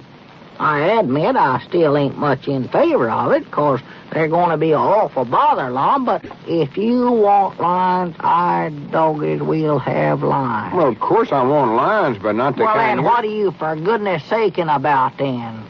Seems like every time I try to help you with an idea, you get mad and disgusted. I ain't mad and disgusted. You are, too, I can tell. Well, all right, I am mad and disgusted. Well, I know you are. Wait a minute. Where are you going? I don't know. I think I'll find Grandpappy Spears and sympathize with him. I know just how he felt whenever he stomped out of here a while ago. Well, now, wait a minute. Come on back here, Lum. Now, I'll study up some way to help you get the lines. Honest, I will. Let it go, let it go. The lines is out. You watch the store the rest of the day. Well, now, wait a minute, Lum. Don't let... Wait a minute. There comes Squire Skimp. See him coming yonder? I can see him.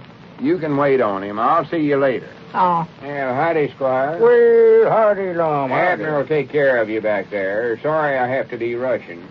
So long. Yeah, so long, Lum. Come on back, Squire. Why, yes, Abner. What's the matter with Lum? Oh, I don't know. Come on back, sit down. He looks a little unhappy there. No serious trouble, I trust. Oh, no, he's got some crazy idea that he wants to get some lines, and I weren't for it, so he got up and stomped out of the store. For lines? What in the world does Lum want with lines? I don't know. He gets ideas like that. I think Miss Fredericks put this one in his head. He'll swallow anything that woman tells him. Well, I'm a little afraid you might have a difficult time trying to cater to a whim like that, Abner. You know, there aren't many lines on the open market right at this time. Doggies, I'd sure like to get some for him, though, just to see him happy. You know, he might be right. It might help Lum win, Miss Fredericks. I'll give anything I've got to see him get married and settle down. Maybe then he'd quit getting such crazy ideas. Well, now, if you're really interested, Abner, it might be that I could help you there. Huh? Doggies, can you show us, Squire? Well, I believe I can, Abner. I have quite a few connections along those lines. I might be able to do it. Doggies, Squire, you're a real friend. Well, wait a minute. No, now, don't tell Lum. I want this to be a big surprise for him. Oh, don't worry about that. Squire Skimp never betrayed a confidence, and he's always willing and ready to help a friend in need. Yes, sir, I'll tell you what I'll do, Abner. I'll do my best to get you a nice pair of lines. Well, good for you. For, we'll say about $100. $100? Doggy, that's pretty high, ain't it, Squire? Well, you see, Abner, lines, you know, they're kind of out of season now. Well, I didn't know that. All right, $100 then. Doggies, hit the deal, Squire.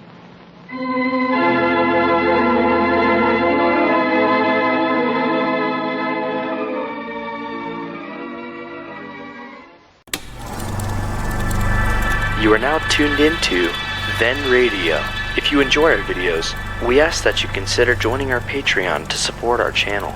Don't forget to like and subscribe so that you never miss a new video.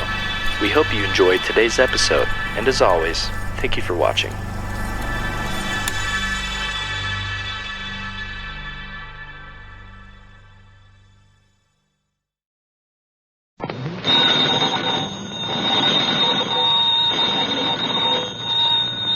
Granny's, Abner. I believe that's our ring. Aye, doggy Lum, I believe you're right.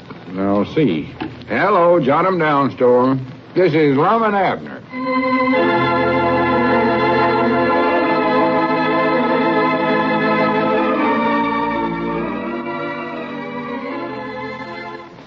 And now, let's see what's going on down in Pine Ridge. Well, Lum spent the morning at the county seat public library in order to get some supplies for the library that he and Abner have opened in Pine Ridge.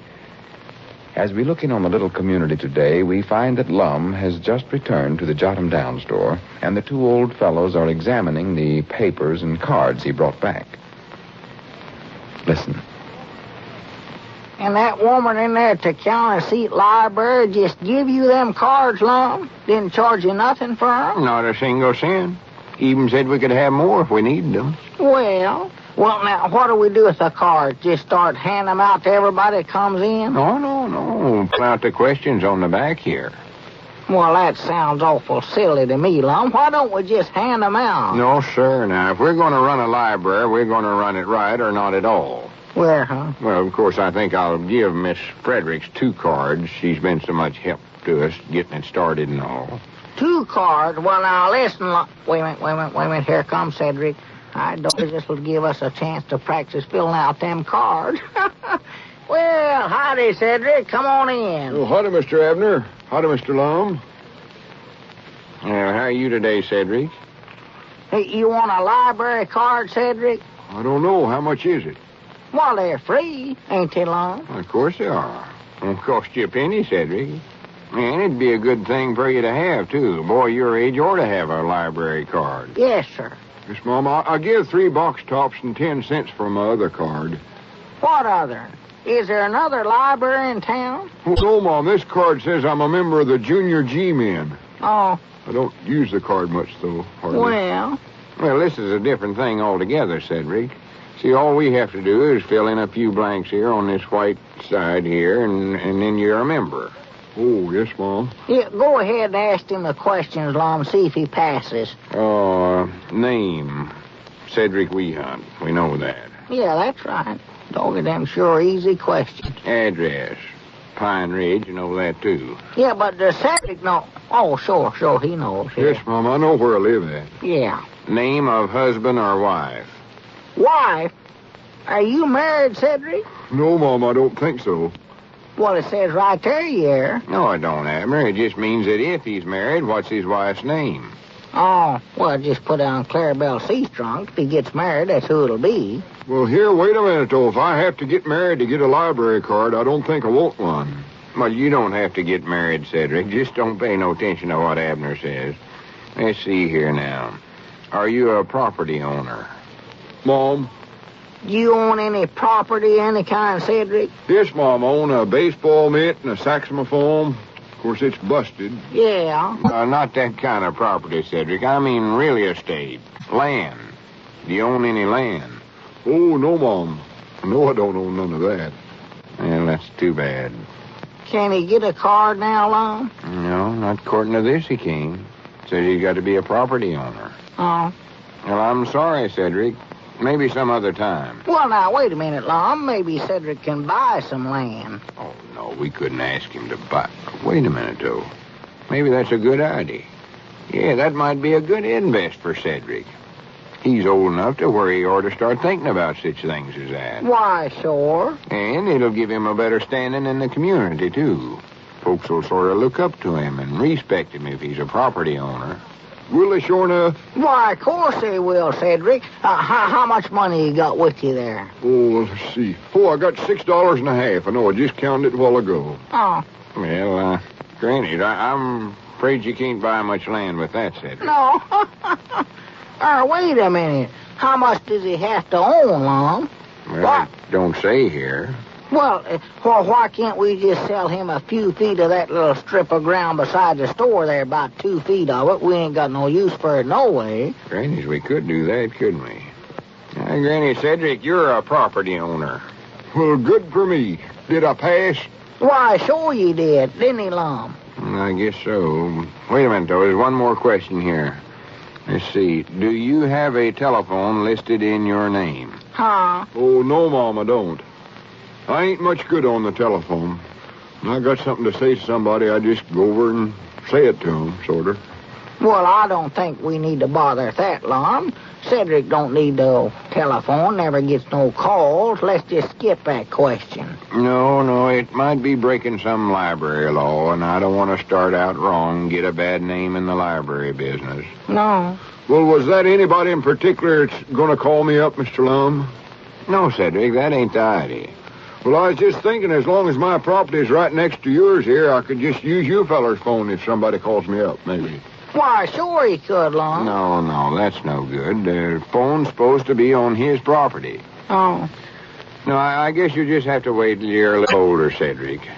Well, I'm pretty sure that phone will work out, though, if you just let me show you. No, you run along, Cedric. We'll talk to you about it again in a couple of years. See you later. Well, all right, but I still would like to show you. Some other time, Cedric. Goodbye. Goodbye, Mr. Lum. So long, Mr. Abner. So long, Cedric.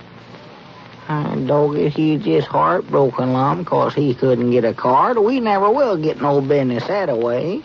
Oh, yes, we will. I could see we was just wasting our time with Cedric. We Besides, I want to get over to the schoolhouse and take Miss Fredericks her cards.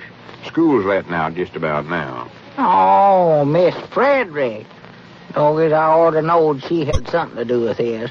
Now, listen, Lum, is she running this library or are we running it? Now, wait a minute, Abner. I don't like that kind of talk. Huh? You just watch the store. I'll be back pretty soon. Well, don't forget, I'm just as much a bigger part of this library as you are. All right, here comes your chance to do something right now, then. Squire's coming up. See if you can talk him into taking out a card. Why, sure, I'll get him to take one.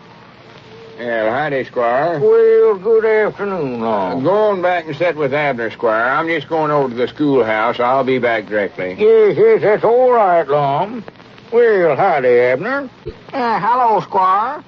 How's my old friend today? Oh, Tolleby, I reckon. How's yourself? Why, just excellent. Excellent, Abner. And I have some excellent news for you, too. You mean you want a library card? No, I mean the lines. I found out where I can get you a wonderful pair of lines. Lines? What lines? Why, the ones you told me you wanted to get for Lum. Don't you remember you paid me $100 to buy them with? Oh, lines for Lum, yeah. I recollect now. Can you sure enough get them? Why, yes, by some odd quirk of fate, an old friend of mine, a carnival owner, has met with financial reverses, Abner, and he's being forced to sell all his animals. Well, good for him. Have you got them with you? Oh, no, they'll have to be shipped. However, now there's another slight matter for consideration, Abner. Well, I find after talking with him that lines have gone up, or, they'll cost you $150 apiece. $150 apiece? Yes, in other words, it'll cost you $200 more than you paid me if you want them. Well, I want them. I'd love to help Lum. If it's going to help him marry Miss Fredericks, I'll pay anything for him, just anything to get him married. Yes, marriage is indeed a blessing, Abner. Now, how about the $200? Well, Squire, I was just thinking here. Reckon one line would be enough? Well, that's up to you, Abner. Personally, I can't understand Lum wanting even one line. But I suppose he knows his own mind. Doggies, I believe one would be enough. We just got a little bitty library here, and maybe later on we can work up to where we can have 4 or 5 lines. Yeah, make it just one right now, Squire. Well, all right, Abner, whatever you say. Let's see, now that'll be $50 more that you'll owe me, and I'll have your line here the first part of the week. All right, Doggy, that's a deal. That'll make old Lum so happy he won't know what to do. Uh-oh. Excuse me, Squire, I believe that's our ring. Yes, go right ahead, Abner. Hello. Jot 'em down, Store Abner Peabody talking. Who? No, Cedric ain't here right now. He's here a minute ago, but... Well, I'll look, but I know he ain't here.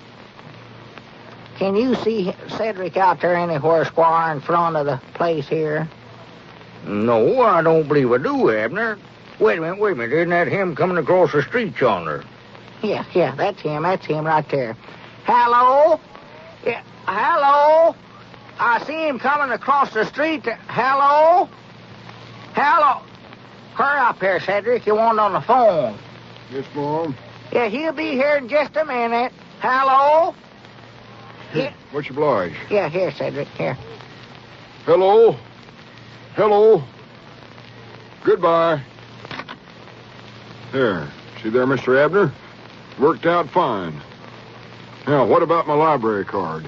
Well, I don't know, Cedric. You'll have to see Lum about that. Who was that calling you up there? That voice sounded awful familiar. I just wanted to show you if I did get a call over here, I could handle it all right. Well, who was that you was talking to? Oh, I don't like to tell you. Now, Cedric, who was it? Oh, well, it was me. Huh? I called me up from across the street. How about it? Do I get my library card now?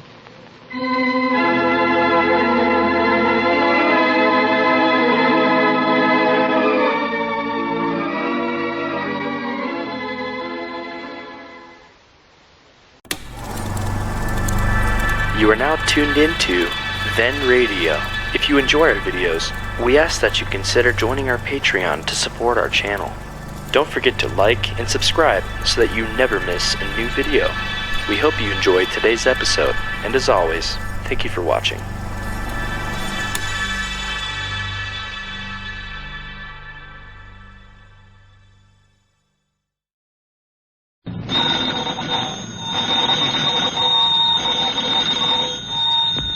Granny's, Abner. I believe that's our ring. Aye, Doggy's Lum, I believe you're right. Now, see. Hello, jot 'em down, store. This is Lum and Abner.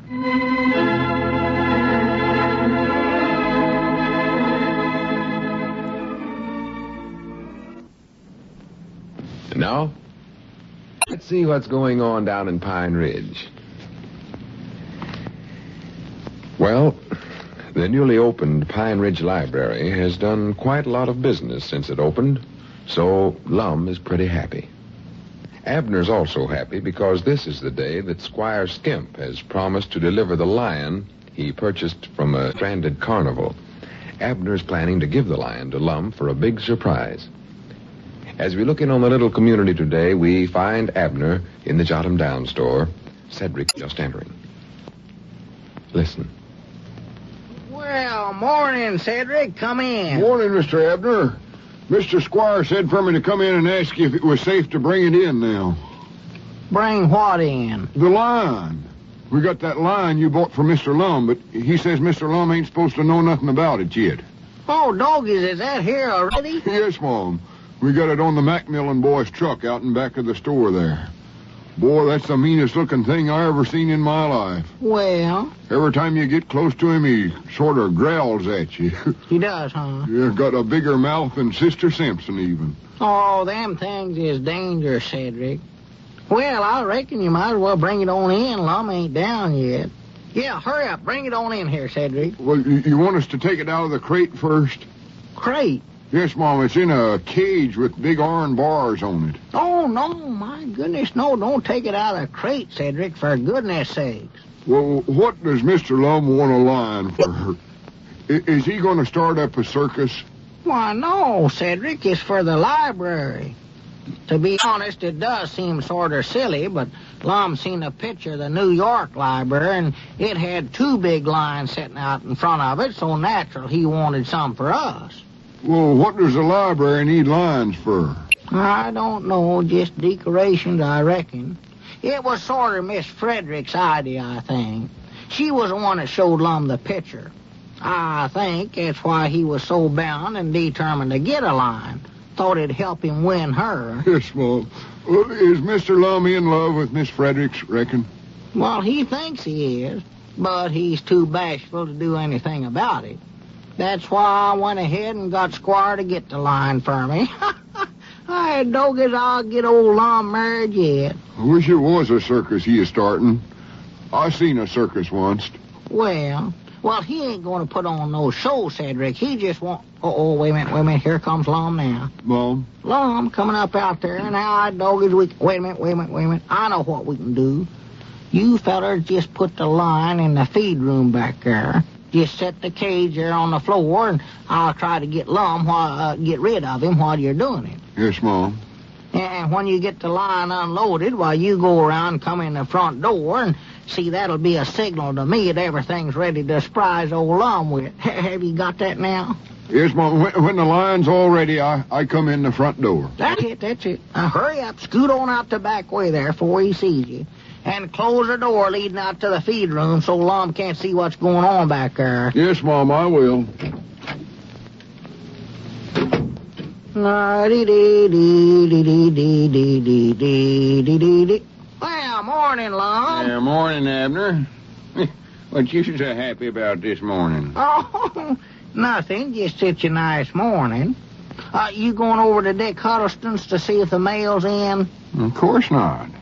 Mail don't get in for a couple of hours yet. Oh, yeah, that's right, ain't it? Well, it might get in early today, Lum. You better go over and see. Well, that's silly, Abner. Besides, I wouldn't go over there even if it was in. 'Cause I got too much library work to tend to. Granny's, we sure done a big business Sunday afternoon, didn't we? Oh, yeah. I think Dick Huddleston wants you to come over and talk to him about some books that he wants to take out, Lum. Well, let him come over here where the books is at. I gotta check over the ones we loaned out yesterday and see if we got 'em straight. Everything was sort of mixed up, and we might have made some mistakes around here. Yeah. Let's see, where's that list I made out? Is this it here? Yeah, I'll be with you. Yeah, that's it. Yeah. Here we are. Outgoing books to date. Doggies, Lum, you need a haircut, you know what? I'll tell you what, I'll watch the store if you want to run down to Mose Mootz's barber shop and get one. For goodness sakes, Abner, are you trying to get rid of me or something? Why, no. I just figured a head librarian ought to keep himself looking nice. I look all right. Let's see. Outgoing books to date. Clarabelle Seastrong taking out Elsie Densmore makes the grade. Check. You must have jotted this one down, Abner. I can't make it out. Huh? You recollect what book Uncle Henry taken? Oh, let's see, yeah. There's some book about the Indians, I know. Indians? Yeah.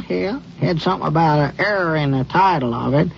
Error something or another. Now, what was it? The Pison Error? No, it weren't the... Aerosmith, that was it. Oh, yeah, Aerosmith. Check. Smith, that's an odd name for an Indian, ain't it? Yeah, well, I thought so, too, but Uncle Henry explained about Pocahontas and Captain John Smith, so I just figured this Indian must have been one that married into the Smith family some way. Yeah, must have. Grandma Masters taking out, what was that noise? I never heard nothing. Sounded like it come from the feed room back there. Oh, well, must have been a mouse, I reckon. Yeah, might have been. Awful big one, though. Wait a minute, what are you laughing at? Oh, nothing. Go on, check your books, Lum. Or go out and get a haircut, one. I don't need a haircut. Granny's, you're acting curious today, Abner. Prattle. Let's see. Grandma Masters taking out Essentials of Electrical Engineering. Check. Electrical engineering? What's an old woman like her want to take up engineering for? She wasn't aiming on reading the book, just wanted to press some flowers in it. It's that great big heavy book. You saw it. Well, she ain't going to have much time to press flowers if she's going to be out running the train every day. Grandpa Masters oughtn't to let her do that. Abner, she ain't doing no engineering work. All she wanted the book for was to press flowers in it. Well, that's all she ought to do is press flowers. Well, that's all she's going to do, so stop worrying about it. Well. Miss Barton, Tarzan of the Apes. Check. Miss Blevins, Diana of the Crossways. Check. Widow Abernathy, Love Twixt Golden Strands. Check. That's a beautiful name. Doggy, that makes me mad. He ought to be ashamed of himself. Who ought to be ashamed? Grandpa Master making that woman of his go out and run a train with that broke hip of hers. For goodness sakes, Abner, he ain't doing no such a thing. Now, forget about that. Grandpappy Spears taking out... Wait a minute.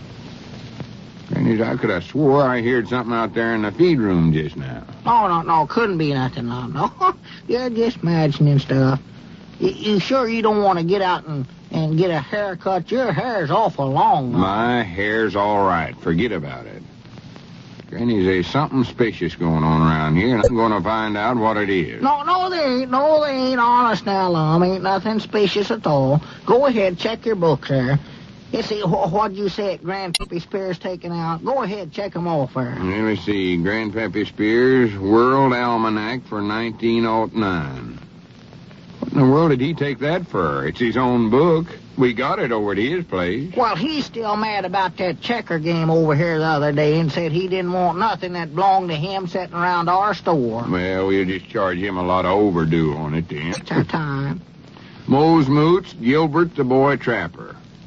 Grannies, Abner, did you let Mose have that book? Why, sure, he asked for it. Ain't that what the library's for? Of course it is, but you know dad blame well I was saving that book for Miss Fredericks. It's got the prettiest red cover on it of any book in the library. Well, why didn't she come around and get it then? She weren't in here either Saturday or Sunday. Yeah, I know. It kept the library open just special for her, too.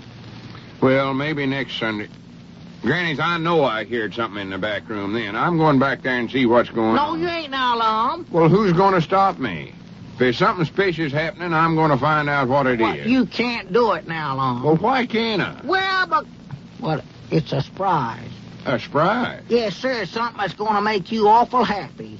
Oh, Granny's happy. You oughtn't have done that. I don't deserve no surprise. Well, I knowed you'd never be happy till you got this thing, and I know it's going to help you win Miss Frederick, too. Oh, well, good for you. It ain't an engagement ring, is it? Oh, no, it's something better. Wait a minute, here comes Cedric. Now you can go back to the feed room and see it, Lum. Well, what's Cedric got to do with it? Oh, nothing. Now, here, Lum, when you go in there, I want you to close your eyes tight now, and don't peek till you get clear back in the feed room. Yeah, all right, I won't. Well, howdy, Cedric. Hello, Mr. Lum. Say, Mr. Abner... I know, Cedric. All right, Lum, come on now. Close your eyes and start walking. All right, I've got them closed. Here I go. Granny, this is just like Christmas. Say, Mr. Abner, I think you don't need better... to say nothing, Cedric. I got the signal. Come on, Lum. Keep going. I'm going. Granny's Abner, it's awful nice to have friends that do things for you like this. I never will forget it. Don't mention it. I'm proud to help you. Wait a minute now. Let me open the door for you. Here, Lum. Here. I'll guide you now right through here. Now, here, in you go. Come on now, a little farther so I can close the door. Yeah. Now, don't open your eyes for a minute. Stand right there now while I close it. That doggies, is he going to be spry? Yes, Mom, he sure is. I don't much believe you ought to have done that to him, Mr. Abner. Put him back there in that room by himself. Well, I want to surprise him, Cedric. He won't know what to think when he sees that lion sitting there in that cage. Well, that's what I've been trying to tell you. When we was unloading the cage, that door come open and the lion jumped out. That's why we closed the door and run. He's loose there in the feed room with Mr. Lum right now. Huh? Oh, my goodness.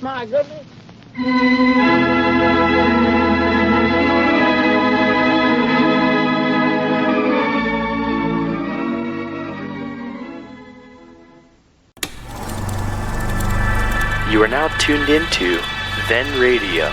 If you enjoy our videos, we ask that you consider joining our Patreon to support our channel. Don't forget to like and subscribe so that you never miss a new video. We hope you enjoyed today's episode, and as always, thank you for watching.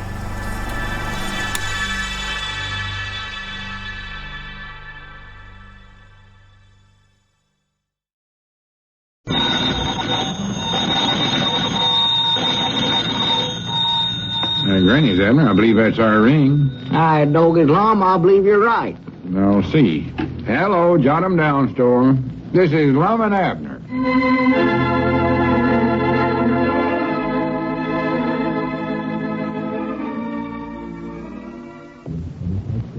And now, Let's see what's going on down in Pine Ridge.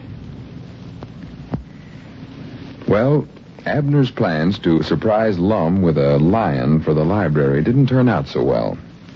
Abner, unaware that the lion had broken out of his cage, gaily shoved Lum into the back room of the store where the lion was running loose. As we look in on the little community today, we find Abner in the Jot-'em-Down store trying to patch up things with his very unhappy and jittery partner, Lum. Listen. I don't know how you can get rid of it, but get rid of it somehow. A lion is the one thing in the world I don't want. Sell it or give it away or drown it or something. Well, you said you wanted one, Lum. Fact is, you told me you wanted 2 of them. I said I wanted 2 lions? Yes, sir, you sure did. Said if we're going to run a library, why, we ought to have 2 lions sitting right out there in front. Oh. You even showed me a picture of the New York library with the 2 lions they got there. Yeah, but them weren't live lions. They're iron lions. Statues. Statues? Why, sure. Body with an ounce of sense would know that.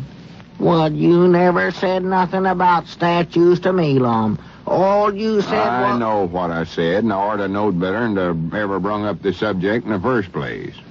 Granny's, you can get things worse mixed up than every one feller I ever knowed in my life. Well, I'm sorry.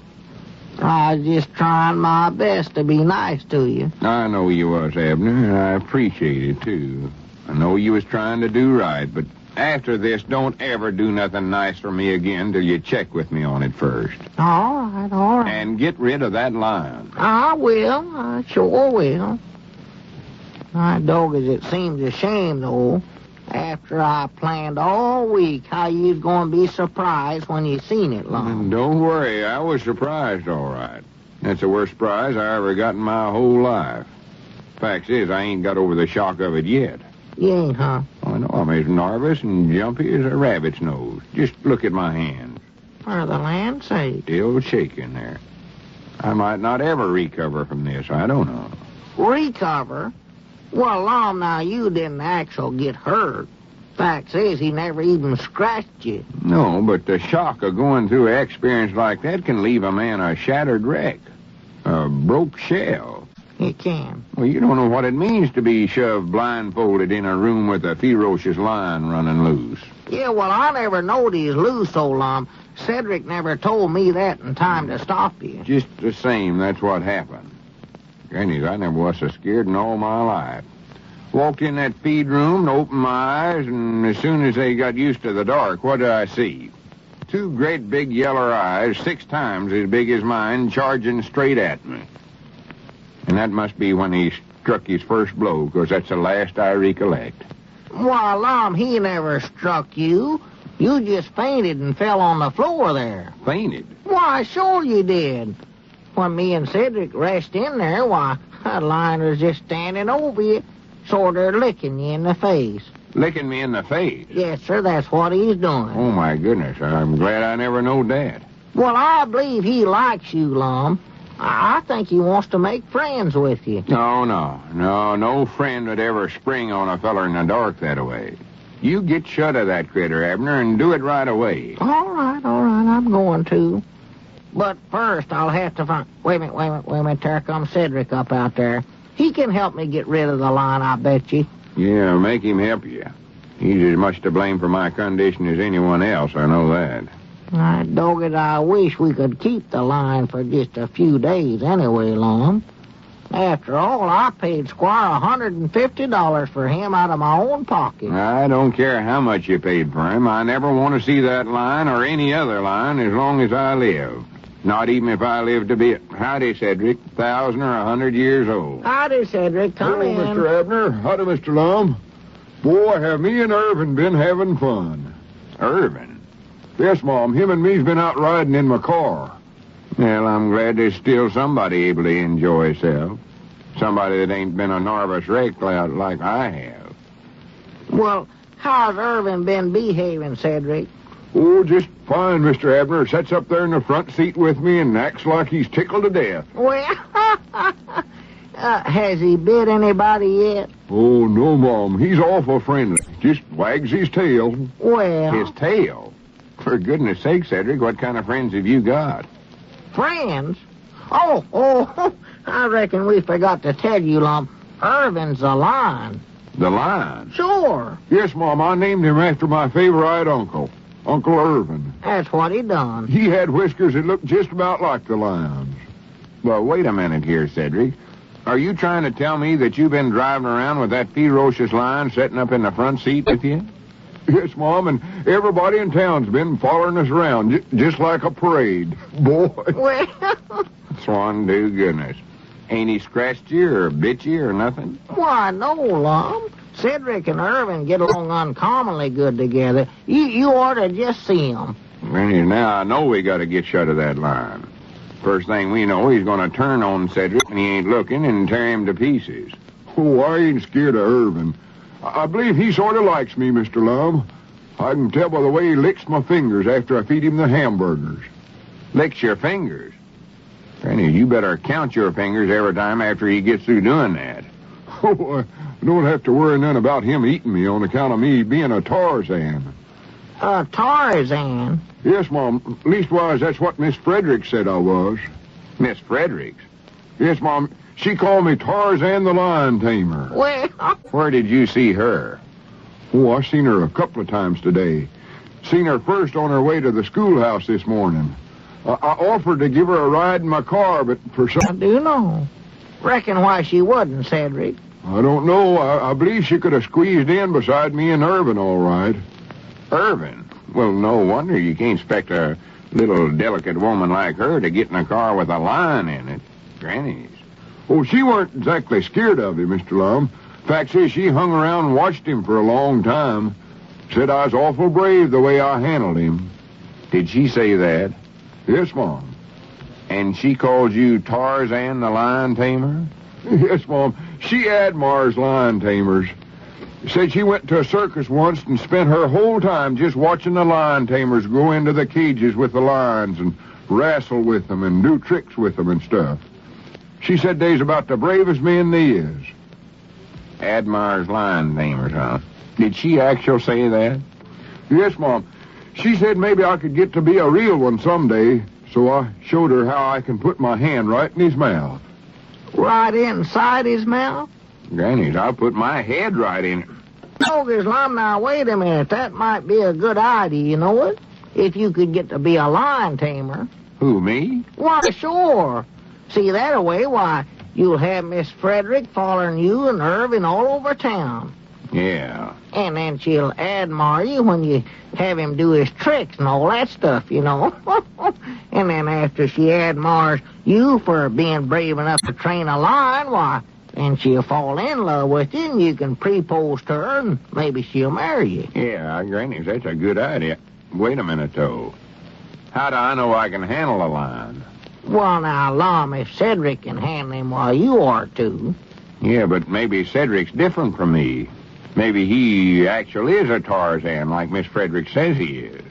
Yes, Mom. Tarzan the Lion Tamer. Well, what's that got to do with it, Lum? Well, Tarzan ain't like a human, Abner. He ain't, huh? I know. He's a feller who growed up in the jungle and lived with animals and sort of speaks their language. That way, the animals thinks he's one of them and they're sort of nice to him. Well... But they're liable to eat up a human like me. Well, Cedric ain't no animal, Lum. He wears clothes like a human, and, well, a lion don't eat him up. No, but if he was... You ought to at least try it, Lum. I know if you make a success of yourself as a lion tamer, you can win Miss Fredericks just as easy as anything. Yeah. Cedric, are you sure Miss Fredericks told you all that stuff? Yes, Mom. Well, what else did she say? Well, she said once she went to a circus and she spent her whole time just watching the lion Cedric, you done told us that. Mom? You told us that once. Oh. Cedric, do you think that lion would bite my arm off if I just sort of petted him a little? I don't know. You can try it once, Mr. Lum, and if it don't work... Why, sure, Lum, you can try it once. Once? Feller don't get but 2 tries on something like that, and then he runs out of arms. No, sir. I want to come out of this with both my arms still on anyway. Well, of course, you don't want to do it. It's your own business, Lum. I don't reckon it makes no difference anyway, as long as we have to get shut of the line. Get shut of him? Who said anything about getting shut of him? Well, didn't you say that you want me Listen, to... Abner, that's my line, and nobody ain't going to get shut of him or do anything else with him unless I tell them to. Well, Lum, you told and me... never talk back to a Tarzan. Tarzan? That's right. You don't know it yet, Abner, but you may be looking at the new Pine Ridge Tarzan. Who? You? Yes, sir. L. Tarzan Edwards, lion tamer and head librarian.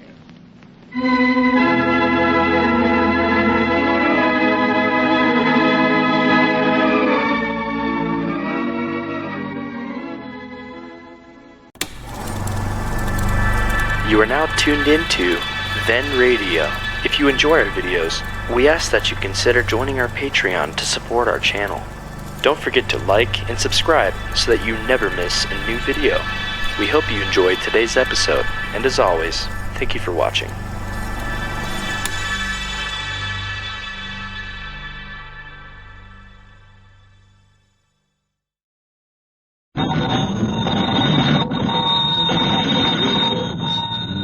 Granny's, Abner. I believe that's our ring. I dog it, Lum. I believe you're right. I'll see. Hello, jot 'em down, store. This is Lum and Abner.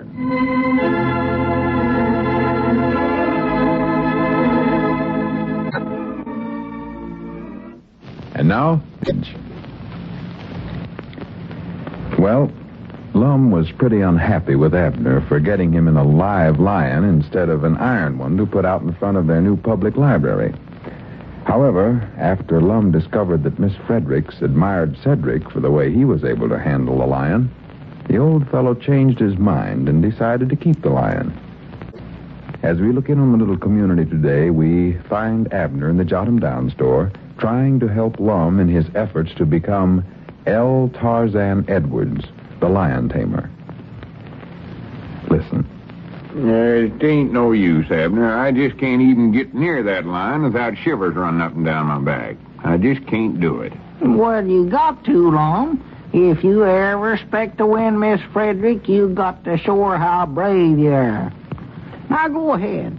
Stick your hand in Ervin's cage there. I wish I'd give him that name. What's wrong with Ervin? Oh, I don't know. It makes him seem like a human being instead of an animal. Ah. That makes it seem like he knows too much. Knows I'm scared of him. Oh, that's silly, Lum. Now, go ahead. Stick your hand in the cage there. It's no use, I tell you, Abner. Every time I try it, he growls at me. Just watch here. What did I tell you? Well, Lum, you don't lay your hand in there. You poke it in like you're trying to scare him. Put it in there slow one time. Listen, Abner, when I stick my hand in that cage, I want to know I'm going to be able to pull it back out again. Well, that ain't the way Cedric does it. He just lays his whole arm in the cage, just easy like, Lum. And the lion never does growl at Cedric. Fact is, Cedric can take Oh, Cedric. I'm getting sick and tired of hearing his name called. He ain't done nothing so great and wonderful that I can see. Well, Miss Frederick thinks he has. She's going around saying how brave he is. She is, huh? Why, sure she is. And if you expect to get anywhere with her, Lum, you'll have to get friendly with Ervin. That's what she admires. You know that yourself as lion tamer. Yeah, I know it. Grannies, why can't she admire something else besides lion tamers? Why couldn't it be dog trainers or cows? I know I could train a cow. Why, sure, that's easy. Or rabbits. It ain't easy to train rabbits. Grannies, I could walk right into a big cage full of rabbits without being scared. Well, Lum, anybody could do that. Yeah, that's right, ain't it? Why, sure. You might as well just make up your mind to be a lion tamer, Lum. That's what she admires as lion tamer. There's the stubbornest one woman I ever seen. Side in her head, and you can't blow it out with a stick of dynamite. Well, now, come on now, Lum. Just try it again now. Only this time, now, don't poke your hand in there fast at the line. That scares you. Well, wait a minute, though. Here comes Cedric. Huh? Well, that don't matter. Yes, it does. I don't want Cedric to know how scared I am of that line. Ah, he acts so smart the way he can handle him. No, he don't, Lum. Just happens that Ervin and Cedric gets along well together. Here he comes. Well, howdy, Cedric. Hello, Cedric. Come on back. Abner. Howdy, Mr. Lum. How's Ervin? Oh, he's just fine. Lum's been trying to put... Hush up, Abner. Yeah, he's fine, Cedric, fine. That's good. What I come over for, I wanted to ask you if I could borrow him for Friday night. Friday night? Borrow the line? What you want him for, Cedric? Oh, there's a big sociable over at the schoolhouse Friday night. Sociable? Well, you can't take a line to a sociable. Well, maybe he's one of them social lines, Lum. I've heard of them. No. Social line is just a feller that goes to lots of parties. Well, maybe Ervin goes to lots of parties. Let's ask... No, never mind. Nothing. Can't ask a line, nothing. Of course not, silly. No. Well, I don't know nothing about that, but me and Ervin's going to put on a sort of a show over there. Yeah. Yeah, Miss Fredericks said we'd be the biggest traction they'd ever had down there at the schoolhouse. Well? Miss Fredericks? Is she the one that asked you to do it? Yes, Mom. Said she might even write it up and send it in with the school news. Local boy makes success as lion tamer. Well, good for you, Cedric. Well, wait a minute now. I don't know whether I'm going to let him take that line over there or not. Don't forget, that's my line. Well, he don't want to keep it, Lum. He just wants to borrow it. I know, but, well, it ain't a good policy to loan your line out just to anybody to ask for it. If you loan him to one feller, then you got to loan him to everybody else in town. Yeah, maybe so. Well, I won't hurt him none, Mr. Lum. I'm just going to get inside the cage with him and pet him and feed him. That's all. And Miss Frederick will be awful disappointed if he don't, Lum. I don't care. Does she know this line belongs to me, Cedric? Yes, Mom. Well, why didn't she come to me and ask me for the line then? I don't know. I reckon it's 'cause I told her how scared you was of him. Told her you wouldn't even go near him or nothing. Did you tell her that? Well, it's the truth, Lum. It is not. It is, It don't ain't no such a thing. It is. And I don't know how you're going to do it. I think maybe I'll let you take the line over there, Cedric. But I'll go along as your helper and owner. Of course, you want to be sure and all will stand twixt me and the line. Yeah, that might be a good idea, Lum. Well, I don't think I need no helper, Mr. Lum. See, Miss Frederick said if I need anybody to help me get the cage up on the platform or anything, why, Frank Foster'd be there to help me. Frank Foster? Yes, Mom. Well, what does he know about the line? I don't know. Miss Frederick and him been walking to school together every day nearly. He's been carrying her books for her, and I reckon they've been talking about it or something. Yeah, I seen them together. I don't know what she sees in him. Granny, there's the biggest scaredy cat I ever seen in my life. Is he going to get in the cage with the line? Oh, no, Mom. He ain't going to do that. Of course not. Well, I didn't think so. Big coward. Coward? Yeah, coward. Scaredest one feller I ever knowed in my life. Got a yeller streak down his back 4 inches wide. I wonder if Miss Frederick... You're even afraid to put your hand in a cage and pet him. Yeah, that's right, ain't it? Why, of course it is. Well, that's all over now, though. All over? From now on, things are going to be changed around here. I'm going to be the one that takes Ervin to the sociable Friday night. You? Yes, sir. I'll show that Frank Foster, the big coward. Well, Lum, Miss Frederick didn't invite you to bring a line over. She wanted Cedric to do it. Well, don't worry. I'll study up some way to get her to change her mind and invite me instead of Cedric before tomorrow night. Come on, Cedric. Start showing me how to handle a line. Miss Frederick said she might write me up in the school news. Local boy makes success out of himself as lion. Oh, Cedric. Might take both of us to handle him. Maybe they'll write both of us up in the school news. Why, sure they could do that. Put both your names in the article. Yeah. All right, Cedric. Show me what I do first. Well, I believe the first thing to do is just to get right in the cage with Ervin. In the cage? Yes, Mom. That's what I do. That way Ervin thinks you're a friend of his. Like another lion or something. Sure. You sure he won't jump on me and tear me to pieces or something? Oh, no, Mom. Just don't make no sudden moves. Sudden moves? Granted, if he starts in my direction, there ain't no move I can make it be sudden enough to suit me. Oh, now go on, Lum. Get over near the cage now and open the door. Make out like you ain't scared of him. All right, I'll try. Maybe it'll be better with Cedric here. Why, sure it will. That's it. Get on over there closer now. You don't have to tiptoe, Lum. He ain't asleep. No, but I wish he was. Go on now. All right. Oh, why, Granny, it ain't no use, Abner. That lion hates and despises me, I can tell. Oh, no, he don't, Mr. Lum. He just wants to play. Play?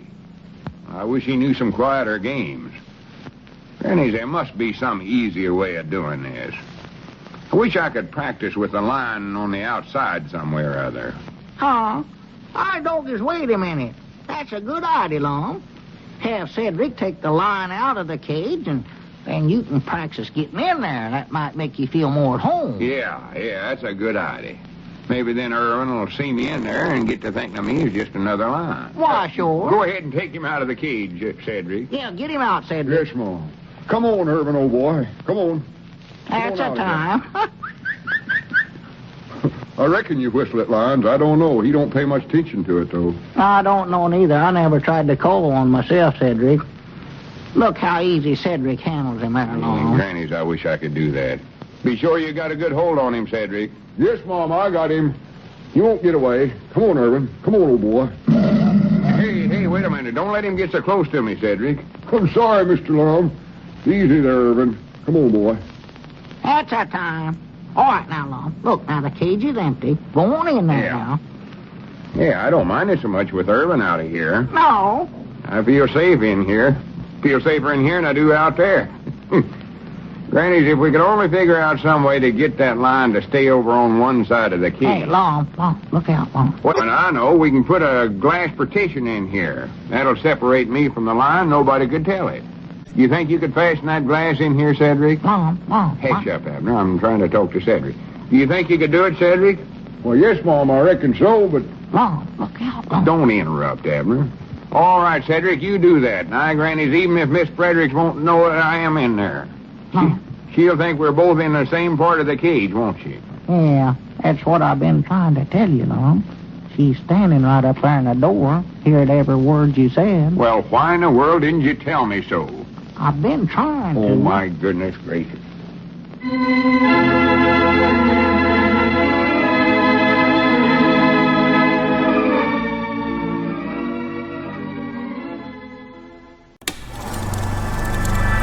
You are now tuned into Then Radio.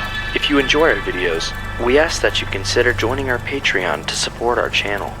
Don't forget to like and subscribe so that you never miss a new video. We hope you enjoyed today's episode, and as always, thank you for watching.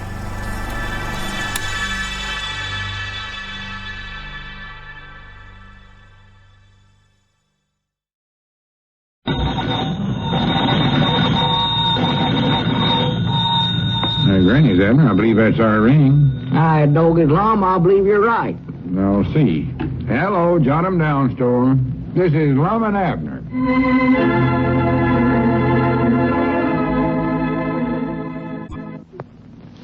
And now, let's see what's going on down in Pine Ridge. Since Abner, through a misunderstanding, bought a real lion to put out in front of their new library, the lion has become much more important than the library. In fact, Ervin, that's the lion, is scheduled to appear at a school social tonight, with Cedric as his trainer. However, Lum has different ideas about who the lion's trainer should be.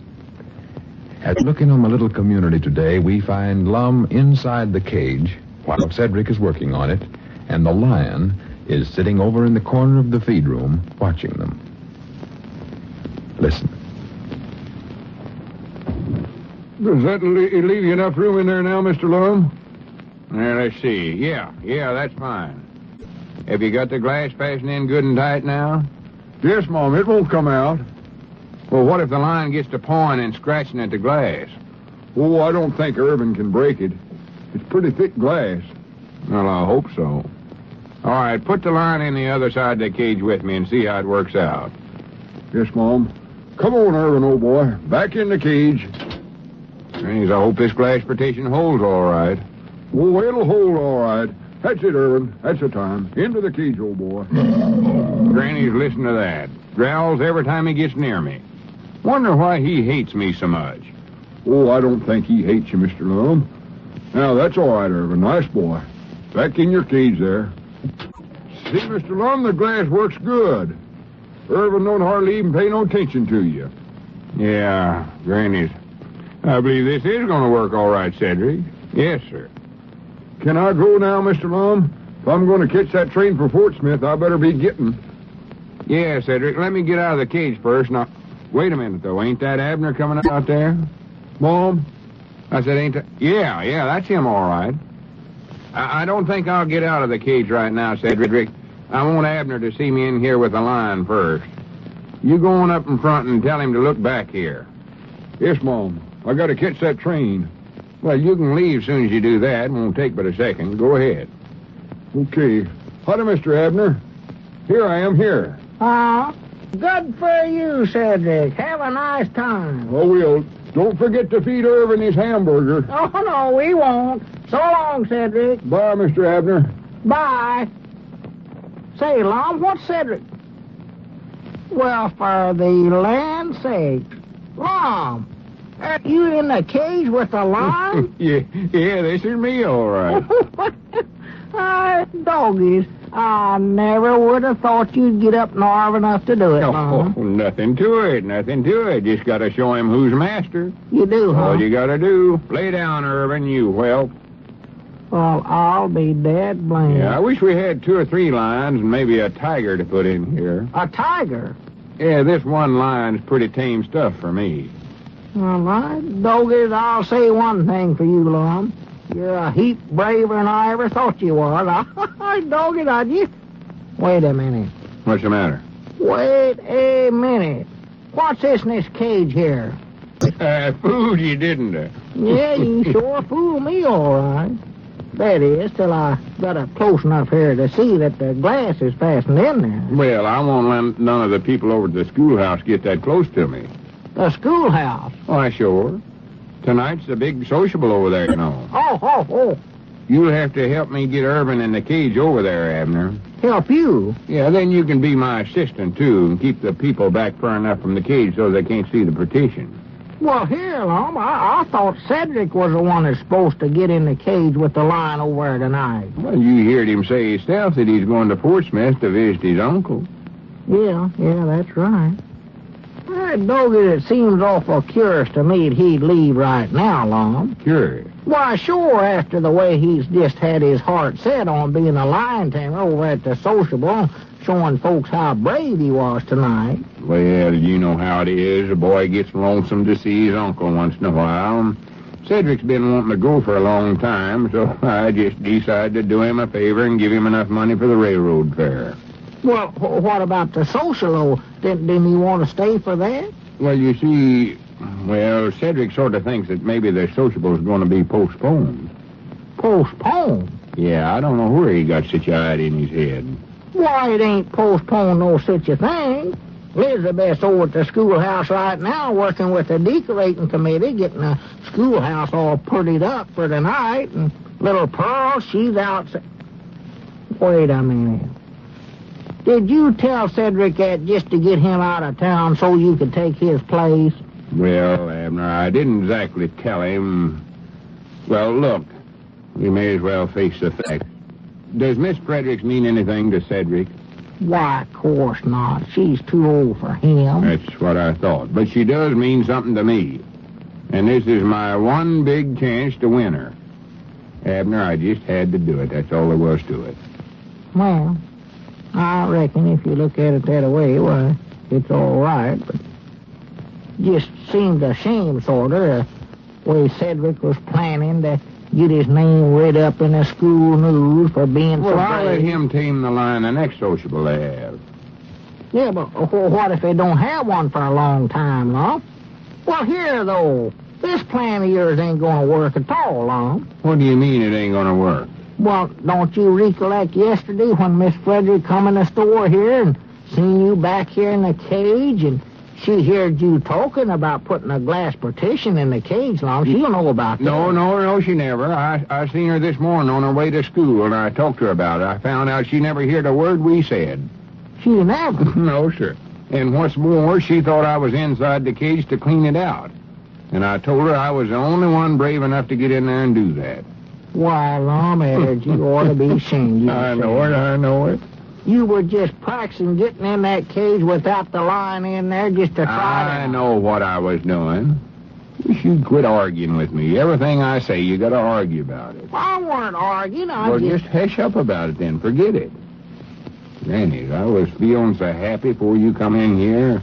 Had everything fixed to where I was going to be a big lion tamer and win Miss Fredericks, and here you come in here and spoil everything. You're still going to do it, ain't you? Of course I am, but you got me to where I feel like I'm doing something wrong. Oh, well, I never meant to make you feel that way, Lum. Not at all, no. Oh, well, that's all right. Here, I may as well get out of this cage. No use sitting in here any longer now that I know the glass partition's going to work all right. No. Open the cage door there, Abner. Yeah, sure. I'm sorry, Lum, if I made you feel like it. Wait a minute. My dog is long. Looky here. What's the matter? Why, this door here's on the wrong half of this cage. Huh? Why, sure it is. The door's up here on the lion's half. You can't get out, Lum, unless you break the glass and come out over here on his side. Oh, my goodness gracious alive. Well, now, wait a minute. Don't get excited, Lum. You're saved. Yeah, I'm saved, but I can't stay here sitting in the cage here the rest of my life. Or till the lion dies or something. Well, I wouldn't bank on that, Lum. I've heard the lion's living to be 100-year-old. Of course, now we might starve him to death. Oh, stop being silly, the time like this. We got to get me out of here. Dad, blame that Cedric. I bet he done this on a purpose. Oh, Cedric wouldn't do a thing like that, and you know it. What'd you ever get in there first in the first place for? Well, I wanted to be sure I had enough room in here before Cedric fastened the glass in. Natural, I didn't want the lion in here with me while we was doing it. But how I got in ain't the question. Is how do I get out of here? Let's see. Bogus, if you just hadn't sent Cedric out of town, everything would be all right. I did, though, so that's out. And he won't be back till the first of next week. And I know I ain't going to sit in here with Ervin till Cedric gets back. Well, I don't know what to do then. Yes, you do. You're going to have to open the cage and get the lion out of here. Huh? You heard me. Go on, open the cage door. Well, now, wait a minute, Lum. That lion don't like me any better than he likes you. Go on, open it up. You was the one that got this lion in the first place. Now, you take care of him. Yeah, but now, Lum... Go on, Abner. Do as I say. You've been telling me how easy it is to handle him. Now, let's see you go ahead and do it. Well, all right, Doggett, I had planned on going to that social tonight, though. Well, hurry up. That's it. Take hold of the door there. All right, but... Here, Ervin. Come on. Come on, Ervin. I think he wants to stay in there, Lum. Wait a minute. I think he's moving now. Here, Ervin. Oh, my goodness, look out. Here he comes, Lum. Hey, help, Lum. Well, take it easy, Abner. He's chasing me, Well, Lum. stop running around the cage. You're just scaring him. Scaring him? What do you think he's doing to me? Help! Well, don't keep running around the cage. Run somewhere else and hide. Well, where'll I hide, Lum? I don't know. Get in the cage. How? Where? What? Next time around, jump in the cage and close the cage door. Yeah, I'll try that. Here I come. Look out, Lum. Here you go. That's it. Granny, you made her, Abner. Good for you. I thought he had me there a couple of times. Yeah, but you're safe now. Yeah, he can't get you in here. That was an hour escape. Wait a minute, Lum. Look where he's going. Huh? He's heading out towards the front door. Oh, my goodness. Ervin, come back here. Come back here, Ervin. Hey, Ervin. No use, Lum. There he goes right out in the street. Granny's, Abner, we got to get out of here and warn everybody. There's a ferocious lion running loose.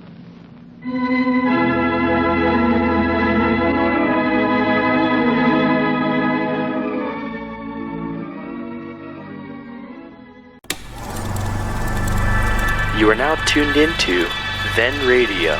If you enjoy our videos, we ask that you consider joining our Patreon to support our channel. Don't forget to like and subscribe so that you never miss a new video. We hope you enjoyed today's episode, and as always, thank you for watching.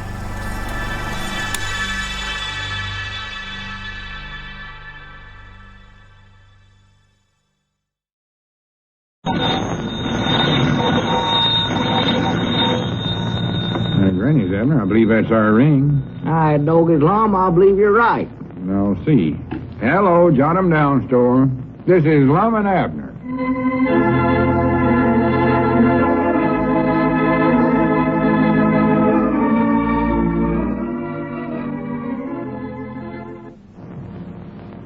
And now, let's see what's going on down in Pine Ridge.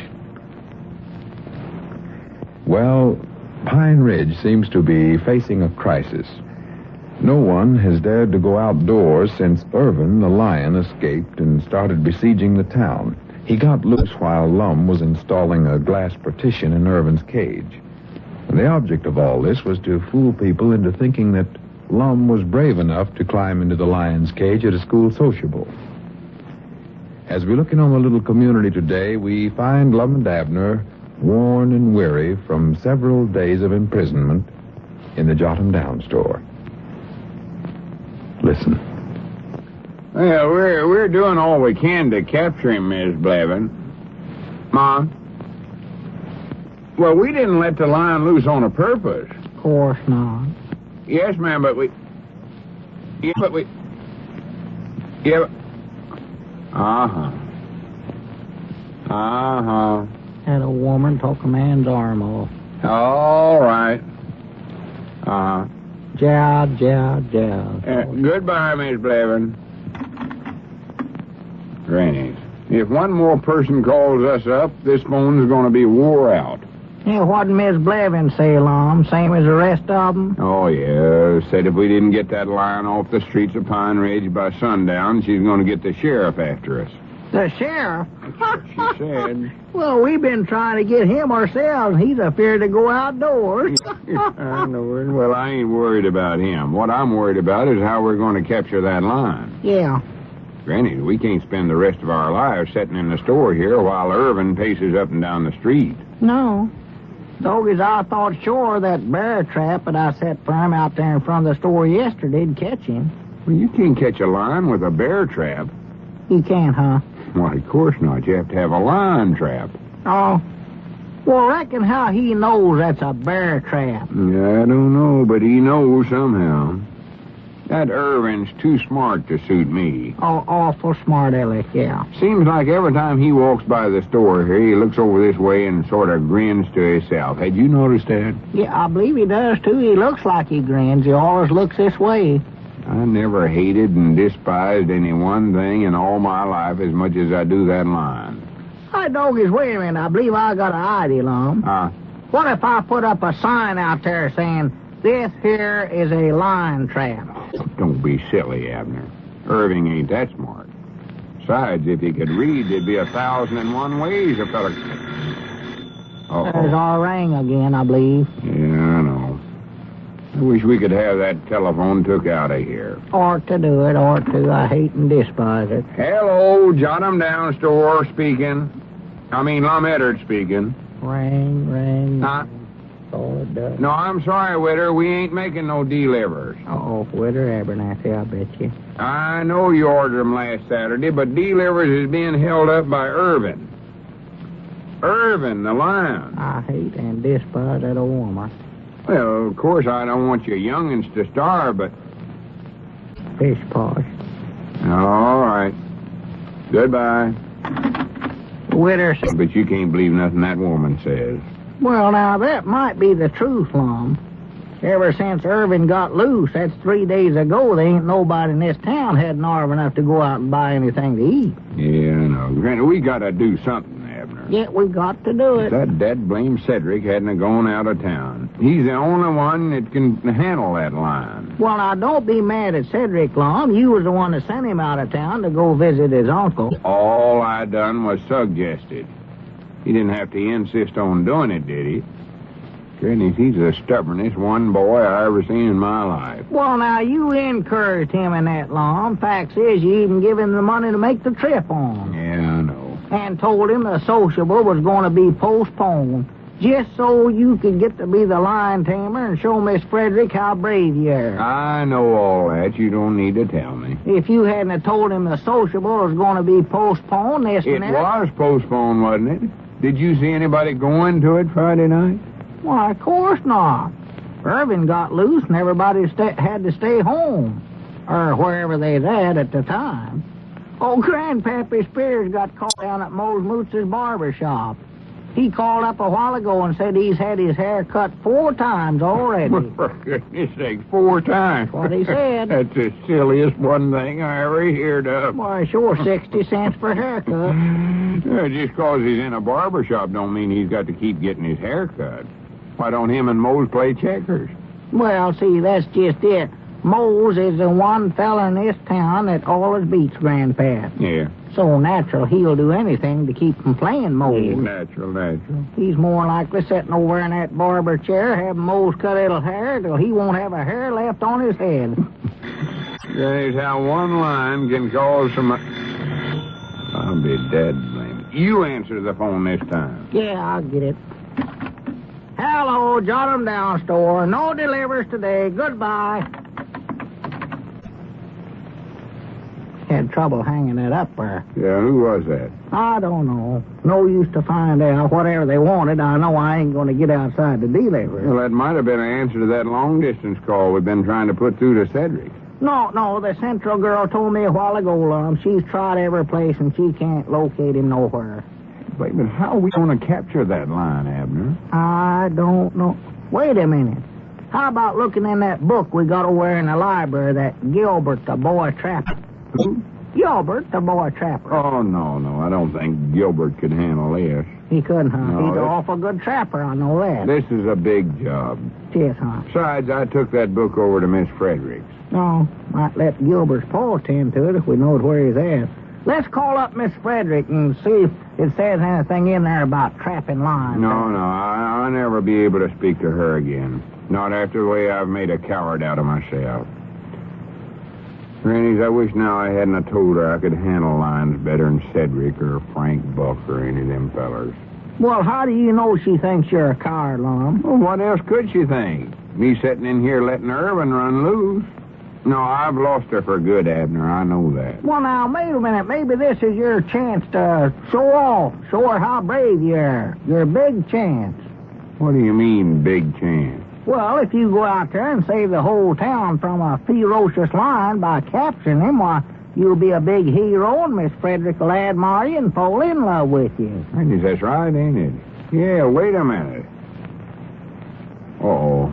How am I going to capture the lion? No, we've been trying to do it for 3 days now. Well, we ain't actually tried long. We just sat here and talked about it. I believe if you go out there and show Ervin who the master is, then you'll have him right where you want. That's the trouble. He knows who the master is. Oh. Well, maybe if you put the cage out there, well, he might be lonesome for it and crawl back in it. No, that ain't likely. Not the way he kept trying to get out, pacing backwards and forwards and backwards and forwards. I know that wouldn't work. Well, maybe if you put some meat in the cage, he might go in there after that, Lum. Meat? Why, sure, get some hamburger. Don't you recollect how you liked that hamburger that Cedric fed him? Grannies, I believe you got an idea there, Abner. Why, of course I have. We go over to the butcher shop, get a pound of hamburger. Well, wait a minute. That ain't no good. Huh? Who's going to be brave enough to go over to the butcher shop? I know I ain't. That's right. They ain't making no delivers, are they? Well, how about giving him some canned dried beef, Lum? We got canned dried beef right here in the store. Don't you reckon Ervin will like it just as well as hamburger? Grannies, maybe that's it. Yeah, that's it. Come on, we'll start opening up cans. Where are they? Well, right back here by the hominy. Let's see, reckon which kind he'll like the best. Here's some Merkel's thin sliced dried beef.